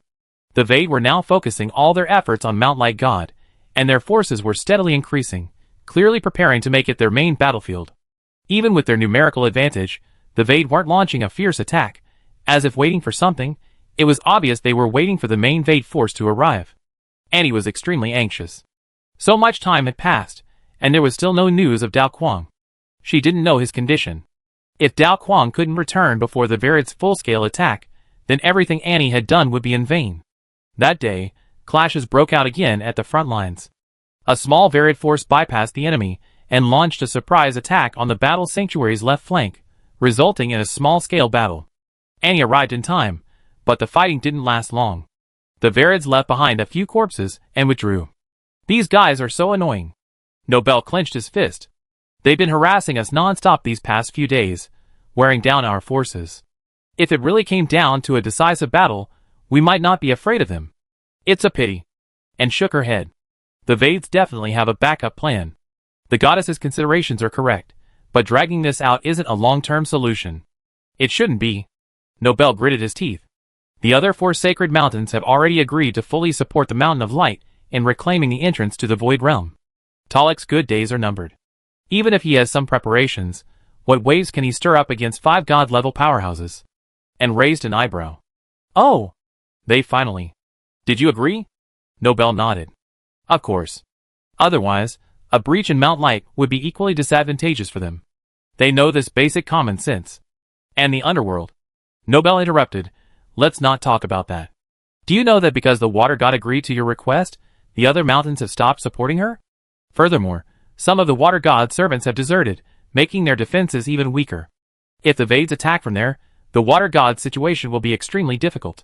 Recently, the Vades seem to have noticed something amiss. Knowing that it's difficult to make a breakthrough on Mount Light, they increased their forces to attack the water god's defenses. Although the water god isn't directly invaded like Mount Light, its defenses are still precarious. Most importantly, the support from the other mountains has been withdrawn. According to them, since the water god is willing to ally with the underworld, then let the underworld support the water god. And sighed. To some extent, she was partly to blame for this outcome, and she certainly couldn't let it go unchecked. Yes, today I'm going to leave Mount Light and go see Mount Water. Terrason has been so supportive, I can't let her down. Chapter 783. At the edge of the void battlefield, 300 miles away from Water God Mountain, murky swamps intertwined with shattered void rifts, the air thick with the dampness of water elements and the distinctive evil aura of the Vade people. Thousands of Water God Mountain servants and Vade soldiers clash fiercely here, azure magical light colliding with black dark energy, sparks flying and splashing into the swamp, creating murky sprays. Brindaris stood at the forefront of the battlefield, his massive, over 5-meter tall frame standing out among the servants. He was covered in deep blue scale armor, densely engraved with water elemental runes that shimmered with each movement. He gripped a giant hammer, its blade forged from deep-sea black iron, its surface covered in sharp ice shards. Each swing brought a howling wind, freezing the surrounding air into tiny ice crystals. Ha! Brindaris roared, his giant hammer slamming down with immense force on the Varids before him. Where the hammer swept past, water elementals instantly condensed into dozens of ice spikes, raining down on the enemy like a storm. The 3 Varids at the forefront had no time to dodge. They were pierced by the ice spikes and instantly frozen into 3 ice sculptures. Brindaris stepped forward again, the hammer slamming down once more. With a deafening crash, the ice sculptures, along with the swampy ground beneath them, shattered into pieces. Ice crystals and bits of flesh flew everywhere, causing the surrounding Varids to retreat in terror. Be alert, all of you. Brindaris shouted to his attendants behind him, his voice echoing across the battlefield like thunder. The Varids are nothing but a rabble. As long as we hold our line, we will crush them all. Encouraged, the divine servants' morale soared, and they brandished their weapons, launching a counterattack against the Vade. For a time, the defensive line of Mount Water God stood firm as a rock, and although the Vade outnumbered them, they could not advance an inch. Brindaris, observing the situation, breathed a slight sigh of relief, but a trace of worry remained between his brows. He knew that this was only a small force of aid. The real main force was at Mount Light God. Damn it, I really don't know what the water god was thinking. Brindaris muttered to himself as he swung his giant hammer to repel the charging Vade people. He knew our situation was already dire, yet he still agreed to the proposal to unite with the underworld, and now he's offended all 4 other sacred mountains. Now look what's happened. Our water god mountain is completely isolated, without a single person to send reinforcements. If this continues, even if we can hold out for a while, we eventually be worn down by the Vade people. It's a real headache. Just then, a wounded priest stumbled to Brindaris' side, his left arm hanging limply at his side. Despite his broken bones, his face was filled with anxiety. Lord Brindaris. It's bad. We received intelligence that a group of Varids are flanking us from the rear of the battlefield, seemingly trying to ambush our flank. Brindaris frowned, a hint of wariness flashing in his eyes. Flanking from the rear? It seems these Varids aren't too stupid. However, they're probably just some minor figures trying to take advantage of the chaos. He turned to a deputy commander beside him. You lead 500 divine servants to continue holding the front line. I take a squad to the rear to block those Varids. We absolutely cannot let them breach our defenses. Yes, sir. Rest assured. The deputy commander replied respectfully, immediately organizing the divine servants to adjust the defensive line. Brindaris nodded, selected 200 elite divine servants, and they sped off towards the rear of the battlefield. The swamp was treacherous, forcing them to trek swiftly across the frozen surface, which creaked and groaned underfoot, seemingly on the verge of shattering. Fortunately, they were experienced divine servants, and quickly circled around to a dense forest at the rear of the battlefield. Upon entering the forest, Brindaris heard a flurry of footsteps. He immediately signaled his servants to conceal themselves, while he cautiously peeked out to observe. He saw a small squad of about 300 Wades advancing towards the defensive line. Each carried a scimitar, wore simple black leather armor, and wore menacing grins, clearly unprepared for an ambush. Attack! Brindaris shouted, charging forward first. His giant hammer arced through the air, carrying a chilling wind, and slammed directly into the lead Wade. The Wade didn't even see who it was before the hammer struck him in the chest, his body instantly crushed. He was sent flying, crashing into a large tree behind him, coughing up blood, and dying instantly. The divine servants followed closely behind, unleashing water elemental magic. Water arrows, ice spikes, and water shields surged forth, catching the Vade off guard, and causing screams of agony to erupt. They clearly hadn't expected the Water God Mountain's divine servants to be so fierce, daring to ambush them from the rear. However, their reaction was swift. They quickly regained their composure and organized a counterattack. Bang! Bang! Bang! Brindaris moved through the Vade ranks as if they were nothing, each strike of his giant hammer claiming a life. A Vade attempted to ambush him from behind, but Brindaris sensed it. He whirled around, his giant hammer sweeping across, smashing the Vade's head to pieces. Another Vade mage unleashed a dark ray, but Brindaris immediately conjured a water shield to block the attack, then hurled an ice spike, piercing the mage's throat. Within minutes, more than half of the Vade had been killed or wounded, and the remaining warriors began to retreat in disarray. Brindaris was fighting with great enthusiasm, a smug glint in his eyes. It seemed these Vade were indeed insignificant, utterly vulnerable. But just then, he suddenly felt a darkness descend upon him, an inexplicable sense of oppression enveloping him. What's that? Brindaris was slightly startled, instinctively looking up. He saw a dark hole in the void above him, about a meter in diameter, completely black inside, seemingly capable of swallowing all light. Brindaris was puzzled, but dared not be careless. He roared, gripped his giant hammer tightly, and slammed it down towards the hole. The hammer, carrying immense force, shot towards the hole like a cannonball. But just as the hammer was about to strike the hole, Brindaris suddenly felt a tremendous resistance. The giant hammer seemed to have struck an invisible mountain with a deafening thud. The powerful recoil traveled through the handle, numbing his hands. Brindaris was horrified. He had never encountered anything like it before. Before Brindaris could react, the black hole suddenly began to spin in place, like a rapidly rotating vortex. A tremendous suction force emanated from the hole, drawing in fallen leaves and pebbles. Brindaris' hair stood on end, and his scales crackled slightly. What is that? Brindaris was both shocked and furious. He gripped the hammer tightly again, trying to resist the suction. However, the hammer suddenly slipped from his grasp uncontrollably, drawn towards the spinning hole, as if by a magnet, and vanished into the darkness in an instant. Brindaris's pupils constricted. He was about to rush forward to snatch the giant hammer back when the suction from the hole suddenly vanished. Then, the hole began to swell rapidly, like an inflated balloon. With a loud bang, the giant hammer was suddenly ejected from the hole, whistling through the air, and hurtled towards Brindaris like a cannonball. Brindaris had no time to dodge. He could only instinctively cross his arms in front of him. Boom! The giant hammer slammed into his arms, the powerful force instantly coursing through his body. Brindaris felt as if he had been hit by a mountain. His massive body shuddered violently, and his feet sank half a meter into the swampy ground. The mud and water splashed all over him, making him look extremely disheveled. A piercing pain shot through his arms, but Brindaris gritted his teeth, refusing to utter a sound. He took a deep breath, channeling his water elemental power to stabilize the giant hammer, then flipped his hand and grasped it again. He pulled himself out of the muddy ground with a powerful thud, quickly retreating dozens of steps to distance himself from the dark opening. Only then did Brindaris finally see what it was. It wasn't an opening at all, but a giant jar suspended in midair. The jar was about 2 meters tall, completely black, with strange patterns engraved on its surface.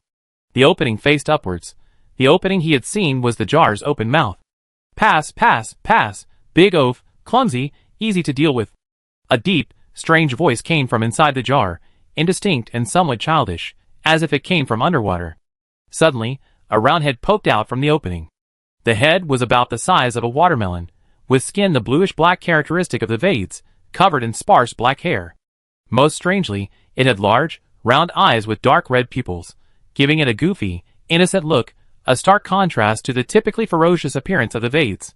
Even more ridiculous, 2 long strands of snot hung from its nostrils, swaying with its breath, making it look particularly comical. "What are you?" Brindaris asked through gritted teeth, the pain in his arm fueling his rage. He couldn't believe he'd been tricked by such a strange creature. It was an utter disgrace. Wait, I'm a jar, a Vade jar." The round head shook, its voice still goofy. "You're a big oaf from Mount Water God." Brindaris was completely enraged. He gripped his giant hammer tightly, the water elemental power within him surging wildly, converging towards the hammer. The ice shards on the hammer's surface sharpened, the surrounding temperature plummeted, and a thin layer of ice even began to form on the swamp's surface. "Damn Vade people, whatever you are, you're all going to die today." Ugh, it's so cold, I'm uncomfortable." The jar felt the chill around it, frowned, and quickly pulled its head back inside. Then, the huge black jar suddenly hurtled towards Brindaris, its mouth opening and closing like a giant mouth trying to swallow him whole. The black jar crashed down with a whooshing sound. Brindaris's eyes widened, his hands gripping his giant hammer, and he slammed it down on the jar. Bang! The giant hammer collided with the black jar, producing a deafening roar. A powerful shockwave spread outwards, snapping nearby trees in half. Brindaris felt an immense force surge from the hammer handle, involuntarily taking 3 steps back, his footsteps leaving deep imprints on the swampy ground. The black jar, however, only paused slightly before hurtling towards Brindaris again. Its mouth gaped open, revealing a pitch-black interior that seemed capable of swallowing everything. Brindaris was startled and dared not take the hit head-on again, quickly dodging to the side. The black jar grazed his shoulder, striking a large rock behind him, shattering it instantly, sending debris flying. "Oh no, you missed. Big oaf, you dodged fast," came the jar's voice, tinged with displeasure. Then, the black jar suddenly changed direction, its mouth aimed directly at Brindaris, generating a powerful suction force once more. The surrounding swampy mud was sucked up and surged towards the jar's opening, causing Brindaris's body to tilt uncontrollably towards it. "Don't even think about it," Brindaris roared, channeling all the water elemental power within him. He slammed his hands into the ground, instantly freezing it and erecting a thick ice wall between him and the black jar. The suction tore countless cracks into the ice wall, but it couldn't completely destroy it. Brindaris seized the opportunity to retreat. He knew this couldn't continue. He had to find the black jar's weakness. He took a deep breath, pushed off the ice with his feet, and charged towards the black jar like an arrow. His giant hammer condensed a large amount of water elemental power, transforming it into a massive ice spike, which he thrust towards the jar's patterns. Break! The ice spike, carrying a chilling aura, pierced fiercely into the patterns. Just as the ice spike was about to touch the jar, a plume of black mist suddenly spewed from its opening. The mist carried a pungent odor, and upon contact with the ice spike, it rapidly melted, turning into a pool of black liquid. Brindaris's pupils constricted sharply. He tried to retract his giant hammer, but it was too late. The black mist spread along the hammer handle, instantly coiling around his arm. Ah! Brindaris screamed in agony, a burning pain shooting through his arm, as if countless insects were gnawing at his flesh. He frantically channeled his water elemental power to try and dispel the mist, but it was like a persistent leech, impossible to remove, instead spreading throughout his body. The black jar seized the opportunity to strike again, its opening aimed at Brindaris's chest. Brindaris, in excruciating pain in his arm, was unable to defend himself fully, and could only barely raise his giant hammer to shield himself. Boom! The black jar slammed into the giant hammer, sending Brindaris flying with tremendous force. His body arced through the air before crashing heavily into the swamp, splashing up a large amount of muddy water. The giant hammer slipped from his grasp and landed on the ice beside him with a crisp sound. Brindaris struggled to get up, but found himself enveloped in black mist, his limbs as heavy as lead, completely immobile. Am I going to die? Chapter 784. The black jar slowly flew towards Brindaris, its mouth opening, aimed directly at his head. Over! Over! Over! Big Oaf lost. He's going to be eaten. The jar's voice was tinged with excitement. A powerful suction force was generated again, pulling Brindaris's hair and clothes upwards, his head uncontrollably tilting towards the jar's opening. The surrounding attendants, seeing this, tried to rush to his aid, but were blocked by the remaining Vade. They could only watch helplessly as Brindaris was trapped, their eyes filled with anxiety and despair. Brindaris stared at the black jar's opening, so close yet so far, his heart filled with resentment. He hadn't even defended the flank of Mount Water God, hadn't even seen the Vade repelled. Was he going to die here today?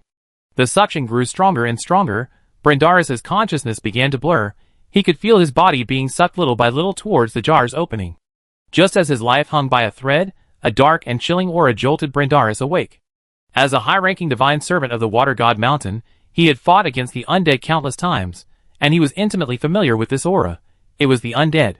However, this was near the chaotic void, the edge of this world. Why would undead appear here? Could it be that the seal on the realm of the dead had been broken? Before he could think further, a deadly slash struck the jar-like figure.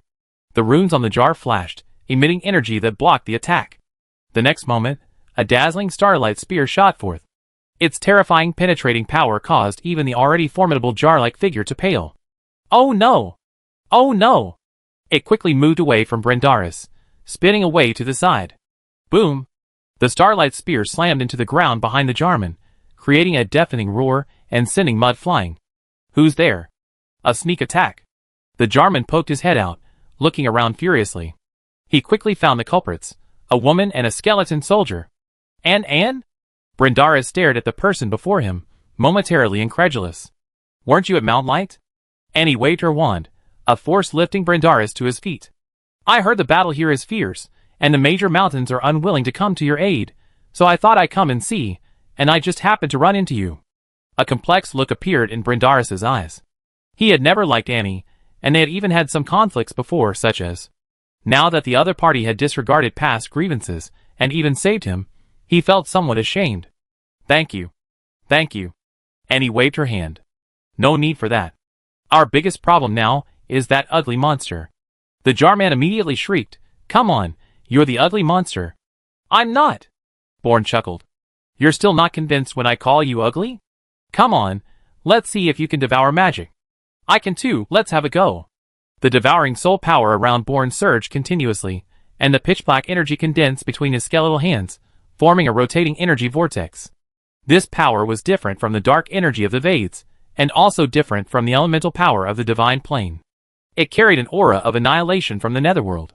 Wherever it passed, even the surrounding light was slowly sucked away, as if to drag the space into endless darkness.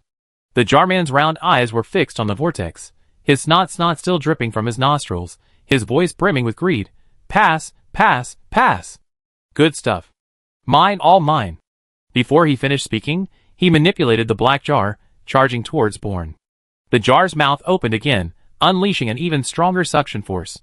Muddy water from the swamp, broken branches, and even shards of ice on the ground were swept into a torrent, rushing towards the jar's opening, clearly intending to suck away Born's devouring heavenly soul power as well. Born, however, remained unfazed. A ghostly blue soul fire flickered in the eye sockets of his skeletal face. He slowly raised the soul-severing blade in his right hand. Want it? Then let's see if you have the ability to take it. The soul-severing blade whistled through the air as it slashed towards the jar's opening.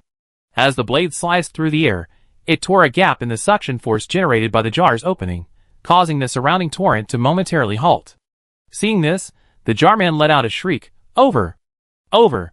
You bad thing! He hurriedly turned the jar around, and the black patterns on its surface suddenly lit up. A burst of black energy shot out from the jar's opening, colliding with the soul-severing blade. Bang! The collision of the two devouring forces didn't produce a deafening roar. Instead, it created a strange energy vacuum. Everything around was pulled and distorted by this force, and the swamp ground collapsed, creating a crater several meters deep. Born was jolted back 2 steps, and the devouring power on the soul-severing blade dimmed slightly.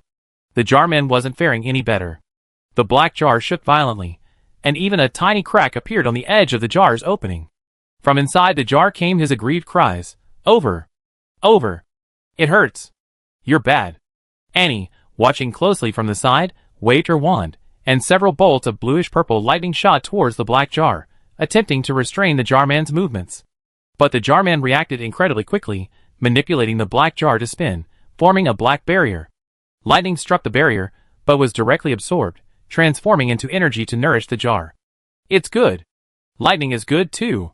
The jarman shouted excitedly. After absorbing the lightning, the cracks in the jar slowly healed.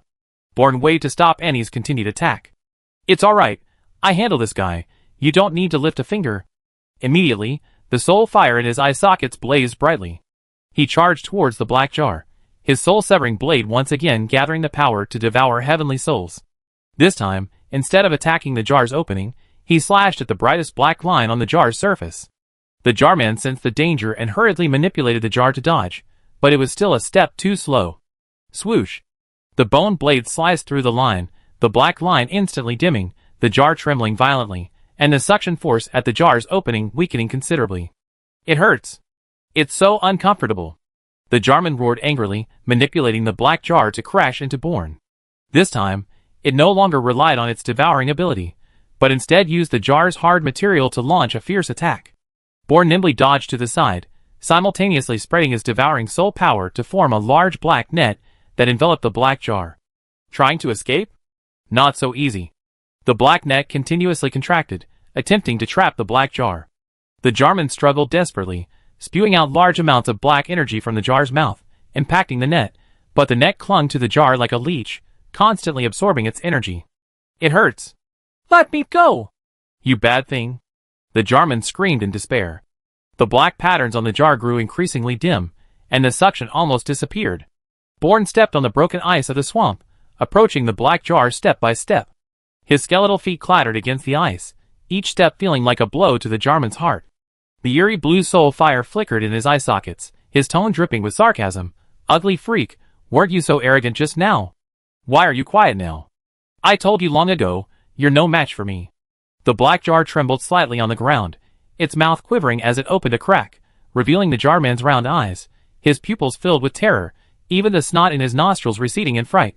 Come on, don't come any closer. I'm the Shadow General. You can't kill me. If you kill me, the Supreme Leader and the Grand General won't let you off. Shadow General? Born's skeletal jaw twitched, as if amused. With your round head, looking like you're inside a jar, you dare call yourself a general?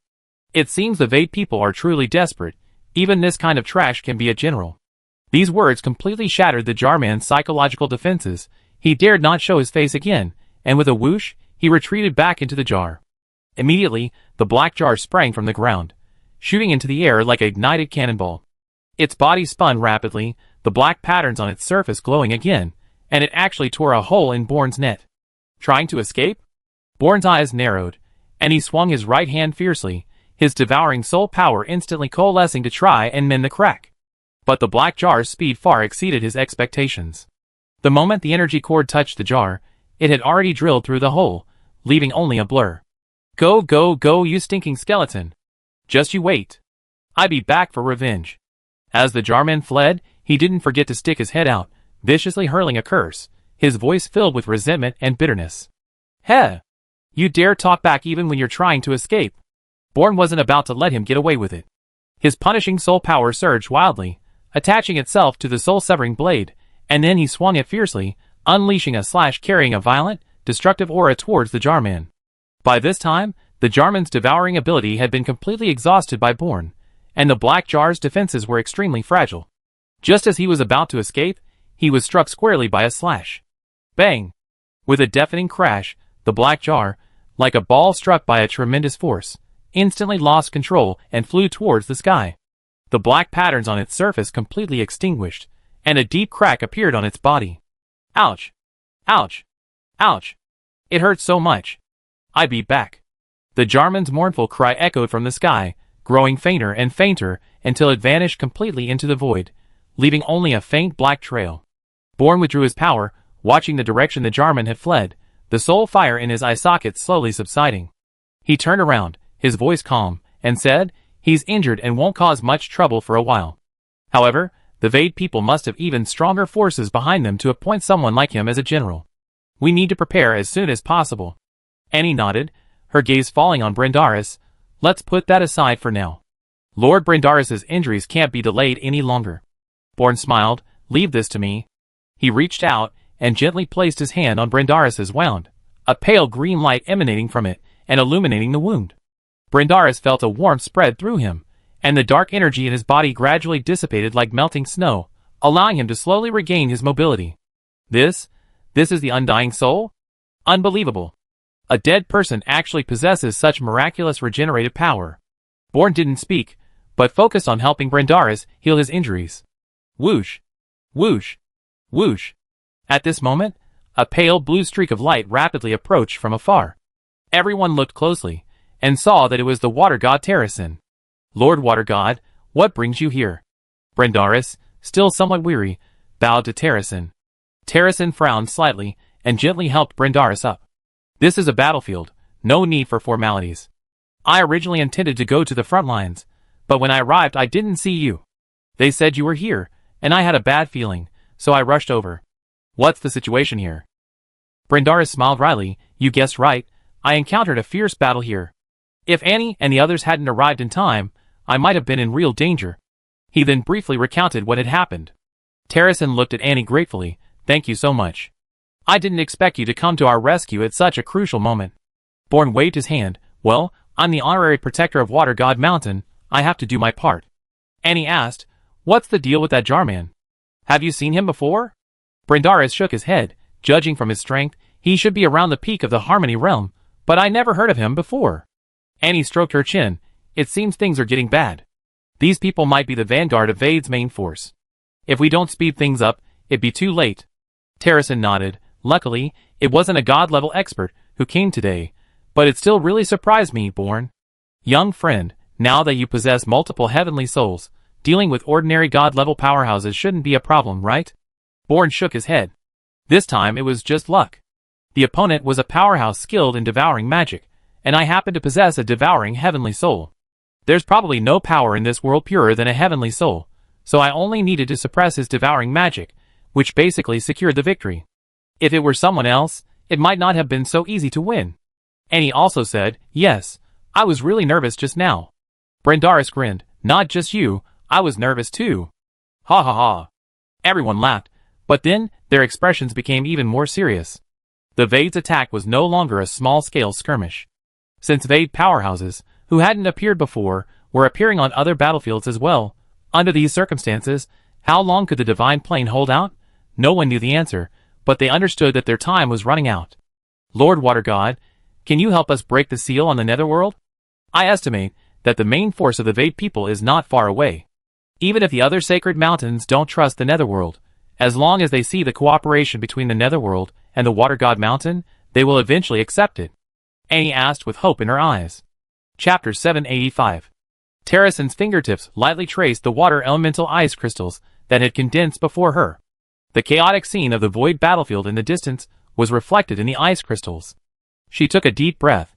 The cold air, carrying the smell of gunpowder, filled her lungs, making her already solemn expression even heavier. Once I break the seal on the Netherworld, Terrasin slowly spoke, her voice trembling almost imperceptibly, it will mean that my water god mountain has completely shattered the tacit understanding of the 5 great divine mountains that has lasted for millennia. At that time, before the Vade people even attack, Fire God Mountain, Thunder God Mountain, Wind God Mountain, and even Light God Mountain will likely be accused of colluding with the undead and betraying the divine plane. Using this as a pretext, they will launch a surprise attack on my Water God Mountain. She turned to, and her eyes filled with worry. You know, although Water God Mountain is strong, its forces have been largely depleted over the years in defending against the harassment of the Wades. If we face a combined attack from the other 4 great divine mountains, we have no chance of winning. At that time, Water God Mountain, which has stood for 10,000 years, will probably be destroyed in my hands. And stepped forward, looking at Terrasen with unwavering determination. Lord Water God, you can rest assured. After the army of the undead enters the divine plane, their first priority will be to ensure the safety of Water God Mountain. They will be stationed at various passes of Water God Mountain. We will assist the divine servants in resisting the Varid invasion. Moreover, this is a crucial moment in the Varid's all-out offensive. Their main force is already approaching Mount Light. The other sacred mountains are preoccupied with their own problems. How could they possibly focus their energy on internal strife? She paused, then added, furthermore, as long as we can demonstrate the Alliance's power on the battlefield, showing the other sacred mountains that the Netherworld is not the evil force they imagine, they won't act rashly. After all, compared to colluding with the undead, the Varid invasion is a true catastrophe. Even if they fear the undead, they won't fail to prioritize. Terrasen paused for a moment, then turned to Brindaris standing beside him, his tone tentative. Brindaris, you followed me for many years, and know the situation at Water God Mountain best. Do you think we should take this risk? Brindaris hesitated, instinctively gripping his giant hammer. He lowered his head in thought for a moment, a look of hesitation on his face. Your Majesty, to be honest, I'm conflicted too. Since the news of your proposal to ally with the underworld reached the mountain, there has been much discontent within. Some divine servants believe we are betraying the divine plane, associating with evil, and some have even secretly contacted other mountains, expressing their unwillingness to coexist with the underworld. If we go further and truly break the seal on the underworld, those people might directly defect, and Water God Mountain would be thrown into chaos first. He recalled the scene of Bond coming to his rescue when he was besieged by the Jarman, and added, However, said Terrasen, Annie has a point. Today, I was severely wounded by the Vade on the battlefield, and it was that skeleton soldier who saved me. In reality, the undead race, and we races from the divine plane don't seem to be fundamentally different. Our previous battles were merely due to differing stances over thousands of years, and ingrained prejudices. Perhaps, once we truly form an alliance and fight side by side, seeing the undead also fighting desperately to protect this world, those voices of discontent will gradually disappear, and everyone's views will change accordingly. Listening to their conversation, the worry in Terrasen's eyes gradually faded, replaced by a resolute look. She sighed, her voice weary yet firm.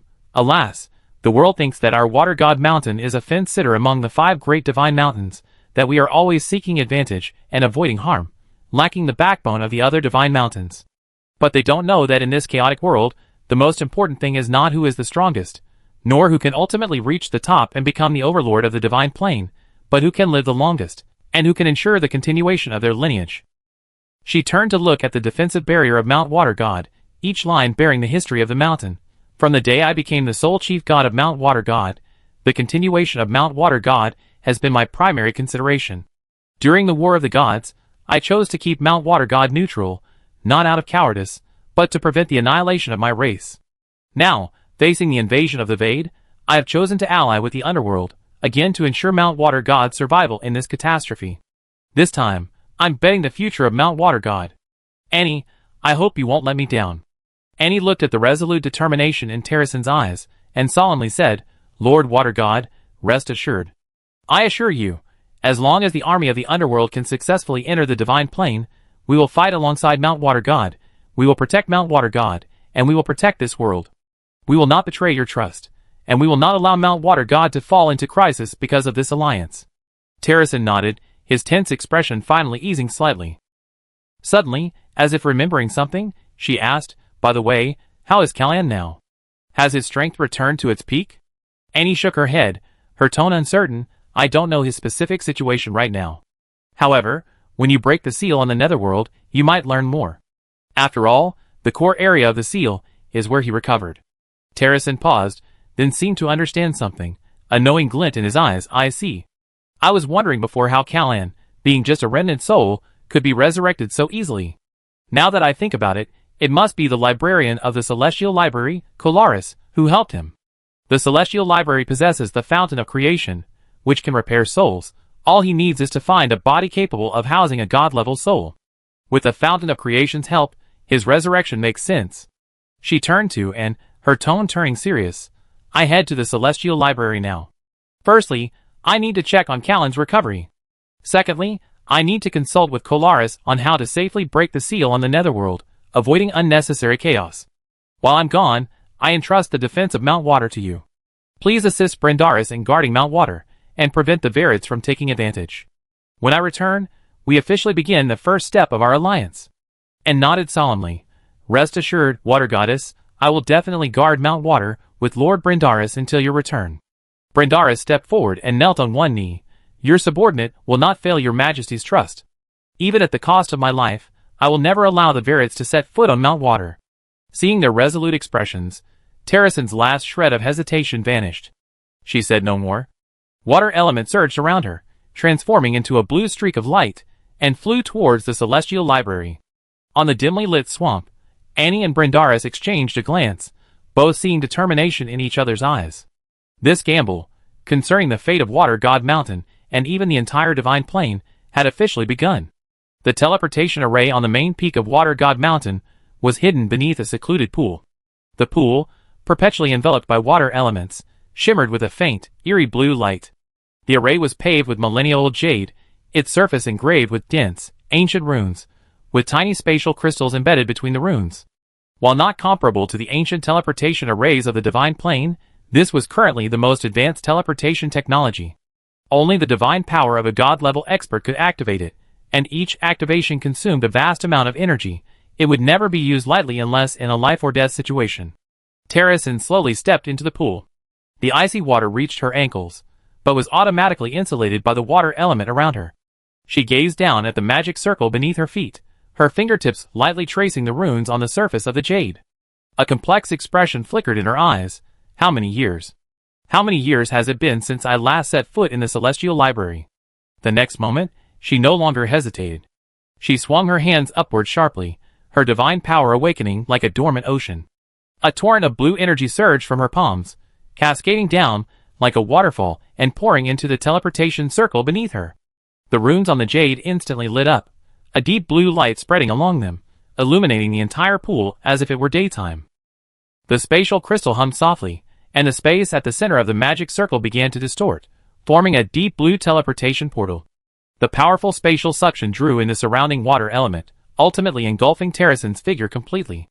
In a flash of light, Terrasen felt a blur before his eyes, and the next moment he found himself standing in a magnificent hall. This was the highest level of the Celestial Library. The Fountain of Creation. Terrasen? What brings you here? A deep voice suddenly sounded from behind, tinged with surprise.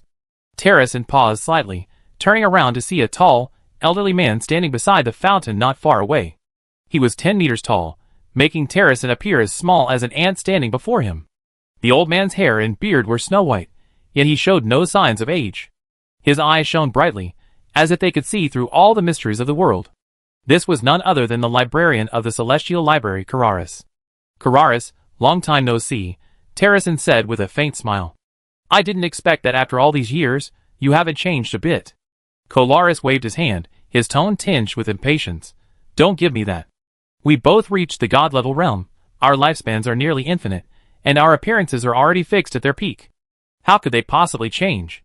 But you, suddenly appearing here, can't be anything good. Tell me, what's your purpose? Terrasen's smile vanished, her expression turning serious. She stepped forward, her gaze fixed on Colaris. Then don't play dumb with me.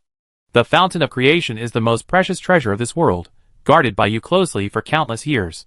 Even the chief gods of the 5 great mountains aren't authorized to use it casually. But tell me honestly, are you hiding someone inside the Fountain of Creation? Colaris frowned slightly, his face darkening. I am the librarian of the Celestial Library. For millennia, I have guarded this library alone, enduring endless loneliness. None of the 5 great mountains have ever inquired about my situation, Yet now they're concerned about the fountain of creation? Besides, what I do in the Celestial Library is my own business, and it's none of your concern. Terracin sighed softly, his tone softening slightly. Sigh, you don't need to be so agitated. To be honest, I didn't come here to cause you trouble, but to break the seal on the netherworld. Huh? Colaris's eyes widened suddenly, an expression of disbelief on his face. And, she really convinced you? Seeing his expression, Terracin immediately understood everything and couldn't help but laugh. As expected, you and that girl are in cahoots. But don't be afraid, I'm on your side now, otherwise, I wouldn't have risked being besieged by the other great mountains to come here. The surprise in Colaris's eyes faded, replaced by deep suspicion. Are you really determined to break the seal on the netherworld? Will Soraka and the others agree? How could they possibly agree? Terra shook her head, with a forced smile. They still consider the netherworld their mortal enemy. If they knew I was breaking the seal, they'd probably attack Mount Water God on the spot. I came to the Celestial Library secretly, without their knowledge. But as you know, the teleportation arrays of the 5 sacred mountains are interconnected. When I activated the array with divine power, the energy fluctuations couldn't be hidden from them. They know I'm here soon enough, and with a little thought, they figure out my purpose. Colaris narrowed his eyes, his snow-white beard trembling slightly, his tone grave. So, my Celestial Library, which has been peaceful for 1,000 years, will soon be bustling with activity? Terra nodded. Nodding, her tone certain, that's right, most likely. Once Soraka and the others realize what's happening, they definitely come to stop me. A fight is inevitable, and they might even come to blows. Colaris frowned, stepped forward, and said urgently, then why aren't you acting now? Once they arrive, you never have another chance to break the seal. The seal of the underworld is connected to the foundation of the Celestial Library. It can only be safely broken here. Once you miss this opportunity, it will be difficult to find a suitable time again.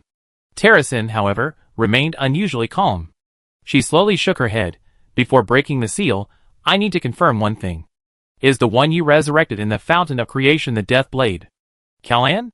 She knew that Callan's strength directly determined the success or failure of the alliance. If it wasn't him who was resurrected, or if his strength couldn't be restored, then this gamble was lost from the start. Colaris fell silent, staring intently into Terracin's eyes, as if judging her sincerity. After a long silence, he slowly spoke, his voice heavy with emotion. That's right, it's him. After the War of the Gods, his remnant soul was preserved and is now nourished in the fountain of creation. Recently, with the help of the power of the spatial core, his physical body has been reshaped. Chapter 786. When will he fully recover his strength? Terracin pressed, her eyes filled with anticipation. I don't know. Colaris shook his head, his tone helpless. He was severely injured by your combined attack back then. His remnant soul was less than 10% left. It's already a miracle he was resurrected. As for the speed of recovery, it all depends on his own fate. He might recover to his peak strength in the next moment, or it might take several years, or even more than 10 years. A hint of disappointment flashed in Terracin's eyes. She murmured softly, is that so? Then my game is truly high risk. Colaris looked at her dejected expression, took a deep breath, and lightly stomped his right foot on the ground. All right, stop thinking about it. His tone hardened. I entrusted the future of the Celestial Library, the fate of the entire world, to that girl Annie. You gambled away the millennia-old foundation of Water God Mountain, choosing to ally with the underworld. We're both gamblers. Once the stakes are placed, there's no turning back. Now, we only have 2 paths before us, either perish with this world, or risk our lives and try again. Hearing this, the disappointment in Terracin's eyes faded, replaced by resolute determination. She smiled slightly. You seem quite open-minded. Fine, it's come to this. Further hesitation is useless. Before she finished speaking, Terracin suddenly leaped into the air, unleashing her divine power without reservation. Blue energy condensed before her, transforming into an enormous ice cone. The ice cone was tens of meters long, its surface covered with fine ice shards, radiating a bone-chilling cold. The surrounding air was frozen into tiny ice crystals, its aura vast and boundless. Colaris took a deep breath, gave a soft shout, and stomped her right foot on the ground. With a whoosh, a dark magic circle appeared out of thin air on the crystal floor below Terracin. The circle was about 50 meters in diameter, woven from 5 different elemental chains. The 5 chains crisscrossed, like a giant net, firmly binding the central area of the circle. Through the gaps in the chains, one could see endless darkness below, emanating a dense aura of death. This aura was chilling and piercing, not just ordinary cold, but a shiver originating from the depths of the soul, as if a dark beast that had slumbered for millennia was tightly bound beneath the chains. The era of the God Mountain's rule. It must end. Terrasen looked at the magic circle below, a complex emotion flashing in her eyes, a reluctance to let go of the past, uncertainty about the future, but ultimately replaced by resolute determination. She swiftly waved her hand. Go! A massive ice spike, like a falling meteor, hurtled towards the center of the magic circle with a whistling sound. The moment the ice spike collided with the elemental chains, a deafening roar erupted. The 5 elemental chains trembled violently, their surface light dimming. From the darkness at the center of the magic circle came a muffled roar, as if something was about to awaken. Terrasen gritted his teeth, his divine power surging once more. The ice spike shone even brighter, inching its way towards the center of the magic circle. The elemental chains creaked and groaned, as if they might snap at any moment. The ancient books in the celestial library began to shake violently, the suspended book rings spinning faster, and the entire hall trembled slightly. Kolaris, restricted by his limitations, could only watch as Terrasen's ice spike collided with the magic circle's chains, violent energy surging and churning through the space. Almost there. Terrasen gritted her teeth. This magic array was jointly set up by the 5 main gods of the 5 sacred mountains. At most, she, Terrasen, could easily break the water god's chain, but the other chains were more difficult. Although she couldn't break them instantly, given enough time, she could slowly wear down the other chains. Once all the elemental chains were broken, the array would become ineffective.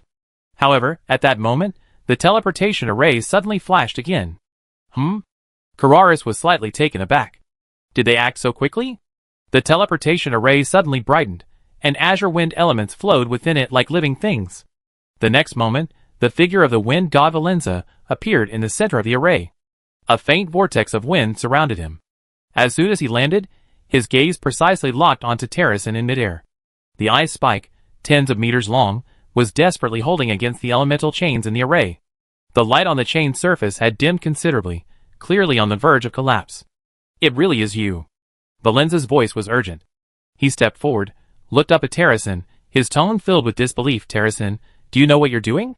Breaking the seal on the netherworld is a matter of life and death that will overturn the millennia-old order of the divine plane. Terrasen looked down at Valenza, seemingly relieved. So it's you, Valenza? Annie stayed at Mount Wind God for a while. In a way, she's one of yours. You should understand my choice, right? She's not one of mine. Valenza immediately retorted, his tone urgent, as if a sore spot had been touched. She only happened to stay at Mount Wind God. I never acknowledged her as a servant of Mount Wind God, nor did I offer her any support. Do you think anyone would believe that?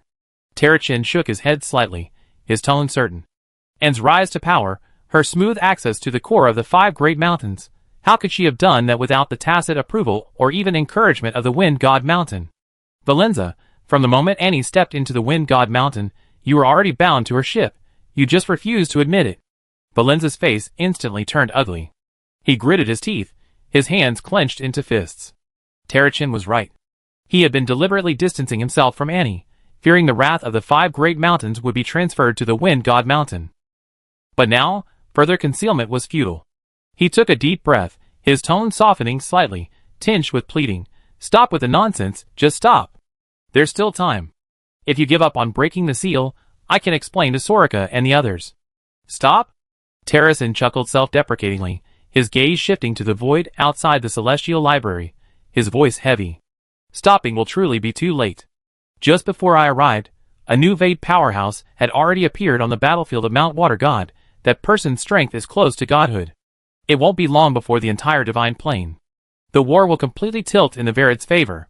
Even if we wanted to join forces, it would be too late. But have you considered what the undead will do after the seal is broken? Valenza's voice rose a few decibels, her eyes filled with worry. The undead have been sealed for 10,000 years. Their resentment towards the divine plane is deeply ingrained. Once they regain their freedom, their first target will be our 5 sacred mountains. Then, we will not only face the Verid's attack, but also have to guard against the undead's backlash. Isn't that courting death? Terrasen, however, remained unusually calm. She slowly spoke, I believe in Annie. Or rather, I believe in Kararis' choice. Huh? Valenza was startled, only then noticing Kararis standing to the side. He turned to look at the towering progenitor of giants, his eyes filled with shock, You were involved in this too? Kararis scratched the back of his head, a slightly embarrassed smile on his face. I was indeed involved.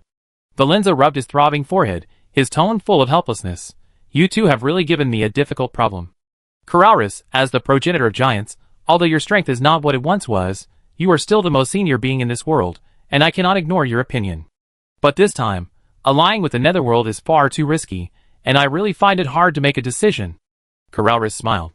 His tone became serious. You don't need to feel too much pressure. Just follow your heart. I said before that I wouldn't participate in any racial struggles. My only wish is for this world to continue to prosper. My support for breaking the seal this time is because I know that only by uniting with the underworld can we have a chance to fight the Vades. A glint flashed in Valenza's eyes. He stepped forward, his tone urgent. You mean, the Vade's strength this time is really too great for us to contend with alone? On this point, Terrasen is the most qualified to speak. Kolaris stepped aside, turning his gaze to Terrasen in midair. At this moment, Terrasen had no mind for the conversation. Breaking the seal had reached a critical moment. She poured all her divine power into the ice spikes, their light growing ever brighter as they pressed down heavily on the fire elemental chains. With a crisp crack, a tiny fissure appeared on the fire elemental chains. The crack spread rapidly like a spiderweb, covering the entire chain in the blink of an eye, and the chain's light dimmed considerably. Huh? So fast? Valenza's eyes widened in surprise. He hadn't expected Terrasen to progress so quickly.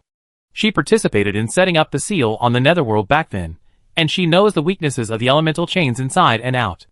Naturally, her progress is faster than most, Kolaris explained slowly, then looked at Valenza, his tone slightly probing. Valenza, the wind elemental chains in the array were formed from your divine power back then.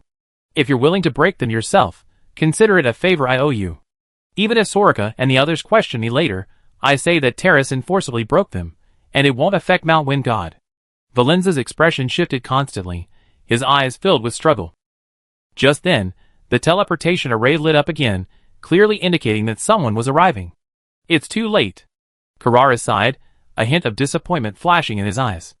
If Valenza could help, Terrasen's speed in breaking the remaining chains would be greatly increased, but now, they would likely face obstruction from the other gods. However, before Kararis could finish speaking, a streak of azure wind suddenly slashed from Valenza's hand. The wind blade, with a sharp whistling sound, struck the wind elemental chains in the magic circle instantly, like a bolt of azure lightning. With a hiss, the wind elemental chains snapped, dissipating into countless azure specks of light. Valenza, you... Kararis looked at Valenza in surprise, not expecting him to choose to help at the last moment. Valenza withdrew her hand, turned away, avoiding Karalis' eyes, and said stiffly, Don't misunderstand, I'm only doing this for your sake. As for an alliance with the underworld, I have absolutely no interest. Karalis' lips slowly curled into a smile. I understand. The teleportation array's light suddenly intensified, and within the interwoven gold and red halo, two burly figures stepped out.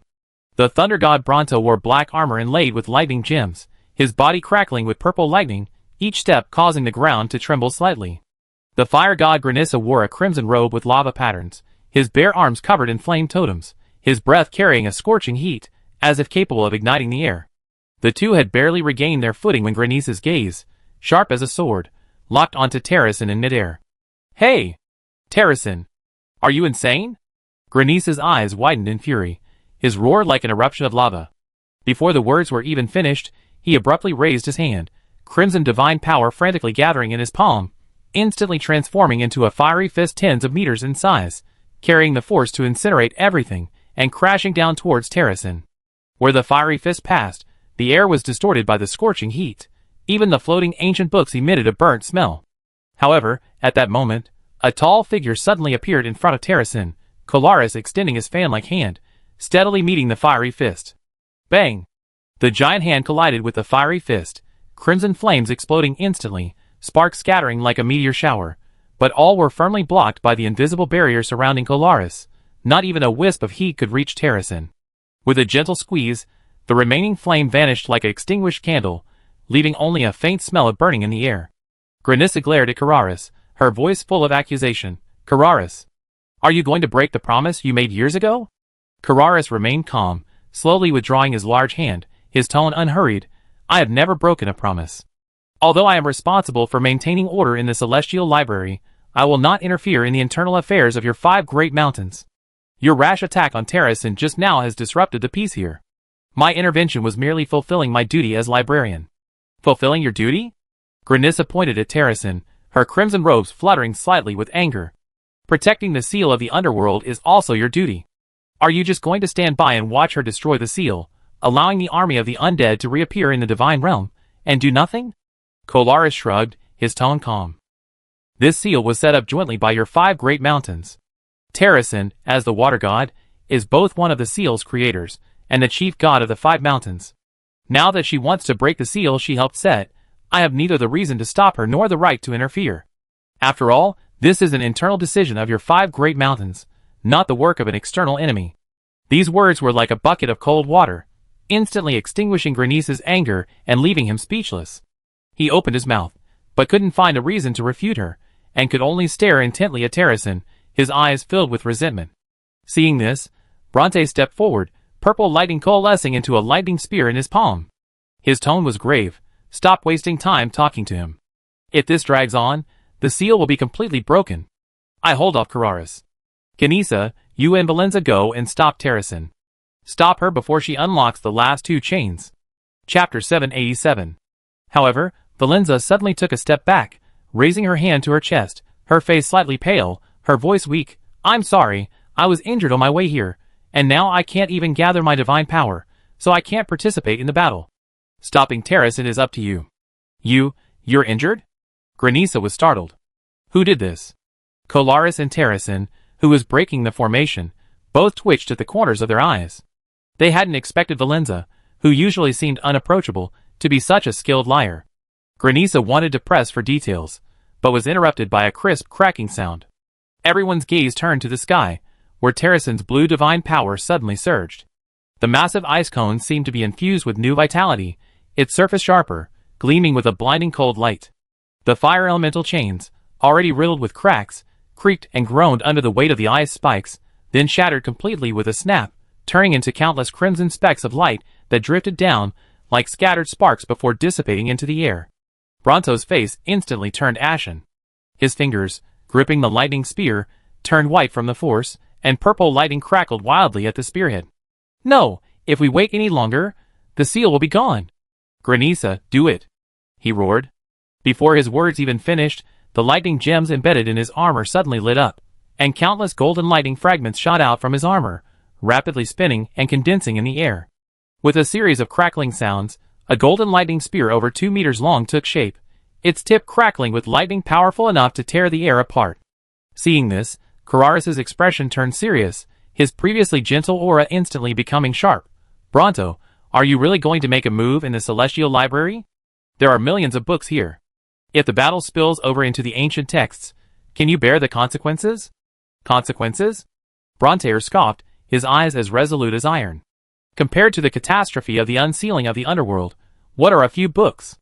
Kararis, I know you're powerful, but you think you can stop both of us by yourself? Not so easy.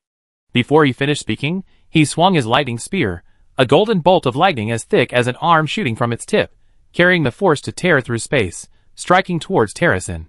Kararis didn't dare to be careless. With a wave of his hand, an invisible, immense force appeared out of thin air, slamming into the lightning like a mountain. Bang! The golden lightning was instantly shattered, turning into countless tiny sparks that scattered across the crystal floor, creating a faint spark, but not even touching the hem of Terrasen's clothes. Just as Kolaris was fending off Bronto, Granissa moved as well.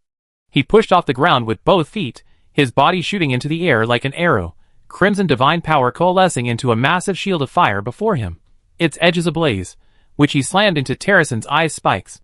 His goal was clear, to destroy the ice spikes and prevent Terrasen from breaking the remaining chains. Just as the fiery shield was about to touch Terrasen's divine barrier, Kolaris suddenly sidestepped, his left hand drawing an arc in the air, an invisible force forming a barrier before the fiery shield. Bang! The shield collided with the barrier, the crimson flame surging violently, yet unable to advance an inch. Granissa gritted his teeth and exerted all his strength, the flame totem on his arm growing ever more vibrant, yet the barrier remained unmoved, like an insurmountable mountain. Kolaris, are you really going to protect Terrasen to the end? Granissa roared, his voice causing the ancient tomes floating around him to tremble slightly. He could clearly feel the immense power emanating from behind the barrier, an ancient divine power far surpassing his own, carrying the unique weight of the progenitor of giants, making him feel a sense of powerlessness. Kolaris didn't turn around, his gaze fixed on Terrason's figure breaking the seal, his tone calm yet carrying an undeniable authority. I'm not protecting Terrason, I'm protecting the order of the Celestial Library, the last hope of this world. If you insist on attacking, you have to get past me first. Seeing this, Bronte tightened his grip on his lightning spear, purple lightning condensing into a ball at the tip, emitting a crackling sound. He knew Kararis' strength. Of all the children the Creator God had, only he, the progenitor of giants, survived. His power was unimaginable. Though no longer at his peak, he was still far beyond what he and Granissa could easily contend with. But considering the consequences of the unsealing of the netherworld, he gritted his teeth and stepped forward, sweeping his spear horizontally, unleashing a crescent-shaped lightning slash towards Kararis' side. This attack, seemingly fierce, deliberately avoided the surrounding ancient texts. Clearly, Bronte also feared the battle might damage the precious documents. Kararis caught a glimpse of the lightning slash out of the corner of his eye. With a casual raise of his right hand, an invisible force enveloped the lightning slash, and with a gentle squeeze, he shattered it into countless tiny sparks of electricity. Bronte, I understand your intentions, but an attack of this magnitude won't harm me. Seeing that Bronto's attack was ineffective, Granissa withdrew his flaming shield, and crimson divine power condensed into dozens of flaming spears before him, which he fired at Kararis. These spears, too, avoided the area densely packed with ancient texts, aiming only at Kararis' limbs. Granissa knew that the documents of the Celestial Library were the world's treasures. If they were damaged by his attack, he would become a sinner for all time. Kararis sighed softly, and a slight surge of gray divine power around him formed a semi-transparent shield. The flaming spears struck the shield with resounding thuds, but failed to leave even a crack. Since you are unwilling to harm the library, how can you stop me? He slowly stepped towards Bronto and Granissa. With each step, a gray ripple spread across the crystal floor, and an invisible pressure enveloped the two. Bronto felt a tightness in his chest, and his hand gripping the spear trembled slightly. He could feel the oppressive aura emanating from Kolaris, a majesty honed over millennia, the unique presence of a powerhouse at the pinnacle of the world. He gritted his teeth, forcibly suppressing his fear, and thrust his spear forward, a golden bolt of lightning surging towards Kolaris like a dragon. Even if we can't hurt you, we do our best. As long as Soraka arrives, we can stop Terrason. Despite these words, his attack still held back, the power of his flaming spear only reaching 70%, fearing it might damage the surrounding ancient texts. Kolaris naturally saw through their intentions, a knowing glint in his eyes. He didn't kill them, but instead used invisible forces to neutralize their attacks, gradually tightening the encirclement and forcing them away from Terrason. Do you think Soraka's arrival will change the outcome? The Verit army is already close to the core of the Divine Plane. If we don't unite with the Netherworld, we will all be annihilated. Bronto snorted coldly, his lightning spear swinging out again. Don't try to fool us with these excuses. We know the greed of the underworld better than anyone. Once the seal is broken, they devour the Divine Plane first, then deal with Evade. His words were tough, but the force of his attack weakened. When Kararis parried his attack earlier, he deliberately avoided his vital points, clearly holding back. Granissa's flaming spears also became sparse, their attacks hesitant and timid. Kararis observed their reactions, and breathed a slight sigh of relief. He knew that Bronto and Granissa weren't stubborn, but simply bound by millennia of prejudice. Given enough time, until the seal was broken, until the underworld showed its resolve to fight, they would eventually understand. Just then, a crisp cracking sound rang out in midair. Everyone looked in the direction of the sound, and saw Terrason's blue divine power surge to its peak as an ice spike slammed into the lightning chains. The already weakened chains of lightning could no longer hold, shattering instantly into countless purple specks of light that dissipated into the air. Terrason slowly retracted his ice spikes, looking down at the three on the ground, his tone calm. Now, only the last chain of light remains. Bronte and Guinevere's expressions changed drastically. They hadn't expected Terrason to be so fast. Bronto gripped his spear, wanting to charge again, but was held back by the invisible pressure of Coralise. Looking at Coralis's resolute eyes, then at the intact ancient texts around him, his inner struggle intensified. Continuing to fight would not only fail to stop Terrason, but might also damage the documents. Giving up the fight, however, meant facing the consequences of the unsealing of the underworld. Granissa seized his attack, his crimson divine power gradually receding. He glanced at the chains of light in midair, then at the distant teleportation array. Soraka hadn't arrived yet. While Terrasen had already broken 3 chains, the scales of victory had already tipped. Kolaris sensed their wavering and softened his tone. Stop. You are both supreme beings of the divine plane. You should understand what the real threat is. The Vade want to destroy the entire world, while the Netherworld merely wants to reclaim its living space. Rather than fighting amongst yourselves here, join forces against the common enemy. Bronto fell silent, his hand gripping the spear slowly lowering. Granisa also sighed, withdrawing his fiery divine power. The two exchanged a glance, both seeing helplessness in each other's eyes. They knew that continuing the fight was pointless. With their strength, they were no match for Kolaris's blockade. Soraka won't come. Valenza, who had been silently standing in the corner, suddenly spoke. A slight surge of azure wind element emanated from him, his tone carrying a certainty. The main force of the Vade is currently focused on attacking Mount Light. Torok is directly engaged in combat. As the chief deity of Mount Light, Soraka would never abandon her own mountain to come to the Celestial Library. She's probably too busy to even spare a moment. She'd be lucky to even defend Mount Light. These words made Bronto and Granisa's already grim expressions even darker. Bronto whirled around, purple lightning crackling around him, his voice filled with rage. Valenza, I think you've been faking it from the beginning. That necromancer named Annie first distinguished herself on your Mount Wind god. Who would believe you have no connection to her? Your claim of being injured and unable to fight was probably just an excuse. Valenza paused slightly upon hearing this, then instinctively looked towards Terrasen in midair. Terrasen had said before that he was already bound to end ship, and no amount of clearing his name would change that. Bronte's questioning now seemed to confirm that. A sudden surge of resolve washed over him, his previous hesitation and concerns vanishing instantly. Since he was bound to be suspected anyway, he might as well go with the flow and gamble for the world. A sudden burst of azure light emanated from Valenza, and a swirling vortex of wind formed beneath his feet, slowly lifting him off the ground. He flew towards Terrasen, his speed slow but his determination unwavering. Seeing this, Kolaris frowned and instinctively reached out to stop him. Valenza, what are you trying to do? Valenza turned around, smiled slightly at Kolaris, and said in a relaxed yet firm tone, Lord Kolaris, don't worry. I just feel that the outcome is already decided. Instead of wasting time arguing here, we should help Terrasen and break the seal on the Netherworld sooner. After all, we don't have much time to waste. Before he finished speaking, Valenza suddenly drew his azure long sword from his waist.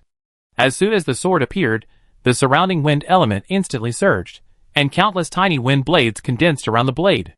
With a flick of his wrist, the long sword, accompanied by a whistling sound, slashed a massive wind blade fiercely towards the chains of light below.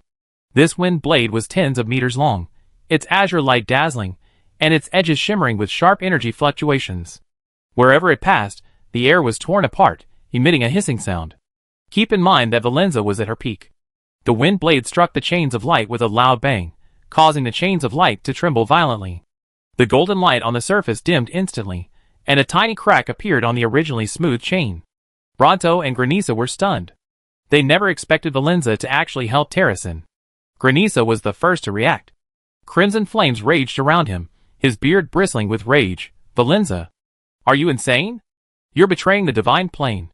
Aren't you afraid that once the Netherworld is unsealed, your Wind God Mountain will be the first to be destroyed? But Valenza completely ignored his roar. His longsword flashed again, unleashing a barrage of azure wind blades. Each blade struck the chains of light with pinpoint accuracy, producing deafening crashes. The cracks in the chains of light widened, the golden light dimmed, and the entire space trembled under the impact of the wind blades.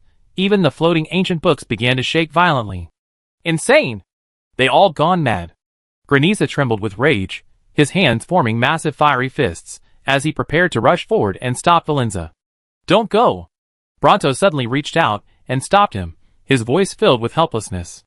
Granisa whirled around, her eyes blazing with fury. Bronto, what are you doing? If they keep going like this, the chains of light will break. Then the army of the dead will storm out, and we all be doomed. Bronto slowly shook his head, sighed, and his gaze fell on the teetering chains of light. It's no use. We can't stop them anymore. Valenza has betrayed us. Kolaris is protecting us with all his might, and Terrasen knows the seal's weaknesses. Even if we fight desperately now, we might not be able to stop them.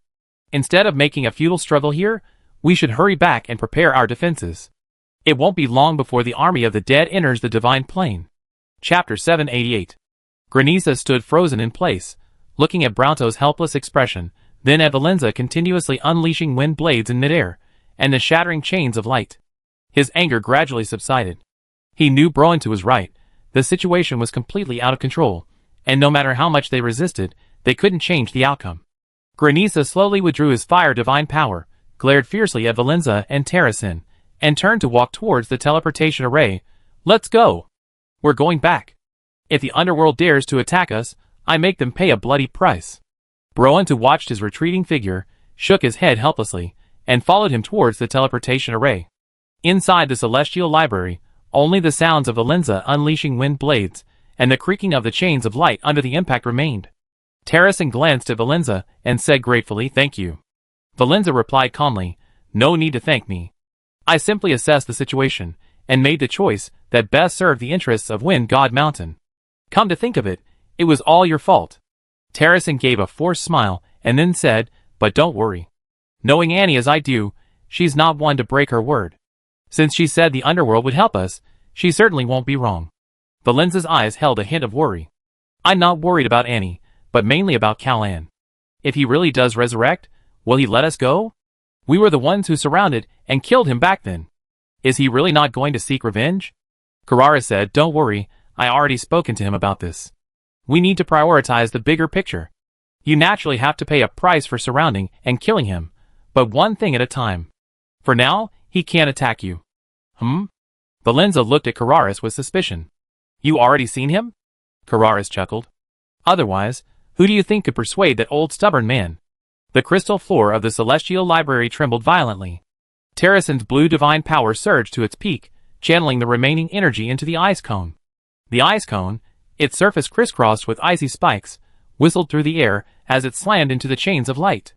Valenza also held back. Her cyan longsword danced in afterimages, dozens of wind blades coalescing into a massive cyan torrent, crashing into the chains along with the ice cone. Crack! The two forces struck simultaneously. The chains of light creaked under the strain, their golden light instantly dimming, cracks spreading across their surface like a spiderweb. The next second, the chain shattered completely, transforming into countless golden specks of light that dissipated into the air. Without the chains binding them, the entire ceiling array trembled violently, the black runes peeling away layer by layer like shattered glass. The darkness at the center of the magic circle suddenly surged, like a colossal beast breaking free of its shackles, violently spreading outwards. Black death energy, carrying a chilling aura, instantly pierced the dome of the celestial library, spreading throughout the entire divine plane. Wailing sounds of ghosts and wolves echoed from the darkness, mournful and desperate, as if the resentment sealed for 1,000 years was erupting all at once. All living beings throughout the divine plane looked up, only to see the sky shrouded in darkness, the death energy churning like dark clouds, even obscuring the sunlight. Everyone understood that this meant the realm of the dead, sealed for 1,000 years, was finally seeing the light of day again. The undead, who had once fought against the divine plane and were hailed as the most tenacious race in the world, were about to return, carrying 1,000 years of resentment and power. Meanwhile, far away at Mount Fengshan, Annie and her companions encountered a tremendous crisis. After repelling the Jarmen, the Varids hadn't retreated, especially towards the main battlefield, where their attacks intensified. After Terracin left, Brendaris and Annie quickly returned to the main battlefield, where the main force of the Water God Mountain's divine servants was being forced into a retreat. "What's going on?" Brendaris frowned slightly. "Shouldn't the main force of the Varids be at Mount Guangming? How could they send so many troops here?" Annie said in a deep voice, "There's only one possibility. Varid reinforcements have arrived." Brendaris' face darkened.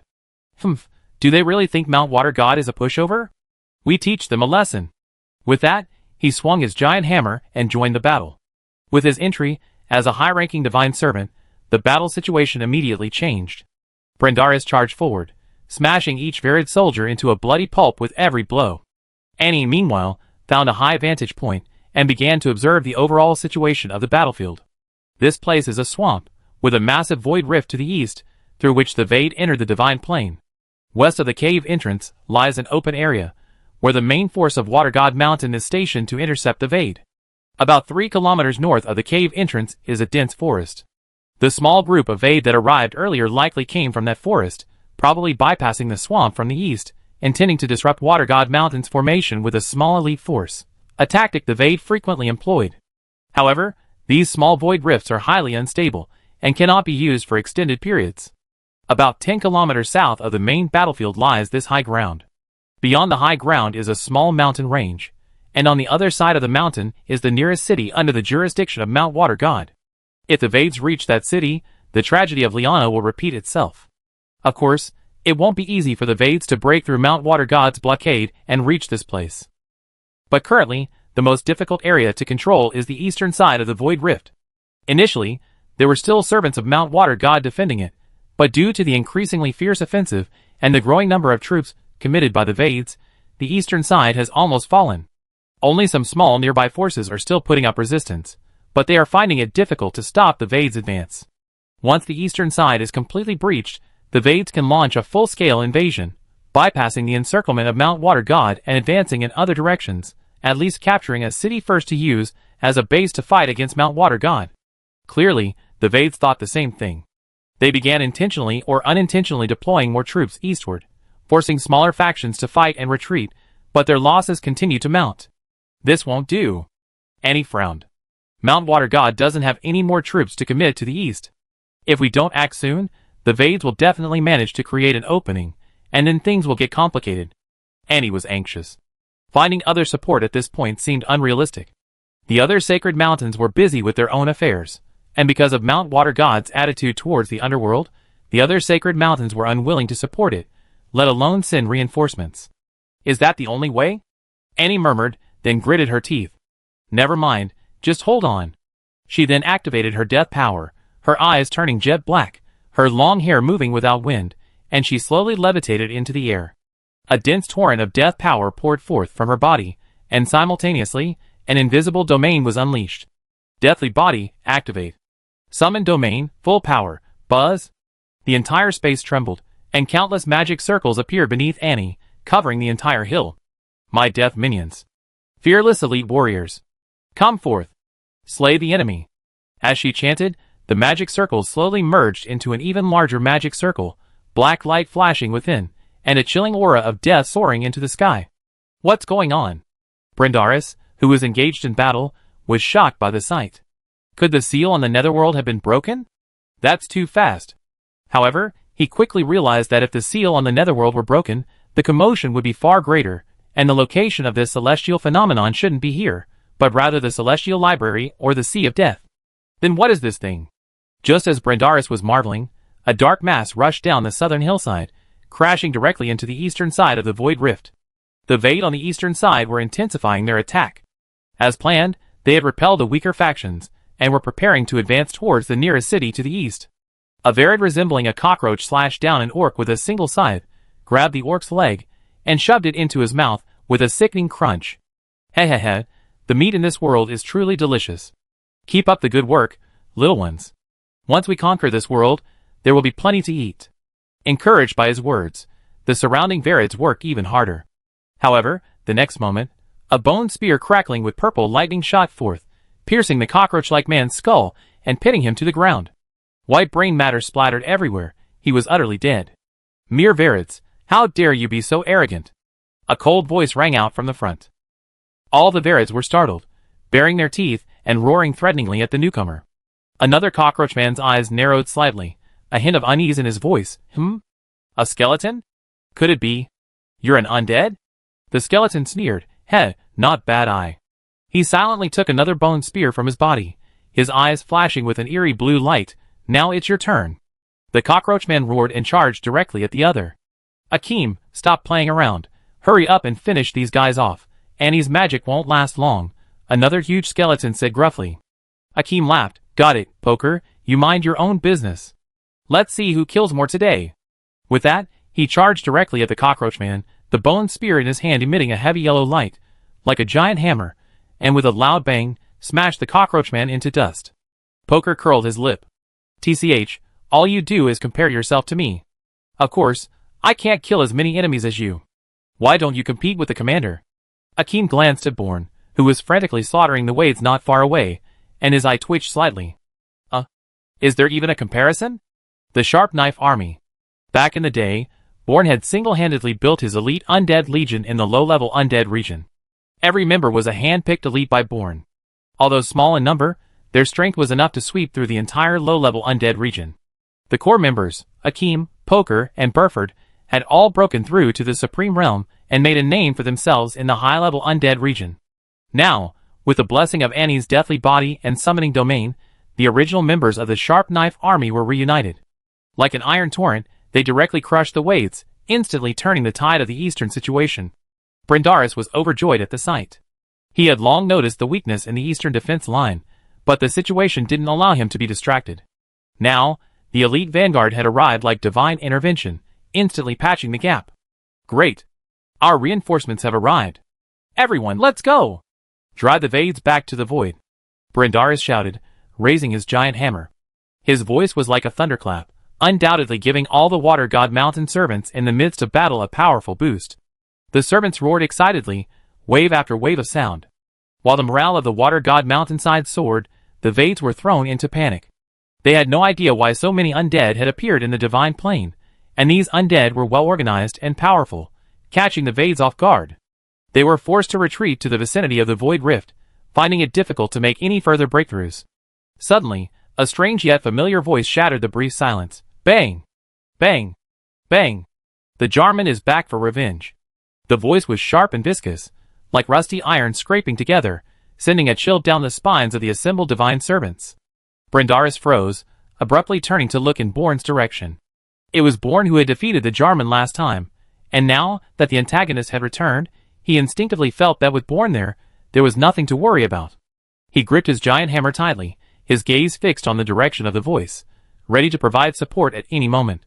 Born was also on high alert. The instant he heard the voice, his soul-severing blade glowed with a dark light, the power of devouring heavenly souls slowly circulating around him. A cold smile played on his lips. He was certain the Jarman wouldn't recover from his injuries anytime soon, and he had already devised a strategy to defeat him again. But the next second, a piercing hiss.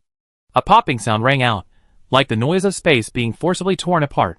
Following the sound, everyone looked and saw the void rift rapidly widening, a black jar 10 times larger than before struggling to emerge from it.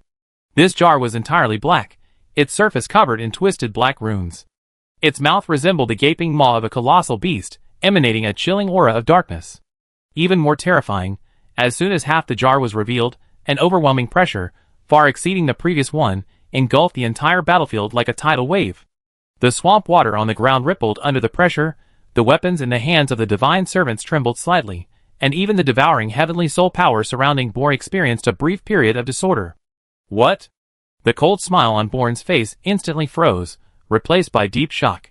He could clearly feel that the intensity of this pressure had clearly reached the divine level, but the Jarman he defeated last time was clearly only at the high level of the Harmony origin stage. How could it have broken through to the divine level in such a short time? Chapter 789. Pass. Pass. Pass. A strange voice echoed again from the enormous black jar, this time deeper and more arrogant, carrying an overwhelming sense of superiority. You defeated the Jarman's clone. The Jarman will take revenge. He devour you all to replenish his energy. A clone? Born's pupils constricted, frozen in place as if struck by lightning. He finally understood. What he had defeated last time was merely the Jarman's clone. This enormous black jar was its true form. No wonder it dared to return so easily. From the very beginning, he had underestimated this strange creature's strength. Born's knuckles turned white from gripping the soul-severing blade so tightly, the skeletal knuckles rubbing against the hilt with a faint creaking sound. Terrason had not yet returned from the Celestial Library, and Mount Water God didn't even have a single God-level expert. Now, the Jarman's true form had descended with God-level pressure. If it unleashed its full power, the divine servants and undead soldiers present would be utterly helpless. No! We can't let him arrive so easily. Born gritted his teeth, knowing the disparity in strength between them, yet he showed no sign of backing down. He pushed off the ground with both feet, his figure shooting like an arrow towards the massive black jar, his soul-severing blade gleaming coldly in the sunlight. Brindaris, seeing this, instantly understood Born's intention. As a high-ranking divine servant of the Water God Mountain, if he showed weakness, the morale of his servants would plummet, and then even without the Jarman lifting a finger, ordinary Vade soldiers would break through the defenses. He took a deep breath, gripped his giant hammer, and roared towards Born, "Skeleton brother, I'm here to help you." Before his words even finished, his massive body surged forward like a small mountain, each step causing the swamp ground to tremble, and splashing up large amounts of mud and water. "Big guy, my name is Born." Born grinned upon hearing the roar behind him. Though his skeletal face was expressionless, his fighting spirit was palpable. "Let's hold this Jarman back.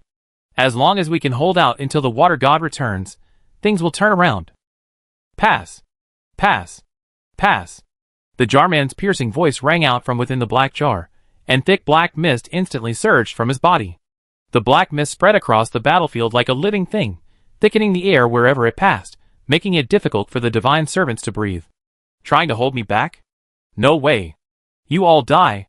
Born's eyes narrowed, and he roared, "Don't even think about it." He abruptly stopped, gripping his sword with both hands. Yellow earth attribute celestial soul power surged wildly from his body, condensing along the hilt onto the soul-severing blade. The blade was instantly enveloped in earth-yellow light, radiating a heavy aura. Earth-shattering heavenly soul-trapped beast. With Born's roar, the soul-severing blade was plunged fiercely into the ground. A muffled boom echoed, shaking the entire battlefield. Immediately afterwards, centered on the Jarman, massive fissures opened in the ground in all directions, and brown rock surged forth, rapidly coalescing into a stone wall tens of meters high. This stone wall rose from the ground like a cage, blotting out the sky, trapping not only the enormous black jar within, but also tens of thousands of Aed soldiers in the surrounding area. "Holy crap!" Brindales rushed to the stone wall, his eyes widening at the city wall like stone prison before him, nearly dropping his giant hammer. "Brother Born, what are you doing?" Born's eyes remained grave. He sheathed his soul-severing blade, wiping the dirt from its blade. A god-level expert's attack range is immense. Once he attacks, your divine servants won't have time to dodge. This stone wall won't hold him for long, but it can at least temporarily protect your men from the impact. Brindaris finally understood Born's good intentions, and his heart was filled with gratitude. He patted Born on the shoulder. "Thank you, Brother Born."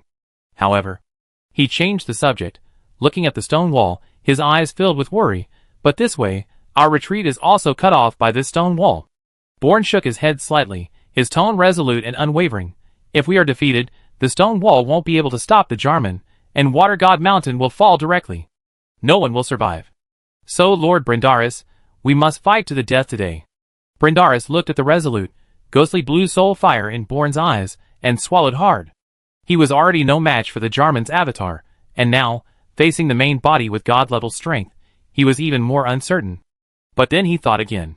Born was merely a spirit unrelated to Mount Water God, yet he was willing to fight tooth and nail to protect it.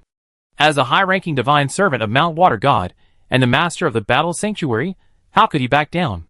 Brindaris took a deep breath, raised his giant hammer above his head, and concentrated dense water elemental power on its surface, sharp ice shards forming on its surface. "All right. Today, either we kill this Jarman, or we die here. Let's fight." Inside the stone wall, the Jarman realized he was trapped. More importantly, the black mist he emitted was blocked by the stone wall, which enraged him, causing him to let out a strange roar. By the way, damn it!" Brindaris and Born exchanged a glance. Without a word, they both charged towards the giant jar in the center of the stone cell. Brindaris attacked first, his giant hammer condensing immense water elemental power. The ice shards covering the hammer grew increasingly sharp, freezing the surrounding air into tiny ice crystals. He leaped into the air, and the giant hammer, carrying immense force, smashed down hard on the black jar. Born followed closely behind, his soul-severing blade wreathed in intense pungent power, its golden light piercing the black mist like a sun in the darkness.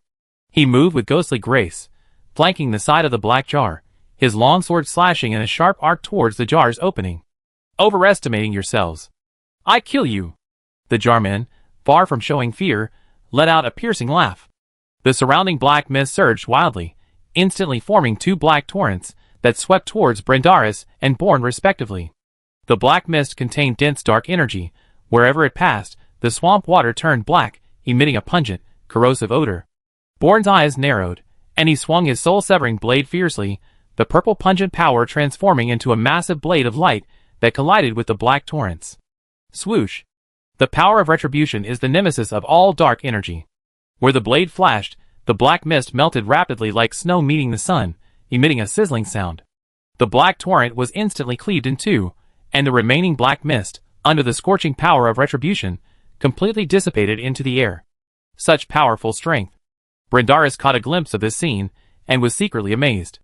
But he had no time to think further. Another black torrent was already upon him.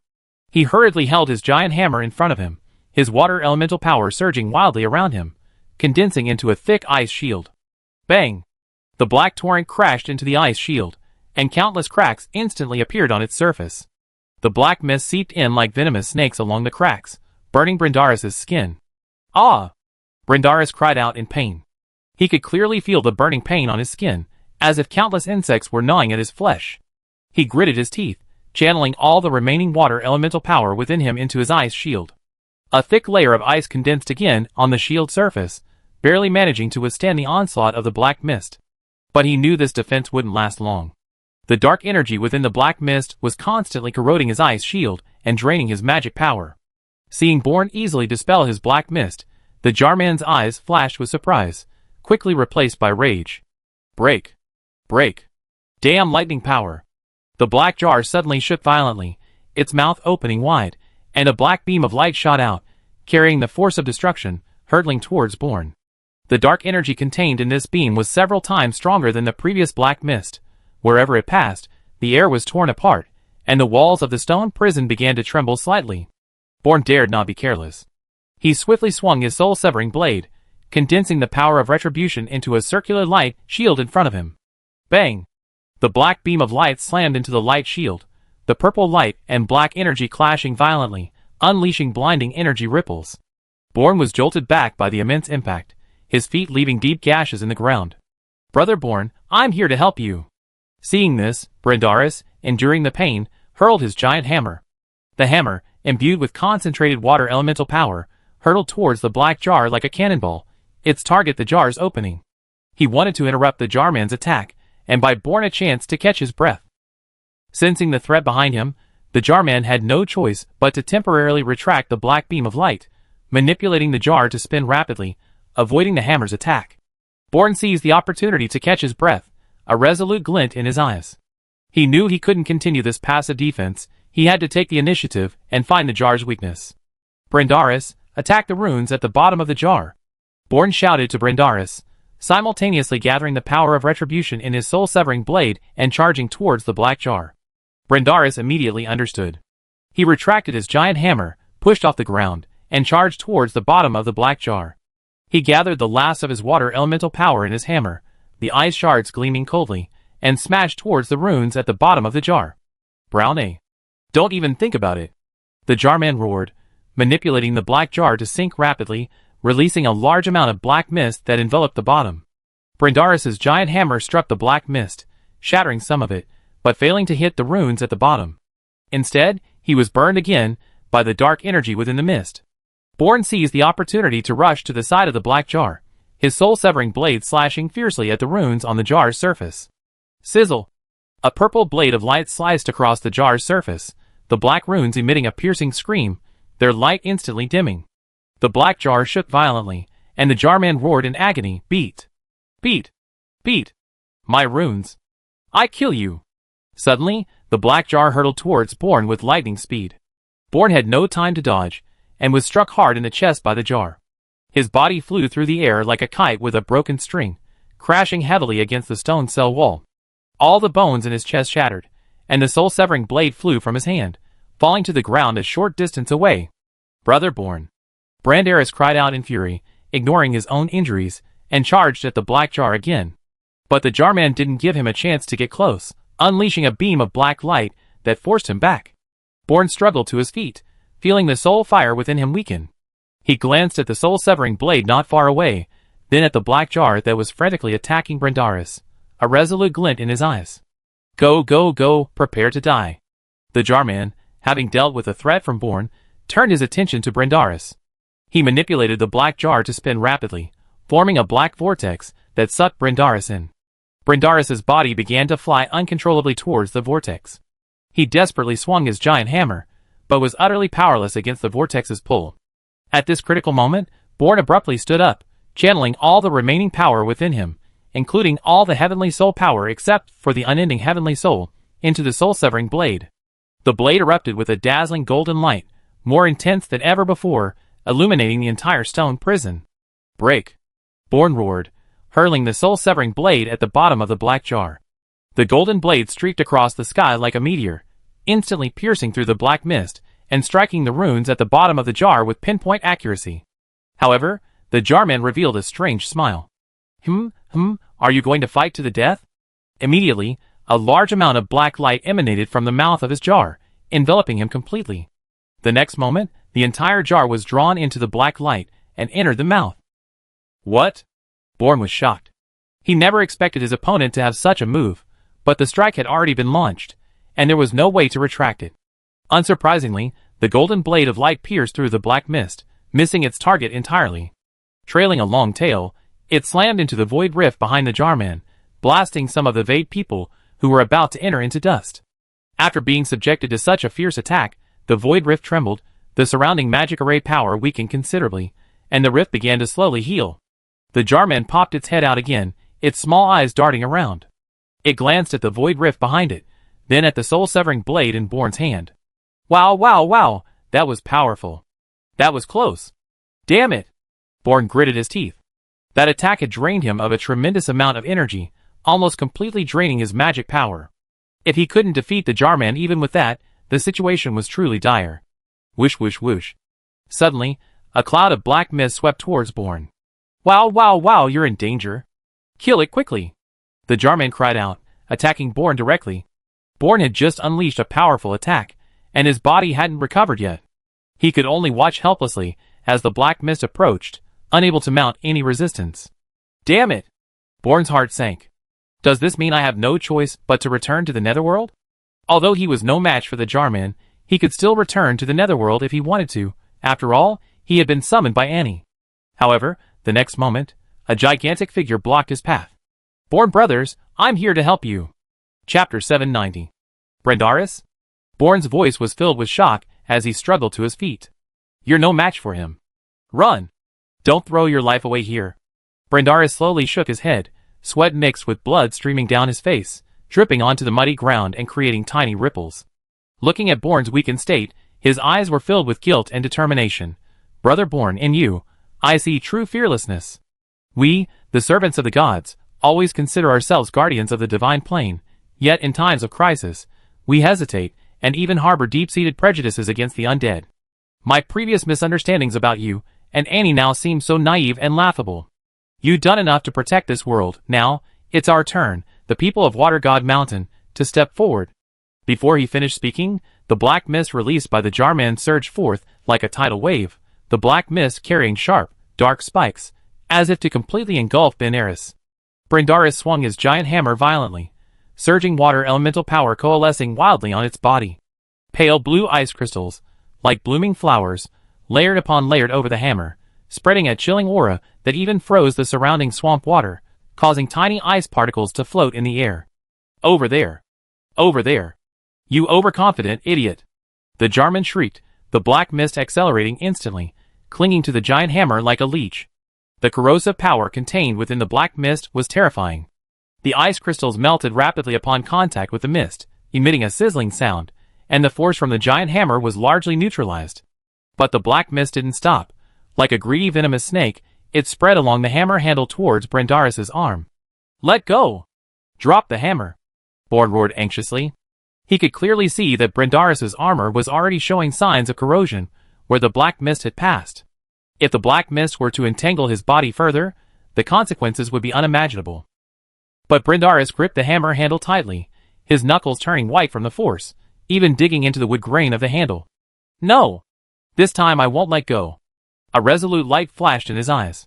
I will use my own strength to protect every inch of the Water God Mountain, and to protect every divine servant behind me. As soon as he finished speaking, Brendaris suddenly let out a roar. The deep blue scales on his body began to shatter inch by inch. The moment the armor plates peeled off, they transformed into streams of pure water elemental energy, flowing into his body like streams. An ancient and profound aura emanated from Brendaris, carrying the unique grandeur of the giant race, identical to that of the librarian of the Celestial Library, Kararis. The black mist spread abruptly slowed, as if suppressed by this aura, halting an inch from his arm. This is the aura of the progenitor of giants? The eerie blue soul fire flickered violently in Born's skull eye sockets. He instantly understood, a storm raging within him. No wonder Brindaris' physique far surpasses that of ordinary divine servants. He actually possesses the bloodline of the progenitor of giants. Brindaris gritted his teeth, enduring the excruciating pain from the burning of his bloodline, veins bulging on his forehead, his voice hoarse with agony. I am a descendant of Lord Kolaris. 10,000 years ago, through a series of coincidences, I joined Mount Water God, awakening the power of the water element, which led to my current achievements. The world believes the giant race has long since fallen, but they do not know that the power to protect the world still flows in our blood. Today, I will show these despicable Varids the true power of giants. As the words fell, Brindaris' already 2-meter-tall body began to expand wildly, his muscles bulging as if inflated, tearing through his already tattered clothes to reveal skin covered in ancient patterns. His height rapidly surpassed 10 meters, 15 meters, 20 meters, finally settling at nearly 30 meters, standing like a majestic small mountain before Born. Each of his breath carried a powerful energy fluctuation, causing ripples to spread across the swampy ground, and even the walls of the stone prison began to tremble slightly. No! Burning your bloodline will drain your life force. Born tried to rush forward to stop him, but due to excessive energy expenditure, he collapsed heavily to the ground after taking only one step, forced to watch helplessly as Brindaris continued. Brindaris seemed oblivious to Born's pleas.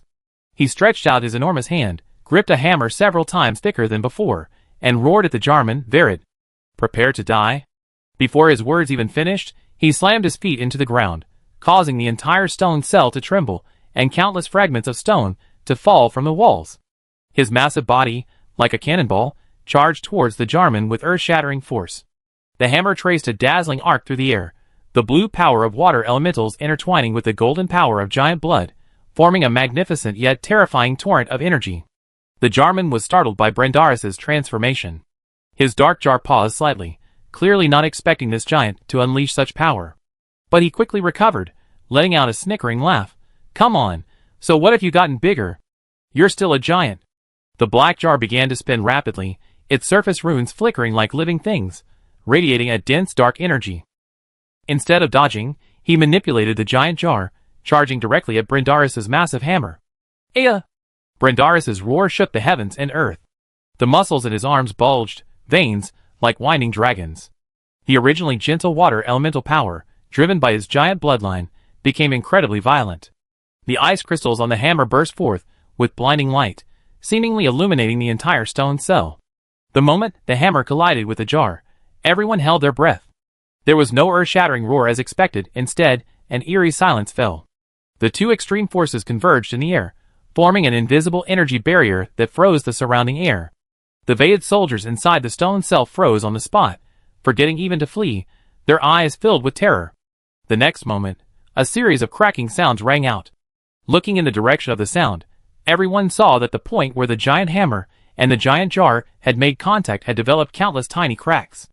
These cracks spread rapidly like a spiderweb, first covering the hammerhead, then spreading to the body of the jar. Immediately afterwards, a dazzling light erupted from the cracks, golden and black energy surging outwards, like a volcanic eruption. Boom! Boom! Boom! The deafening explosions shook the entire Water God Mountain Void battlefield. The walls of the stone prison collapsed instantly, and rubble and soil rained down like a storm. The surrounding Vaid soldiers were like fragile sand, instantly torn to shreds by the powerful shockwaves, not even having time to utter a scream before turning into a cloud of blood mist. Seeing this, Born quickly activated his unending heavenly soul power, green energy condensing into a simple protective shield around him. Bang! The shockwaves slammed into the shield, sending Born flying like a kite with a broken string, crashing heavily into a distant ruined wall, breaking several more bones. Fortunately, the unending heavenly soul possessed extremely strong regenerative abilities. Although the shield shattered, the power within him rapidly repaired his damaged soul fire, barely saving his life. Born struggled to his feet from the ruins, his bones creaking. He looked up towards the epicenter of the explosion, only to see it shrouded in a chaotic cloud of energy, golden and black light constantly intertwining and colliding within, obscuring everyone's vision.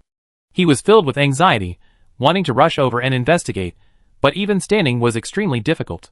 After a moment, the chaotic energy cloud gradually dissipated, and the scene at the epicenter of the explosion finally appeared before everyone's eyes. Born's pupils contracted sharply, the eerie blue soul fire in his skull's eye sockets nearly extinguished. Brindaris's once mountain-like body had returned to its normal size, his entire body covered in gruesome wounds, deep enough to reach his bone marrow. Blood gushed from these wounds, staining his tattered clothes a dark red. The blood flowed down his body, dripping onto the ground and pooling into a dark red puddle. This pool of blood expanded at his feet, as if symbolizing his life, and with each drop of blood, his life gradually faded. His eyes had lost their luster, becoming pale and empty. He had clearly lost consciousness. Yet, even in this state, he still gripped the giant hammer tightly in his hand. However, this once incredibly powerful hammer was now shattered into several pieces, leaving only a bare handle, which he clutched tightly in his hand. Despite his severe injuries and unconsciousness, Brindaris's body remained completely still. He stood like an impregnable fortress, his will to fight still lingering, as if he would never yield, even on the brink of death. The Jarman, on the other hand, was unharmed. His black jar remained intact, shrouded in a thick black mist, emanating an eerie and powerful aura. The jar's mouth slowly opened, revealing a bottomless darkness within. Clearly, the collision had not caused him any real damage. I won! I won! That big oaf is going to be eaten! The Jarman screamed excitedly, his voice filled with triumph and cruelty. He manipulated the giant jar, slowly moving it towards Brindaris. The black mouth of the jar, like the maw of a monstrous beast, emitted a powerful suction force, attempting to devour Brindaris's body and soul. Brindaris? Born roared in a heart-wrenching scream, using the last ounce of his death power to conjure a black bone spear. A faint aura of punishment lingered around the bone spear, but it appeared dim and lifeless due to his severe injuries. He hurled the bone spear with a swift, whistling sound, aiming for the mouth of the Jarman's jar. Even if there was only a 1 in 10,000 chance, he was determined to prevent Brindaris from being devoured. However, Born's strength was far less than before in his weakened state. The bone spear had only traveled halfway when the black mist surrounding the Jarman surged forth, as if alive, instantly enveloping it. Sizzle! The dark energy within the black mist frantically corroded the bone spear. In the blink of an eye, the hardened bone spear turned into a puddle of black powder, dissipating into the air without even causing a ripple. Damn it! Bon gritted his teeth, his jaw cracking from the effort. He knew better than anyone the importance of Brindaris. While not yet a god, Brindaris was a top-tier fighter among the high-level cultivators of Water God Mountain. On the battlefield, unless facing a god-level expert, he was virtually invincible. Even a Vade expert of the same level would find it difficult to defeat him in a direct confrontation. Once Brindaris fell, Water God Mountain's defenses would collapse instantly. The remaining divine servants would be utterly unable to withstand the Vade's subsequent attacks. If Terrasen returned, he would be overwhelmed, dealing with god-level enemies, like the Jarman, while simultaneously commanding the divine servants to defend multiple fronts. At that point, the fall of Water God Mountain would only be a matter of time. But now, he had exhausted all his strength, forced to watch helplessly as Brindaris's head was slowly swallowed by the jar, unable to do anything. This powerlessness nearly crushed his soul fire. At this critical moment, the remaining stone walls suddenly trembled violently, then collapsed completely with a deafening roar. Amidst the flying debris, a colossal wave tens of meters high, like a raging mountain, surged in from the periphery of the battlefield. The wave carried immense water elemental power, and wherever it passed, the Vade people let out a cacophony of wails and howls as they scattered in panic. Soldiers who were too slow were instantly engulfed by the wave, the immense water pressure crushing their bodies, their blood staining the murky waters. A truly gruesome scene. Passing by? Passing by? The Jarman also sensed the anomaly, immediately stopping its devouring actions, poking its round head out from the jar's opening, its small, dark red eyes scanning its surroundings warily. He stared at the approaching giant wave, his small hand peeking out from the jar as he scratched his head, his voice full of confusion. Such a huge wave! Where did it come from? Suddenly, the ghostly blue soul fire in Born's eye sockets blazed brightly, a gleam of wild joy flashing in his eyes. Finally arrived? Almost simultaneously, an overwhelmingly dense deathly power swept in from the sky like a dark cloud.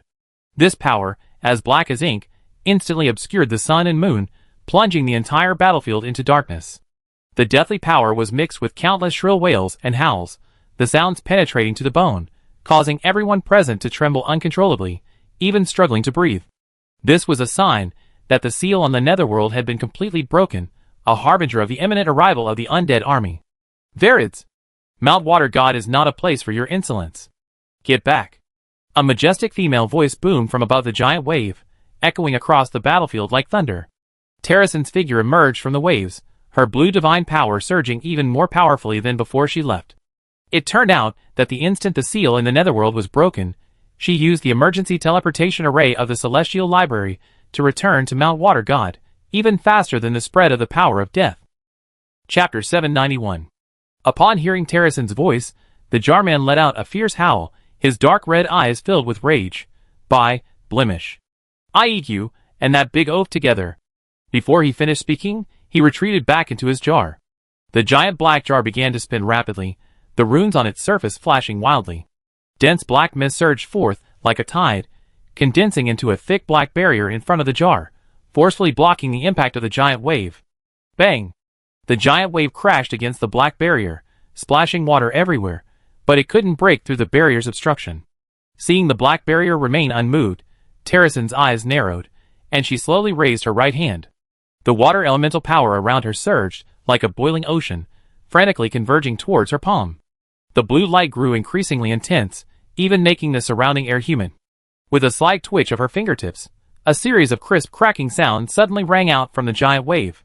Countless sharp ice spikes materialized out of thin air, densely covering the surface of the wave, each spike gleaming with a cold light, its tip so sharp it seemed capable of piercing steel. Go! With a low shout from Terrason, the giant wave surged forward, countless ice spikes raining down on the black barrier. Clang! Clang! Clang! The crisp, dense sounds of impact instantly echoed across the battlefield. The ice spikes slammed into the barrier like hailstones, each impact scattering dazzling sparks. Ripples spread across the surface of the black barrier, but no cracks appeared.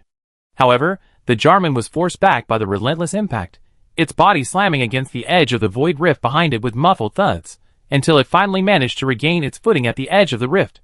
By, you wretched woman! You think you can break my barrier like this? Let me show you the power of the Jarman. The Jarman shrieked angrily, and the pitch-black jar opening suddenly began to expand violently. Originally only a meter in diameter, the opening instantly grew to more than 3 times its original size, like a giant black hole. A suction force several times stronger than before erupted from the jar opening, causing the surrounding air to swirl and form a massive vortex. Those ice spikes that hadn't yet hit the barrier were instantly sucked into the vortex, drawn towards the jar opening as if by a magnet, disappearing silently into the dark interior of the jar without even a ripple. This is the power of devouring?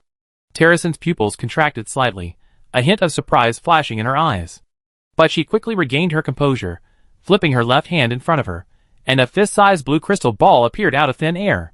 The surface of the crystal ball was covered with fine water-like runes. As Terrason poured her divine power into it, the runes began to shimmer, the pale blue light growing brighter and brighter. Since you can devour, I see how much you can swallow. Before the words were even finished, a thick jet of water suddenly shot out from the top of the crystal ball. Like a rushing river, the water jet carried immense elemental power, shooting straight towards the Jarman. Wherever the water jet passed, the swamp water on the ground was churned up, forming a spectacular water curtain. Seeing this, a smug glint flashed in the Jarman's eyes. By bow bow, another one.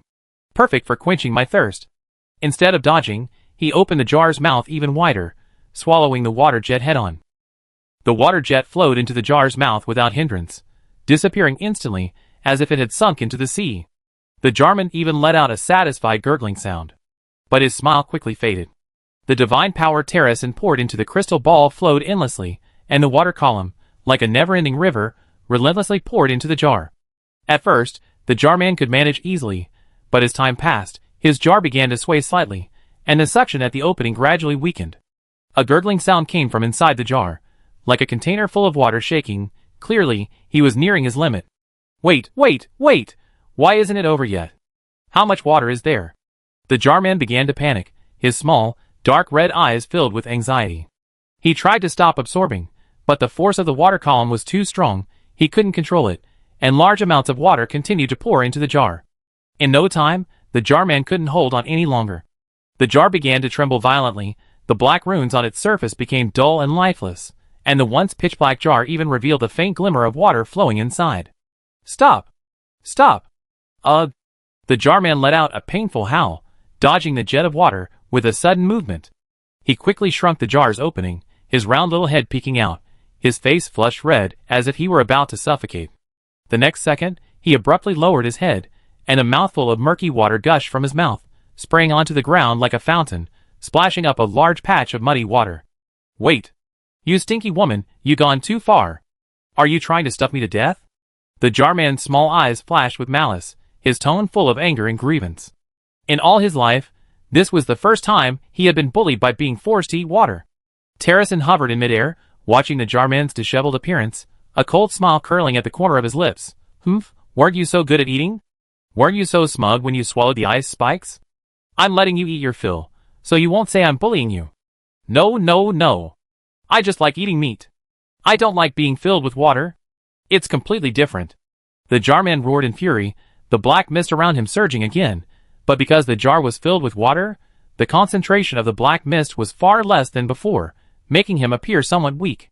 Terracin flicked his fingers slightly, and the crystal ball lit up again, the water column shooting even more powerfully towards the jarman. "To me, there's no difference. Since you've spoken, catch it, don't waste it." The jarman was terrified. What he feared most now was this endless stream of water, let alone swallowing any more. Even just a little more water would make him feel like his jar was about to explode. "No, no, no, don't come any closer." He had lost all his previous arrogance, shrinking back and maneuvering his black jar, fleeing across the battlefield. The jar swerved left and right, even occasionally rolling over, looking extremely disheveled, completely lacking the majesty of a god-level powerhouse he once was. Terracin scoffed. "You call yourself General Wade? Is this all you got? Looks like the Wades aren't all that great after all." The jarman trembled with rage, but was helpless, unable to find an opening to retaliate several times. Terracin's crystal ball seemed like a bottomless pit, continuously spewing out jets of water, fueling the jarman's anger and resentment. "Hurry, hurry, hurry, you wretched woman, don't be so arrogant. We're just an advanced team. Once our main force arrives, you all be dead." Terracin frowned. This was not good news. If just one jarman was this troublesome, what would happen when their main force arrived? Terracin, manipulating the water column to relentlessly pursue the jarman, was preparing to unleash her full divine power to completely exhaust its stamina when a chilling sensation suddenly shot through the back of her neck, like the silent forked tongue of a venomous snake, coiling around her. Startled, her years of combat instincts compelled her to dodge without hesitation. Simultaneously, her left hand moved swiftly, instantly condensing the water elemental power around her, and a half-meter thick ice wall appeared out of thin air behind her. Sizzle! Almost the instant the ice wall formed, a cloud of ink-black mist crashed into it. The corrosive power contained within the mist was terrifying. Upon contact with the ice wall, it emitted a piercing sizzle. The white ice wall melted visibly, its surface rapidly covered with a layer of pitch-black substance, disappearing in mere seconds. Fortunately, the ice wall was thick enough to barely withstand this deadly sneak attack. The remaining mist dissipated into the air like scattered ink droplets. "Humph!" Terracin turned around, her eyes coldly fixed on the jarman not far away. "Looks like you, who only knows how to hide in jars, aren't so stupid after all. You even know how to use sneak attacks. But too bad, those tricks won't work on me. You're no match for me." "Humph, is that it?" The jarman let out a sinister laugh, his voice full of smugness and calculation. Before he finished speaking, two even denser plumes of black mist suddenly shot out from beneath the ground on either side of Terracin, like two black venomous snakes, whistling through the air as they attacked her sides.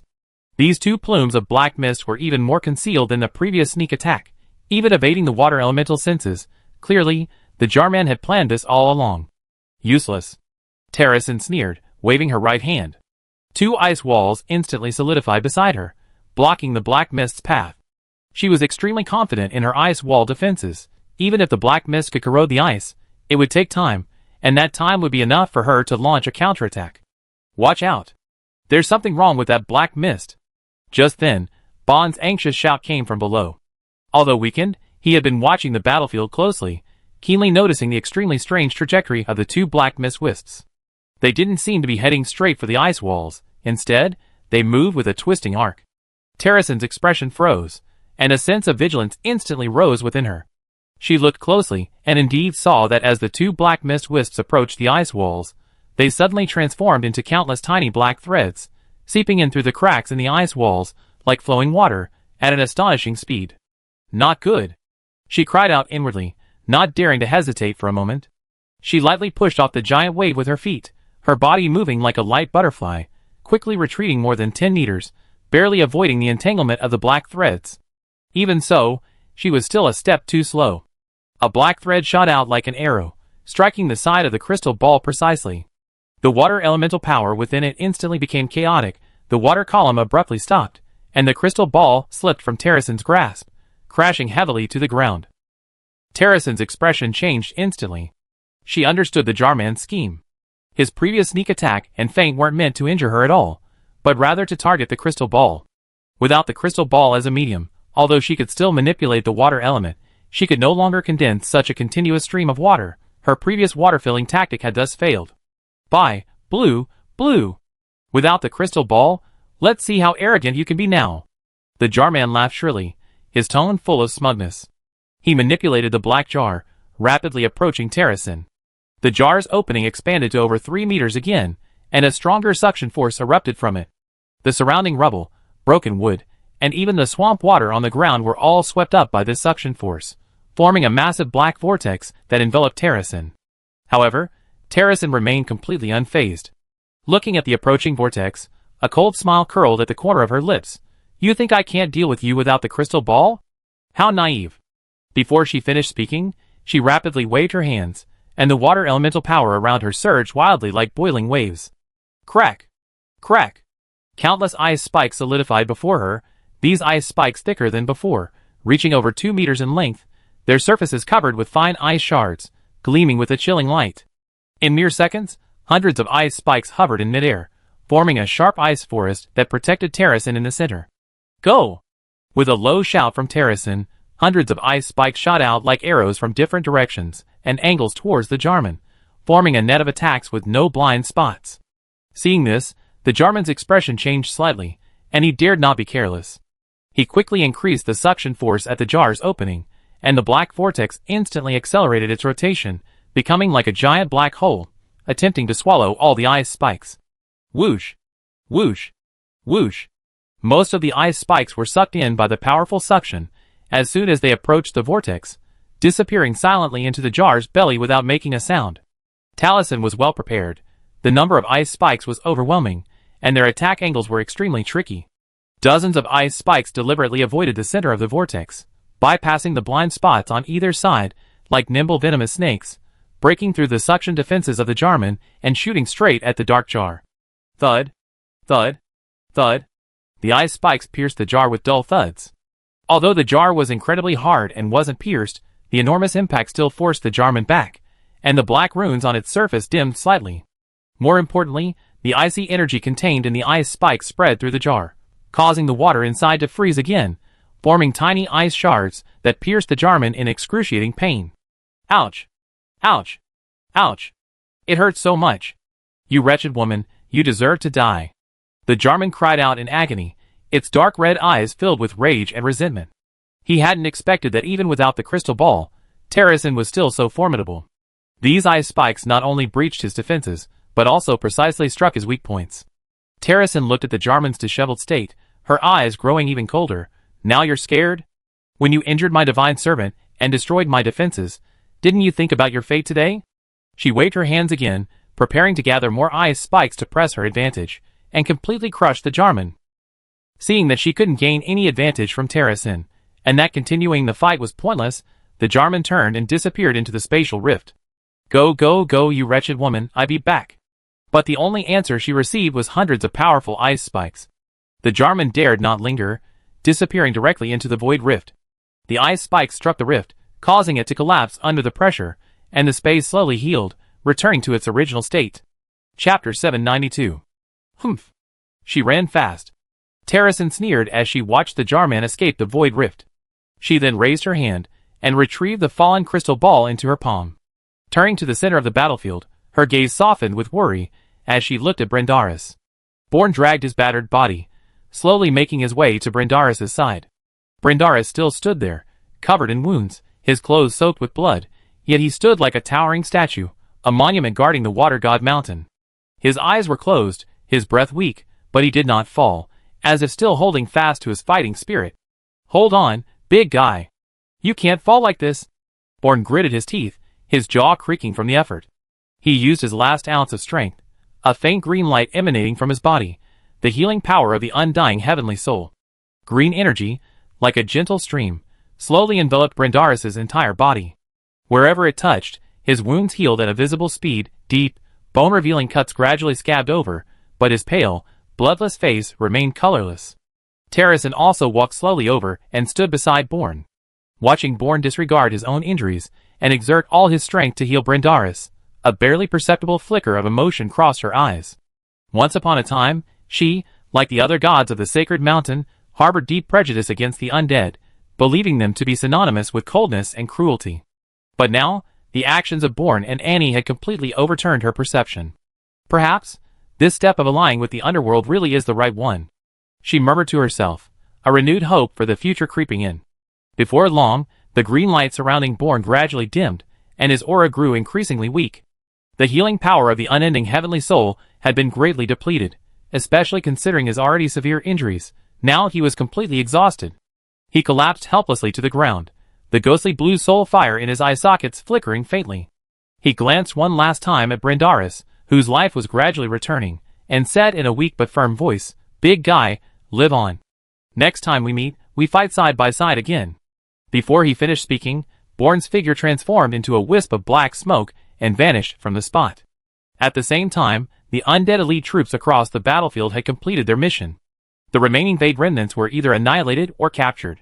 They gathered like a tide into black smoke, and like Bourne, quickly disappeared without a trace, as if they had never been there. Just then, a muffled thud came from the distant high ground. Even from a great distance, Terracin, a god-level powerhouse, still noticed the movement.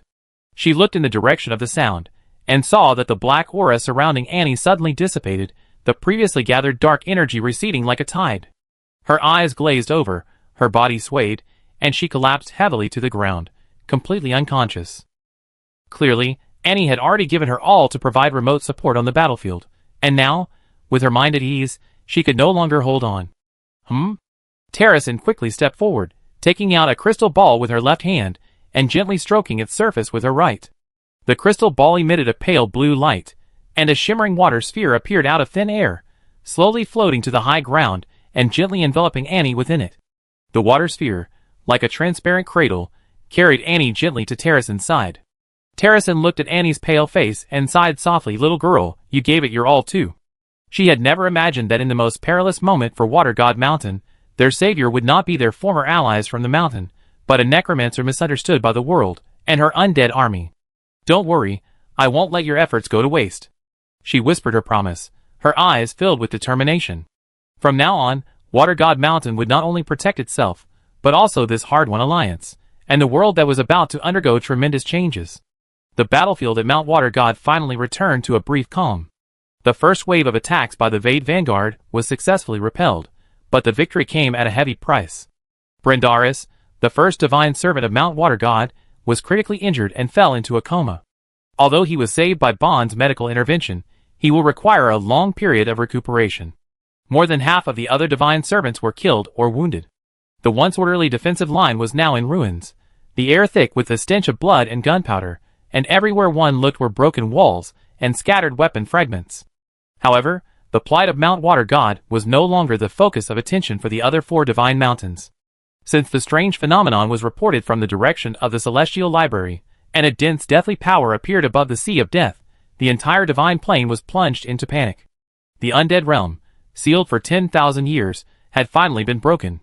The news spread like wildfire throughout the divine plane, and the chief gods of the various divine mountains held an emergency meeting, but could not reach a consensus. Some advocated immediately assembling forces to block the undead army. Some argued that the Vade were the greatest threat, and that defending against them should be the priority.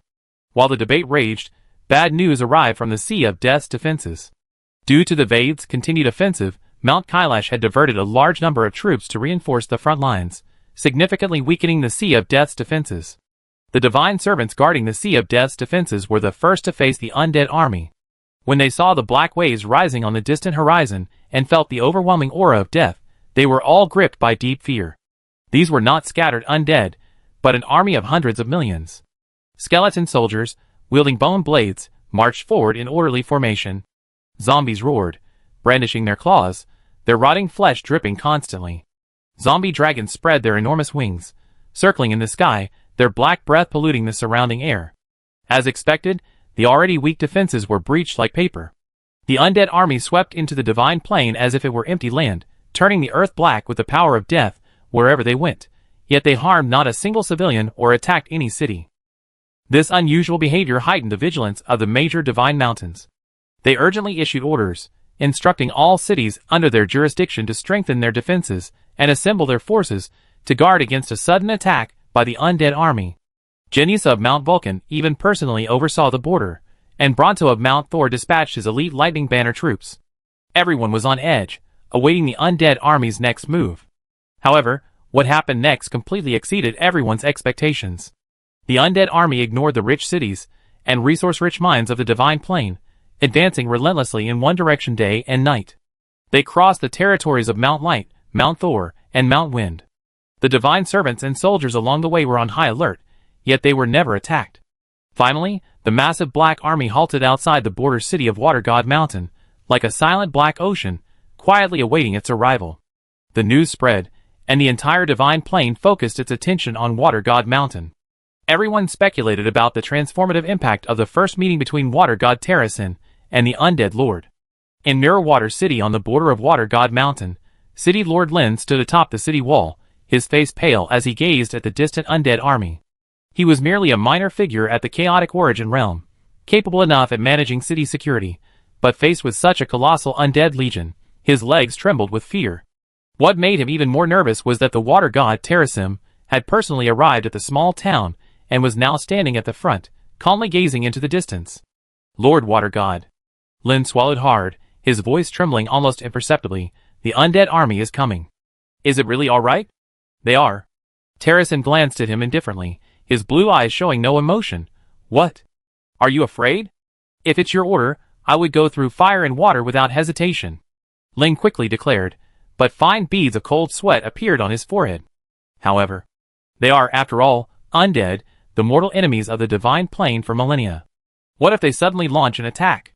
Mirror Water City. A creaking sound of a wooden wheelchair turning interrupted Lin's words.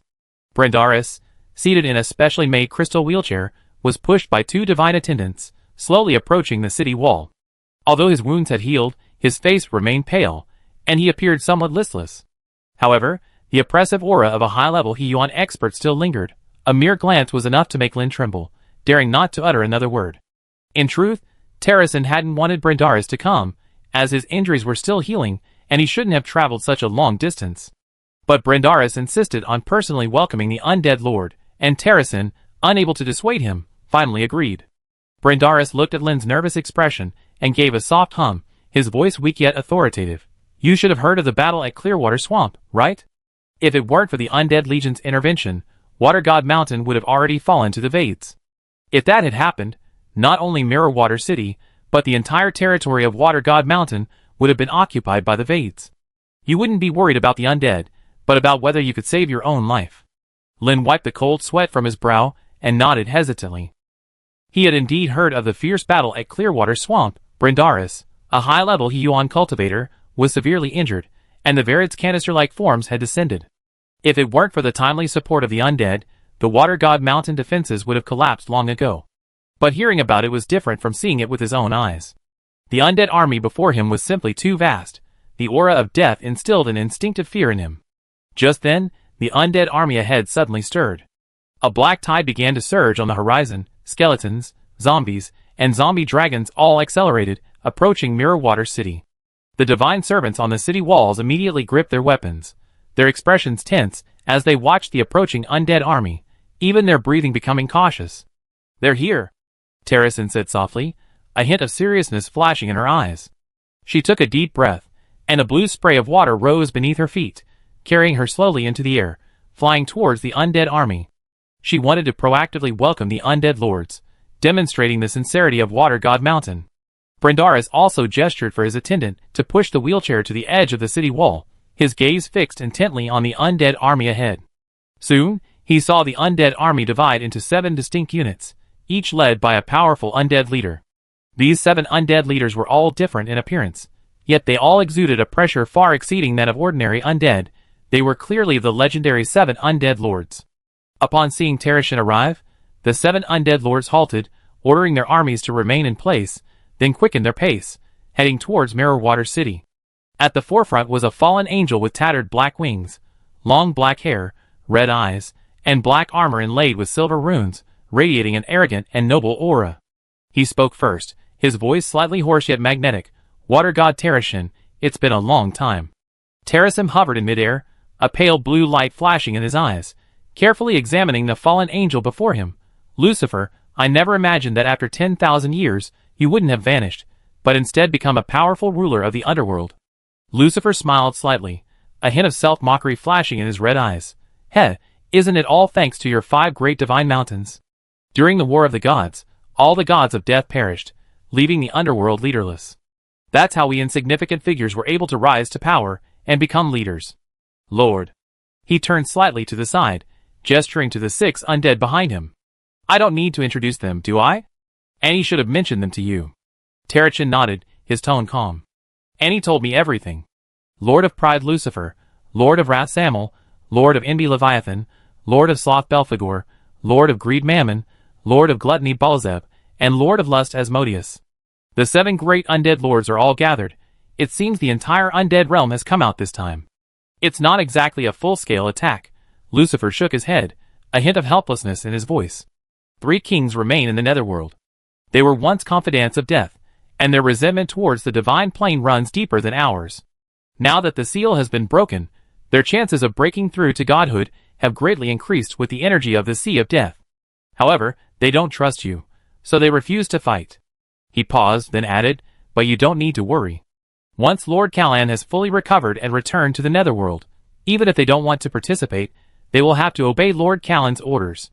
At this moment, Brindaris, in his wheelchair, approached Terrashin. He looked at Lucifer with a sincere smile. "It's all right.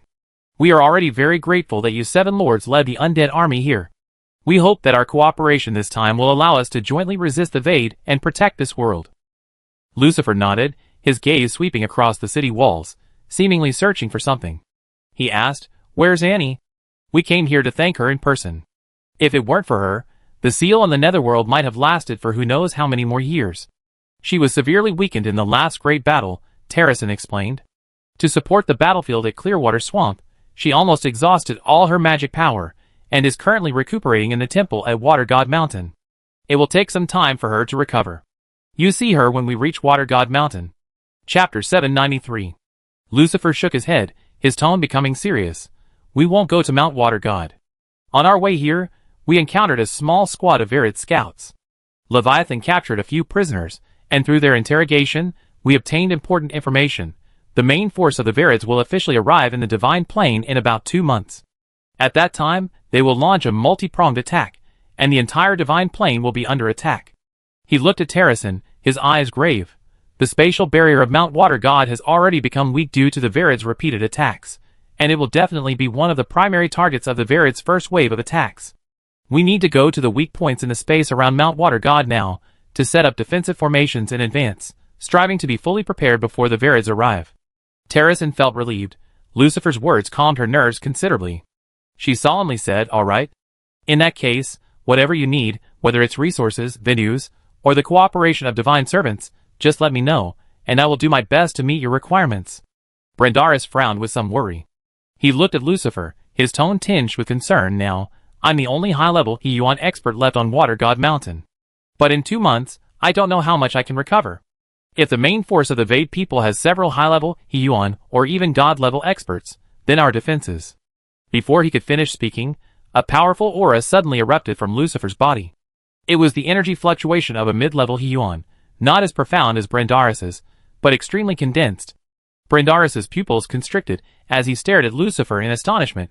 You all broken through to the Harmony Realm?" Samuel stepped forward, his black flame surging, also radiating the aura of a mid-stage Harmony Realm cultivator. "After the seal was broken, we all used the energy of the Divine Plane to break through the shackles and reach the Harmony Realm. After all, we accumulated for 10,000 years within the seal, only lacking an opportunity to break through. Now that the opportunity has appeared, advancing our realm is a piece of cake," he said confidently. "Although we're only at the mid-stage Harmony Realm now, With 10,000 years of accumulation and 2 months of consolidation, breaking through to the high-stage Harmony Realm won't be difficult. At that time, even if the Vades send out multiple high-stage Harmony Realm experts, we can handle them. Terrason nodded. If that's the case, then there's no problem. If the enemy sends out Divine, I handle these God-level experts. Lucifer's expression turned serious. Actually, that's the biggest problem. The enemy has a considerable number of God-level experts. According to our intelligence, the highest leader of Vade has 3 super strong individuals: High Priest Ezer, Star System President Tuck, and General Warumd. All 3 are at the mid-level of God level. In addition, the Vade United Empire has 10 star systems, 4 legions, and 1 heavenly mystery hall. All the commanders, generals, and priests in these areas are God-level experts. Although they haven't all mobilized, at least half of them have. Conservatively speaking, the enemy has at least 20 God-level experts. Everyone gasped. These weren't just any Tom, Dick, or Harry, they were genuine God-level experts. No wonder the Vade people were so confident. With this kind of power, they could sweep through any place. A hint of melancholy flickered in Terrason's eyes. Alas, if it were 10,000 years ago, how dare the Vades come to our world? Back then, our world had far more than 20 God-level experts. It's just a pity. Lucifer said, it's useless to say that now. God-level experts will definitely descend upon the battlefield. Then it will depend on you, Lord Water God. The negotiations between the 2 sides went very smoothly. Most of the divine servants of Water God Mountain had participated in the previous ambush, and were no longer so afraid of the undead. Many even actively contacted the undead, helping them quickly familiarize themselves with the geography of the Water God's domain and find spatial weaknesses. The news of the undead army's successful rendezvous with Water God Mountain spread like wildfire throughout the Divine Plain. The 4 divine mountains reacted differently, with Thunder God Mountain experiencing the most intense tremor. Inside the Thunder God Temple, Bronto slammed his palm on the armrest inlaid with lightning gems. With a crack, a fissure appeared in the sturdy armrest. He abruptly stood up from his seat, purple lightning crackling around him, his eyes blazing with disbelief and fury. How is this possible? They really made contact?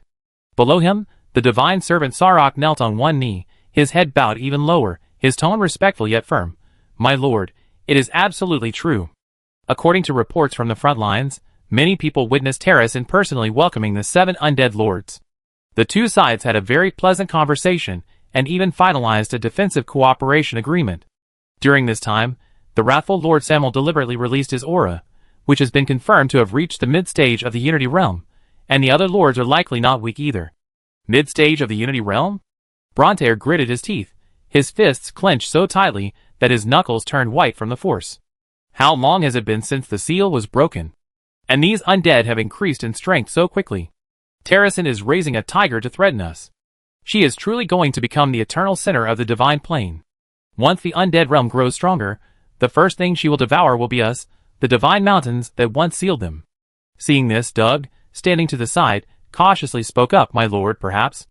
The undead genuinely want to help Mount Thunder God resist the Vades? After all, the Vades' goal is the entire Pantheon, including the Netherworld. They have no reason to. Shut up. Brontair whirled around, a fierce glint in his eyes. With a flick of his right hand, a thin bolt of purple lightning struck Doug's feet with a crack, instantly creating a small crater in the ground. I think you've been bewitched. I haven't even settled the score with you for harboring succubi in town, and now you're speaking up for the undead. Have you forgotten your place? You are the sole inheritor of Mount Thunder God for 1,000 years.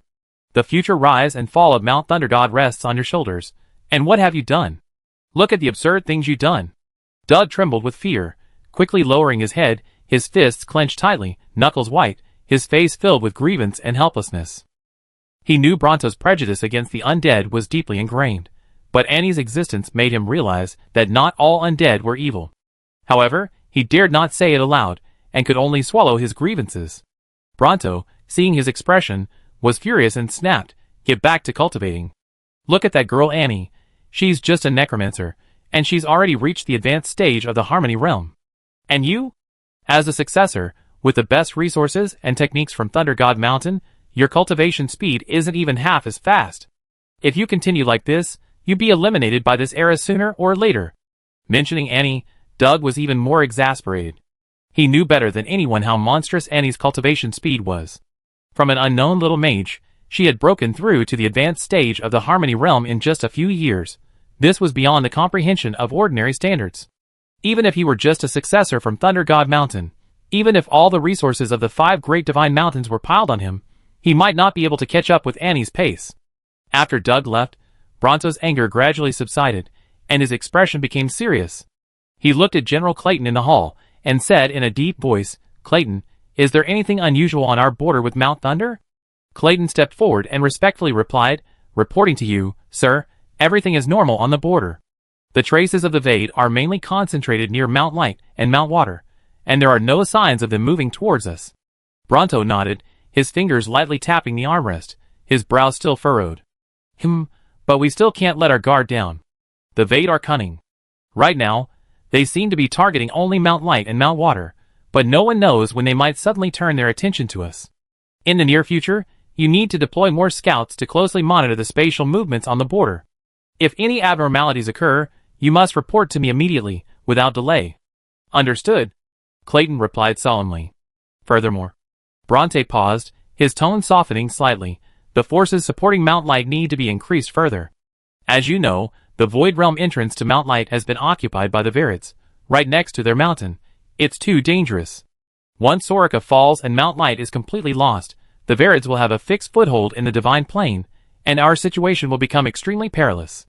Clayton, somewhat surprised, looked up and asked, "My lord, the goddess of light, Soraka, is among the strongest in the Divine Plane.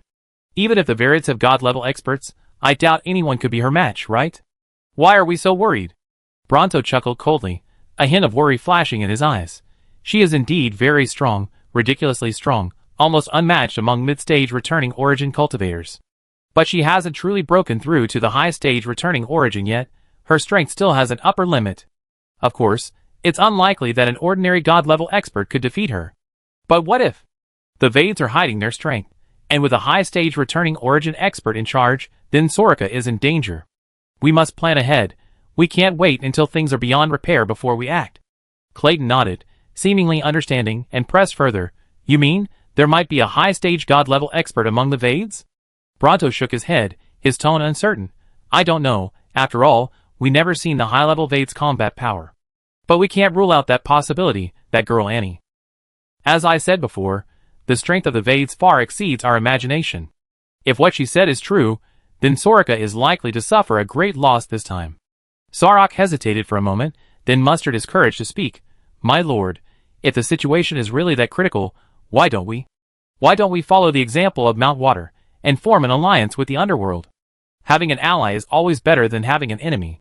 Before he could finish speaking, Brontaire interrupted him sharply. "An alliance with the underworld? How can you even say such a thing? It's laughable." Brontaire's eyes were full of disdain. "On one side are the ferocious Vades, and on the other are the resentful undead sealed for 10,000 years. Who do you think is more reliable? Or do you think neither side is reliable, and you're just hoping they won't turn against us?" Sarek was speechless, opening his mouth but unable to utter a word, lowering his head in defiance. Bronto picked up Thor's hammer, its surface crackling with purple lightning and radiating immense power. Looking at the hammer, his voice was firm. "Don't worry, Mount Thor has stood for millennia, weathering countless crises, never falling. This time will be no different.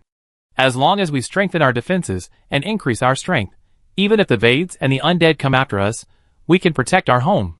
Hearing this, the divine servants in the hall straightened their backs, their eyes rekindling with fighting spirit. Over the next month, the undead army, led by the 7 undead lords, located 3 spatial weaknesses in the 28 cities of the Water God realm, deploying magical arrays and defensive fortifications with Mount Thor at the helm. Simultaneously, Mount Thor completely sealed off the entrances and exits to the Void Realm, allocating 300,000 troops from its headquarters for comprehensive defense. As the chief god, Terrasim should have been the overall commander of this operation, but to prevent the arrival of opposing god-level powerhouses, she herself needed to participate in the battle. Therefore, she handed over command to Annie. Annie's identity is rather special. She is a trustworthy person to both Mount Water God and the underworld, and her wisdom is widely recognized. Moreover, with Born assisting her, she is the only suitable candidate for the overall commander of this battle to defend Mount Water God. Of course, the other 4 sacred mountains strongly condemned Terrasim's blatant violation of the ancient covenant, breaking the seal on the underworld, and allying with the undead army. Some even slandered Mount Water God, claiming it was trying to share the world with the underworld and dominate the divine plane. Despite the condemnation, no one dared to touch the current Water God Mountain Undead Army alliance. After all, in terms of troop strength, the alliance now outnumbered all other forces by more than tenfold. Although low-level undead made up the majority, numerical superiority could sometimes turn the tide of battle. Terrasen naturally ignored these voices. After the previous battles of the Escape Tide and the Clearwater Swamp, the number of divine servants capable of fighting at Water God Mountain had greatly decreased. However, she believed that the current alliance was absolutely indestructible in the divine plane. If such an alliance couldn't withstand the Vades, then this world was truly doomed. Encouragingly, the Jarman people, whom Terrasen had previously repelled, seemed to have quieted down and hadn't come back to cause trouble. This undoubtedly created an excellent opportunity for the alliance to focus wholeheartedly on preparing defensive fortifications. On the other hand, Soraka intensified her attack on Mount Light, seemingly aiming to reclaim the entrance to the Void Realm in one fell swoop. However, Torok was also prepared and had amassed a large force, holding on to their existing advantage. The battle between the two sides lasted for a full month. In the end, the Vades barely managed to hold their ground. Mount Light reclaimed some land, but the entrance to the Void Realm remained under the control of the Vades. Chapter 794. 2 months pass in the timescale of the Divine Plane, like water slipping through one's fingers.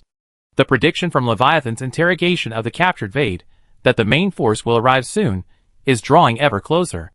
The atmosphere of preparation throughout the Alliance grows increasingly tense. The divine servants of Water God Mountain practice formations day and night, while the undead army maintains a state of constant readiness for battle. Even the air is thick with tension. And, as the strategic core of the Alliance had already established the General Command headquarters at a crucial location at the foot of Water God Mountain, a mountainside 30 kilometers south of Azure Waves City. This location was not chosen randomly, but rather determined as the optimal command post after repeated simulations with Terrasen and the 7 undead lords. The mountainside is covered by dense ancient trees, their intertwined branches providing both concealment of the command headquarters and natural cover for the soldiers below. Below lies a vast lake called Mirror Moon Lake, its surface as calm as a mirror, reflecting the clouds in the sky. Across the lake once lay a village called Valley Village, but its inhabitants had long since been evacuated to safety. In their place stood tens of millions of undead soldiers, and water, and mountain deity servants, who had erected defensive fortifications along the shoreline. Black undead armor mingled with blue divine servant scales, forming a defensive line stretching for miles. This is the largest of the 3 weak points in the divine plane, Annie explained to Lucifer, Belphegor, and Asmodeus, standing before the crystal map in the command center.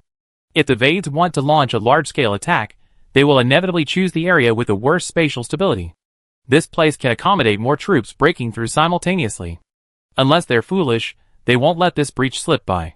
More importantly, Annie has endowed Mirror Moon Lake with the special function of a surveillance barrier. The water mages of Water God Mountain have already laid hundreds of interconnected surveillance magic arrays at the bottom of the lake.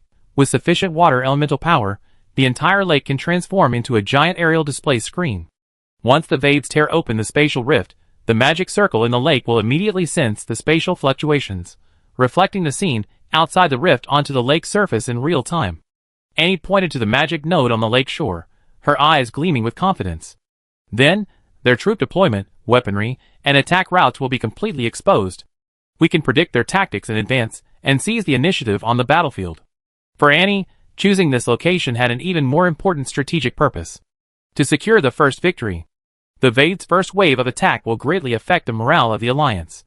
If we can defeat their vanguard here head-on, we can not only dampen the Vades' spirit, but also truly gain the trust of the soldiers of Water God Mountain and the Netherworld. She officially named this place Battlefield No. 1 and assigned 3 Netherworld Lords to guard it. Lord Pride Lucifer was responsible for overall coordination, using his rich battlefield experience to formulate tactics. Lord Sloth Belphegor, though seemingly carefree, was skilled at setting up defensive traps, capable of constructing multiple obstacles on the lake and in the mountains. Lord Asmodeus, the lustful lord, led his elite undead cavalry, ready to launch a surprise attack on the Verit's flank.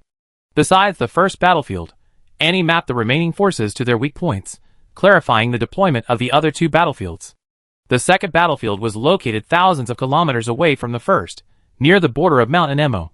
While its weak points were not as pronounced as those of the first battlefield, Its proximity to Mount Anemo's wind elemental resources made it suitable for coordinated water and wind elemental attacks. Annie entrusted this area to Terrasin, who personally led the force, alongside Lord Samuel, the wrathful lord, and Lord Balzeb, the gluttonous lord. Samuel's berserk magic complemented the gentle water magic of Mount Anemo, and while Balzeb no longer possessed the devouring soul, his devouring magic remained a formidable threat. Battlefield 3, located closer to Battlefield 2 in the central area of the Divine Plane, is the smallest of the 3 weak points, and is expected to encounter only small-scale probing attacks from the Varids, and assigned the jealous Lord Leviathan and the greed Lord Mammon to guard it. Leviathan excels in water and mental attacks, and can form a defensive network with the surrounding rivers. Mammon's magic is also unique, and can be surprisingly effective in battle. Meanwhile, Brendaris, recently recovered from serious injuries, is also stationed there.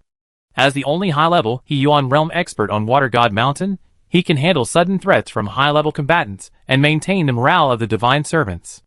And looked at the map on the table, her eyes gleaming with wisdom. Lucifer nodded slightly and said, "Born always said you were smart, but we didn't know just how smart you were. Now that we've seen you, you're truly extraordinary. This arrangement is the best choice." Asmodeus chuckled. It seems summoners and summoning the undead are indeed quite similar. By the way, when is that kid born coming? Annie's eyes flashed with a sly glint. Hee, I sent him on a special mission. He won't be coming anytime soon. Huh? A special mission? Belphegor asked, somewhat puzzled. With a great battle imminent, and Born being quite capable, our chances of winning would be even greater if he were here.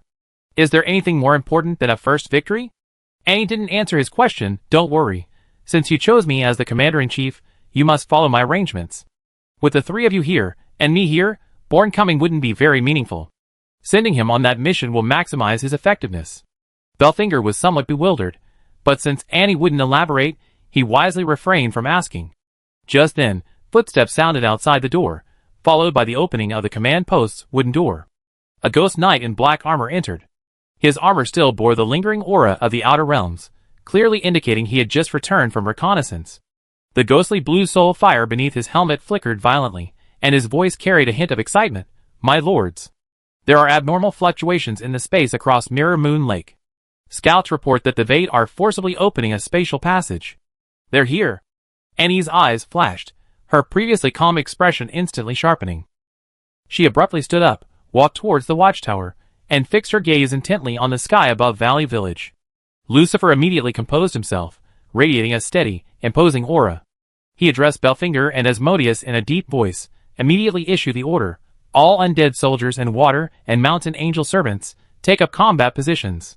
Archers, prepare your arrows. Mages, gather your elemental power. We cannot give the Vades any chance to breathe. He paused, looking at the 2 men, his tone unwaveringly serious. Belfinger, the trap zone you're responsible for must be activated within 10 minutes. Asmodeus, your cavalry will hold the flanks. Once the Vades break through the lines, launch a surprise attack immediately. Whether we can secure the first victory in this operation depends on the 2 of you. Don't worry. Belfinger, abandoning his usual languid demeanor, gleamed with excitement. He sprang from his seat, black mist swirling around him. It's been a long time since I felt this fired up. Time to let these insects taste my power. Asmodeus chuckled softly, a pink, alluring mist swirling around her fingertips. Her tone was teasing. Where would a slime like you get blood? Despite her words, her movements were swift. She turned and walked towards the command post. Wherever the pink mist passed, the undead cavalry mounted their horses, their black steeds neighing deeply, and looked at Lucifer and said, Command of this battlefield is now yours. Go ahead and fight. I take care of the supplies, treating the wounded, and monitoring the spatial fluctuations. Lucifer turned back, a flicker of trust in his red eyes. With you behind me, I feel completely at ease. With that, he spread his tattered black wings, transforming into a black shadow and flying towards the front lines, and walked alone up the watchtower, a water elemental crystal clutched in her hand. She looked down at the sky above Valley Village, where the space itself was beginning to visibly distort. The once azure sky, like crumpled paper, was cracked with tiny fissures, from which black mist slowly seeped, like ink drops dissolving in water, gradually obscuring the sun's rays. Although it was midday, the world slowly darkened, becoming as gloomy as dusk, the air thick with a suffocating oppression. Whoosh, whoosh. Suddenly, two streaks of light pierced the sky from different directions, flying towards the watchtower. Annie's eyes narrowed, and she caught the streaks in her palm. Opening her hand, she saw two jet-black communication talismans lying quietly in her hand. These were communication talismans that Bourne had taught Robert to make. Robert, leading the Necromancers Guild, had spent a vast amount of dark ore and soul fire to forge 300,000 talismans, enough to support the communication needs of the 3 battlefields. Although their quality was far inferior to those Robert made himself, they were still quite good overall. Annie tightened her grip slightly, and the first communication talisman turned into black powder. Brendaris' steady voice came from within the powder. Annie, the 3rd battlefield has already encountered an attack from the Varids. They number about 300,000, and are still pouring in through the spatial portals. However, we haven't detected any god-level powerhouses yet. Leviathan and Mammon have already led their undead soldiers into defense, so you don't need to worry about us. Annie felt slightly relieved and crushed the second communication talisman. Terrason's voice carried the coolness characteristic of water elementals, yet couldn't hide a trace of fatigue. Annie, there's been an unexpected situation on the 2nd battlefield. The Jarman has arrived, and he's accompanied by a god-level powerhouse. But don't worry, I already conjured a water elemental barrier, which can temporarily hold off their attack. If the 1st battlefield needs support, just send a message, and I find a way to allocate troops. 2 god-level powerhouses. Annie frowned slightly, the crystal at her fingertips growing slightly cold. Although she had anticipated this, she was all too aware of the power of god-level experts. While Terrason was a top-tier expert at the mid-stage of the returning Origin realm, facing 2 god-level enemies alone would undoubtedly put him under immense pressure. According to her prediction, a god-level expert would also appear on Battlefield 1, but Lucifer had made thorough preparations. Unless the opponent was at the mid-stage of the returning Origin realm, they wouldn't be able to break through the defenses. Once Terrason dealt with the opponents on Battlefield 2, he would naturally have the energy to handle things here. Boom! Boom! Boom! 3 deafening explosions came from the southeastern sky above Creek Valley Village, causing the earth to tremble. And looked up sharply, only to see the spatial rift there suddenly widened, like a wound slashed open by a sharp blade. The other end of the rift led to endless darkness, seemingly connecting to an abyss of despair. Black mist surged wildly from the rift, staining the surrounding sky inky black. Even more terrifying, as the first rift widened, dozens of smaller spatial rifts appeared one after another. These rifts spread like a spiderweb, colliding and merging as they expanded, eventually forming a colossal void rift stretching for thousands of miles, spanning the entire valley village. The space at the rift's edge continued to distort, black spatial turbulence thrashing like venomous snakes, emitting a hissing sound. The next moment, the Vade people swarmed out of the rift like a swarm of locusts. Their appearances were bizarre and varied. Some had 6 insect legs, bodies like giant cockroaches, wielding rusty curved knives. Others had human bodies and fish tails, skin covered in bluish scales, spewing dark green venom from their mouths. Still others resembled deformed fish and shrimp, their bodies covered in sticky slime, their limbs short yet unusually thick, capable of easily tearing apart any obstacle. Without exception, their eyes gleamed with ferocity and excitement, their mouths spewing strange, incoherent roars, like hungry beasts spotting their prey. My minions! Slaughter to your heart's content! A morbid voice echoed from the void rift, sharp and piercing. The resources, the land, and those fragile creatures of this divine plane are all ours. Today, let us raze this place to the ground and carve out new territory for our great leader, Vade. As the voice faded, a figure nearly 2 meters tall slowly emerged from the rift. He was slender and alluring, his skin a strange bluish purple, clad in revealing silver armor inlaid with red gems that radiated an evil light. A morbid smile graced his face, and in his hand, he gripped a long staff wrapped in black vines, its tip inlaid with a pulsating green eyeball. Kill! Hearing the command, the Vades became even more frenzied. They screamed and roared, brandishing their weapons like madmen, their eyes devoid of any emotion other than murderous intent. However, when the Vade reached midair and saw the scene below, they were all stunned. Contrary to their expectations of abundant resources and a weak populace, they were met with a dense army of undead and water and mountain deity servants. The undead soldiers wielded bone blades, their eyes flashing with eerie blue soul fire, exuding a chilling aura. The water and mountain deity servants gathered the power of water element, blue light flowing in their hands, while archers drew their longbows, arrows aimed at the Vade in midair. Chapter 795. Oh! We've been discovered? The demon frowned slightly, his purplish-blue brows furrowing together, a hint of surprise flashing in his eyes. But quickly, his brows relaxed again, his sickly smile becoming even more ferocious. Whatever. It's pointless to slaughter those unarmed civilians anyway.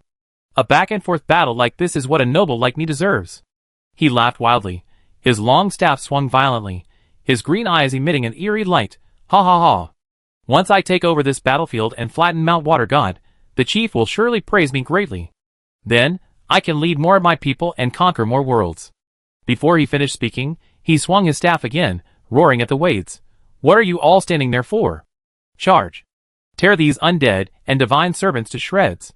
Let them know the might of us Wades. The Wades seemed to awaken from a dream, their hesitation instantly swallowed by savagery. They raised their heads, letting out frenzied roars, like wild beasts, veins bulging beneath their bluish-purple skin, their weapons trembling slightly from the force. The black mass of people surged like a burst dam, rushing towards the fortifications on the opposite bank of Mirror Moon Lake. Each step they took trembled the ground, and the air was thick with the stench of blood and decay. Fire! Belfinger, standing atop the highest point of the fortifications, leaped high, releasing a red signal flare. With his roar, tens of thousands of undead archers hidden behind the fortifications rose in unison. These archers, personally trained by Belfinger, were the cream of the crop. Their bone bows gleamed with a chilling light, their arrowheads coated with a deadly venom that could corrode armor. Whoosh whoosh whoosh. A dense rain of arrows, like a black storm, ripped through the dim sky, hurtling towards the Wades. Those at the forefront had no time to react. They didn't even see the arrow's trajectory before being pierced by the barrage. Thud. Thud. Thud. The sounds of bodies being pierced echoed one after another. Some Wades were shot through the throat, black blood gushing out.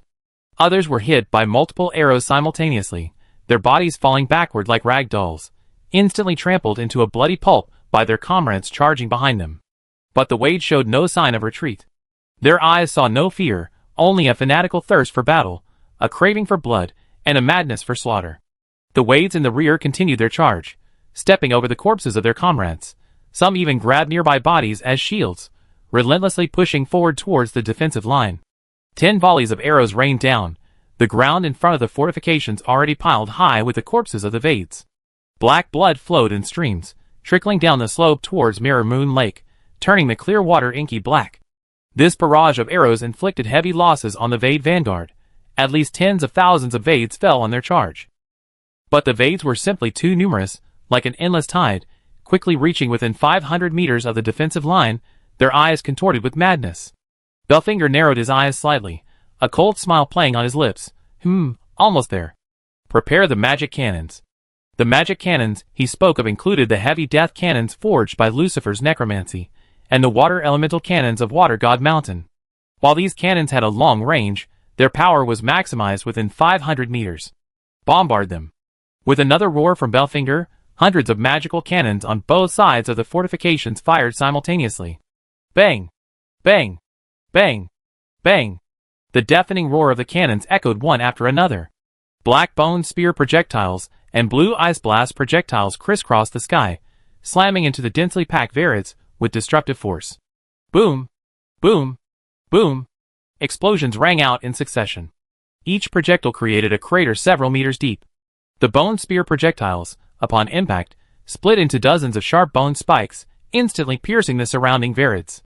The ice blast projectiles froze large areas upon impact, turning Varids into ice sculptures, before shattering into countless smaller pieces from the impact. Those Varids directly hit by the projectiles didn't even have time to scream before being blasted into blood and gore, a gruesome scene of flying flesh and blood. Meanwhile, the undead archers were not idle either. Taking advantage of the lulls and the magic cannons reloading, they once again raised their bone bows and unleashed a frenzied volley. The arrows landed precisely in the gaps between the Wades, relentlessly reaping the remaining lives and giving the Wades no chance to breathe. At this moment, the demonic figure, hovering at the rift in the void, watched the horrific battle below, his brows finally furrowing deeply. His bluish-purple fingers tapped lightly on his long staff, the green eye at the staff's tip constantly shifting, a hint of irritation flashing in his eyes. I didn't expect these undead and divine servants to be so well prepared. If this continues, my forces will be exhausted sooner or later. It seems I can't wait any longer. Send the 3rd Banner Squad forward. Take down those magic cannons first. The demonic figure turned to look at the several Vade warriors beside him. These men were a size larger than ordinary Vades, their armor was much thicker, and they wielded specially made heavy weapons. They were clearly at least captain-level officers. The third banner squad, without a doubt, was stronger than the vanguard, and was the main force of the Vade army. The next moment, the Vades of the third banner squad charged towards the defensive fortifications below like black lightning. They were incredibly fast, constantly shifting their forms in the air, trying to evade the rain of arrows and magical cannon fire. However, their movements had already been detected by Lucifer. The monitoring magic array of Mirror Moon Lake clearly reflected the Vade's deployment. Seeing the enemy's powerful warriors make their move, Lucifer immediately drew his black long sword and said in a deep voice to the Death Knights behind him, "Follow me." "Stop them." "Yes." The 20,000 Death Knights responded in unison, their voices echoing across the battlefield like thunder. They mounted their horses, their black steeds neighing deeply, their hooves kicking up black flames, and followed Lucifer, charging out from the front of the fortifications like a black torrent towards the Vade warriors. The Varids of the third banner, with their agile movements, barely dodged the bombardment of magic cannons and the hail of arrows from archers, finally approaching the fortifications. Laughing wildly, they raised their weapons, preparing to unleash a powerful attack to destroy all the magic cannons in their path. However, the next moment, the rapid sound of hooves came from the side, accompanied by a strong sense of death. Lucifer's Death Knights appeared like ghosts behind the Varid warriors, their long swords gleaming with a chilling light, aiming for the warriors' necks. Swoosh! The longsword sliced through the air, and the Varid warriors' heads instantly flew into the air, black blood gushing out and splattering onto the ground. Their eyes were still wide open, their faces still bearing crazed smiles. They hadn't even realized what had happened before they were beheaded by the Death Knights. Charge! Slaughter them all! Lucifer charged forward, his black longsword flashing like afterimages, his aura as a high-level Yuan cultivator unleashed without reservation. He rampaged across the battlefield like a demon god. Wherever his sword passed, the Wade soldiers, whether ordinary or high-level experts, were unable to withstand him, all being sliced in two. Immediately, a large number of Wade experts perished on the spot. These were not cannon fodder like the previous vanguard. Their strength was mostly above the Zhiyuan level, with several even reaching the early Zhiyuan stage, forming the backbone of the Wade army. Such heavy losses truly tightened the demon's heart, a trace of heartache and anger flashing across his purplish-blue face. His bloodshot eyes were fixed on Lucifer, who was wreaking havoc like a demon god. His teeth gritted, and he roared at the remaining Vade warriors around him, "Who will go and kill that arrogant bastard? Whoever kills him, I recommend him to the leader." Crack, crack, crack I go. A Vade warrior resembling a giant lobster stepped forward. He was over 3 meters tall, covered in a hard, blue carapace, and his 2 enormous pincers gleamed with a metallic sheen, easily crushing rocks. His strength was also at the high level of the Harmony realm, comparable to Lucifer's. The leader nodded, a glint of anticipation in his eyes. "Good, you go. Make sure you teach him a lesson. Let these ants know the might of us Vades."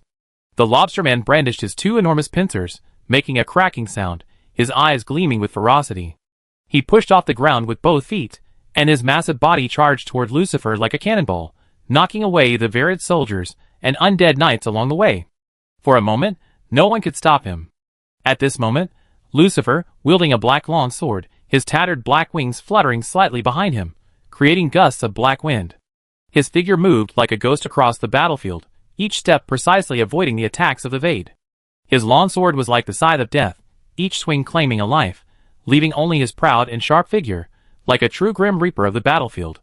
Suddenly, a sharp gust of wind swept in from behind, accompanied by the ear-piercing sound of metal scraping against metal.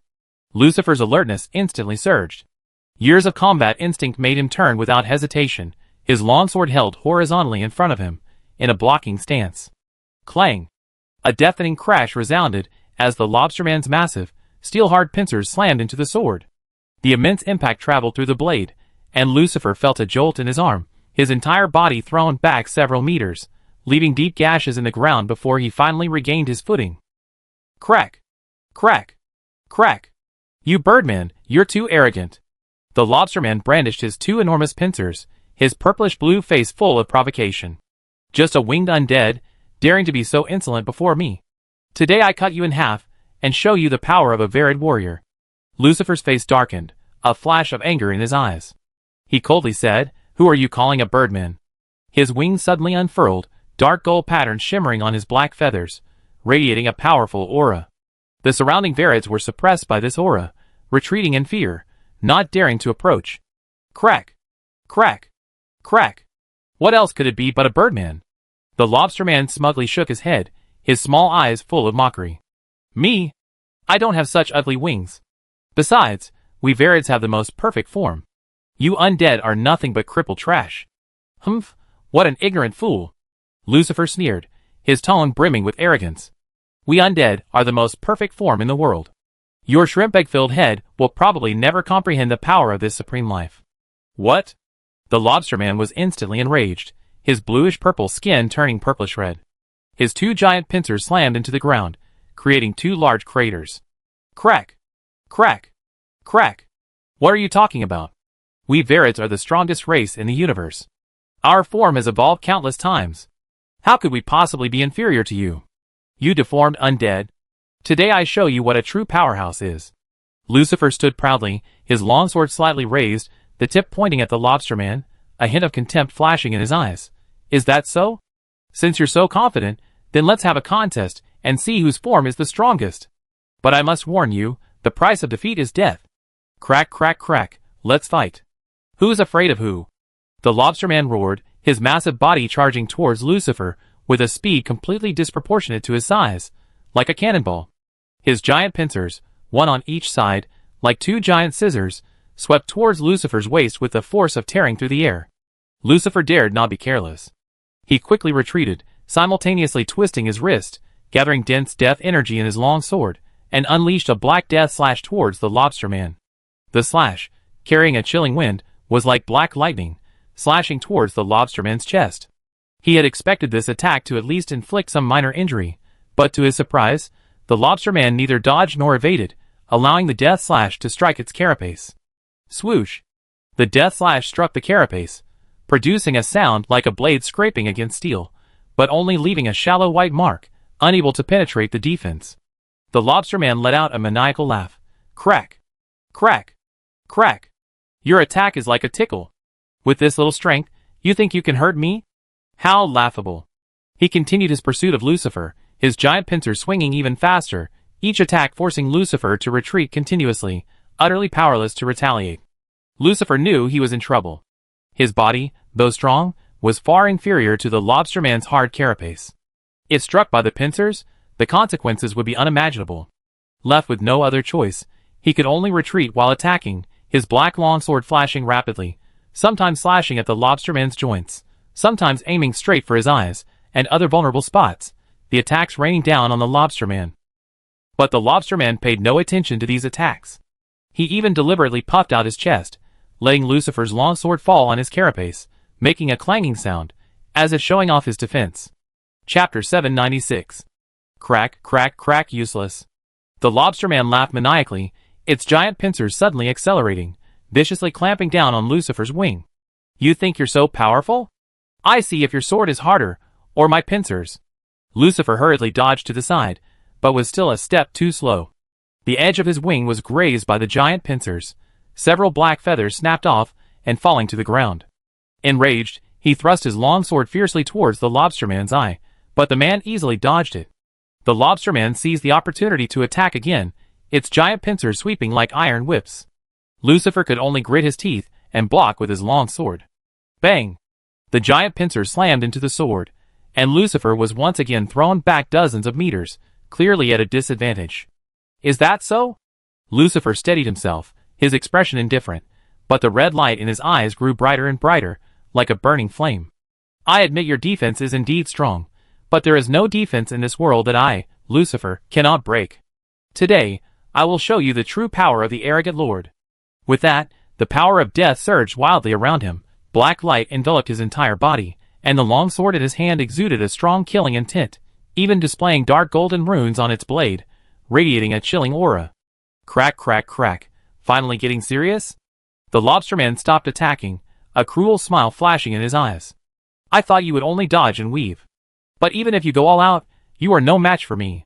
Today I will completely defeat you, let you know that the gap between a lowly creature like you and me is as insurmountable as an insurmountable chasm. The lobsterman let out a deafening roar, his carapace glowing with a purplish-red light, his two giant pincers becoming even thicker, even condensing black energy on them, radiating an aura of destruction. He charged at Lucifer again, this time faster and with greater force, stirring up the surrounding air with his giant pincers, creating black whirlwinds. Lucifer did not retreat. He stood silently, head bowed, his black hair falling down to obscure his face, making his expression impossible to discern. Only the wings behind him trembled slightly, emanating an increasingly intense power of death. "You stinking lobster, you probably don't know that before me, Lucifer, arrogance is the greatest original sin." His voice was low and cold, like a whisper from hell, carrying a chilling killing intent. The lobsterman didn't hear what he said at all, and even if he had, he wouldn't have cared. In his eyes, Lucifer was merely at his last gasp. A few more attacks would be enough to defeat him completely. His only desire was to tear this fallen angel to pieces, to gain the greatest merit, and to claim reward from the demon leader. However, just as the lobsterman's giant pincers were about to touch Lucifer, Lucifer moved. He slightly raised his head, revealing a hideous and terrifying face. His eyes turned blood red, dark golden runes flashing in his pupils, a cruel smile curling at the corner of his mouth, and black lines cracking across his skin, radiating a suffocating aura. Even the skilled and daring lobsterman was momentarily stunned by this sight, his attack momentarily slowed. In that instant, Lucifer's figure vanished as if by teleportation, leaving a black afterimage in his original spot. No good. Alarm bells rang in the lobsterman's mind, a strong sense of crisis surging through him. He wanted to turn and defend, but he had no idea of Lucifer's location, and could only wildly swing his giant pincers, trying to protect his vitals. Whoosh! Swoosh!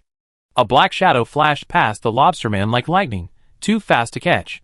Immediately after, Lucifer appeared behind the lobsterman, his long sword already sheathed, his black wings slowly folding back, as if nothing had happened. The lobsterman's eyes widened in confusion. He looked down at his chest, where his once hard shell was now split open, black blood gushing out like a fountain, staining the ground red. He tried to speak, but could only groan. His body slowly lost strength, and he collapsed heavily to the ground, the light in his eyes fading. Lucifer slowly turned around, not even glancing at the lobsterman's corpse, his tone indifferent yet carrying an undeniable authority. "Your arrogance will ultimately become your despair. This is the consequence of provoking me." Seeing this, all the Vade present were stunned, their faces showing terror. The demon leader in the distance had a contorted expression, his chest burning with rage. Lucifer slowly raised his gaze, meeting the demon leader's eyes at the rift in the void. The demon leader's scarlet eyes were fixed on him, filled with murderous intent, while Lucifer simply curled his lips into a slight smile, his face revealing undisguised disdain. He even slowly raised his right hand, beckoning a finger to Cass, a gesture as if toying with prey. This blatant provocation undoubtedly added fuel to the fire. His fingers, gripping the staff tightly, turned white with force. The green eye at the staff's tip spun wildly, and the dark energy around him began to fluctuate violently. "Damn it! A mere high-level undead dares to be arrogant in front of me. It seems I must teach you a lesson, so you won't know the power of a god-level expert." Before he could finish speaking, Cass swung his staff violently, the green eye at the tip lighting up instantly, and a purple ray shot towards Lucifer like lightning. This ray contained immense corrosive power. Wherever it passed, the air turned purple and emitted a pungent odor. Lucifer was prepared, a barely perceptible smirk playing on his lips. A flash of black flame appeared beneath his feet, and he moved to the side like a ghost. The purple ray grazed the edge of his wing, striking a Vade behind him, who had no time to dodge. "Ah!" The Vade let out a piercing scream as his body was instantly engulfed by the purple ray, turning into a pool of foul-smelling blood within seconds, leaving not even bones behind. Trying to escape? Not so easy. The demon leader's eyes burned with even greater killing intent after his attack missed. A black whirlwind rose beneath his feet, and he shot towards Lucifer like an arrow, his staff flashing as he unleashed a barrage of purple rays, each aimed at Lucifer's vitals. Lucifer, however, showed no intention of lingering. He nimbly dodged the rays, while retreating deeper into the battlefield. As he retreated, he pulled a green signal flare from his robes and tossed it into the air. Bang! The green flare exploded in midair, forming a giant green firework, strikingly conspicuous against the dim sky. Upon seeing the signal, the Death Knights fighting across the battlefield immediately turned their horses around, abandoning the Varids before them, and retreated in an orderly fashion. Belfinger also commanded the magic artillery and archer regiments, quickly sheathing their weapons, and retreating along the prearranged route. The entire Allied army's retreat was perfectly synchronized, as if rehearsed countless times, without the slightest sign of panic. Seeing the undead and their divine servants flee in panic, the morale of the Vades soared. They brandished their weapons, roaring with excitement, and pursued the Allied army. Lord Cass is mighty. Long live Lord Cass. Kill these undead and seize their resources.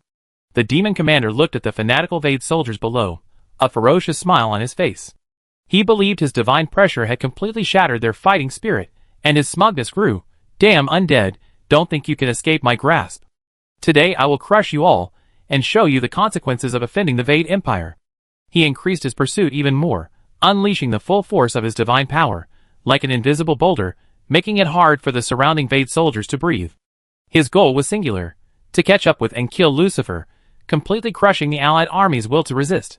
However, just as the demon leader was only 100 meters away from Lucifer, Lucifer suddenly stopped. He whirled around, his black longsword brimming with deathly power, and unleashed a devastating black slash at Cass. The slash, carrying a chilling wind, resembled a black crescent moon, aiming for Cass's chest. The demon leader was slightly taken aback, then chuckled, What? Finally not running away. You think you can stop me with this slash? He lightly waved his staff, and a black barrier instantly materialized before him, easily blocking the deathly slash. Bang! The slash struck the barrier, vanishing instantly like an egg hitting a rock, without even a ripple. Lucifer, expressionless, coldly stared at the demon leader, his tone full of contempt. Just a nobody who bullies others because of his god-level cultivation. Killing you is like killing a chicken. What did you say? The demon leader was instantly enraged. He was of noble status and highly respected in the Empire. Even when facing other god-level powerhouses, he had never been so insulted. How dare you? You damned undead, listen up. I am Cass, the commander of the 13th Federation of the Vade United Empire. I wouldn't even bother to look at someone like you at the nascent soul stage, and you dare to be arrogant in front of me. Lucifer shrugged, his face still showing disdain. So what? What can you do to me? Cass's eyebrows shot up in anger, his face turning pale, and then purple. He didn't waste any more words, his staff flashing again, unleashing a barrage of purple rays, like a dense rain of bullets towards Lucifer. This time, he adjusted the angle of the beam, deliberately blocking Lucifer's evasive maneuvers, trying to force him to take the hit head-on. Lucifer remained agile, weaving nimbly through the gaps in the purple beams, like a leaf in the wind, narrowly avoiding each attack. At the same time, he didn't forget to unleash a series of deadly slashes at Cass, which, while unable to harm him, disrupted Cass's attack rhythm, preventing him from locking onto him. Damn it! Cass could easily deflect Lucifer's slashes, but he was helpless against Lucifer's speed. Lucifer was like a slippery eel. No matter how he adjusted his attack methods, he couldn't hit him. What frustrated him even more was that he, a god-level powerhouse, was being led by the nose by a high-level undead. If word got out, he would lose all face. Cass's eyes darted around, a sudden idea forming in his mind. He swung his staff again, but instead of firing a purple ray as before, he released thin, green threads. These threads, as fine as spider silk, drifted slowly through the air, extending towards Lucifer, their movement so slow it was almost indistinguishable as harmless decoration. Lucifer looked at the green threads and sneered, Your ray can't even catch me, and you think you can trap me with these slow-moving things? How laughable. Cass, however, wasn't angry. Instead, a strange smile appeared on his face, his eyes gleaming with calculation. Heh, it doesn't matter if you think it's laughable now. Let's see if you're still so stubborn when you beg for mercy later.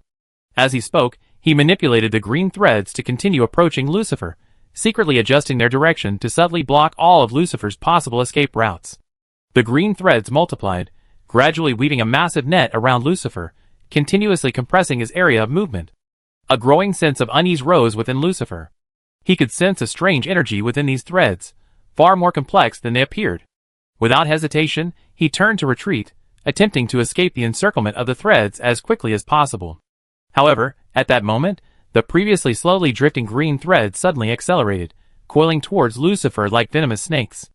Lucifer was prepared, his tattered wings flapped violently, black flames igniting beneath his feet, increasing his speed further in an attempt to evade the thread's entanglement. But he was still a step too slow.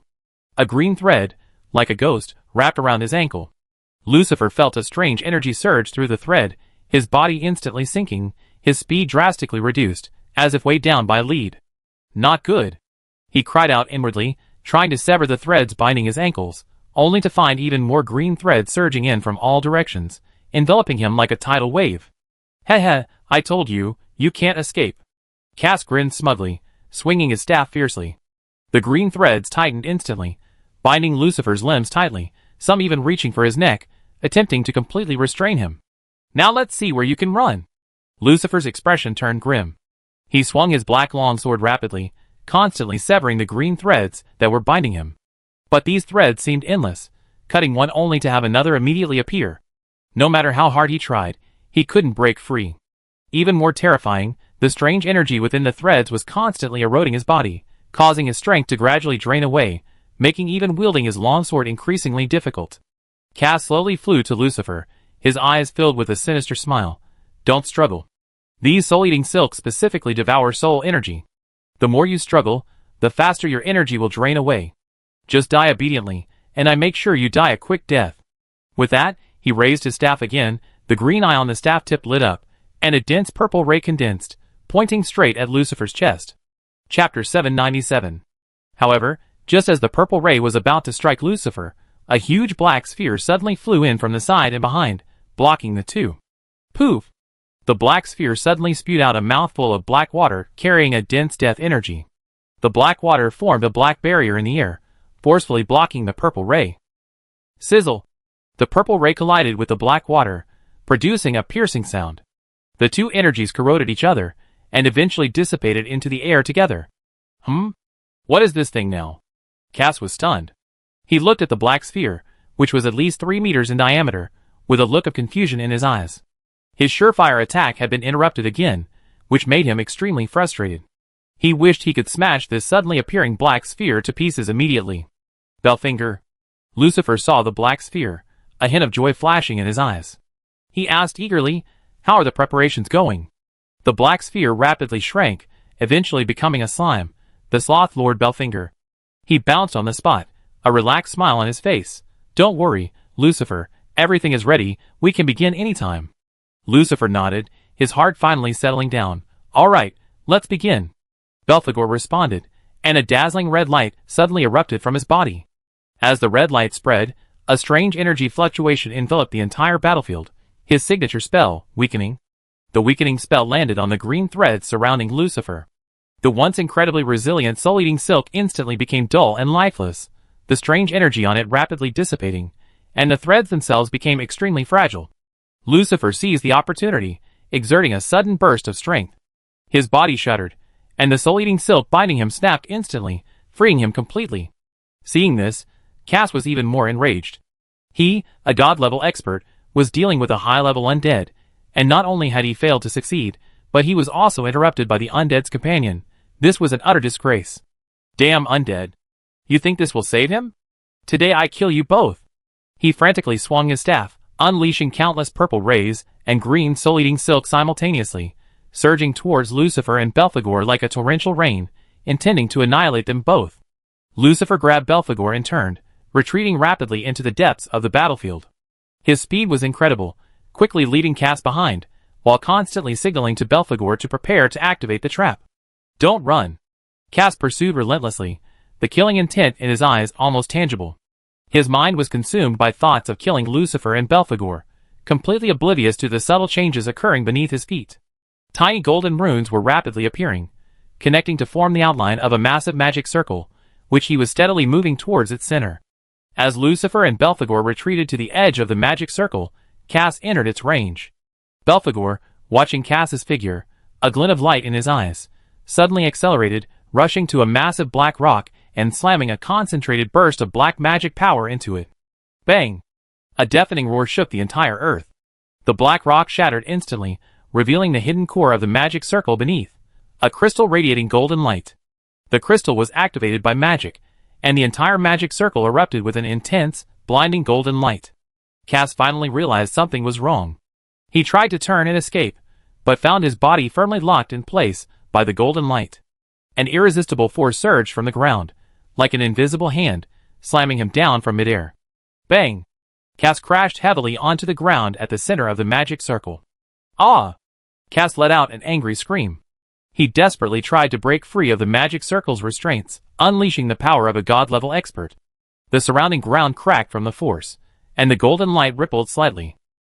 But this magic circle was a product of Lucifer's collaboration with Water God Mountain, a god-sealing array crafted with countless resources, combining necromancy and water elemental magic. It was specifically designed to trap god-level experts. Even with Cass's immense strength, he couldn't break free in a short time. He could only lie on the ground, helplessly watching Lucifer and Belphegor, unable to move an inch. Success? Lucifer and Belphegor exchanged a glance, their eyes gleaming with excitement. From the beginning, they never intended to engage Cass in a direct confrontation.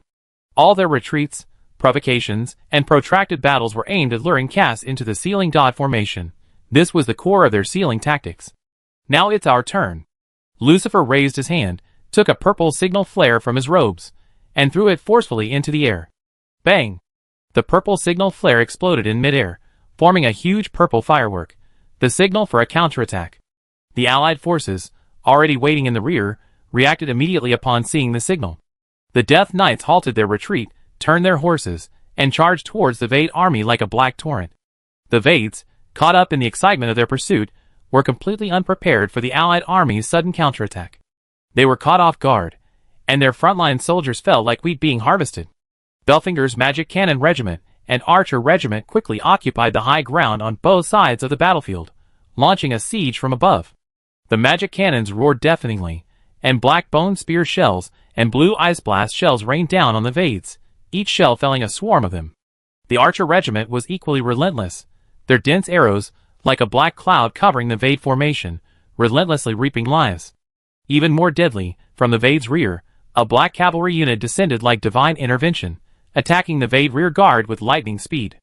This cavalry unit was Asmodeus's Enchantress cavalry, skilled in mental magic, their longswords coated with a nerve-numbing poison. The cavalry charged into the rear of the Varid army like tigers among sheep. Mental magic threw the Varids into disarray, allowing the cavalry to seize the opportunity to wield their long swords with ruthless, decisive, and swift action. Their sole objective was to annihilate every Varid in their path, and cut off their retreat. The situation reversed instantly. The Varids were overwhelmed by this sudden and fierce attack. Their initial pursuit turned into a rout. The front ranks were slaughtered by Death Knights, the middle ranks were bombarded by magical cannons and arrows, and the rear ranks were surrounded and annihilated by Asmodeus's cavalry. The entire Varid army crumbled like a pile of loose sand. The soldiers fled towards the Void Rift, having no will to resist. In their struggle for escape, they even turned on their own comrades. Lucifer stood beside the god-sealing formation, a cold smile playing on his lips as he watched the fleeing Vade people below. He turned to Cass, trapped within the formation, his tone indifferent. "Commander Cass, do you see this? This is your proud Vade army, nothing but a pathetic rabble." Cass lay prostrate on the ground, his eyes filled with despair and rage as he watched his fleeing soldiers. He wanted to roar, to command his soldiers to fight back, but only weak roars escaped his lips. The god-sealing formation's bindings remained firm. He could only watch helplessly as his army was annihilated. "Damn undead, damn sacred mountain, you will all die," Cass roared madly, struggling desperately. "Once I get out, I slaughter you all, you bastards." Faced with Cass's hysterical threats, Lucifer smiled faintly, his tone full of disdain. "Cass, is that it? So what if you're a god-level powerhouse?"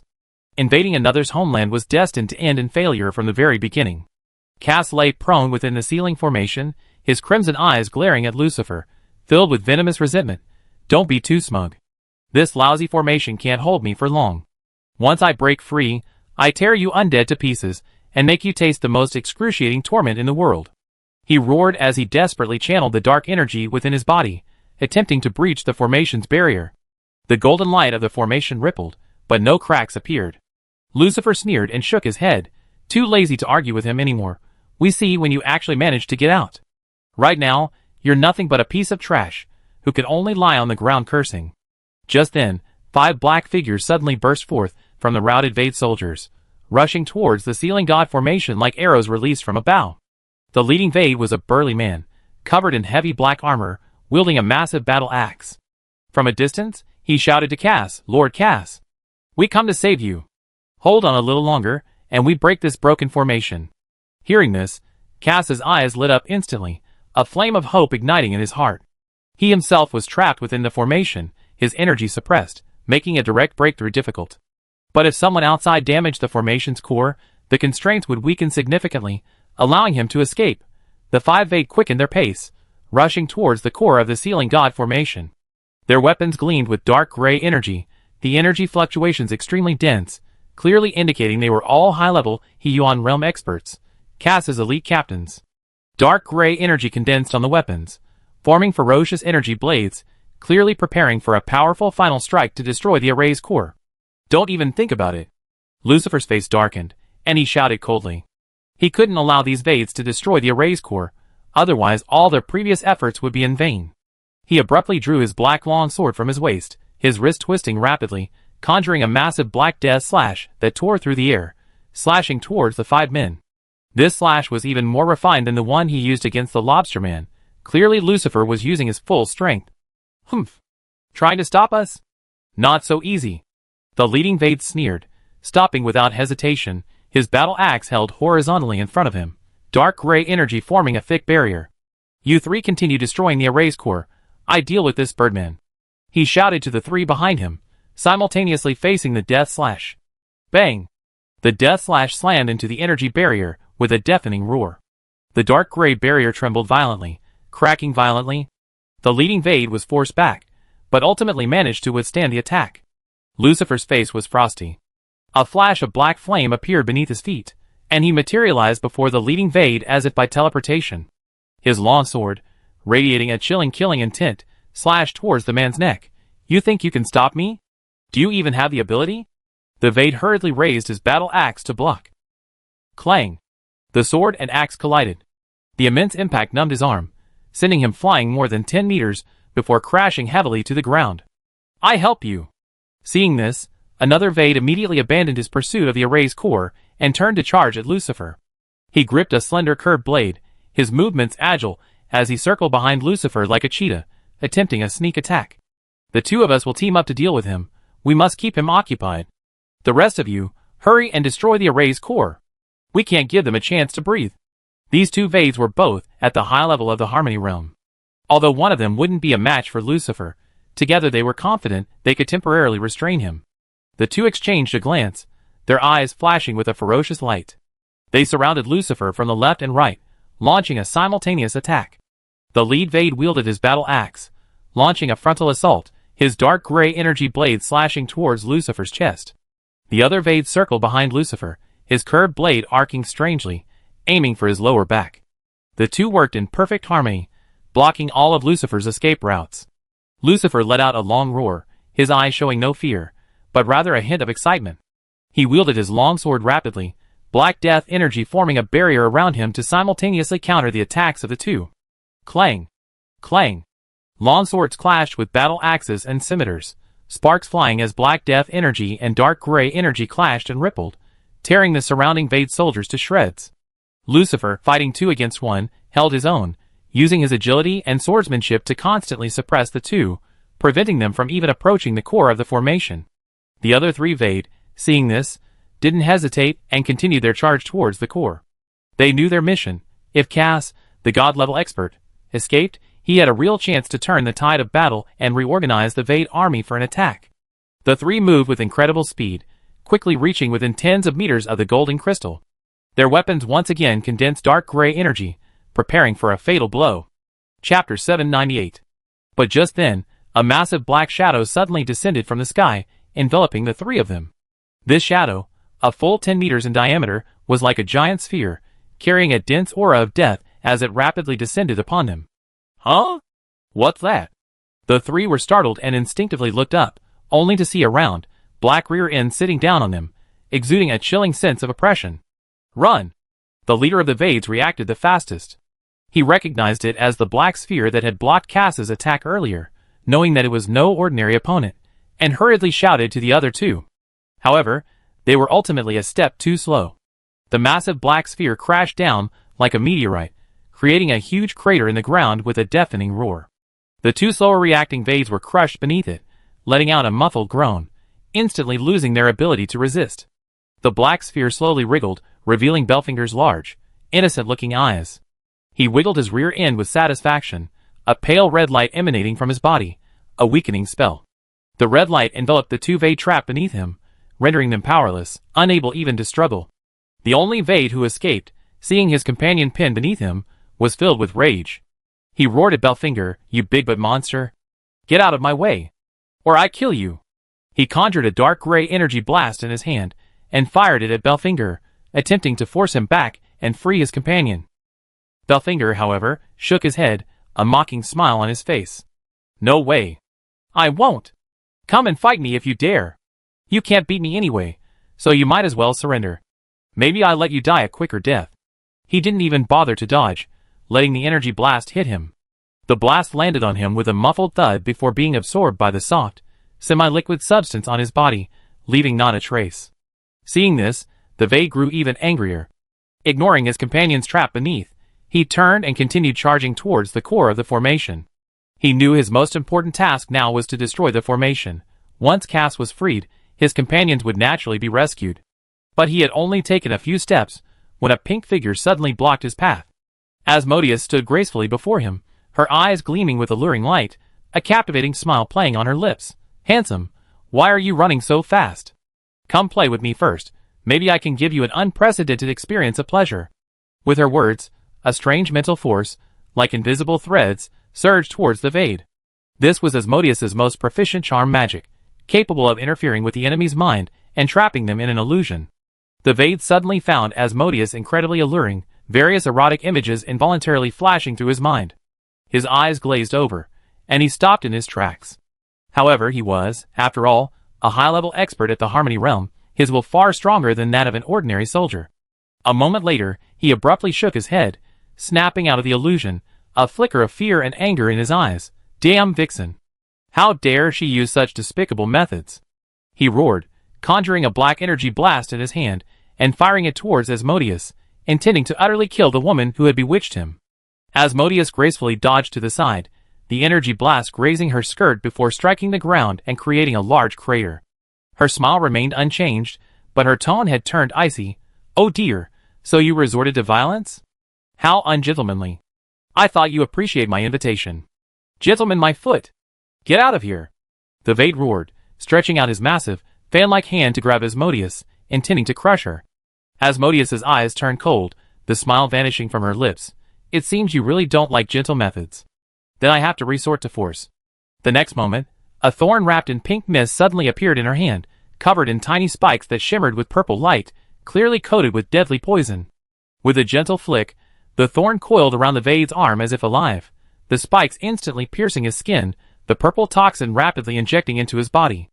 "Aya!" The Vade felt a sharp pain shoot through his arm, as if countless insects were gnawing at his flesh.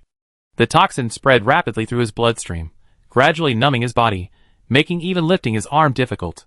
He couldn't help but cry out in pain, staggering backward, his eyes filled with rage. He hadn't expected this seemingly weak woman to be so ruthless. Trapped within the God-sealing formation, Cass witnessed everything. His hope, like a bucket of cold water, vanished instantly, sinking to the bottom. He finally realized he had underestimated these undead from the start. Not only were they powerful, but their teamwork was impeccable, their tactics intricately linked. A trap they had laid, waiting for him and his men to walk right into it. "No, impossible," Cass murmured, his eyes filled with despair. He knew he was truly doomed. Forget rescuing the Vade army, even he himself would likely find himself trapped. The undead army and the Water God Mountain's divine servants formed a counterattack torrent, sweeping across the battlefield like a tidal wave of steel. Death Knights wielded long swords, their black warhorses trampling over the corpses of the Vade, each charge tearing a gap in the battlefield. The Water God Mountain's divine servants, their eyes red-rimmed, held staffs and long swords brimming with pent-up rage. They had had enough of the Vade's harassment. The image of Brindaris, critically wounded and near death, was branded into their minds. Now, their pent-up anger finally erupted. They would repay these invaders tenfold for the suffering Water God Mountain had endured, making them taste true despair. "Retreat, retreat! Retreat now!" The Vade, locked in combat with Asmodeus, finally couldn't hold on any longer. The poison in his arm spread rapidly, half his body lost sensation. After several exchanges, he knew clearly that he had no chance of defeating Asmodeus in a short time. What horrified him even more was that the battlefield situation had completely spiraled out of control. Looking around, the Vade were like lambs to the slaughter, constantly falling to the blades of the Allied forces. Every second, hundreds, even thousands, of their people perished. Such losses were unbearable even for the 13th Federation. Trapped within the God-sealing formation, Cass watched his routed people below, his heart filled with helplessness and resentment. He knew very well that continuing to fight would only lead to more deaths, and they might even be wiped out by Lucifer. He gritted his teeth and didn't stop his men from issuing the retreat order. Retreating now would at least preserve some of their fighting strength. If they continued to fight, he might truly be left with no one to command. The retreat order, like a lifeline, instantly spread throughout the Vade army. The Vade who had been resisting suddenly scattered like frightened birds, fleeing in droves towards the spatial rift. They brandished their weapons, pushing aside their comrades, wishing they had more legs to run faster. Lucifer, Belphegor, and Asmodeus also stopped what they were doing, coldly watching the Varids defeat. The 5 Varid warriors, who had been fighting them earlier, had now gathered together. Their breathing was disordered, but they still glared fiercely at Lucifer and his companions, their eyes filled with resentment and bitterness. "Hey! Release Commander Cass right now." The leading Varid gasped for breath, his voice trembling slightly, but he still tried to appear calm. "We retreat now, and won't attack you again." Lucifer sneered, his tone full of disdain. "Release him? Are you kidding me? We went through so much trouble to trap him here. How could we let him go so easily? I'd rather release anyone than this invader." Cass, trapped within the God-sealing formation, hurriedly begged for mercy, his voice filled with a hint of compromise appeared. "This magic array can only trap me temporarily. To keep it running continuously, it must consume a lot of resources, right? Release me, and I promise this battle will end here, and I will never invade the territory of Water God Mountain again.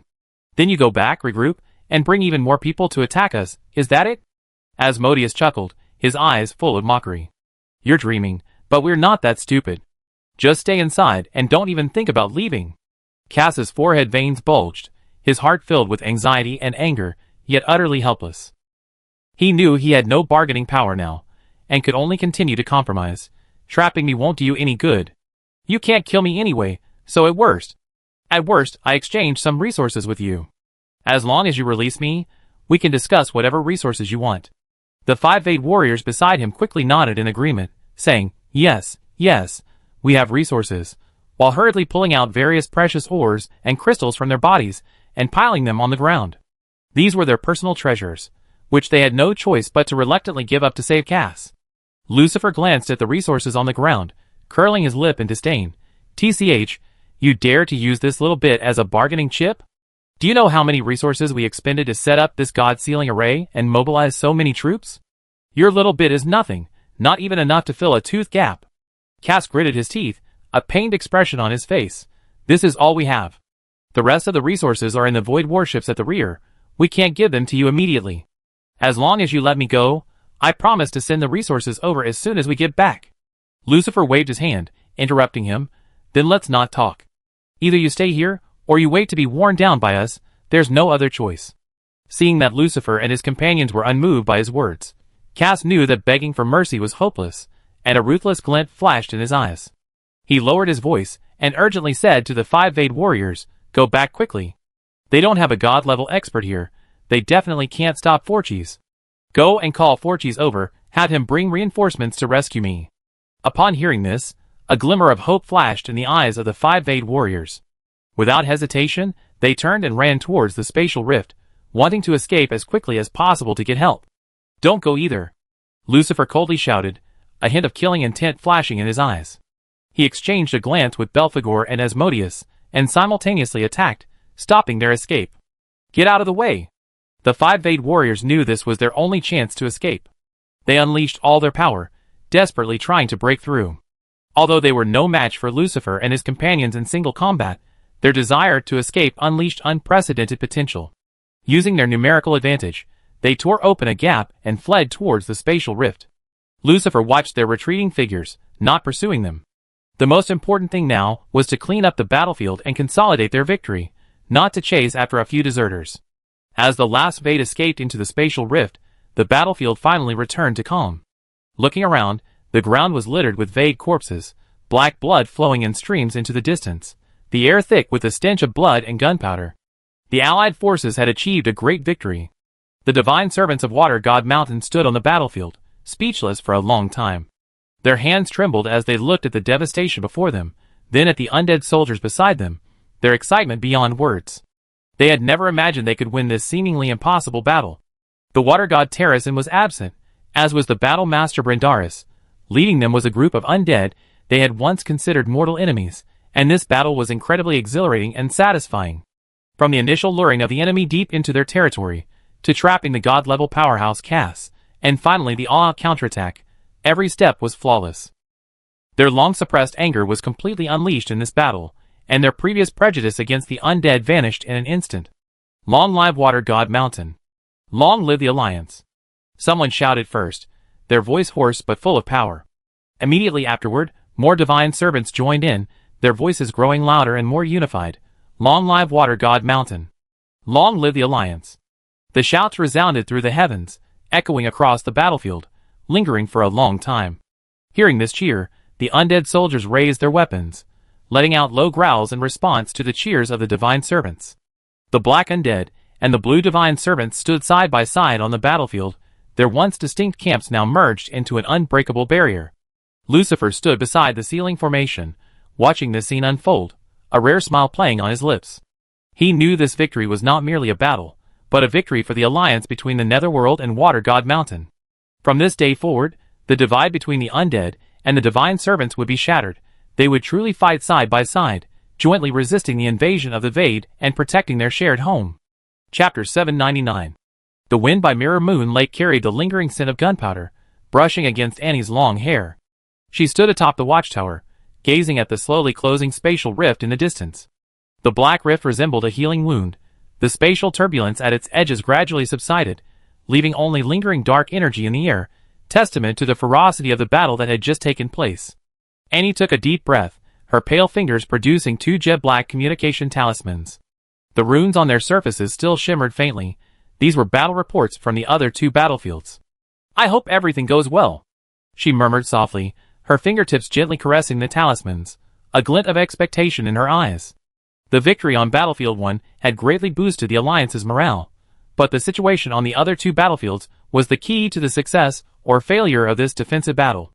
Without hesitation, Annie tightened her grip, crushing the communication talisman from Battlefield 3 first.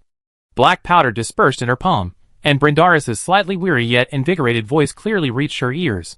"Annie, the enemy on Battlefield 3 has been completely repelled. We didn't encounter any god-level powerhouses here. It was mainly the regular troops of the Vade. We annihilated over 100,000 enemies in total, and even killed 6 Vade powerhouses at the Harmony Realm. Among them was a high-level Harmony Realm general, whom Mammon and I dealt with together. Now I'm staying behind to guard Battlefield 3 alone. Leviathan and Mammon have already led the undead army to support Battlefield 2, they should be able to help Lord Terrasin." Hearing this, a faint smile slowly appeared on Annie's lips. The Battlemaster of Water God Mountain fighting side by side with the undead lord, joining forces to kill the enemy. Such a scene would have been nothing short of a fantasy in the past. But now, it had all become a reality. This was not only a victory in battle, but also proof of the Alliance's cohesion. Her heart eased slightly. At least the situation on Battlefield 3 had stabilized, and she no longer needed to worry. Immediately afterward, Annie crushed the second communication talisman. This was a message from Battlefield 2. However, the voice that came through wasn't Terrasin's, but Samuel's, his tone grave. "Annie, the situation on Battlefield 2 is a bit tricky. Water God Terrasin is in a tough fight. Both of their god-level experts are extremely difficult to deal with, and Terrasin is clearly struggling against 2 opponents. But don't worry, we have the advantage in numbers. The undead soldiers and the Water God Mountain servants are cooperating fairly well, and we can hold the line for now, but completely repelling them will be very difficult. We need reinforcements." Annie's expression remained unchanged, as if she had already anticipated this outcome. Battlefield 2 is close to Wind God Mountain. Although its weak points aren't as pronounced as on Battlefield 1, the Vades have clearly committed more high-level combat power, attempting to break through from here. Terrasin's ability to hold the line against 2 opponents is already remarkable. To launch a counterattack, reinforcements are needed as soon as possible. "Robert, summon Lucifer," and closed her eyes and contacted Robert, who was at the front lines, via telepathic communication. Robert, Lucifer's adjutant in this battle, was currently assisting him in tallying casualties on the battlefield. In the ruins of the front lines, Robert had just finished recording the number of Death Knights killed when he received Anne's message. He dared not delay, and immediately turned and ran towards Lucifer, who was not far away. "My lord. Lady Anne has sent word that you must go to headquarters immediately. It's an urgent matter." Lucifer, who was bending over to examine the corpse of a varied warrior, straightened up upon hearing this, his black robe still stained with blood. He frowned, then instructed Asmodeus beside him. "The casualty tallying and battlefield cleanup here are your responsibility. Keep a close eye on Cass in the god-sealing array. Don't let him try anything funny." "Don't worry," Asmodeus twirled the thorns in his hand, a smile playing on his lips. "Even if he has extraordinary abilities, he can't escape my grasp. Go quickly, don't keep Annie waiting." Lucifer nodded, saying nothing more. He unfurled his shattered black wings, black flames flashed beneath his feet, and he flew towards the command center like an arrow. In just a few minutes, he landed at the foot of the watchtower and quickly climbed to the top. "What's wrong, Annie? Is there a problem on Battlefield 2? Annie turned around and said directly, "The battle on Battlefield 1 is over. Asmodeus can handle the cleanup. You immediately lead the Death Knights to support Battlefield 2 as quickly as possible." Lucifer's expression instantly turned serious. He knew Terrason's strength. An opponent who could put her in such a difficult situation was no ordinary person. Without hesitation, he nodded immediately. "All right. I assemble the troops right now, and make sure we get to Battlefield 2 as quickly as possible." With that, Lucifer turned and left, his black wings leaving a trail of afterimages behind him. The sky above Battlefield 2 was shrouded in a tapestry of black and blue energy. Terrason's figure darted swiftly through the clouds, holding two vague god-level powerhouses, the Jarman and another mysterious figure clad in black armor, trapped in midair, engaging in a fierce battle. The blue water elemental power clashed constantly with the black dark energy, each impact causing the surrounding air to tremble, tearing the clouds to shreds, and occasionally, the residual energy waves would crash to the ground, creating massive craters on the battlefield. On the ground, the battle was equally brutal. Samuel transformed into a gigantic zombie fire dragon, its wings flapping scorching flames, constantly spewing black dragon breath. Wherever the breath passed, bait people were instantly reduced to ashes, like burning straw. A single breath could kill dozens. Balzeb opened his gaping maw, grabbed a Wade warrior, and shoved it into his mouth, crushing the warrior's bones as black blood dripped from his lip. "When is Annie going to send reinforcements? We can't hold them off any longer."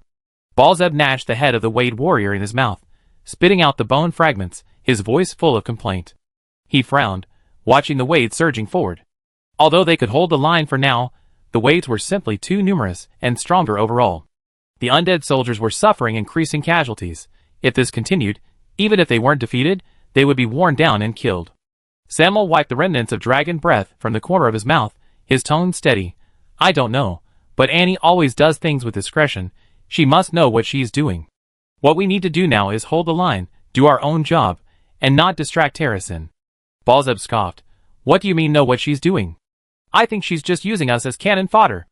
Our lives as the undead are lives too. Why should we risk our lives for the water god mountain?" He became increasingly agitated, his voice rising several decibels. "I finally broke the seal, and came to the divine plane, and before I even had a chance to enjoy myself, I was dragged to. This wretched battlefield is absurd. Fighting to the death here is utterly outrageous." Samuel frowned, a hint of displeasure flashing in his eyes. "This was a decision made by all 7 of us lords. You agreed to it back then, so why are you going back on your word now? If you were dissatisfied, why didn't you bring it up earlier?" "Bring it up? What good would it do?" Baelsheb retorted, his voice filled with grievance and anger. "To launch a counterattack against the god plane, I even sacrificed my heavenly soul. I was hoping to gain some benefits from the god plane, at least to break through to the god level, but what happened? Now I'm lucky to be alive on the battlefield." Seeing his excited expression, Samuel sighed helplessly. "Plans can't keep up with changes. There's nothing we can do about it. Besides, allying with the water god mountain and returning to the divine plane peacefully is much better than fighting to the death with the 5 great divine mountains, right? At least we don't have to hide in the netherworld anymore, living in darkness. And we given you compensation?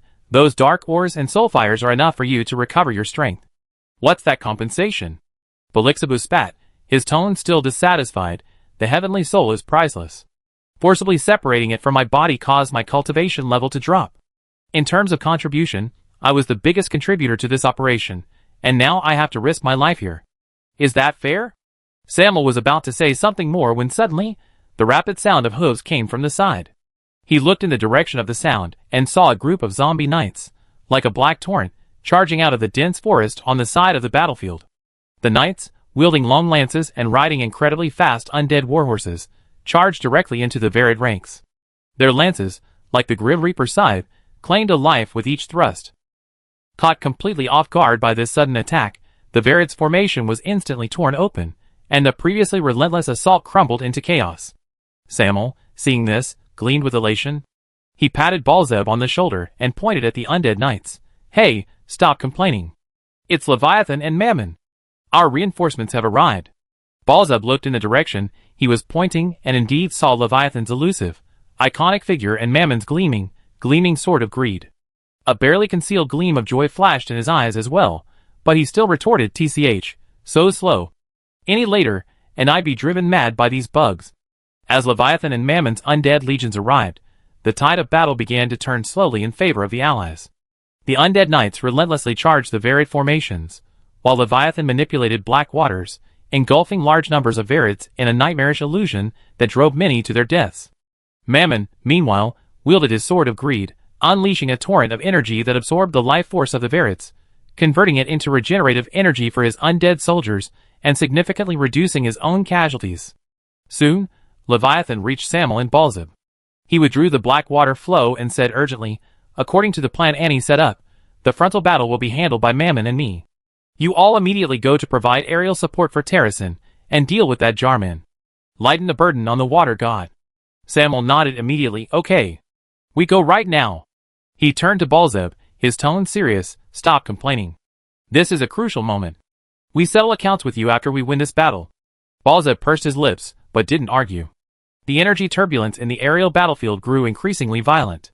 The Jarman hovered among the clouds, his dark red eyes fixed on Terrasen, his heart filled with anxiety. He and the god-level powerhouse Zha beside him had joined forces, thinking they could easily suppress Terrasen and secure victory quickly. However, they hadn't expected Terrasen's water elemental magic to be like endless waves, each attack carrying immense power, not only blocking their pincer attack, but even occasionally launching a counterattack. What troubled him even more was that the situation on the main battlefield below was also deteriorating. The undead soldiers were like tireless machines, charging into the Varid formation one after another. The Varid casualties were increasing. If this continued, their situation would be dire. "Boo! You wretched woman! Where did you get so many undead?" The Jarman finally couldn't contain himself and roared at Terrasen. He manipulated the giant black jar, releasing a beam of black light in an attempt to force Terrasen back, but the beam was blocked by a water shield formed from the crystal ball in Terrasen's hand. With a hissing sound, the two canceled each other out and dissipated into the air. Terrasen held the crystal ball in her left hand, blue water elemental power flowing continuously on its surface. With each wave of her hand, dozens of ice spikes or water jets shot towards the Jarman and Zha, keeping the two busy dealing with them. "You can't win," she said coldly, her eyes filled with determination. "Get back to where you came from. Otherwise, you all be stuck here today." Enraged by Terrasen's attitude and seeing the Vaid formation below crumbling, the Jarman steeled his resolve and shouted to Zha beside him, Go, Zha, let's use that move. If we drag this out any longer, we're finished." Zha nodded, making strange slurping sounds. "All right. Let's finish this woman off quickly, otherwise the other battlefields will be won, and if we're slower than others, the Supreme Leader will be unhappy. Then, none of us will escape unscathed." Before he finished speaking, strange black runes suddenly appeared on their bodies. These runes moved across their skin like living things, radiating a dense dark energy. A violent power began to accumulate within them, distorting the surrounding air, and even causing the clouds to swirl rapidly, forming a black vortex. Clearly, they were about to unleash an extremely powerful combination attack. If successful, even Terrasen would likely suffer. Terrasen's expression changed slightly. She could sense the terrifying power emanating from this attack. Just as she was preparing to gather all her divine power to set up her strongest defense, a deafening dragon roar suddenly came from below. "Awoo!" The sound reverberated through the sky like thunder. Samuel's enormous black dragon body soared into the air from the battlefield below, its wings flapping scorching black flames, charging towards the Jarman with an overwhelming force capable of destroying everything. Chapter 800. Pass! You overconfident reptile. The Jarman's eyes flashed with disdain as he saw Samuel charging towards him. He didn't take Samuel seriously at all, immediately manipulating the giant black jar, opening its massive mouth and releasing a powerful suction force. This was his most proficient devouring magic. It had even absorbed Terrashin's water elemental attacks before, let alone a high-level nascent soul zombie dragon. However, just as the suction was about to engulf Samuel, a large head suddenly emerged from his back. It was Balzeb. His obese body lay sprawled on the dragon's back, drool dripping from his mouth. Seeing the Jarman's devouring magic, he showed no fear, instead revealing a cold smile. Humph? Want to compete in devouring magic? I, Balzeb, am the Lord of Gluttony. You dare to show off your meager tricks before me? Come on, try it. Before he finished speaking, Balzeb suddenly opened his mouth, and a devouring force no less powerful than the Jarman's erupted from it. This force carried a dense aura of death, like a black hole, not only neutralizing the Jarman's suction, but also pulling at the giant black jar, making the Jarman feel unstable. The Jarman was clearly taken aback, his dark red eyes filled with disbelief. He hadn't expected that this seemingly chubby undead would also possess devouring magic, and with a power no weaker than his own. This brief moment of hesitation caused him to miss the best opportunity to stop Samuel. Samuel seized this critical opportunity, his death power surging wildly within him, the black flames around him instantly intensifying as he unleashed a berserk spell. His already tens of meters long dragon body, amplified by the berserk spell, grew tenfold, transforming into a colossal dragon hundreds of meters long, blotting out the sky and nearly blocking half the heavens. Its claws grew to the size of small mountains, gleaming with a sharp, cold light, and slammed down towards the Jarman. By the time the Jarman realized what was happening, it was too late. He tried to control the giant jar to dodge, but was held back by Balzeb's devouring power, making him a fraction of a second slower. Bang! The enormous dragon claw slammed into the black jar, producing a deafening roar. The Jarman felt an irresistible force, and he plummeted towards the ground as if hit by a cannonball, the runes on the black jar instantly dimming. It should be noted that Samuel was originally a high-level Harmony Realm cultivator, and after being enhanced by the berserk magic, his strength soared to the peak of the Harmony Realm. Although he couldn't maintain this level for long, his explosive power was extremely strong. Even a low-level returning realm expert wouldn't dare to take this attack head-on, let alone the Jarman, whose attention was being diverted by Balzeb. Boom! The Jarman crashed heavily into the ground, instantly creating a huge crater tens of meters in diameter, sending debris flying and dust billowing everywhere. The surrounding vades were thrown back by the shockwave, too terrified to even approach the crater. The giant black jar rolled to the edge of the crater, its mouth wobbling slightly. After a long while, a painful groan came from within. Ouch, ouch, ouch. It hurts so much. Damned reptiles. I won't let you get away with this.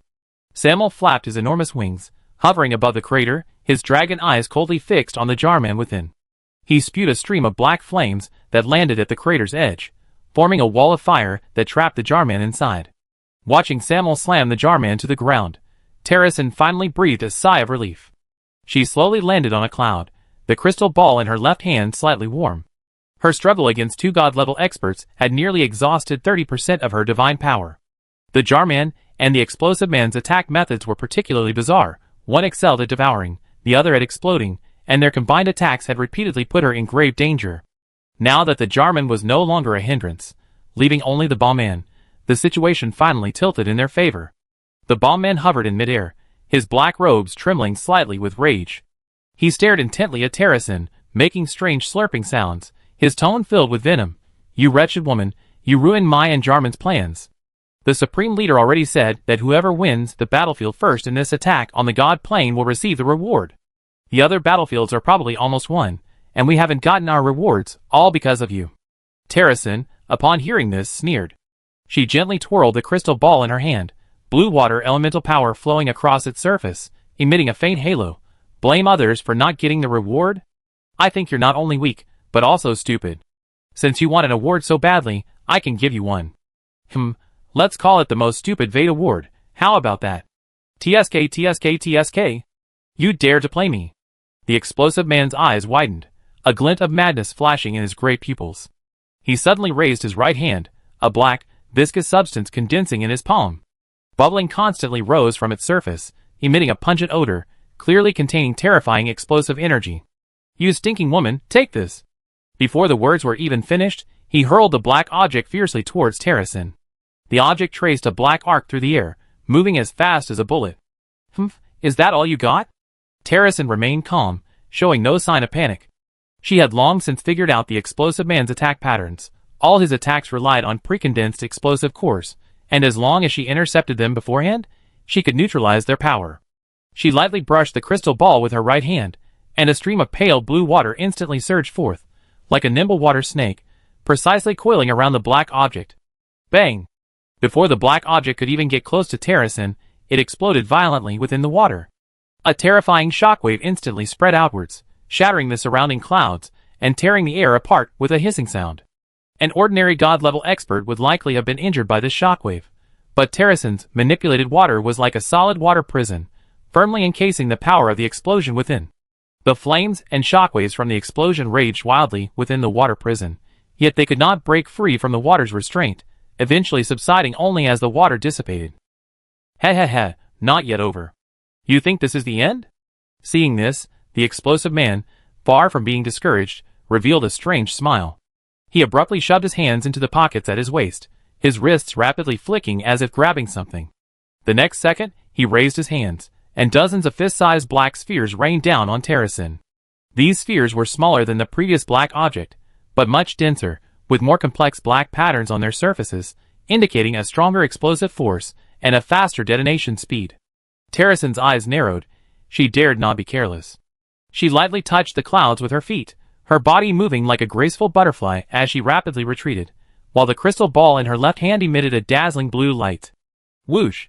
Dozens of thick jets of water erupted from the crystal ball, each jet precisely targeting a single black sphere, like dozens of long blue snakes coiling around it. Bang! Bang! Bang! The black spheres collided with the water columns almost simultaneously, followed by a series of rapid explosions. Each sphere exploding within the water column created a small burst of fire, slightly deforming the column, but unable to break through its confinement.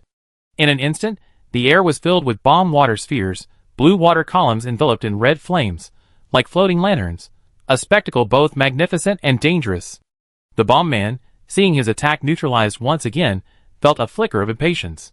He suddenly opened his mouth and spat out a black ray, aimed directly at the crystal ball in Terracin's hand. He knew very well that the crystal ball was the core of Terracin's control over water elements. Destroying it would drastically reduce her power. Trying to ambush me? Not so easy. Terracin was prepared. She swiftly spun the crystal ball with her left hand, instantly conjuring a water shield that blocked the black ray. Sizzle! The ray collided with the water shield, producing a piercing sound. A small hole was corroded in the shield's surface by the ray, but it was quickly repaired by the surrounding water. At the same time, Terracin conjured a sharp ice spike in his right hand, and, taking advantage of the moment, when the bomb man released his ray, shot it towards his chest.